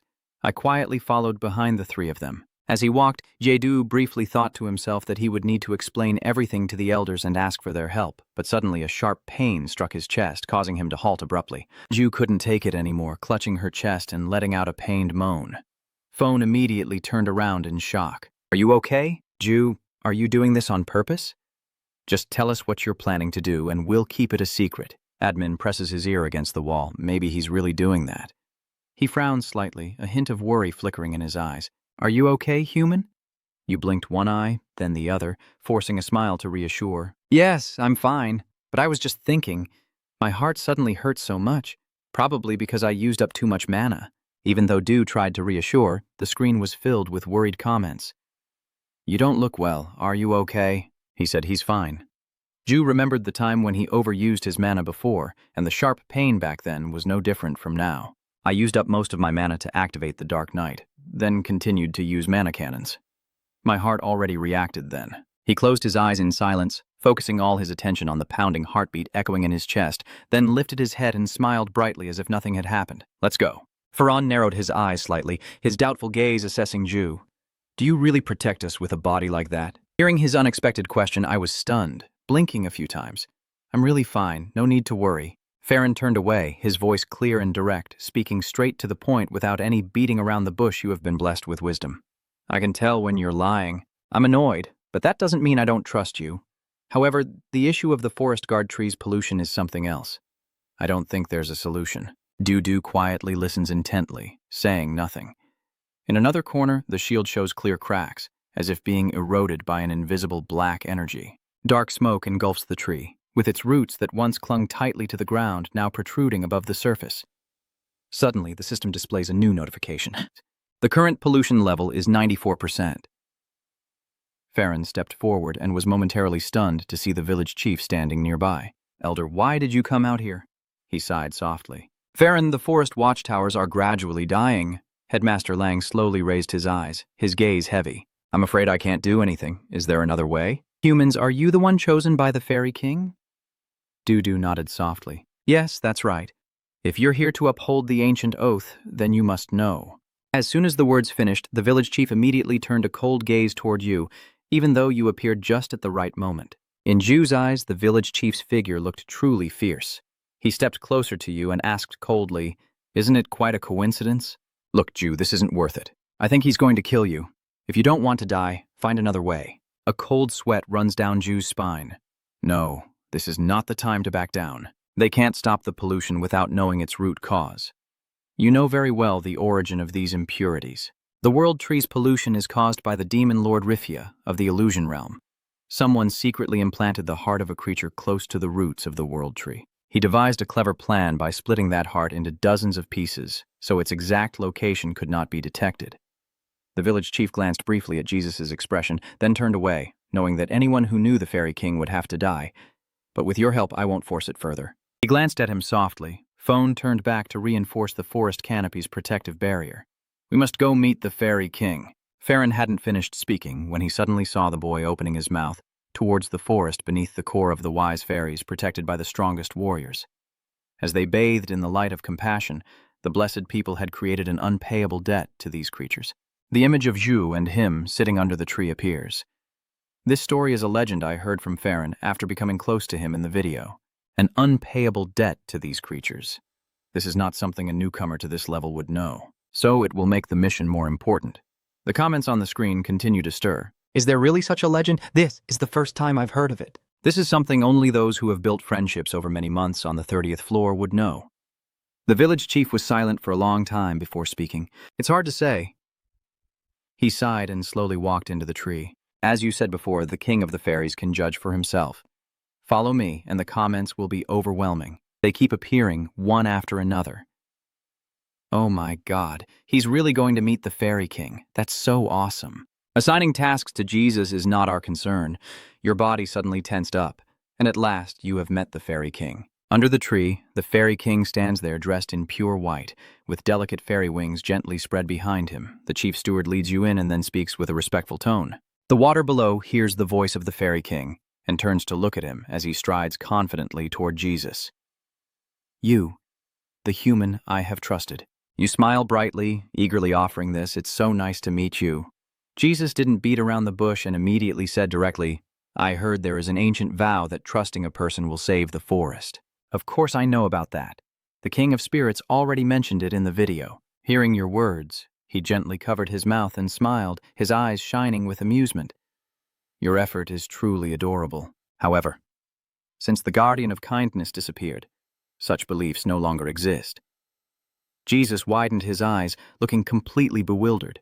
What? No way. Seeing the king preparing to leave, he hurriedly shouted to call him back. Your Majesty, listen to me. You won't even listen. But was immediately cut off with, don't say another word. Jesus was about to speak, when suddenly a flash of light appeared in the auxiliary space of the backpack, and a voice said, Please understand? Baron broke free and shouted, Brother, brother. Hearing the noise, the village chief and the fairy king both turned back, and I was also stunned, my eyes wide with surprise. Ju suddenly remembered Keenan's words. I think the admin wouldn't be happy if he saw them healthy. As soon as he thought of that, he rushed forward and grabbed it. If the admin sees, just hide them in your pocket. From behind, his voice echoed again. Human, what are you doing? Jae-do turned around with a confused look. What do you mean? Before you could react, you saw the Baron cling to the fairy king and immediately panic, apologizing profusely. I didn't mean to do it, Your Majesty. The situation is already bad enough. Daisy rushes over hurriedly, reaching out to grab them immediately. Come here, everyone. You lift a Baron and observe carefully. I can sense the energy of the world tree through these creatures. One on top, one in his arms. He forced a smile, pretending to be naive as they were born from the moon world tree. I see. Ju is gradually starting to understand the situation. Po was born from the shattered pieces of the world tree. That hasn't happened on this level yet. It's understandable that this is the first time he's seen Poi. The fairy children appear, wrapping their arms around it and gently stroking. What is your name? You're so soft. Baron, being pampered, let out a cry. Boys saw that and their eyes lit up. It's shining. After a moment of silence, the fairy king finally spoke, as if the child wanted to say that he could trust you and that you wanted to help us.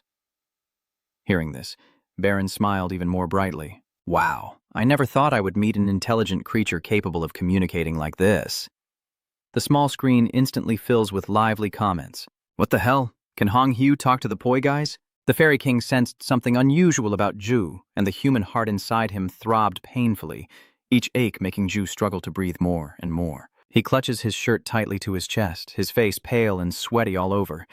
The king notices Ju's pallid complexion. What's wrong? He tried to lift his head and smile to reassure them. It's okay. Fairy jumps down from the fairy king's hand, looking worried. The solar mana flowing from the Poi makes her heart race. So the pain earlier wasn't caused by a mana deficiency? Whatever the reason, now is not the right time. Suddenly, Jae-do knelt on one knee and spoke sincerely to His Majesty. Although I am not sure if I am worthy of the ancient oath, I truly want to protect and help the forest.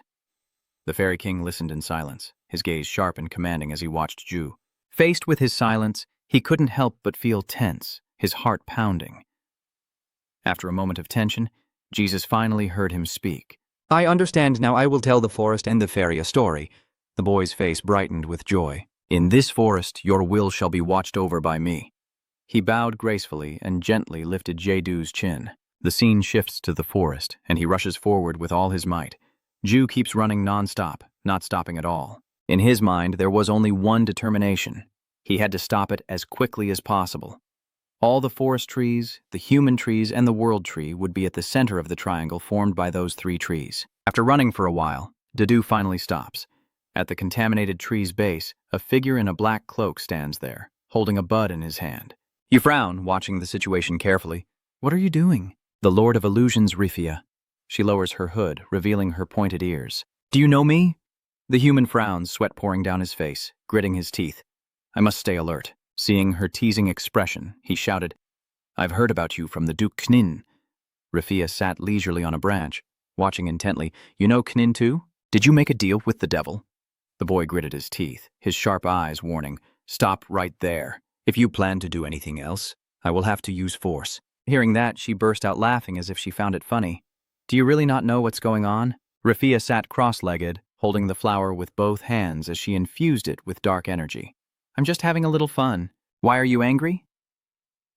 Two vines rushed straight toward the bud. Seeing her actions, Jae-doo was momentarily startled, not expecting Rifia to take such a risk. Without hesitation, he quickly ran over with all his might, determined to prevent the collapse. Before he could continue, Jae-doo's body suddenly froze, all movement paralyzed. He was startled when the flower suddenly appeared before his eyes. Sitting on a branch, she covers her mouth and laughs, her eyes sparkling with seduction. That's why people are truly annoying. Before he could react, the vine suddenly extended and tightly wrapped around Ju's body. What does the feeling of being enchanted feel like? You grit your teeth. Rifia's enchantment, the Lord of Illusions. This is a powerful skill. Use your voice and gaze to mesmerize the target and control their mind before they realize it. Jesu's eyes flash with a brilliant blue light as he thinks of a way to break free from her hold. I'm currently fighting its influence with my magic, but one wrong move and it will swallow me whole. Rifia strokes her hair, licks her lips seductively, her eyes gleaming with cunning. Just sit back and enjoy. Suddenly, a dry cracking sound echoes from the top of the flower bud. The system immediately displays a notification indicating 95% pollution. He carefully watches the blooming flower, each branch extending like pollution as the forest is destroyed. No, it's spreading. Jae-doo's legs still can't move, his heart filled with worry. His eyes widen as a wave of red energy spreads. The heart of a rapidly growing species is in places where life is abundant, and if it continues to develop at this rate, even when pollution reaches a certain point, Ju's consciousness gradually faded. He felt his body no longer under his control. I don't want to do anything that would upset Rifia. Ju's head was spinning, dizzy and unbearable. I feel everything spinning around me. I have to follow what Rifia told me. I have to stay still. The vines slowly wrap around your body. It invades Ju's body, squeezing his heart as if to crush every beat, tightening more and more before he can react. A brilliant beam of light erupts from his chest. Ju screams in pain. The scene before her leaves her surprised, but after the chaos, he begins to regain consciousness. Jizu opened his eyes wide, his mind. Rifia's enchantment had triggered the sun's mana to ignite within him, burning away other energies. You release a burst of energy light. At this moment, the best way to use the sun's mana is for Ju to unleash his power at her without hesitation. Rifia stared in confusion, unable to react in time as your power knocked her down onto the branch. Ju focused all his strength. Eyes fixed on the target. Her furious voice rang out, making you widen your eyes in shock. How is that possible? An ordinary person dares to touch me. Rifia's face veins bulge as he looks at his charred, blackened hand. I immediately appeared right behind Duo, sharp branches stabbing straight toward you. I will kill you. In an instant, a bright light flashes. Rifia's eyes widened in disbelief as Ju struck fiercely, splitting her branches in two and even cutting off her legs. You appeared behind her with a cold look. I told you I would use force if you tried anything else. Ju stands there, a smirk on his face. Now you can sit back and watch me wipe out this corruption. Her face turned pale, teeth clenched in anger, unable to believe that the magic of an ordinary human could be so powerful. Rifia distorted, revealing two more eyes and sharp fangs. I haven't recovered yet, and the damage is spreading. How dare he? How dare he? I will kill him. Her body is twisted and deformed into a monster, her tongue flicking out as if to swallow you whole. I will tear you apart and swallow your bones. Amid the tension, unexpected comments appear. Damn it, Rifia is here. Even her true form is revealed, and she looks extremely angry. I wonder if this will work. Her true form is a whole different matter. Will our lord of the Eo tribe be suspected? Her mouth opens wide with sharp fangs, and her crimson claws sweep straight at Ju. Even in the face of danger, you still smile with a look of amusement.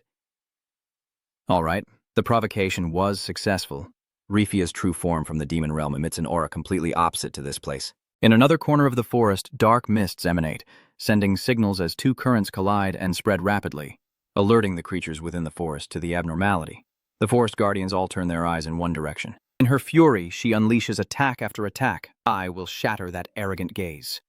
Rifia bares her sharp teeth and strikes at Ju, but he quickly dodges. The attack lands with a loud explosion, and Ju dodges while calculating his next move. Just as I expected, I can manage without any magic. The guard stopped quickly. I just need to hold on a little longer. Her giant hand suddenly lunged forward, just a short distance from you, and slammed directly into Ju, knocking him to the ground. Rifia's sinister eyes narrowed as she stared intently. Then suddenly her eyes widened and a cracking sound echoed. In just a moment, Ju grabbed Rifia's claw and broke it, causing the surrounding air to go still. That scene made everyone comment in shock. Is he planning to catch it? How can he stop it? After a moment to regain her composure, Rifia pushed her hand away. Her body lowered, crawling along the ground with a frantic growl like a fierce dog. What are you really? Jesus didn't answer immediately, his eyes looking up at the signal in the sky. The forest guard signaled and moved faster than I expected. But is it really safe to stay here? The pounding footsteps of the guards echo everywhere. In the end, they stood before her alongside the fairy children, saying, "Even you cannot handle all the creatures in the forest alone." Rivia sneered dismissively, lifting her head arrogantly. "Do these insignificant insects think they can challenge me?" The air is filled with a surge of dark energy. Suddenly, footsteps sound from behind him. Chief Lang appears, his overwhelming presence filling the entire space. Choose your path. A powerful green energy radiates around him, either piercing through his throat or stopping your evil deeds and making you repent. Without waiting for her answer, the village chief snorts coldly, his aura blazing. "Of course, no matter what you choose, you will only die." Ju-Du standing beside, with a slightly surprised look. "We have stopped Rifia. I have stopped Rifia. The Elder's magic is so powerful it made me tremble." He chuckled softly. Now that the Elder was working together to protect the forest, Rifia could no longer destroy it. She looked frightened, reverted to her human form, and bowed her head, apologizing. Rifia covers her face, trembling as she explains, "I never wanted to do this," seeing her tears. Jedu briefly doubts Rifia would never cry like that. You immediately open the system check panel. She must have prepared something else. What is she planning to do? A sudden notification appeared on the system. The current pollution level is 99%. After reading it, Due shouted directly at her. Rifia, her eyes fixed tightly on her hands, her eyes welling up with uncontrollable tears, smiling foolishly. "You called me?" Hedu's anger flared as he saw Rifia's face, veins bulging on his forehead. "How many pieces of the broken heart have you sewn?" With that, he confidently stepped forward towards her. "Do you really think I wouldn't do anything before you arrived?" "Wipe away your tears." Rifia stands up, a mocking smile of arrogance on her face. "That is why humans need to know their place." Immediately, comments flooded in, full of insults. "What the hell is that? Is she crazy? How can I defeat this crazy woman? Is there really no hope at all? Everything is going off course." Before she could finish speaking, a surge of power shot straight at Rifia. The one who strikes is none other than Ju. Even lying on the ground, she still smiles defiantly. "Go ahead and try to kill me." Hearing those words, he was so angry that veins bulged on his neck. The problem is that the lords who have taken human form cannot die. If they pretend to obey and abandon their true selves to return. Ju turned and ordered sternly, "Cadron, keep an eye on Rifia and don't let her escape." He finds it hard to understand. What's going on? Humans say nothing. You pass by with your eyes still focused. If she does anything suspicious, kill her immediately. "Wait, I haven't heard everything yet," Ju interrupted. "I must prevent the world tree from becoming completely contaminated." The sky is dark, the night is silent, but comments are starting to appear. If pollution reaches 100%, will the world tree break? Yes, if the world tree breaks, the game is over. What is it? How can we reduce pollution? In the dark night, you quickly fly from one branch to another. The comments continue to be lively, even worse than Taruha's nightmare. The world tree is slowly withering from poisoning. The King of Spirits is doing his best to keep the world tree alive. Ju clenched his teeth. "But if I don't eliminate the root cause, everything we're doing now will be like pouring water on a burning fire. I have to eliminate the seeds before the Fairy King collapses. You must remove the seeds first." The seed from her flower bud releases monsters everywhere, but it seems Rifia has spread it all over. You firmly plant your hand on the ground. Ju glances around, his eyes sharp. In front of you, the world tree begins to rise. The world tree is larger than 10 buildings combined. How can you possibly find them all? Ju's gaze is sharp as if piercing through. He will truly spend all his time on this. Ju continues to cross the forest. I should have realized earlier how Rifia acts, instead of not knowing how many pieces of the ultimate heart there are if they all bloom at once. Zu approaches the world tree's root, opens the space backpack, his hand trembling slightly but not enough time to search thoroughly. I don't want them to go through this. But it poked its head out of the backpack, Baron's face beaming with a bright smile as it exclaimed. It suddenly rushed straight into your arms. Ju hugged it tightly. "You must be suffocating in that bag." Baron jumps up as if agreeing. "Bo boy." Seeing that, you immediately ask the others to help him with something, okay? It gazes at Ju, with sparkling eyes. Under the world tree, the roots are slowly growing up, contaminated. Baron is standing on the branch, shouting, "Oh!" The others respond in unison. "Hey, You channel your strength in your palm and strike directly at the world tree. Thank you, everyone. The power just unleashed forced the seed possessed by the world tree to retreat, not daring to resist. Ju quickly opened the system panel to check. Looking at the screen, he breathed a sigh of relief. The poisoning was gradually decreasing. The current level of toxicity is 98.2%. Watching it play under the ground, the poi are not only skilled at sensing magic, but also very sensitive to demonic energy. The comments keep appearing non-stop in disbelief. Hey, poi, how could the poi find out? Fine, even a goat would just smile when it sees this. Thanks to us, we can quickly find and resolve the very core of the problem. Then he turned to look at Baron playing around. If we keep removing them and cleaning up while having fun, it will shout. Bo, bo, boy. Ju steps forward, his voice softly echoing. What's going on? Baron is panting as if he's just found something. Oh, you gently touched the object to examine it. There are no stains or scratches. The comments continue to be curious. Is there anything else left? It seems like there is no more contamination. Are the Po asking if they can eat this? Sorry. What do you think these little ones are? Suddenly, the root beneath his feet crackle, and a long fissure runs along the trunk. Du stares in shock, mouth agape, as the root split open, and a stream of black energy shoots straight into the sky. Du, panicking, looked up, wondering if, without thinking, a giant object suddenly flew in from somewhere, tearing through the air, causing the ground to shake, and the space to seem to shatter in chaos, with endless comments flooding in, showing utter panic. Damn it, what the hell is that? Are you and the poi guys okay? Amid the chaos, the protective shield slowly begins to open, and Judu gently asks about the po in his hands. Are you guys okay? It smiled and responded with a boy. At the same time, the system suddenly reports the current pollution level at 97%. The boy stares blankly at the dark object before him. Lost in thought, I didn't think this was pollution since the progress was decreasing. But why did that stinky thing appear from the root of the tree? A bold idea suddenly crossed my mind. If the ultimate heart blooms, it will drain the life force from the world tree. At that point, the pollution level will reach 100% and the challenge will end. If it's not the ultimate heart, then what the hell is it? Have I missed something? From afar, Kadrin hurriedly ran over and immediately called out to the humans, looking visibly shocked and asking, "What's going on?" It seems the pollution has been contained. Round behind also exclaimed in amazement, "How can a creature with such a foul smell be?" Judu then turned to the village chief and asked, "What about Rifia? How did you get here?" He shrugged helplessly and replied, "We sent her back to the demon world. She mocked us until the very end. The fairy king sent a signal here, so from now on we will support him." Then, the village chief turned around and shouted loudly, "Advance! Guards!" Immediately, Kodrin raised his weapon high and declared, "I am the divine hero Kodrin."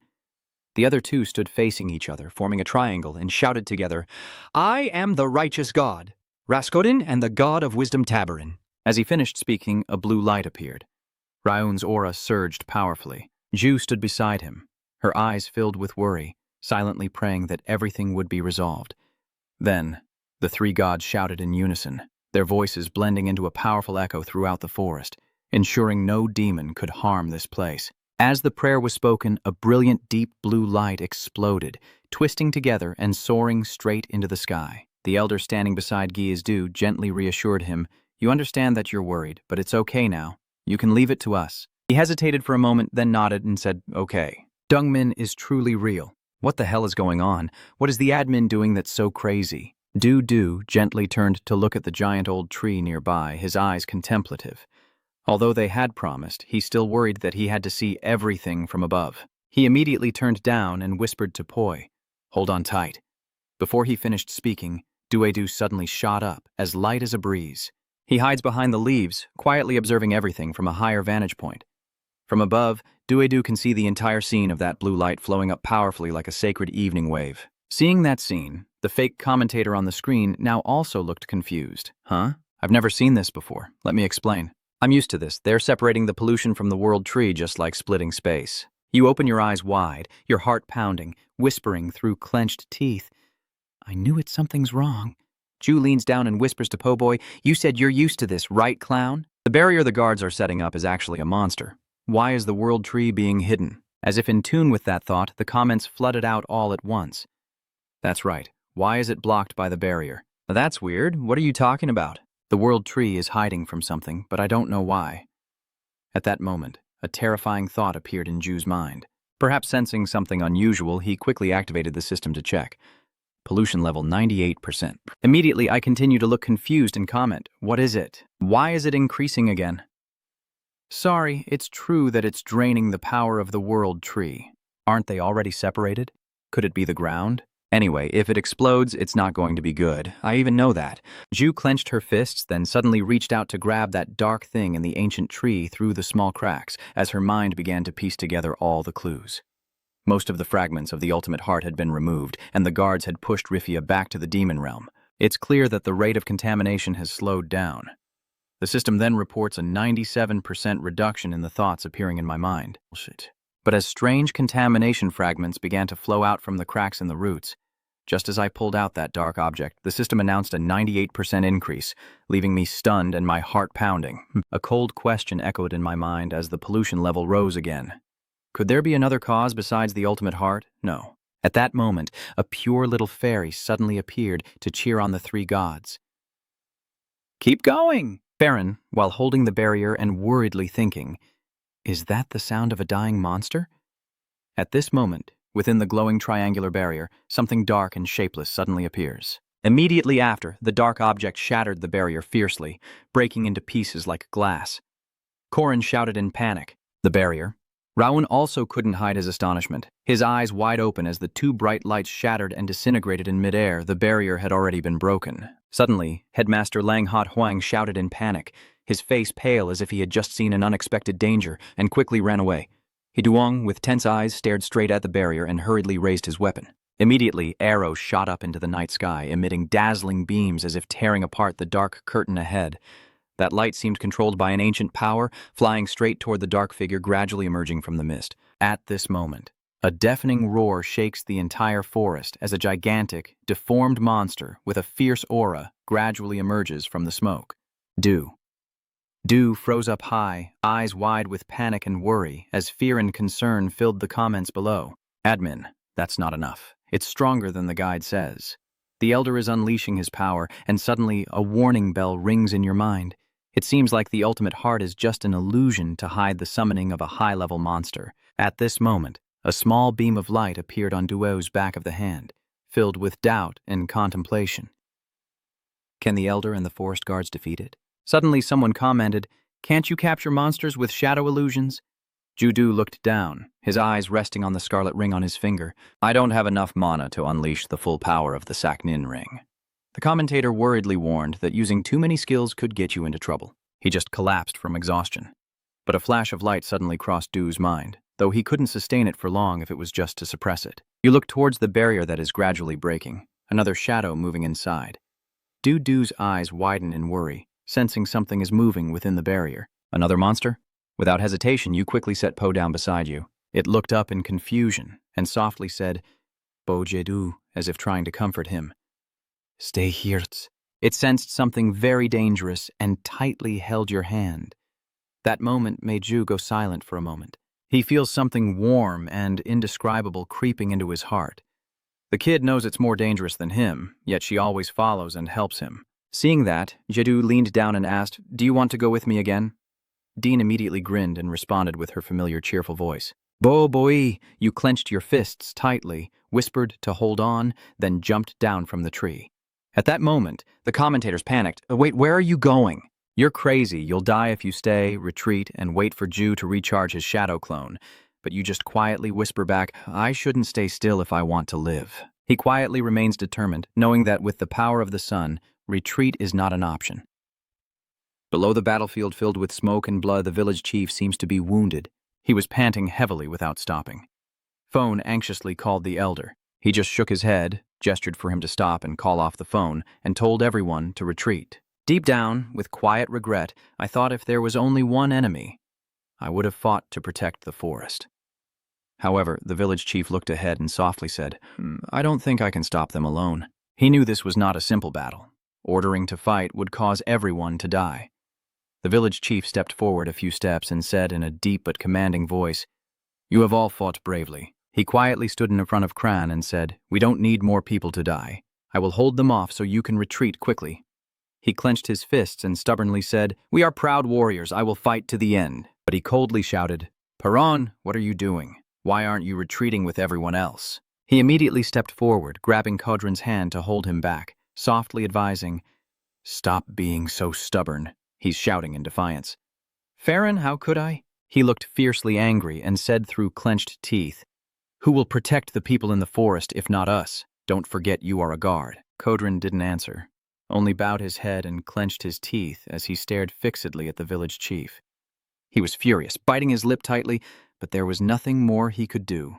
Although he said nothing, he had no choice but to retreat with Raun and Phone, knowing that staying would only make the sacrifice meaningless. Standing alone on the battlefield, the village chief wears a bitter, resigned smile.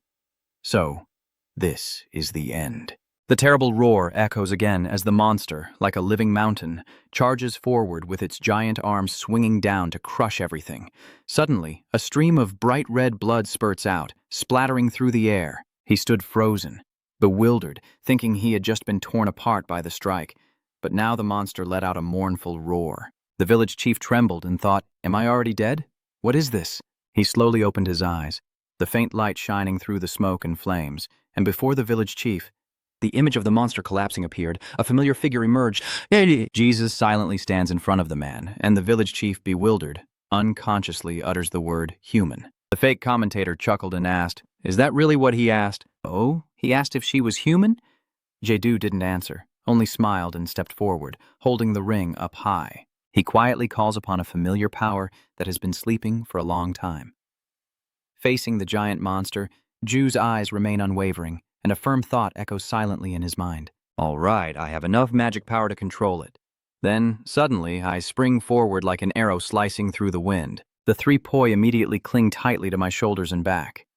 Ju softly whispers to them, "I'll handle this monster first." As soon as he finished speaking, a blazing beam of yellow light shot straight into the sky, forming a colossal energy pillar that tore through the vast space. Ju charged forward like a lightning bolt, unleashing all his stored power into his iron fist, hitting the monster before it could react, sending its massive body flying backward. Without delay, he immediately summoned his power, a blazing golden light bursting from his palm. Ju-Du pointed his arm directly at the monster, unleashing all his strength to crush its massive body on the spot. The monster let out a painful scream as its body was heavily wounded. After the intense battle ended, Jedu gently landed on the ground. He let out a soft sigh, his deep purple eyes gazing ahead at the creature's body trembling and weakening. Golden magic, those white things are helping that person, right? Judu, seeing that the situation is still unstable, turned to remind him. "The monster is still wreaking havoc, please be careful. Controlling them is draining all my magic power, but I will do my best. Avoid the attack or retreat." The village chief, unwilling to let you stay alone, said with a determined look, "I won't back down. I will thank you later." With that, he raised the staff high, saying, "This is determination. I will also lend my strength." The entire forest seemed enveloped by a massive energy. Lightning flashed like thunder, and an explosion erupted with a deafening roar. In front of Ju, the terrifying monster that had been spreading fear finally collapsed. It was completely defeated. The spectators began to discuss endlessly. "It's really clean. Is this La Chan of ours? What are you talking about? This is just the basic 4-4-2 formation." "Really cool, huh?" My breath is quickening in my chest. Sweat rolling down my forehead. Dudu frowned, thinking to himself, "Is it over now?" I defeated them with the help of the Elder. A series of notifications from the system suddenly sounded. The elements that could pollute the world tree are gone. You have passed the test. A gate within the giant tree of the traveler will open. A faint smile appeared on his lips, cheerful and excited. The challenge was complete. It's such a relief. I didn't think I could move any further. The poi creatures aren't responding, still clinging to Ju, but their bodies are limp and about to collapse. At this moment, he suddenly realizes something is wrong as the poi creatures fall one after another into a dazed state. Ju quickly caught them, his voice trembling with panic. "Lahaha, Kodin, Baron." The viewers immediately panic and comment. "What is happening? I can't see anything because it's too dark. Is something wrong with poi again? Is it because of the pollution? Removing the pollution, isn't that a good thing?" He gently holds them to his chest, a look of sorrow on his face. Though small, they are even smaller now and show a hint of pollution. "Maybe it's because they transferred their magic to me." Jedu clenched his teeth and silently told them, "Just a little more effort, everyone." Seeing the scene before him, he couldn't help but remember Kanin's words. Life is a cycle. If you receive anything back, you should return it. But Ju didn't want to believe that. He reached out his hand, warm rays of light spreading from his palm to envelop the tiny Po boys. Gentle energy healing their wounds as Ju quietly reassured himself that it would be okay now, different from before. Soon, the Po boys gently stirred, their big eyes opening one by one, then they happily exclaimed, producing familiar sounds. In the waiting room, a faint space gate appeared before everyone's eyes. At the same time, the system sounds again, and all the elements that could pollute the world tree are gone. You have passed the test, and a portal within the giant tree of the traveler will open. Hearing this, everyone started whispering and discussing. What, did he really manage to do it? Everyone was stunned for a moment. Everyone was panicked, even San Hu seemed unwilling to believe it. People then fled in chaos, just like a hive of bees being disturbed. Hurry up and go before that monster comes back. At that chaotic moment, a hand reached out to block their way, and a cold voice ordered, "Stop." Jinha frowned slightly, his aura somewhat intimidating. Someone has taken you in, and yet you plan to leave without a word of thanks. Someone nearby immediately retorted, "Get lost. He was the one who stepped up and took all the trouble, so why should I thank him?" Remembering Ju and his incredible power, he was determined that he was the real threat to keep me safe. He even cast a huge magic cannon at me. The huge explosion shook the ground, and thinking about that terrifying scene made him furious. I almost died then, and he probably left right away because he didn't want to face us. The girl nearby couldn't hold back, glaring at Jinha with anger. That's right, who was the one threatening others with a blade? Immediately, someone from the other side rushed over, gripping the hilt of their sword and pointing the cold steel blade at the opponent's face. What right do you have to say such things? Just look at these bastards. Is it so hard to show a little kindness? A faint glow emanates from Kim Jae-do, gently enveloping the three Poi children, and they gradually open their eyes, smiling as usual. I hold them in my arms and suddenly feel happy. Are you all okay? That's such a relief. Suddenly, an old voice rang out, causing everyone to turn and look in disbelief. Elder, are you injured anywhere? Thanks to you, I am completely fine. Hearing that, Kim Jae-do politely asked for a favor. That's good to hear. Please inform everyone that everything is now settled. Please also kindly inform the Fairy King that I will visit him soon. Chief Lang Ying frowned and asked anxiously, Aren't you coming with me? You didn't say it directly, just mentioned it. I have some matters Jiang Do needs to handle. I'll come right after I finish. Poise group inside your heart also shouted, as the scene shifts to the traveler's great tree. A knight lies unconscious among the wreckage, and Kim Ji-do looks at the scene feeling helpless. In my day, just a single coin was enough for them to bow and say thank you. What is going on now? He really didn't know what to say to these people. Jinha, feeling uncomfortable, turned back and responded. They bow deeply and respond with all their might. Kim Jae-do looks at this face and immediately remembers that he must have met that guy on the 19th floor. At that time, he told you to be careful. You thought about it for a while but weren't quite sure. I guess his name is Jinha. He seems a bit different now. Is he made now? Suddenly, the two players who had knelt down stepped closer and each took turns saying, Thank you for helping us. Honestly, from the bottom of our hearts, thank you. It's not as much as my parents, but right after them, thank you. It's okay. Kim Jae-do looked at his smiling face, silently assessing, truly a confident and calm expression. But when he turned around, those two players still hadn't finished speaking. For someone as insignificant as us, you've probably faced many difficulties. In the end, Kim Ju had to step in and interrupt. Enough already. If you're leaving, then go quickly. On the surface, it seems that way, but inside your mind is thinking about something else. In fact, even these mages are extremely frightened, which means Jinha can now use magic freely. The two of them immediately ran to the teleportation gate after hearing you say that. Thank you. The commentator quietly sneers and pouts at him. Is he regretting it? Honestly, I also feel a bit regretful. It's time to collect the debt now, right? Those bastards, but if you think about it, they're also victims. That's true. Who would have expected the challenge to change like this? Once someone led the way, all the other players hurriedly rushed in. Kim Dide no longer paid attention to them and secretly glanced at Lai San-hu. All right, when everyone leaves, we'll deal with these hypocrites. Suddenly, Jinha asked, Kim Ju, are you not leaving? Unfazed, he calmly replied, Just go ahead. I still have some things to deal with. He smiled, but his words were not as kind as they seemed. When mentioning handling some matters, he meant if it was about those friends, why not let me take care of it? I just came up with an interesting idea, Jinha pointed over there, making him and Zi Kung pale with fear. The viewers can't help but find it amusing. Not that it's a good idea, but it's interesting and intense. Just look at his eyes, he's truly crazy. I never expected Kim Jae-do to agree to cooperate. All right, go ahead, your whole body radiates a shining light. Just leave it to me. So the two of them have reached an agreement. The other three people shrank back, each one wanting to cry on the spot. He hesitated, feeling like giving it to him might lead to something bad, but then he decided to return what he had received. Viewers couldn't help but comment, isn't it just like a demon selling his soul to Satang? And not just one, probably a whole stack of packages, really making me laugh so hard I could die. Kim Jae-do didn't think about their next move. Since everything here seemed to be settled, she should say goodbye before leaving. The scene changes again. The mysterious purple silk curtain gently sways under the faint moonlight. The strong young man carrying 2 large wine barrels, while the little fairies prepare fresh fruit. The music blends with the lively, sparkling atmosphere, and the little fairies cheerfully say, "We hope you enjoy the forest festival we prepared for you."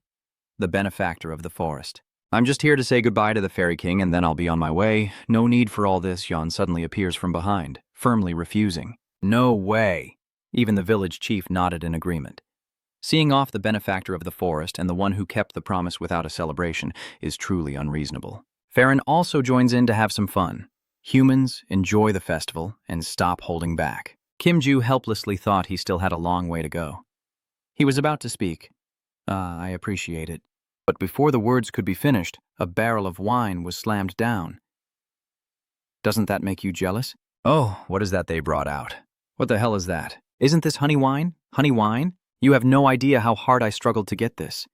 Is it that rare? Oh my God, you protected the forest, so they are obliged to give you some. Why? Is it that expensive? This stuff doesn't even show up at auctions. Who would dare drink it?" The honey wine aged in dark wooden barrels is a rare and precious type of liquor. Even among the creatures in the forest, it is so precious that even on the 25th floor, it takes months of flattery to taste a sip.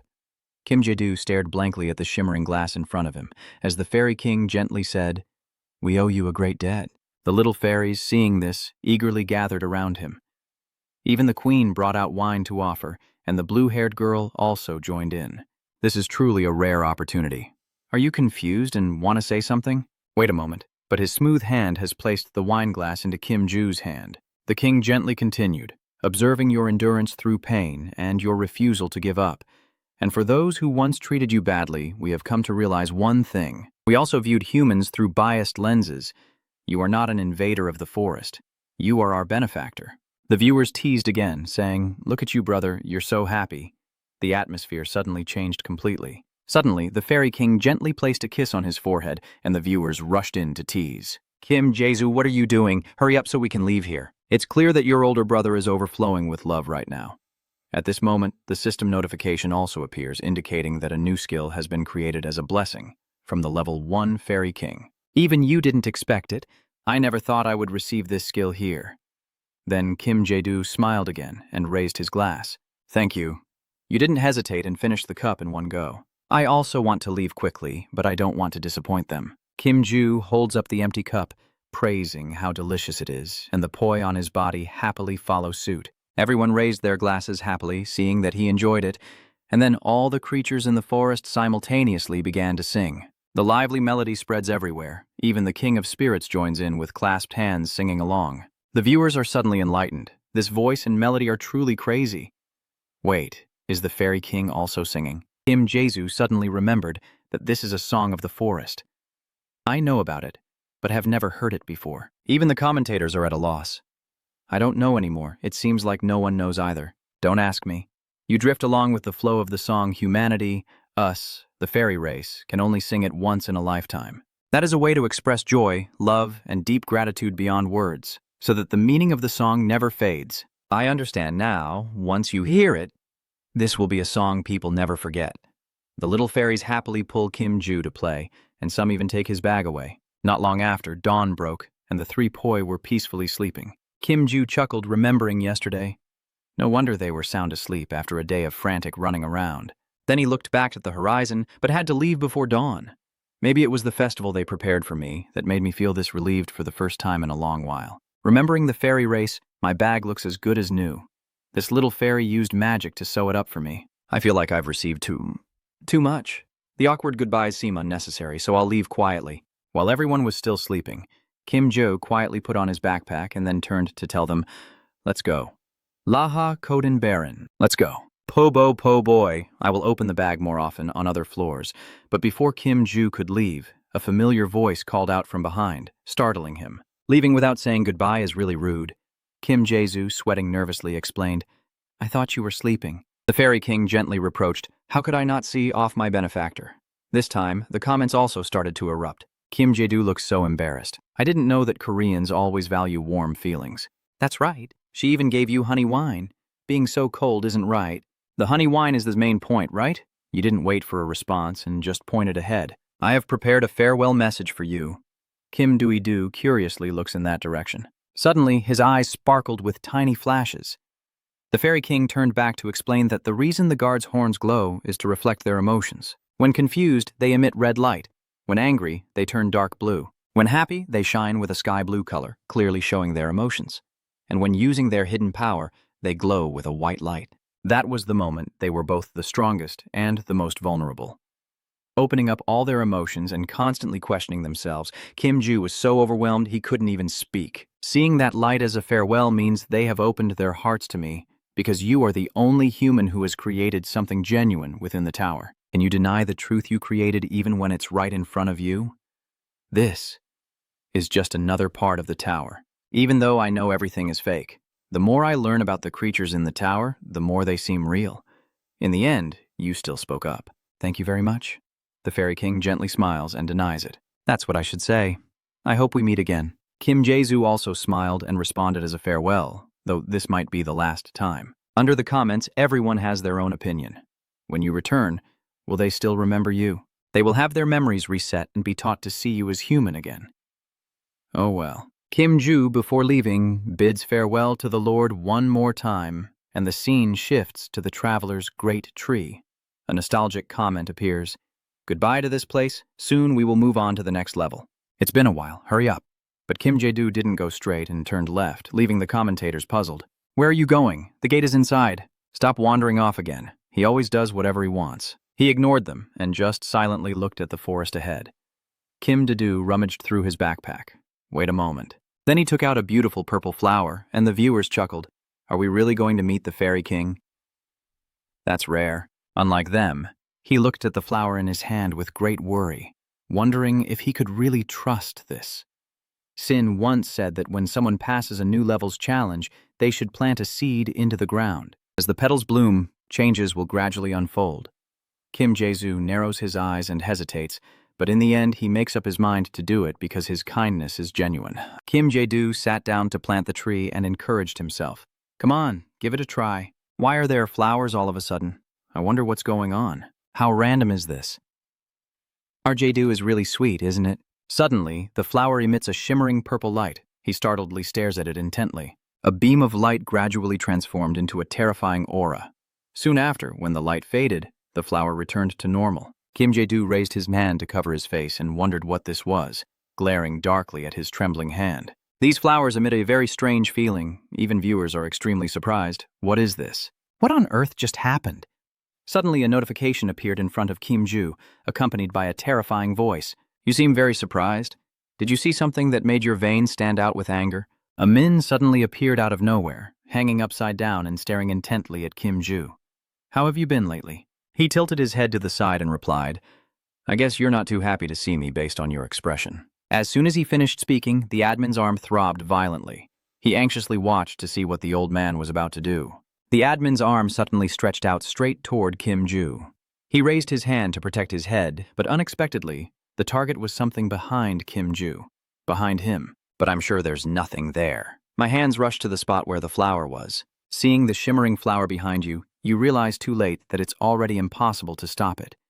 But before the admin's hand could touch the flower, it was repelled by the protective barrier around it. Even Kim Doo was surprised that this flower had a defensive mechanism. He was just as startled, eyes wide with disbelief. The admin trembled, gritting his teeth as he spoke each word, even as his hand was melting away. I knew this could happen, but he really handed over the world stone. That bastard is crazy. He angrily asked, what did he say when he gave you these flowers? The ones that are actually the coins he handed over to you. You never know, do you? Kim Jae-do forced a smile and asked back, "So if you really are always watching me, then there's no need to ask anymore, right?" Min was so angry that her veins bulged, but her eyes remained calm as usual. In the end, she couldn't hold back and shouted, "I can't stand it. Next to you, I can't control my emotions." Admin suddenly snapped his fingers, saying he couldn't believe it at first, but the next snap was the same. Nothing changed.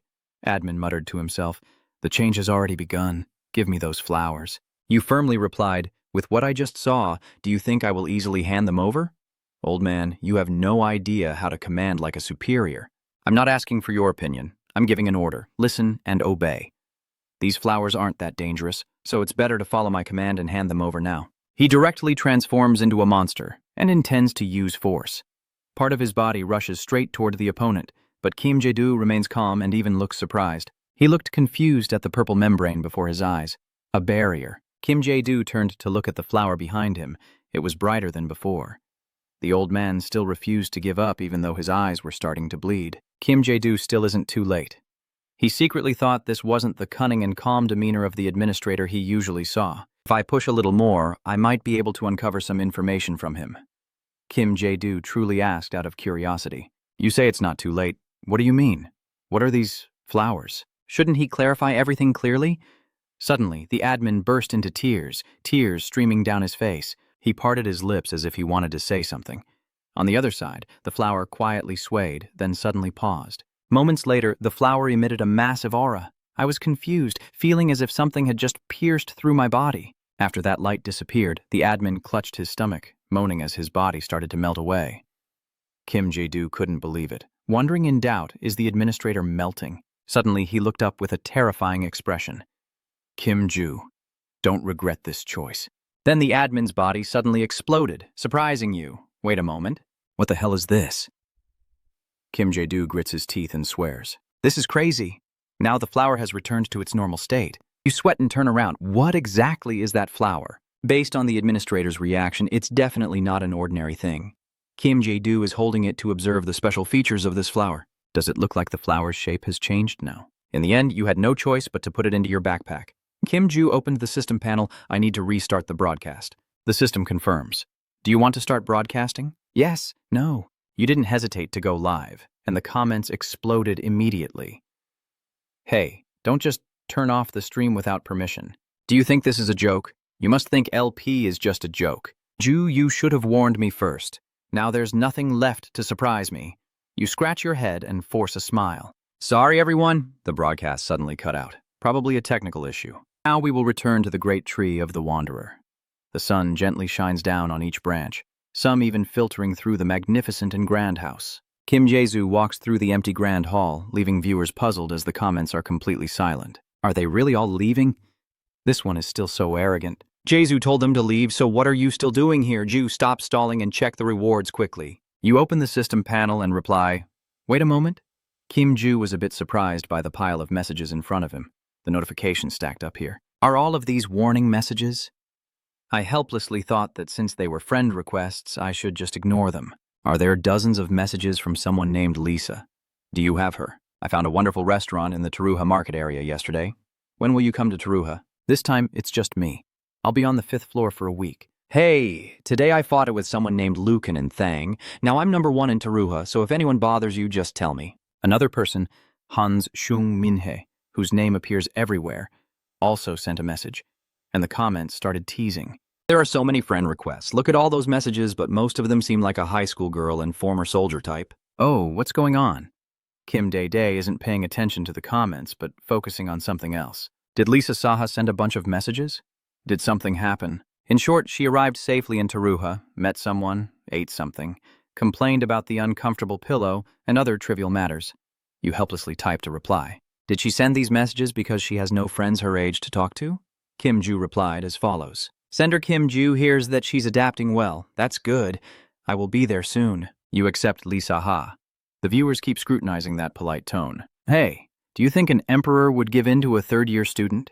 He sighs and explains, that's just politeness, because being young doesn't mean you can speak casually. Your behavior is that of an old man. The driver is dissatisfied and retorts, you call me boss? I bet a lot of people are offended. Kim Jae-do ignored the comment and continued checking the letter. Next was a message from Han Sung. On the letter, it says you sent it to Kim Ju. Kim Ju, are you okay? It's hard to hear news from the 20th floor. You're probably still climbing up slowly. I just arrived on this 20th floor. Things here are more interesting than I expected. Something will happen that will shock you. The High Gang has disappeared from the 20th floor without a trace. Did you accept Kim Ju?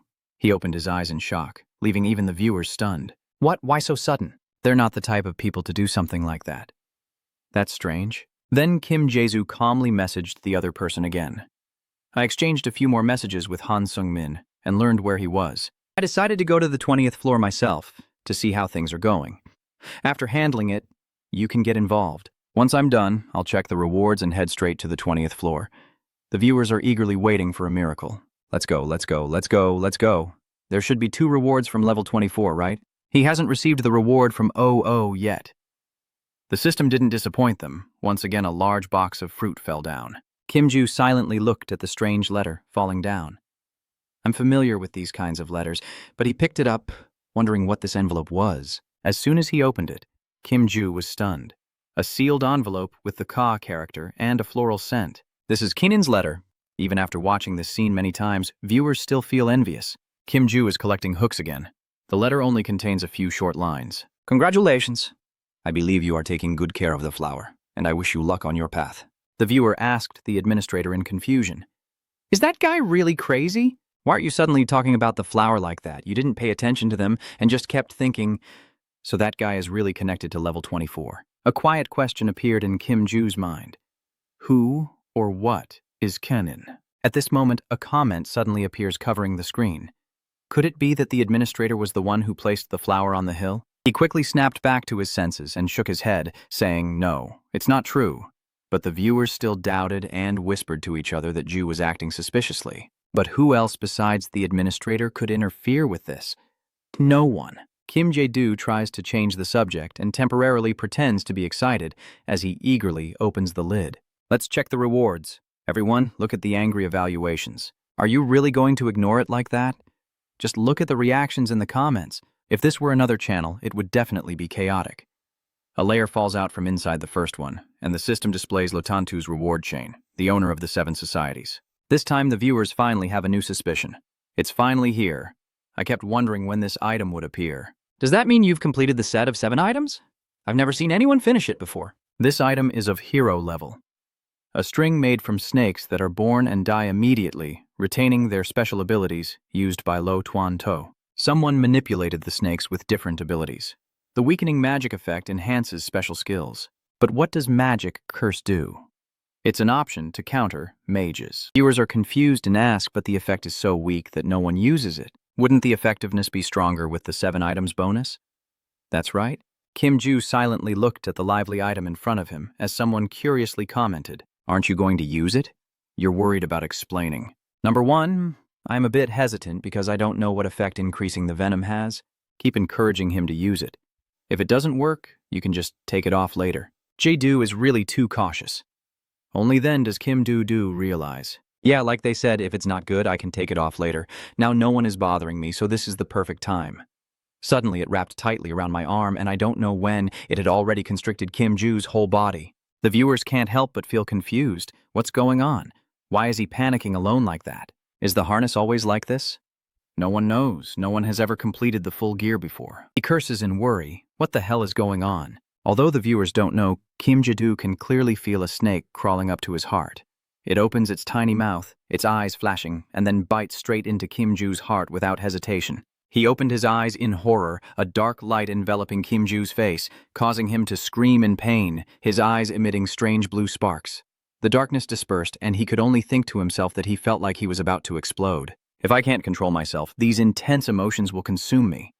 I have to steer my magic to regain my calm. Kim Jae-do panting, trying to steady his breath.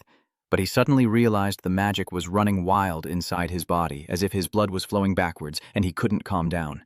While Kim Ju was in pain, Po suddenly jumped out of the backpack. All 3 of them happily jumped around as they released some magic that calmed him down. Kim Jae-do suspiciously asked, Laha, when called by name, it happily nuzzles against your cheek. That snake has started to stop.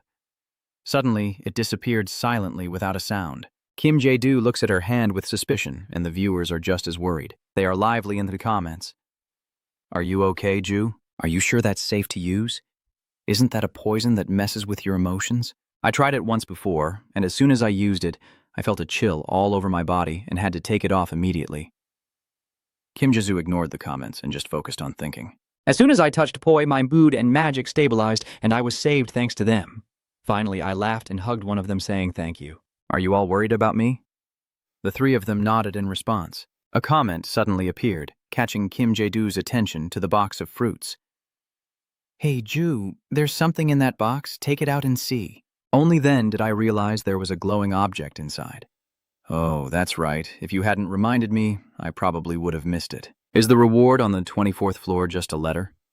As soon as I saw the item, the system displayed it. The folded scarf of Sak-nin, the Master of Darkness, a hero. Snin's scarf, a former ruler of the Western Desert region, used it to observe and command his army with a wide field of vision. Kim Jo was surprised to realize that this flying ability was Sak-nin's item.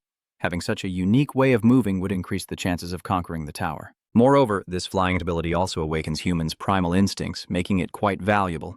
I've got a good item, haven't I? This item is so popular that it sells out immediately at auctions, making it very hard to find, and the comments keep flooding in as Sak-nin appears repeatedly. I also guessed there would be this item.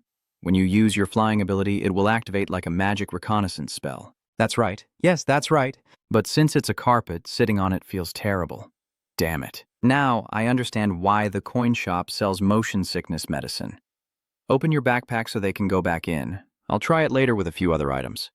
Someone wondered, do we not need any rituals? Who still looks down on others directly? What ritual are you talking about? He thought it was probably to buy a car. Kim Jae-doo quietly put on the new device and calculated his next move. First, let's check out the interesting thing Han Sung-mi mentioned on the 20th floor. The strange belt that was just brought has turned into an ordinary object. You slowly walk through the gate. All right, let's go. The scene shifts to the free area on the 20th floor. Lisa Ha cheerfully greets, "What is this? You viewers can't hold back your comments?" Why is she happy to see him like that? Kim Jae-doo asked more calmly. Lisa Saha? I remember the first time I met her, Lai Saha, a friend I went through the 6th floor with. I thought she would be angry because I didn't reply to her messages. Kim Jae-doo shyly asked, "How have you been lately since we haven't seen each other in a while?" Lisa Saha has become calmer. "I'm fine." "And are you hurt anywhere?" He replied. "I'm fine." She sighed again and complained. "The guild keeps me busy, but I managed to stop by for a bit." Kim Jae-doo isn't good at communicating, so he responds curtly. He secretly thinks it seems like she wants to say something. Is it something important? Kim Jae-doo sweat and wants to say goodbye. "I'm busy right now, but we'll talk later, okay?" "Okay?" Lisa Saha asked with dissatisfaction. "When will it be? The audience enjoys teasing when they see that." "Ju, let's go." "Don't get lost in there. He's in a hurry.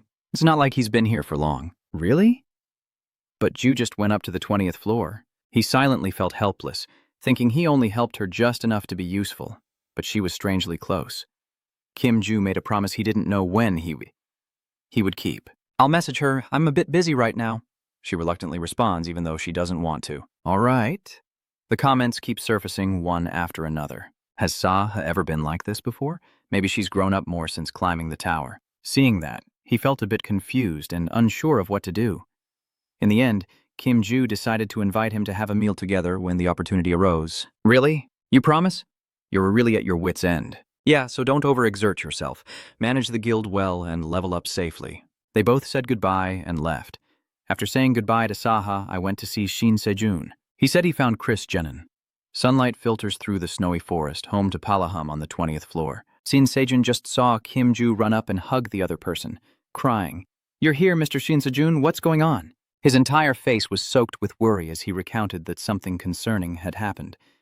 Hearing this, you guessed it was related to the message Han Sung-min sent, but Kim Jae-doo didn't voice this suspicion, and only casually said that he also heard things have been quite chaotic on the 20th floor lately. Shin Sejun scratched his head in frustration, saying this was even worse. Every member of the hypocrite gang had disappeared. Although they knew this was not simple, they were still stunned after hearing it. Kim Jae-soo wondered what was going on and nervously explained that there was a major disturbance at the main gate of Taruha. The exact time of the incident was unclear, but their leader Lan Sanhu was found hanging on the flagpole in front of the gate. Right below him are the corpses of 9 elite members of the gang. Suddenly, he thought of Jin. If they are from the Hypergrade clan, I am sure they have already left the 19th floor. I've handed this over to Jinha, but is it possible? Thinking back, even when he offered to help, you were so worried you were sweating. Remembering what he said, if this is related to those people, why not let me handle it? I've come up with an interesting idea. Kim Jae-soo suddenly realized that at that moment he spoke with a dangerous, sinister expression. Shin Se-jun interrupted his train of thought. But this is not the end of the strange events. Lan and the members of the tribe once lived in a temporary settlement outside Teruha where the exiled reside. There he kept shouting, "We have committed a serious crime." The noise continued until all the hypocrite tribe members heard it, and then they disappeared into thin air. The hypocrite tribe members panic and burn or tear their banners, dispersing to escape or fleeing through space gates without leaving any trace, so no one could find the culprit. Kim Jae-do was taken aback and sighed. That was a truly terrifying act. First he killed them, then controlled their bodies with magic. Because his magic skills are so exceptional that even wizards are afraid, moving the bodies without leaving any trace is no different from child's play. It turns out he's even more ruthless than I thought. The boy quickly changed the subject. By the way, have you found the person I mentioned yet? He was caught off guard by the question and hesitated for a moment before speaking. Oh yes, Venon, right. I found him, but... Se-jun hesitated, unsure whether to continue speaking. Kim Jae-do looks at him with suspicion as the scene shifts to Channel 52 in the United States. The table is filled with tools and items for professionals. Renan quietly sits and welds something. A series of small streaks of light shot out one after another. Suddenly, a voice sounded from behind, startling him. "Renan." Renan nervously turned around to greet the person behind him. "Are you here already?" Morris Collin asked in dissatisfaction. "When will you stop wasting time on those silly toys?" He nervously opened his hat and replied, "Just a little longer, then." Renan bowed his head and said, "I'm sorry." He couldn't help but grab your collar. "Don't just say meaningless apologies." "What are you doing?" "Show me the result." Renan closes his eyes tightly. Enduring. This hit will hurt a lot, but a hand has already reached out to stop this reckless act. He glanced over angrily and shouted, "What the hell is this, Morris?" Colin wanted to pull back his hand, but realized how could this tiny kid have such incredible strength? "So that person is Kim Ju. I might as well tell you my name. It won't help you anyway." So that's why Se-jun wasn't entirely sure even after finding him. It's no wonder I felt uneasy searching for someone so uncertain. He stood aside, watching his puzzled and confused expression. Kim Jae-do remembered that image, thinking that if it were John, he would surely be living very well thanks to his abilities. So he really had a past of oppression like that? Suddenly, an old voice rang out. "Hey, young man," David sighed and said seriously, "causing trouble in the city doesn't seem like a good idea. Haven't you heard about the recent disturbance? People say that Lashan has appeared." You quickly withdrew your hand and said, "I'm sorry, I didn't know." He didn't mind and chuckled. "It's understandable for young people to make mistakes. Be more careful next time." Kim Jae-do politely complies. "Yes, I will be more careful." He rubbed his wrist and cursed under his breath. Looking at his hand, Morris Collin gritted his teeth and wondered where such a monster had come from. He swallowed his anger, thinking he needed to take John away before this got more complicated. At this moment, he bowed 90 degrees and said, "Sorry, thank you for your help." He smiled kindly and said, "It's nothing. I just can't sit still when things go too far." Morris Collin suddenly shouted, startling everyone, and without hesitation he grabbed Rhinon's arm. "There's nothing left to do here. Let's go." Kim Jae-soo finally understood. So this is why John in the video didn't mention his past. "Stop right there. Put your hand on Morris Collin's shoulder to stop him." Kim Ju clenched his fist subtly, threatening. "I still have some unfinished business." He asked worriedly, "What do you want?" Like that old man said, causing trouble doesn't bring any benefit, right? I didn't mean it with you, but with him. I've also learned a bit about magic techniques. I think we can talk since it seems like you're in the same field. He looked confused to confirm if he had heard correctly. "Me?" Kim Jae-do smiled brightly like a flower. "That's right. I've learned some magic techniques, and since you seem pretty knowledgeable about this field, that's why we're having this conversation." Morris Collin replayed the scene in disbelief. "Wait, you also learned magic techniques? Really?" You calmly admitted, "No, isn't that okay?" Then Kim Jae-do quietly applied a little more force. He looked worriedly at his aching shoulders. That guy is really reckless. He keeps bragging about how his strength is greater than before. Why isn't he a knight with that kind of power? And where did he hear about vomiting and these items? He probably used that information to get that super valuable item for free. The item that easily got him up to the 29th floor. He's definitely going to try to take him away. I can't let this happen. Suddenly, Morris Collin pushed your hand away and sternly threatened you back. I am the guardian of him in this tower. I cannot let my precious brother stay with someone as suspicious as you, Kim Jae-soo quietly repeated. Do you dare to vouch? Morris Collins smugly boasted. No one has ever brought anyone up to the 10th floor. I brought her here and have been protecting her all this time. Even in the video, John's past isn't mentioned, but still, there's no way he would do that without a reason. Is that so? Suddenly, he retorted, You're exaggerating. It's true you've taken care of me all this time. But do you know how many items I've made just to give to you in exchange? Yet you've never once thanked me until now, and after all that, you call me a parasite. That's just ridiculous. There were many times I could have died without me. I also refused all invitations from other factions. Just because of you. I've worked as hard as I could, too. Suddenly, the viewer feels sympathetic, wondering why they find him so pitiful. It's that psychological manipulation. Now that I think about it, the Rhinan I saw in the video, even though he appears to be fine, can't refuse when someone asks for help or begs pitifully. He's the kind of person who can't ignore others and is always ready to help. Maybe it's because John was treated that way in the past. He hurriedly explained, I think there are some misunderstandings here. Of course, I'm very grateful to have you here. But right now the problem is, this guy, he's an imposter trying to approach you. He even spouted nonsense as if he had learned magic techniques. Kim Jae-doo's face darkened at these words. Even the viewers are at a loss. Boring, I hear some unreasonable barking somewhere. Let's see who is talking nonsense. He sighed. I tried to settle this peacefully, but it seems that's not possible now. Kim Jae-doo said, Then fine, I will create magic tech items in front of you. If I succeed, it proves I have learned magic techniques, but if I lie, I will pay you 10,000 coins. Deal? If I lose this bet, you can take that money immediately. I can even prove I have 10,000 coins. Morris Collin was stunned. 10,000 stars? Do you have that many coins? He started imagining that with 10,000 times he could buy equipment that was previously only available at high-end auctions and still have money left over. You open the system and I'll show you the transaction window. What is your name? He asked nervously, but still responded. Maurice Collin. His imagination started to run wild. If he can defeat me, he must be someone committed to the Knights. Kim Jae-doo's account has listed 10,000 look coins in the transaction window. Please wait for the other party to confirm the trade. Maurice Collin silently wondered, does he really have that much money? But he still replied firmly, Well then, don't even dream of trying to surpass me by just memorizing a few theoretical formulas. He comforted himself, thinking that he only needed to read a few explanations and pretend he had learned something. But no, that was impossible. I've spent all this time with the string and expanding my view for these things. That 10,000 coins, I will take it for myself. Over there, Kim Jae asked, Boss, since their time is up, can I use it? David hesitated slightly, but the next user's time was about to run out, so he handed over a letter. Yes, I have a letter of introduction here, he said seriously. It's best if it's just an introductory letter from the gang leader. I am granting this traveler special privileges. This is the official order commanding Palaham the Sun. David looked up in astonishment, unable to believe it. Oh, how do you have it? Kim Jae-doo asked with a big smile. Can I use this letter? He hesitated, looking at the object in your hand. In the end, David agreed. I guess I'll have to hope the next user will be understanding. Kim Jae-doo was not polite. Thanks to that, the viewers laughed. Let us rap. He's really adorable. You turn around determined. All right, let's give it a try now. All right, let's get started. The sound of repairs continues to echo in the quiet room. There is a pile of various tools on the table. Kim Jae opens his hat and smiles. It's done, Morris Collin asked suspiciously. What is that? You crossed your arms proudly, showing off. Is there anything else? That's a magical technical item. Even the viewers couldn't hold back their comments. What's going on? Is that a handbrake or something? Oh, buddy, I think he's doing something bigger. It looks like a cheap Amazon toy.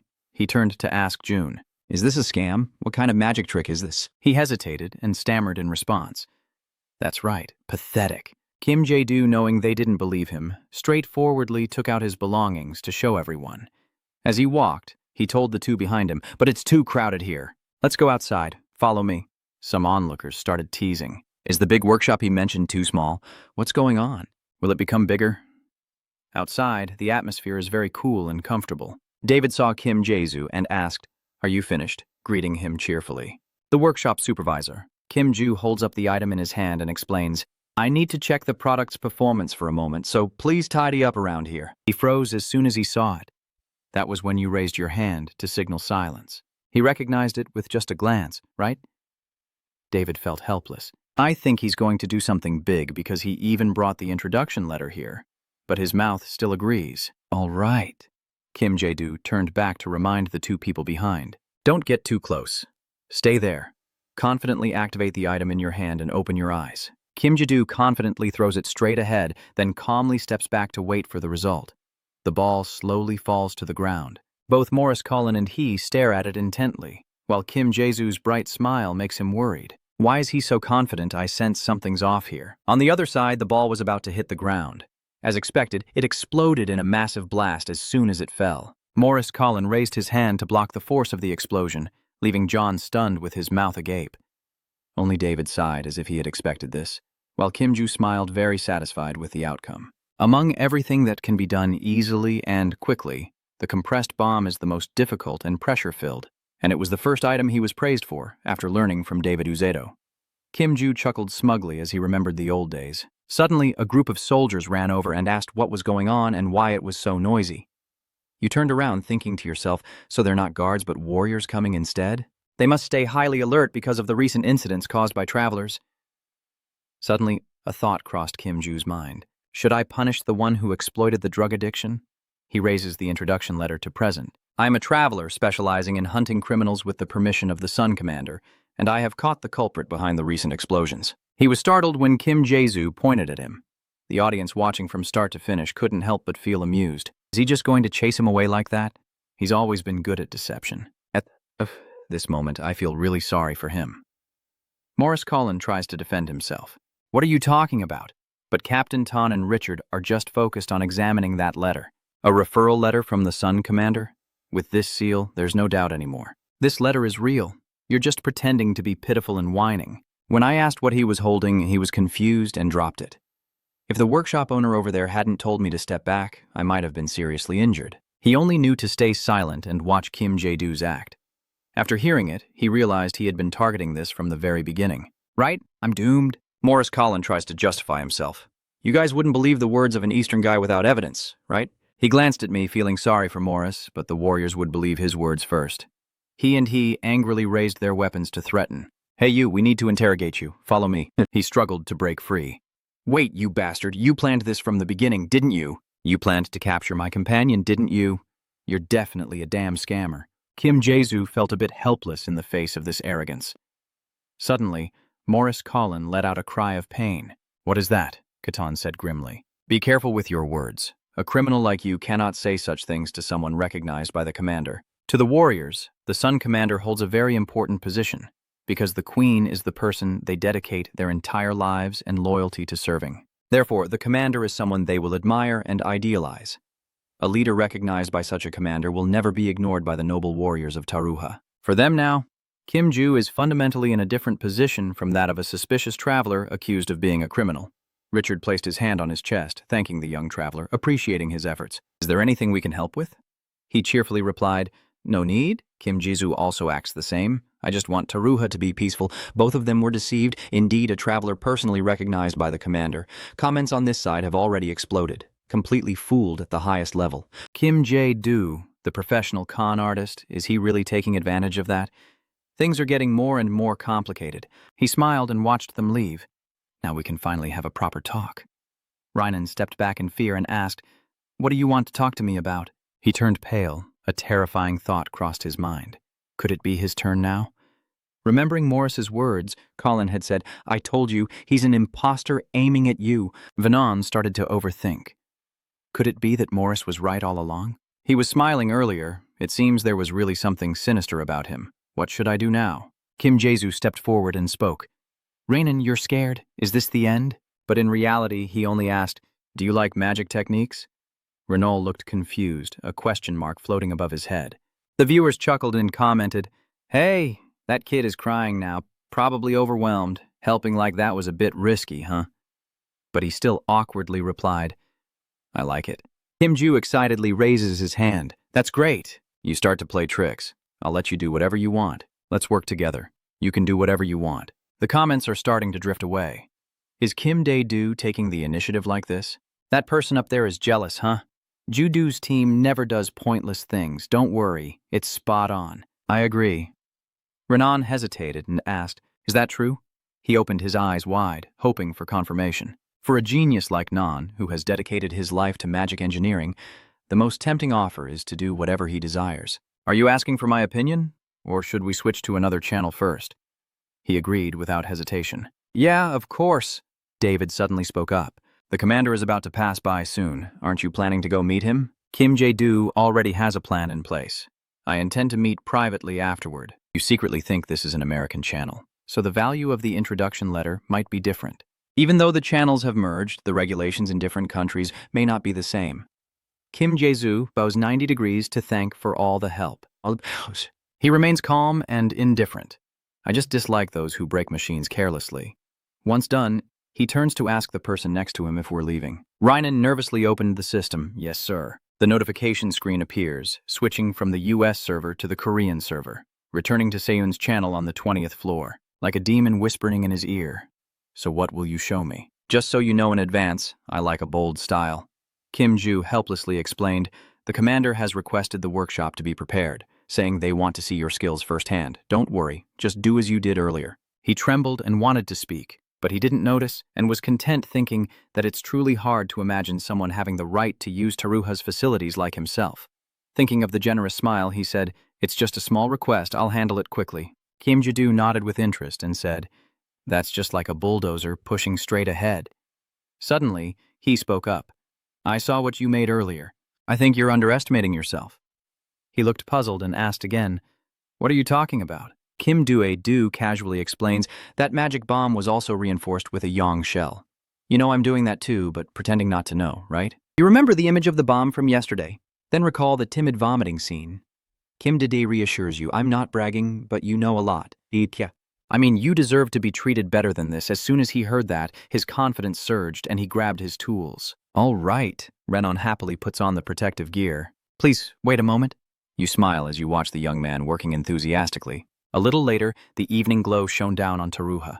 At this moment, his voice also rang out. It's done, Renan proudly explains. Because you said you like a bold style, I did exactly as you requested. It looks just like a 20-kilogram bomb, a snake bomb. You wipe away your excitement, moving faster than me and even more accurate.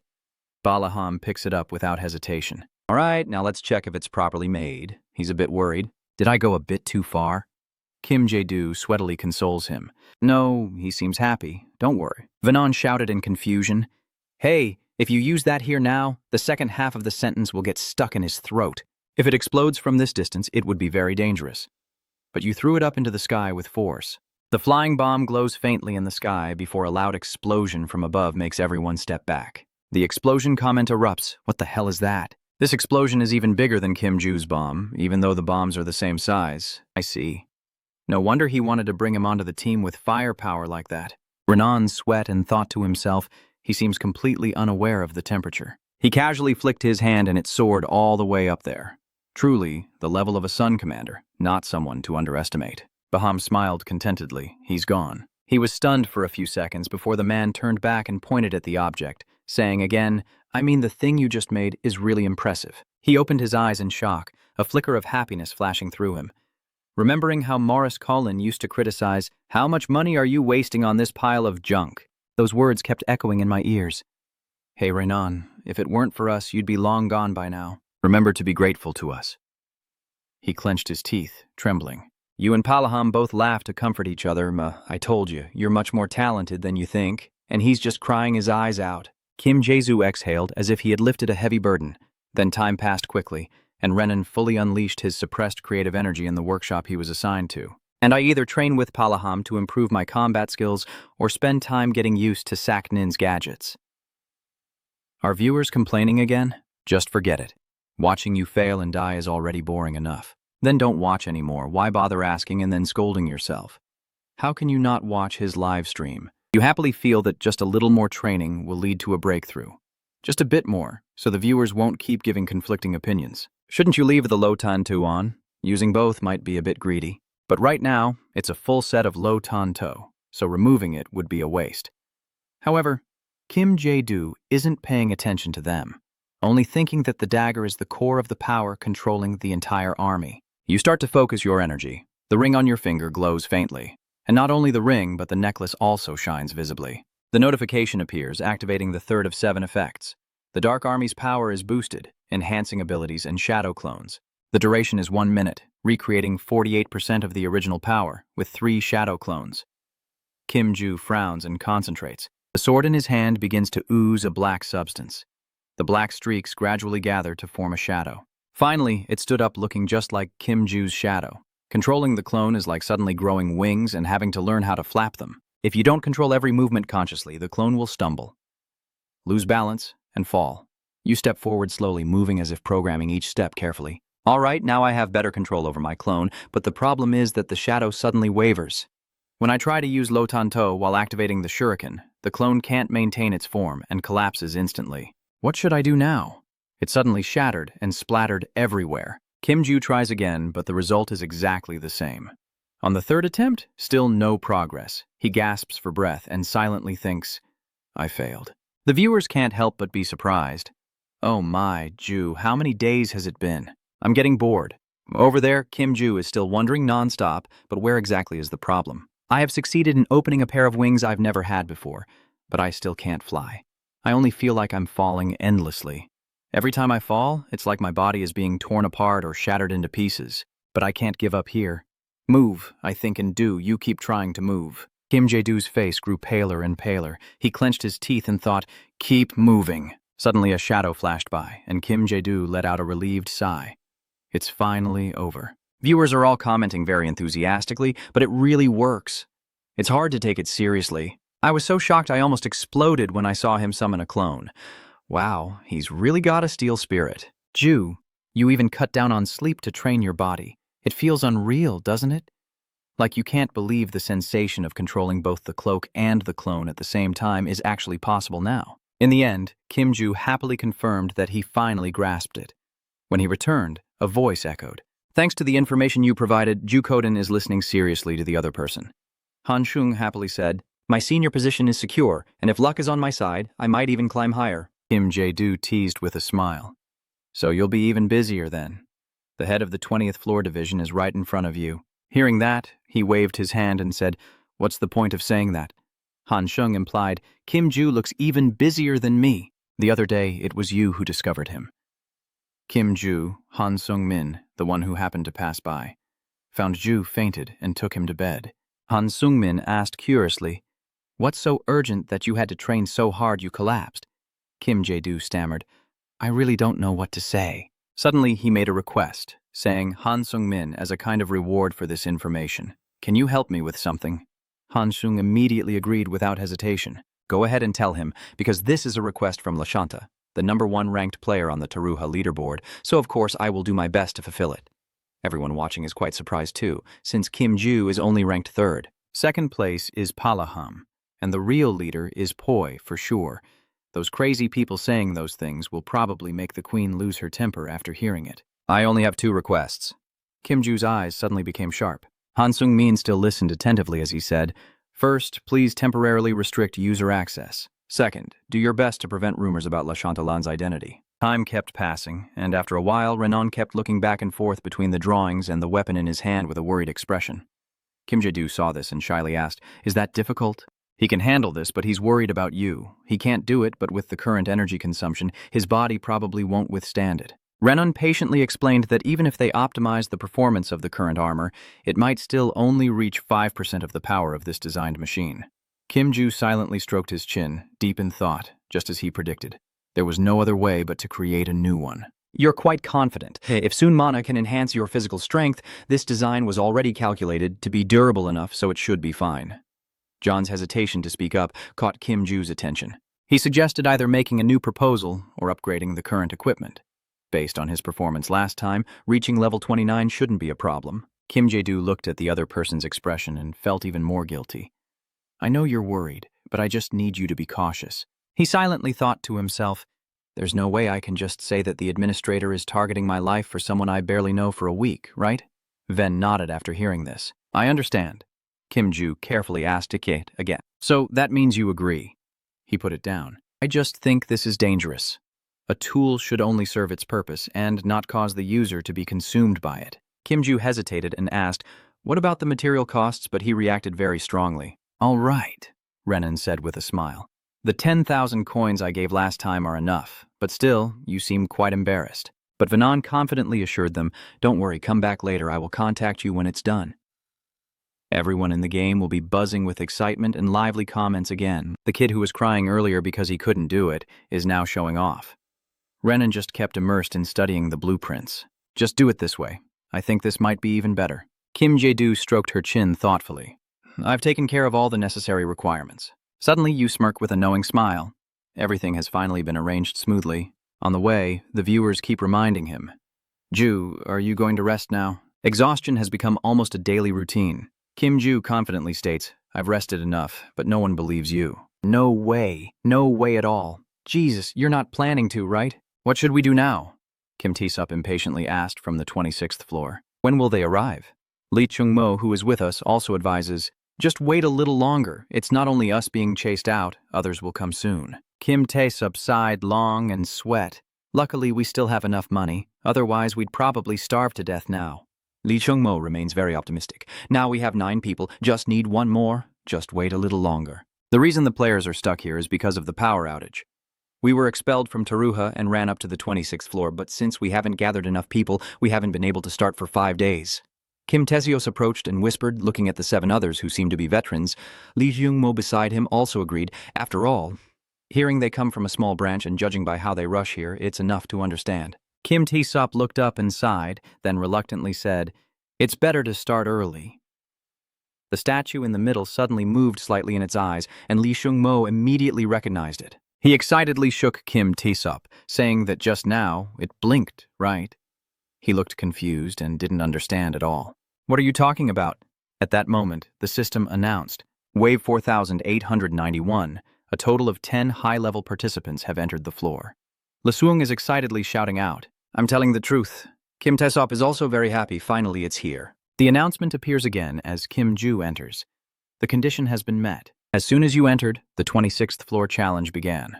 The statue of the goddess trembled violently, as if it was gradually lowering itself, finally kneeling down on the ground. The statue of the goddess has stopped moving. Instead of holding the scale, it now raises its sword. Kim Jae-soo just entered, and Gu immediately greeted him enthusiastically. Hello there. Since you're here alone, you're probably used to this already, right? You smile happily in response. Yeah, I've done it before, so don't worry. The audience all booed in the comments, calling out blatant lies. Whenever Kim Jae-do opens her mouth, it's all lies. Truly a divine mouth. At this moment, the goddess's balance drops because everyone already knows. Guashuk makes a fair proposal. Why not set the limit at 30,000 coins? Everyone in the comments section got excited. It's been a long time since we've seen this scene. Feels nostalgic. With higher difficulty, it usually starts at 30,000 coins. That's right. Then the monsters will be a bit easier, and the rewards will also increase. Yeah, if set high, about 20 bear monsters will appear. Soon, the challenge of this floor will also become well known. The challenge for level 26 is as follows. Within the given time, place items on the scale and defeat the monsters that appear when time runs out. And of course, each item has a different value. The difficulty will vary depending on the value of the items on the scale. If you succeed in passing the challenge, all items will be returned.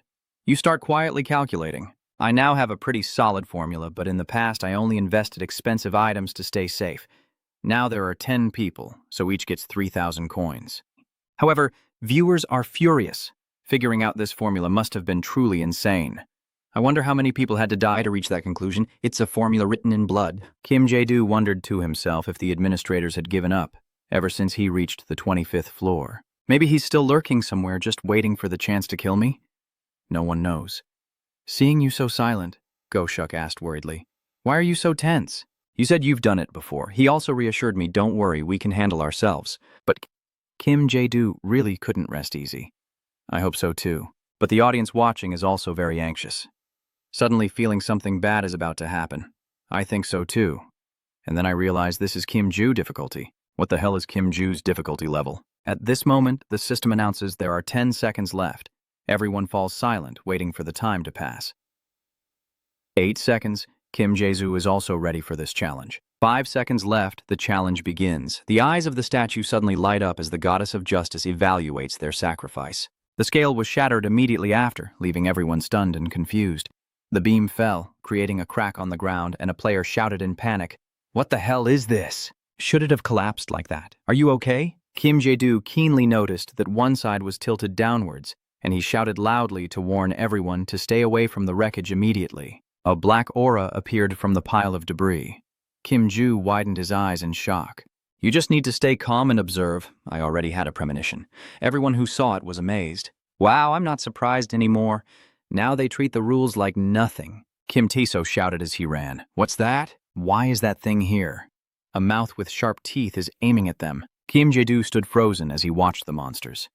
Juk saw he wasn't moving and called out to remind him. Come here. Is he so scared he's turned to stone inside? Those monsters kept charging forward.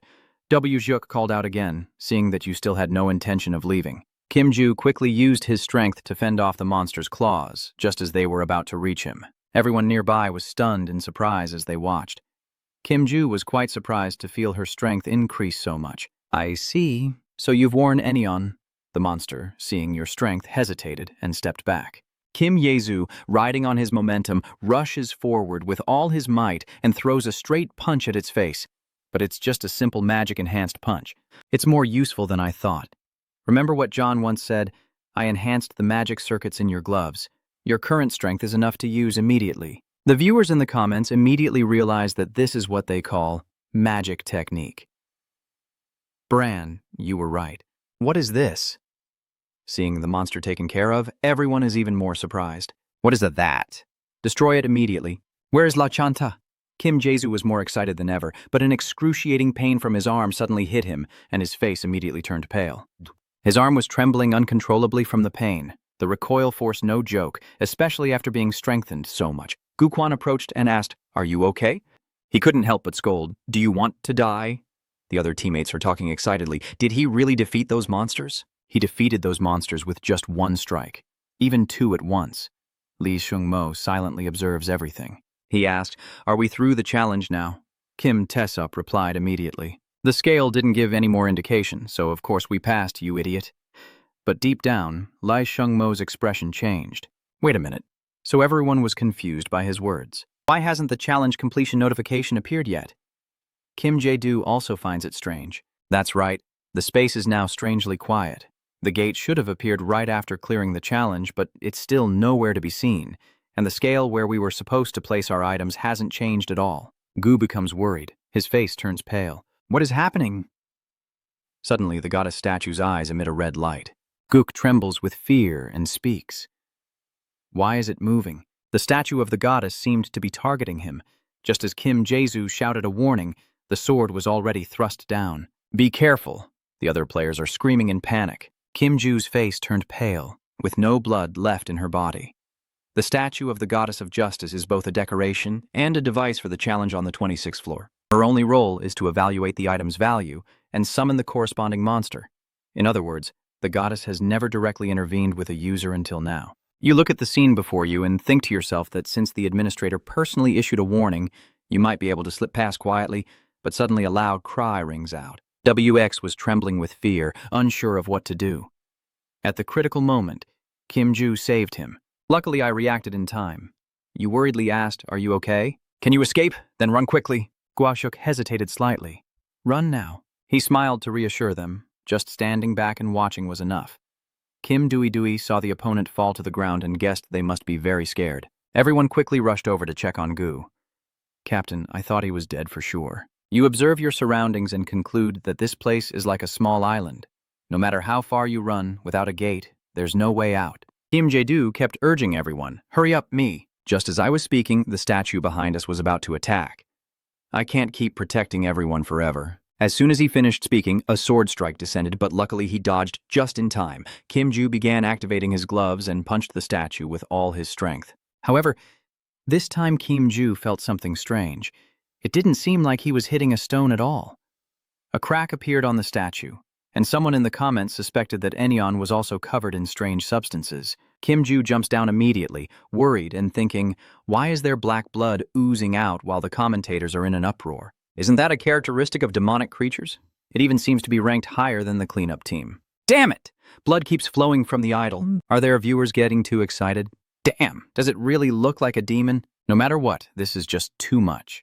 Kim Jae-do also has the same conclusion. A butler? You think it's a strange creature from the demon world that controls other low-level monsters there. Even summoning only low-level monsters is already troublesome. If the butler can't stop the flow of black blood, it will be reborn as a monster. Everyone keeps reminding Ju, is this something the administrator usually does? Stay alert and focus. Hesitate and you'll die. Just concentrate and eliminate it quickly. Kim Jae-soo immediately opens the system panel. I don't want to overexert myself. I need to finish this quickly. Remember when John said the device's maximum stable power was only about 6%, and you still wouldn't be able to fully control its functions? Don't push yourself too hard. The system screen shows a 4% increase in the released limit. You're absolutely sure Venom said the power limit was around 3% until I got used to it. That level keeps rising by 5%.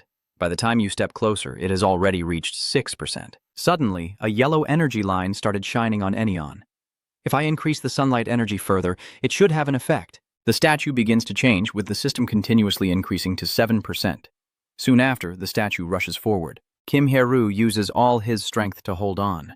His nose also starts bleeding. The pressure from the statue is too overwhelming, making it harder and harder for him. It keeps howling non-stop. Kim Jae-do silently marvels. The pressure is overwhelming. The energy flowing from him is increasing. Will it be effective? Still, the immense power forced Kim Ju to step back a few paces. He began to hesitate, thinking that if he stayed like this, the statue would be very close now. In just a moment, a terrible explosion occurred, affecting even those outside. Lee Seung-mo asked, was that an instructor just now? Kim Tae-sop couldn't be sure. I think so, it was born from the butler's blood. He asked nervously, shouldn't we help? No matter how strong one person is, it's hard to fight against two high-level species at the same time. And if that person dies, it will be our turn next. Kinesi fell into contemplation after hearing the opponent's words. Guk suddenly approached and said, our job is just to defend, it's best to stop there. His face looked very serious. I can't sense the attack or movement of that statue. That guy is really skilled. We can't fight something like that. Not to mention that thing has already surpassed level 20. On this side, Kim Ju's hand kept trembling. He quietly observed his surroundings and thought, this is really dangerous. Kim Ju pondered. I didn't expect that blood could produce monsters so quickly. He instinctively turned his head back. If this kept up, the statue would continue growling, and soon this place would be filled with monsters born from that blood. The glove system reported again, 9%. Very quickly, the percentage rose to 10%. You are determined to unleash your power. This time, you will end it forever. Kim Jae-do uses all her strength to attack the statue. A blinding light erupts, and the roar of the statue echoes throughout the space. His determined footsteps, exhausted, caused sweat to pour down his forehead. Soon after, a shattering sound appeared, followed by a deafening explosion. The dust begins to settle, and the statue disappears along with it. The audience asks Han, are you okay? You're sweating profusely. Are you pushing yourself too hard? Just looking at that attack, anyone can see you've gone too far. Kim Jae-do panted heavily, deep in thought. This is really dangerous. Using this is much harder than I thought. The pain spread through my arm along with the huge mana drain. I looked at my gloves, then Kim Jae-do chuckled and tried to cheer me up. It's okay, not deadly. Everyone in the comments keeps praising Kim Ju. True men always are. Honestly, as long as your limbs are intact, you're fine. Are you trying to get beaten up? Be serious. Lately the battles have been way more intense. It turns out it's not Poi's mother, but Kim Ju's mother. The boy turns around and looks behind, starting to analyze. After the butler disappeared, the black liquid also started to evaporate. As Kim Jae-do predicted, a notification sounded, and then the challenge was completed. The gate to level 27 opened, and the gate to level 20 also opened. He looked at the pile of items on the ground and scoffed, not finding much use for them. Kim Jae-do finally chose a few stones, feeling embarrassed to take more items since the difficulty was his own doing. The mana stones were handed over by Ju. As soon as he left through the space door, someone called out to him. Hey, wait a minute. The viewers in the comments are already very familiar. I already know what's going on. If Kim Ju's teammate is participating in the challenge, their mental state will definitely collapse. We only have a little bit of mental strength left to hold on. That's the truth. Given the current situation, passing out right at the start of the challenge is normal. Kim Jae-soo also has his own suspicions. From their perspective, I might seem like a savior, but their faces are full of excitement. However, Kim Ju understands very well that from the start, the extraordinary difficulty of this challenge was caused by him. If I act recklessly, I will only put them in danger. So I just keep walking. Before leaving, Kim Jae-soo told them, Sorry, everyone. At that moment, screams echoed through Taru Ha workshop. Are you crazy? Kim Ju apologized, feeling guilty. The situation is getting out of control faster than I expected. I have no other choice. Renan kept scolding him. So you increased the output by 10%. I told you clearly that your body couldn't handle that level of load. You're still trying to justify it, saying it's just a light effort. He lowered his voice and said, I warned you, right? Show me your hand. Kim Ju immediately hands over the gloves. Luckily, they are still intact. Renan shook his head again and said, No, I wasn't talking about the gloves. He then worriedly bent down to look at Kim Ju's hand. I'm asking about your hand. Is your right hand okay? Suddenly, I feel a bit moved inside. It turns out he's not worried about the gloves being damaged. Kim Jae-soo reached out to prove, I'm really fine. My hand is intact because you know. Well, he only worries about the user getting hurt. Renan sighed in disappointment. What I lack now is not physical strength, but mana. He said seriously, even a huge amount of mana wouldn't be enough to unleash the full potential of the machine. Renan advised, it's not too late. At least try to learn a magic skill. Yeah? Kim Ju agreed immediately after hearing that. You're right. I pondered internally. There's a reason why magic engineering is considered a supporting field rather than a core one. Mastering magic engineering is difficult not only because of its complexity, but also due to the rarity of materials. This is not a simple matter. To operate magical engineering devices directly, a large amount of mana is required.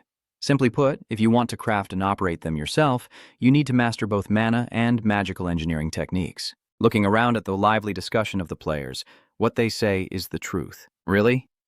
Ooh, you were sweating like crazy on the 26th floor. I thought you were seriously sick. You should take care of your health while you're still well, or you'll regret it later. Yeah. There, remember to take care of yourself. Ju reads everything and responds tiredly. I will think more carefully and be more cautious next time. The comments haven't stopped yet, so please think seriously and consider slowing down the pace. Come on, we're only worried about you. Haven't you had enough and decided to take a break yet? This time you didn't pay attention and looked around, thinking to yourself, maybe this way will be okay. The system shows a message that there are 10 minutes, 59 seconds left until the live stream access limit ends, and they immediately start to panic. What, has it already been a week? I oppose the idea of choosing a new person there. Seriously. For every time someone new arrives, the old members are forgotten. Meanwhile, Do is excited. How many more people will come in? The viewers are talking. The era of the veterans is over. Rest in peace. Are you serious? I've been following Kim Ju since the very first boy on the first floor. Is there anyone here who isn't a viewer from the first floor? Inside the backpack, 2 shining stars appear in the darkness. The 3 round, white, powdery little ones excitedly jump out. He smiles and feeds them. Those little ones must be hungry, right? The viewers seem eager to join in. Today's menu is mana ice. Hey, wait a minute. I'm eating too. Friendly human friends, don't imitate them eating these things. There might be something to it. Watching them eat with such enthusiasm, the comments are also lively. If Ju streamed us eating all day, it would be really funny. Live streaming a bang raid costs 2,000 coins per minute. Din licks her lips and suddenly notices something. She holds the food placed on her head. Seeing Cod Din bring the food back, Jae-do burst into laughter. You're fine, just keep eating a lot. Are you just reading the comments now? Have you forgotten the basics? That's right. Back on the first floor, we ate everything we could. Now that there's more food, you're so picky. Ju du Poots. This belongs to Poi, so it's not right for me to eat it. According to the display, there are 52 minutes left until the live stream access restriction ends. A flurry of notifications quickly flooded in. The live stream access restriction has been lifted. The user has joined and you seem a bit panicked. I will turn off the room notification. As promised, Ju quickly clicks in and the room notification will no longer be displayed. You stared in shock at the screen, finally able to breathe. What's going on? Since when did Kim Ju become so popular? I saw it coming, but I'm still really shocked. I thought the little golden Po was mine alone, but it turns out it's a member of Ju's army. The current viewer count is 359, 527, and 890. Coding happily and innocently looks up at the screen. The current number of viewers is 1,041. Ju was surprised and couldn't believe that in previous streams it took until reaching level 40 to hit 1,000 viewers. Thinking that all these people are high-level players really is pressure. Messages and notifications kept ringing out. A user donated 500 coins to Monster Blade. T.S. Mike Boy, who are you? Did you really clear all of floor 15 alone? So the rumors about Kim Ju are true. I didn't expect it to be real. In the past, some even said you were a girl. I'm just a kid, and you're helpless, trying to increase it further. I will raise the TTS message limit to 1,000 coins. Are you sure you want to increase the voice message limit to 1,000 coins? The current viewer count is 1,041. The other side refuses to give up. User Murim Chukosu has donated 1,000 coins. The TTS message update with the patch won't stop me either. Jizu happily joins in. Oh my, if that's the case, I'll raise the limit to 5,000 as well. The new TTS message limit now requires a donation of 5,000 coins. After all the chaos, only then does he finally feel relieved. Finally, everything is quiet again. Among the new viewers, there are probably a few curious people who don't know what kind of person I am. Some might just be here for fun, or to observe tactics and how I manage the team. All right then. Welcome, new viewers. Nice to meet you all. Whether you like me, hate me, or are just curious, it doesn't matter. It seems you came here wanting to know what kind of person I am, right?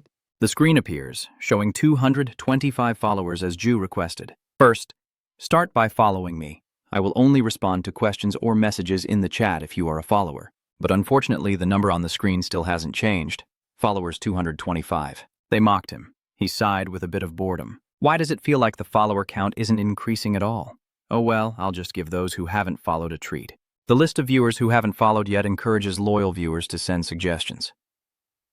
Got it, right? You know what you should do now, right? This is such a tricky situation. If you know, just log out yourself. Ardu is really smart, huh? That's all. The numbers gradually increase. 248 followers, 390 followers. The follower count is now 939.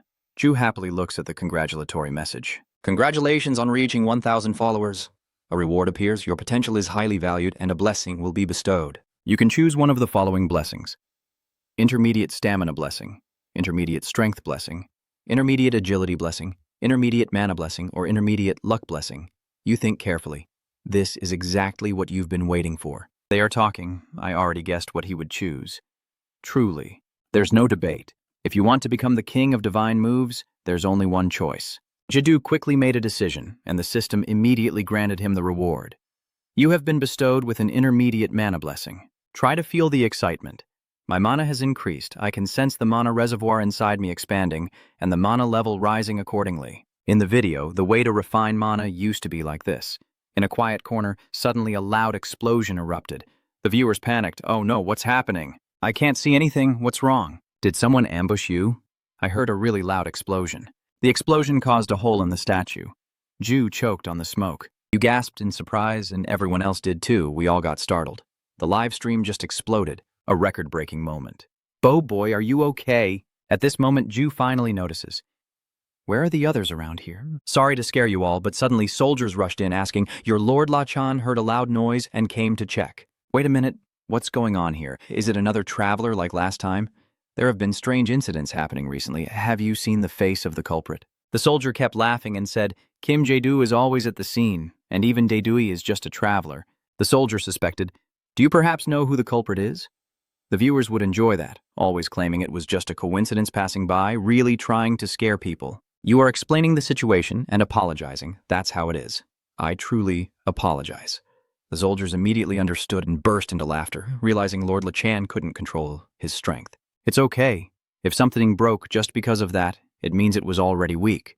That's right. A proper structure must be sturdy. We'll keep patrolling for now. Tuong will fix it later, so just leave it as it is. Are these followers gossiping now? Do these soldiers trust Lachan that much? At this level, they're really fanatics. Earlier, it seemed like they were going to execute the culprit immediately. Ju calmly receives the new message. A notification shows that Hans Chung-min messaged Kim Ju that they met on the 20th floor residential area to discuss details. He's not really surprised. I'm also planning to go down to the 20th floor, so I might as well stop by and meet Hans Chung-min. Han Sung-min looked exhausted as he greeted you. Welcome, Kim Jae-doo. He forced a smile, looking exhausted. He had just slowly sat up, lately suddenly been incredibly busy. So, what's the main point? What do you mean in your message about the 30th floor? Han Sung asked seriously. You already know what the 30th floor was originally like, right? Dae-doo pondered for a moment and replied, The place where humans are rejected only allows temporary residents in the residential area. He secretly observed that he knew he hadn't reached the 30th floor yet, but he was talking as if he already knew everything. He calmly recounts that the residential area there is smaller than other floors. People don't stay long, mostly just passing through. I don't know exactly who, but it seems the King of Immortals is searching for someone, so things are very chaotic. Ju was stunned as if struck by lightning. Han Sung paid no mind and continued. If someone is favored by the Fairy King, it's understandable that they would have control on the 30th floor. It sounds just like a fairy tale. Like Cinderella, she bewitched the Fairy King and then ran away. Even the viewers don't understand. Han Sung Min is pretending not to know anything. Can you really say he doesn't know at all? Kimela really disappeared without a trace. He happily pats the boy on the shoulder and says, "That person must have left behind a keepsake that only the Fairy King can recognize. But I really have no idea who the Celestial King is talking about. Whoever set this trap with lies should come forward and reveal themselves." Ju-du understood clearly and felt secretly relieved. Luckily, he was not an enemy, but an ally. Floor 27. The Brave Warrior Arena.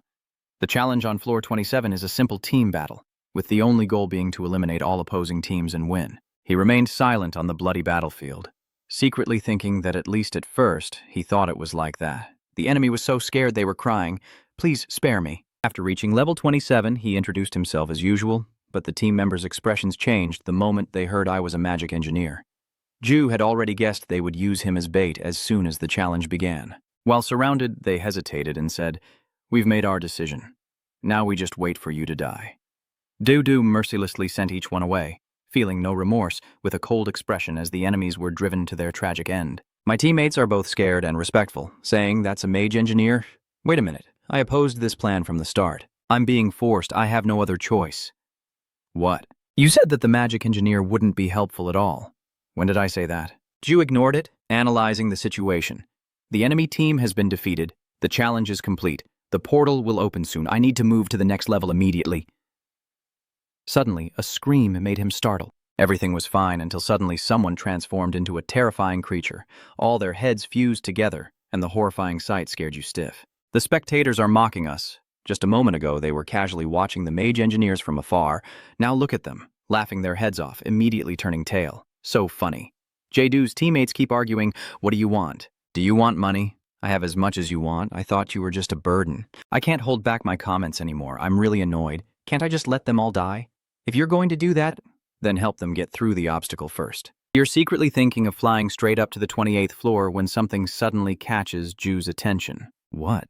Even the viewers are getting caught up in it. Ju, what's wrong? Wait a moment. Ju is calculating in his mind that the challenge on the 27th floor requires defeating all enemy teams and winning. But if I don't show the challenge completion notification, does that mean I really just jump over it? Suddenly, your teammate undergoes a transformation. What is this? My body is going crazy with comments. I'm eating fried chicken right now, Ju. These are the things you should be monitoring, not changing. The notification sounds, confirming that the admin sees all players as sacrifices, and around Ju, there's a flood of desperate cries for help. The followers start to panic. Is this administrator really legitimate? Damn it, if it weren't for the tower, this channel would have been taken down a long time ago. Suddenly, the deputy appeared so fresh and sweet. The pleasant scent is so nice. How long has it been since I was this free? You panic, they really summoned the Count 4. Unlike the small monsters below the leader level, this is a demon with a name and a clear form. This creature usually appears on level 54 and, if unlucky, is dangerous enough to be dealt with immediately. The onlookers are in chaos. Why is it here? Ju aims for its head. Jisoo tries to calm himself down. First, I will deal with Anion. The comments keep coming, and besides him, the others aren't worth playing with anymore. Are you kidding? That's the guy who defeated the 100-person team.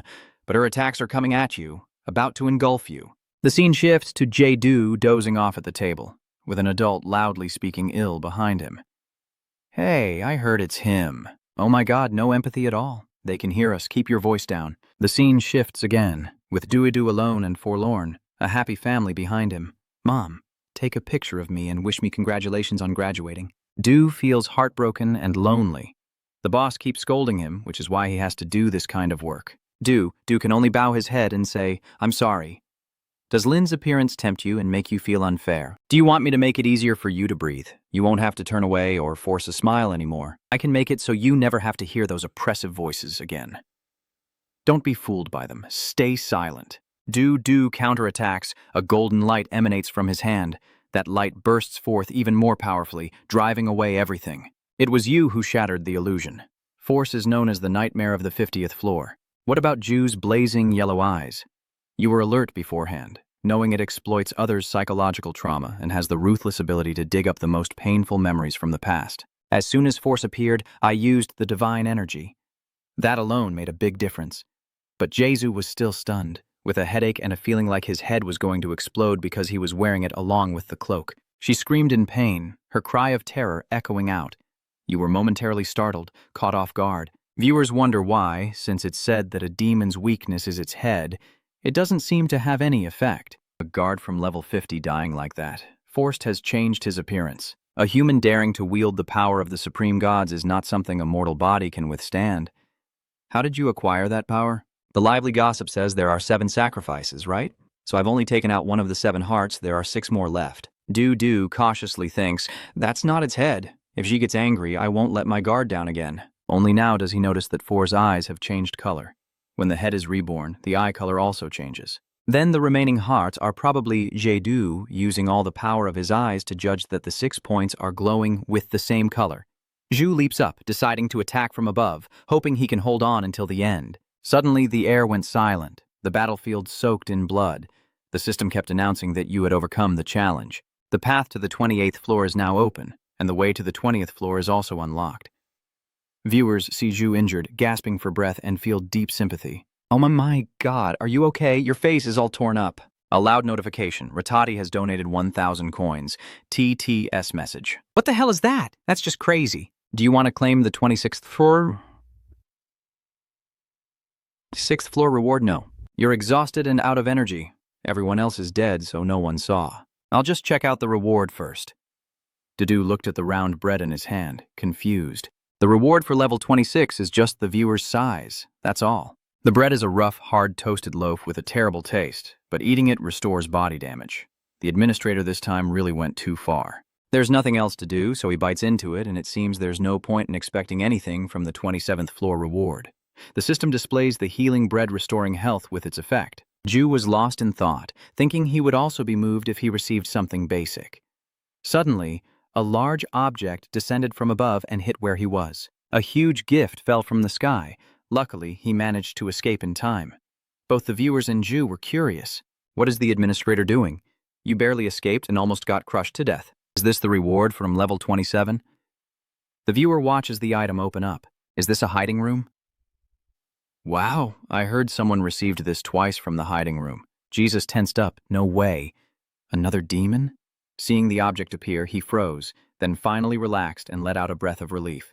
That is the cloak of the Dark Lord Saknin, a hero level. Saknin's cloak, the one who once ruled the Western Desert. It contains the power to summon and control his army. The item's function can only be used by the embodiment of darkness, increasing all stats by 10%. The viewers are also surprised. Is this really happening? Has anyone truly used it properly yet? No, probably not a single person has used it the right way. What should I do now? Thinking it's easy? You talk to them. All right, I'll move on to the next level. You guys haven't escaped yet. Dudu secretly deduced that one thing he was certain of after this challenge was that the administrator could adjust the difficulty of the trials, but the system could not be changed.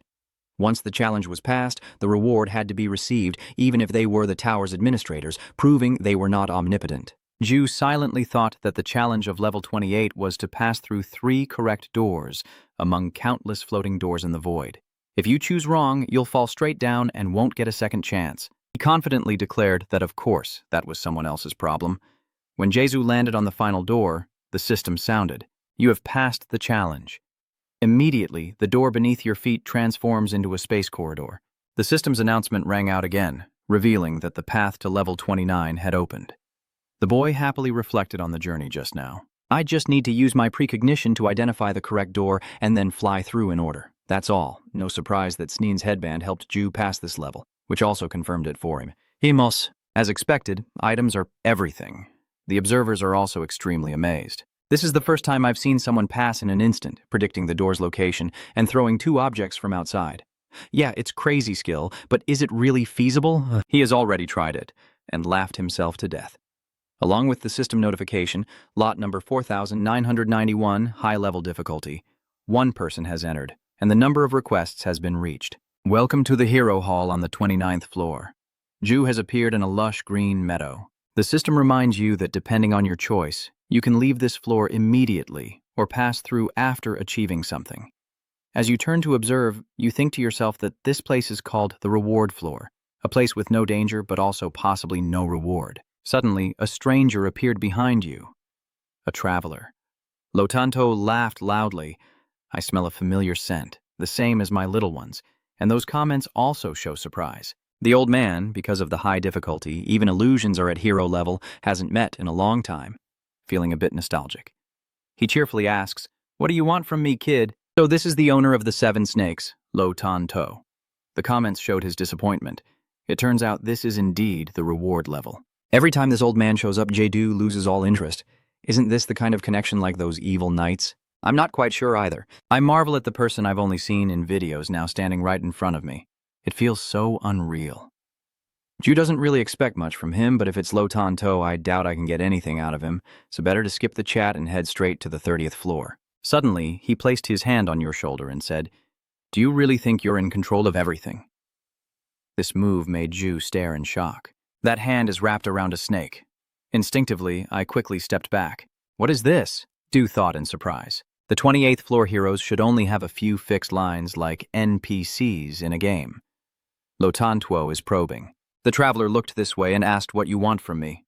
Judu replied firmly. I don't want to. I want to be guided. He set a condition. If you want peace, just listen to a short story. If you want a reward, just fight. Lotanto was pleased, an interesting traveler. Judu helplessly wondered what he should say. He smiled brightly and said, "Do you want to sit and chat with me for a while?" The more you see this person, the more you realize there's something wrong. He really seems alive. Dewey-Doo couldn't hold back and asked, "You are Lotanto, right? Are you angry and cursing? Is the administrator up to his tricks again?" He's still so enthusiastic. Doesn't he feel annoyed? It looks like it doesn't fit that person. Dewey-Doo reluctantly replied, "No, it fits perfectly." Lotanto seemed to go crazy. It was impossible.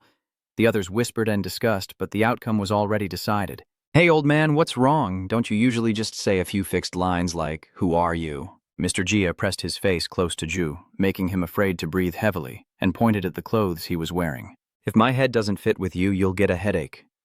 Latono's warning, and it's a kind of headache that teaches a lesson. Suddenly, I realized something. That's right, the Lotanto equipment I used when I was overwhelmed used to give me headaches, but I thought it was just a side effect of mana depletion. He releases the snake from his hand.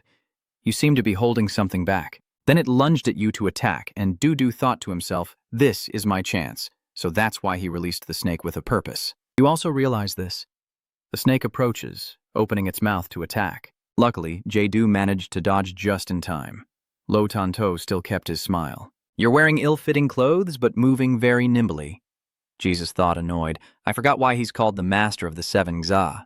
If I were satisfied with the fight, he would have called the snake back to his arm and declared that I would tell you how to get rid of that headache. Gisu could only force a faint smile at this point. At this moment, the system announces the start of the 29th floor challenge. The sky begins to darken. At this moment, Ju is surrounded by several snakes. Lotanto looks disappointed. "You're already tired after just a little?"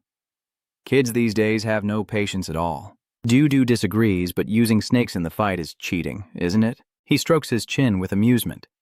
"You're the one who broke the rules first. I've never seen a traveler adapt so quickly." "I thought it would take a few days, but I'm really surprised. You're also feeling a bit worried." "Are you planning to kill me?"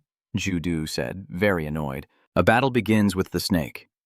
In 10 hours, all 10 snakes will be fully unleashed. Although each of them has the same ability as Lotanto's equipment, the difference in control skill is undeniable. I can do nothing but defend instinctively. He laughed loudly. Impossible. Lotanto's eyes gradually became serious. "You can give up any time you want." Then he raised his fist, and I had only one clear standard. Dudu was so scared he broke out in a cold sweat. "Your whole body is now tightly wrapped by a snake. D came up with a way to cover your body with energy and push the snake away. You grit your teeth." Then Luotantu signaled with his finger. "If you want to end this, you can't just endure." Immediately, the snake opens its mouth to spit poison. The others looked on with great sadness. "Please don't die. Du is about to die." Du worriedly thought, "What should I do?" He shouted, "Wait!" He realizes that if things continue like this, it will be very dangerous. The snake keeps opening its mouth wide, trying to swallow him. A massive collision caused a shockwave that spread around. Both snakes were blown away. The purple snake is constricted by Ju's clothes and can't move. He is now squeezing Lotanto's neck with his hand. The audience doesn't understand what's happening. The scene in the middle is lost. Jadu's face suddenly woke up, as if he had been controlled by something earlier. Surprisingly, he was not angry, but laughing out loud. That was a beautiful move. You've surpassed it. Over there, Ju is holding his hand out to a flickering fire. He raises his hand to his ear. What exactly just happened? Ju tries to recall everything that happened earlier. The feeling when time stopped still remains vivid in his memory. You remembered a little. Just before the snake used mana, everything outside was frozen. You concluded, more precisely, it was like time slowed down. Ju tries to guess. Could it be due to the power of foresight? He gently touches the area in front of him, not surprised that it causes pain. Du carefully blows on his hand, but it still hurts. The sound of scolding rings in his ears. Of course it hurts. Idiot. You wondered if this move, though painful, wasn't life-threatening. You really don't intend to kill me, do you? The snakes around are already starting to move again. Du slowly stood up, as if he had begun to figure something out. If something was not right with Lo Tanto, he wouldn't let me go to the 30th floor. You suddenly thought, are you really not planning to make me kill you? I don't want to do that to Lo Tanto. Jaidu remembered his actions at that moment. From when he was in a normal state to when he was attacked, he was completely unaware of it. Ju started to feel afraid. Even when time slowed down, could he still land his attack? The more I think about it, the more amazed I am by his ability. Wait a minute, even more than that, I didn't even realize his attack. Yet the body responded instinctively, sensing danger through other senses, which is why he was able to choke Lo Tanto and pin him to the ground. Unbelievable. Normally, I could never keep up with Lo Tanto's movements like that. Seeing his pet come closer, Jesus asked, "Are you going out because you're hungry?" At that moment, Lo Tanto appeared, and I didn't expect to still be alive to witness such a scene. He marvels, amazed that a human and a summoned beast of the beast world can share such a feeling of companionship. You already have a great friend. I took the meat tray from him and, taking the opportunity, thanked him and remembered, you once said you would teach me how to cure headaches. Luo Tantan suggested, aren't you the one who figured it out on your own? He continued, did you use fairy energy when fighting me? Did your head hurt then? At that moment, Ju suddenly remembered, that's right, my head didn't hurt at all then. Then he happily laughed and recalled what just happened. My little ones usually interfere with each other's abilities, yet you still maintained your stability. Really impressive. So those continuous attacks were intentional. Jesus was left speechless. So those relentless, straightforward attacks are meant to trigger the Trunghua effect? The onlookers are just as surprised. Wait a minute, to Trunghua is actually to A. That's unreasonable. Who could understand these kinds of things? Du noticed something strange and asked, Lo Tanto, have you been here alone all this time? He sighed. I once had a wonderful wife and daughter, but now I can't even remember their faces. Lo Tanto became sad. One day, when I opened my eyes, only I and these monsters remained in this field. He sighed. This truly is a beautiful place. I don't need to worry about food and drink, but no matter how far I go, I can't leave this place. No matter where I go, I will always come back here. At this point, Lo Tanto lowered his head and said, maybe it's my karma for fighting against humans to protect the existence of the forest. At the same time, information about him also appeared.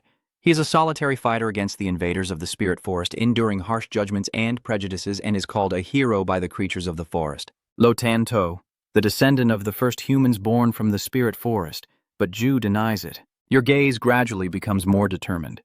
Your choice is correct.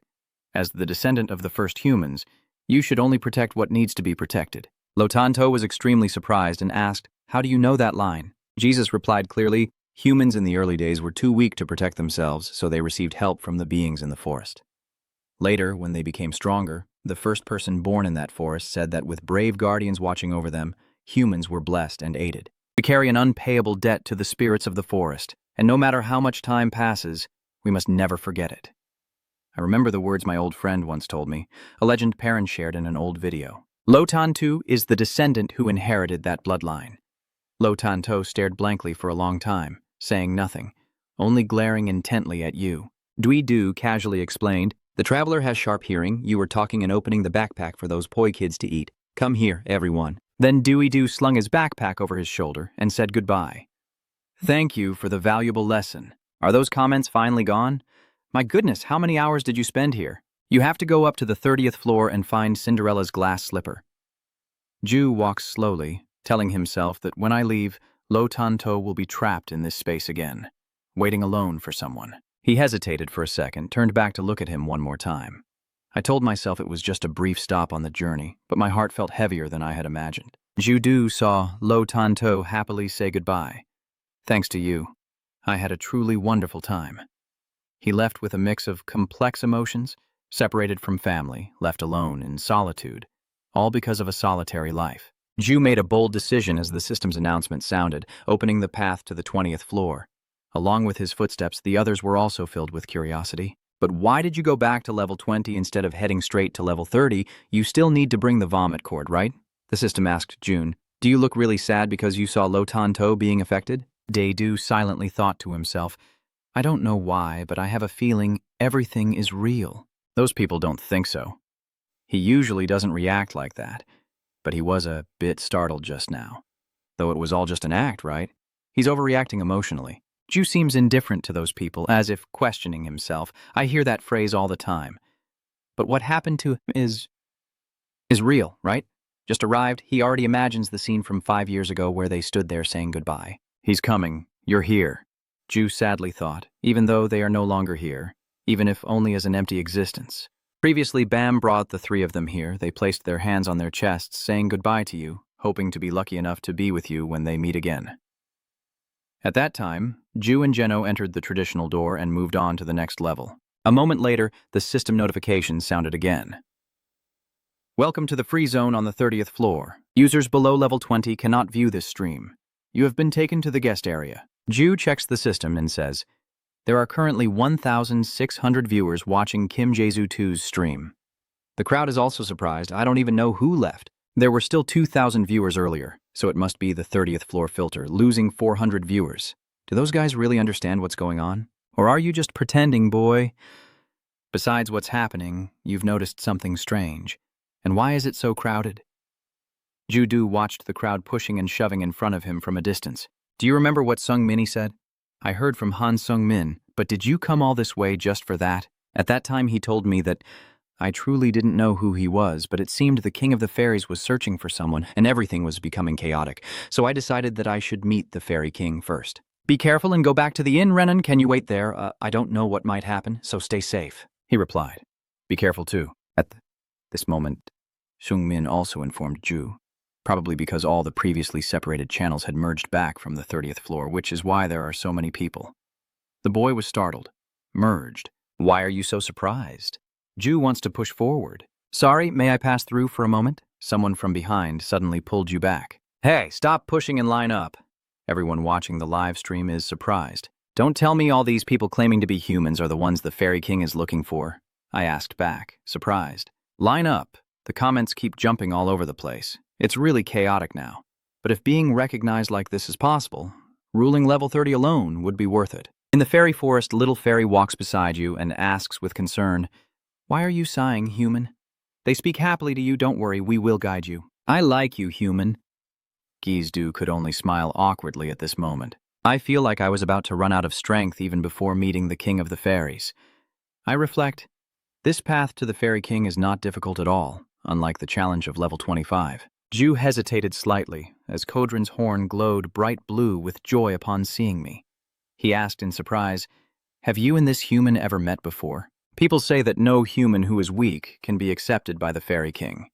The guard, after confirming, steps aside and smiles gently. You have passed, you may continue as a human. Ju-do pondered deeply, but the reason I am so exhausted is probably because I have been constantly tested by their aura for a long time. Thanks to everyone pushing and shoving, I was twice as exhausted from having to wait in line all that time. Thinking of this, you sighed tiredly. After walking for a while, Ju suddenly stopped. In front of you stands a beautiful woman. She is the Fairy Queen. She gently asks, are you the human the young fairies mentioned? His voice reflects a joyful mood. The children were right. This is the first time I've met a human with such a strong forest scent. Dudu recalled that day, and for some reason it made me feel a little emotional. Maybe she doesn't even remember me. I respectfully bowed, honored to meet you. The King of the Fairies beckoned him closer, and Jesus stepped forward to explain. I came here because I believe I might be the one the King of the Fairies is looking for. If I am wrong, I apologize in advance. The Fairy King denies it. It's okay. I can feel that you truly deserve this challenge. He cupped Jesus' face with both hands and pressed it close to his own. While you were blushing, he spoke up. Then let me check it out. Then the fairy set up a small barrier. He also warned that lying would cause pain. Gizdu suddenly noticed something strange in the formation.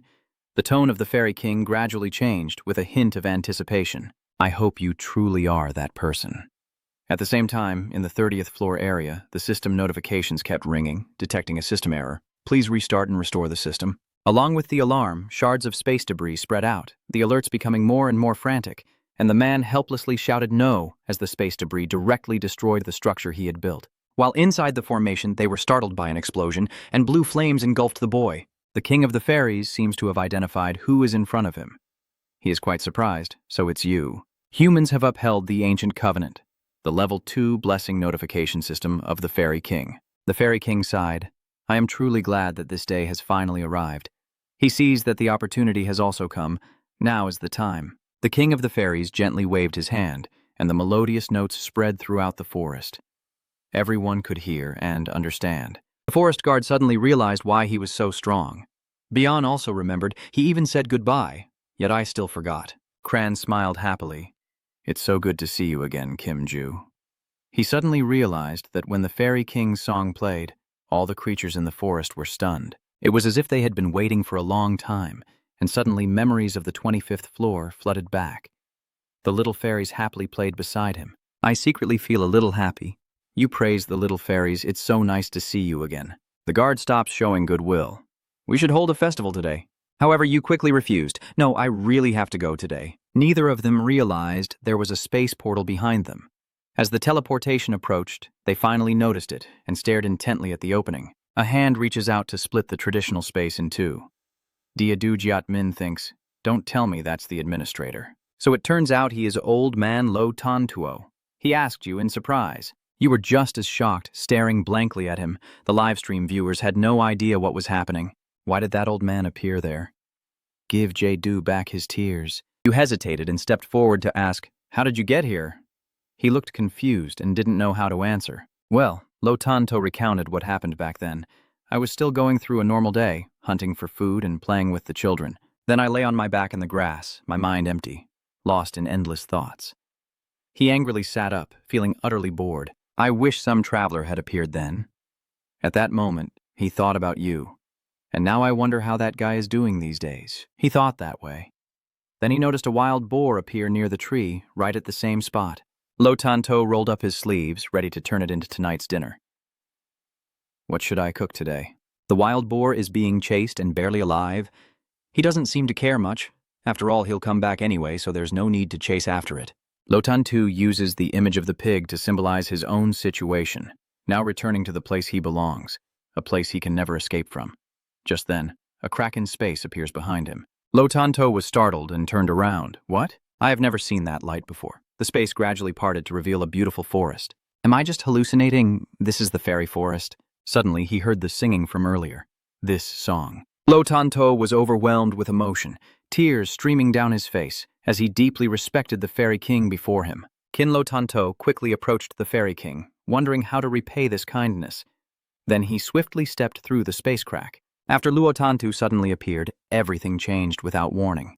No one knew how Luo Tantu had passed through level 29, but fighting alongside him had helped the other goat combat techniques improve by 6 levels. He happily thought that he had easily passed the administrator's challenge on the 31st floor, and then met Jain Gion, the leader of the Bright Moon Guild, the strongest force on the 30th floor, who offered to help him stay on the 30th floor on the condition that he entered the command forest. Renan felt overwhelmed by this magnificent house. Are we really allowed to use the entire building? He cheered excitedly, no longer worried about noise or disturbance. Ju also felt very satisfied. In addition, the 3-story private workshop for John's work, all of which were prepared in advance. Renan happily surveys everything around him. They even prepared this and that. Du turned to look at her partner and felt extremely satisfied to see her so happy. Even if everything was a bit one-sided, I'm glad it seems to be progressing well. You remember the words of the Fairy King back then. Now we are beginning to interact again with humans. You taught us the courage to trust humans once more. Thinking this, he silently resolved that since she said so, this must be a good opportunity.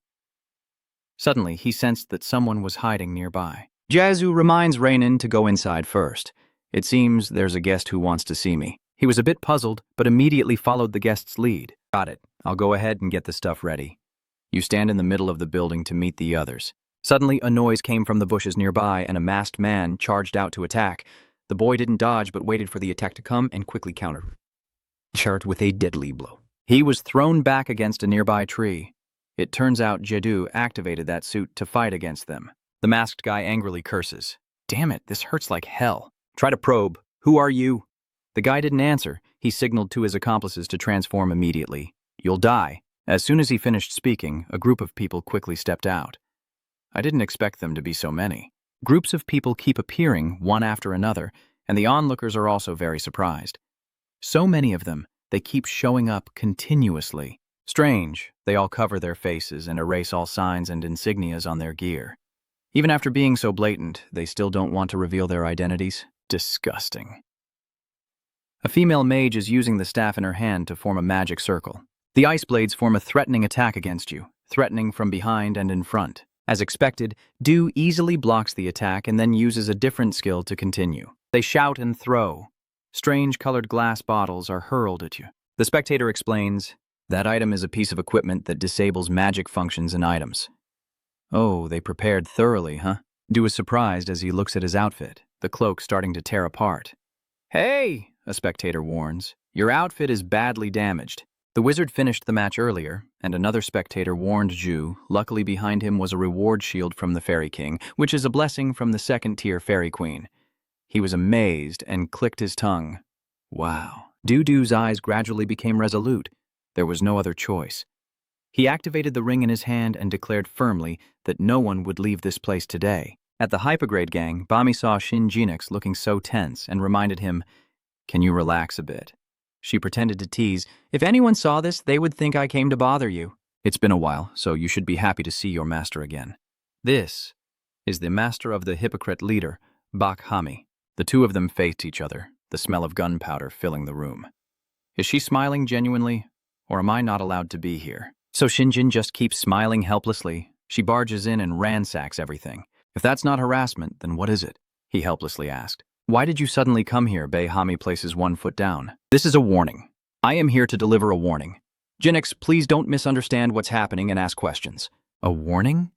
She looked at a name that made him stunned. Kim Ju, you understand now, right? You ruthlessly defeated someone from your own clan. Bei Hami stepped closer to him. The warning spell, don't touch him. Understood? He couldn't believe it, clenching his jaw. What is really happening? Who exactly is Kim Ju? Even the administrator and countless top experts, could that be the reason she had to intervene? Sin Jin Nook clenched his teeth and silently made a decision. He asked, and at that moment, Kim Ju approached to inform him. The club president saw the two talking and was sweating nervously. Sorry to interrupt your conversation. There's an urgent matter. He asked curiously what it was. He hesitated for a moment and then said, We have completely lost contact with the clan members on the 30th floor.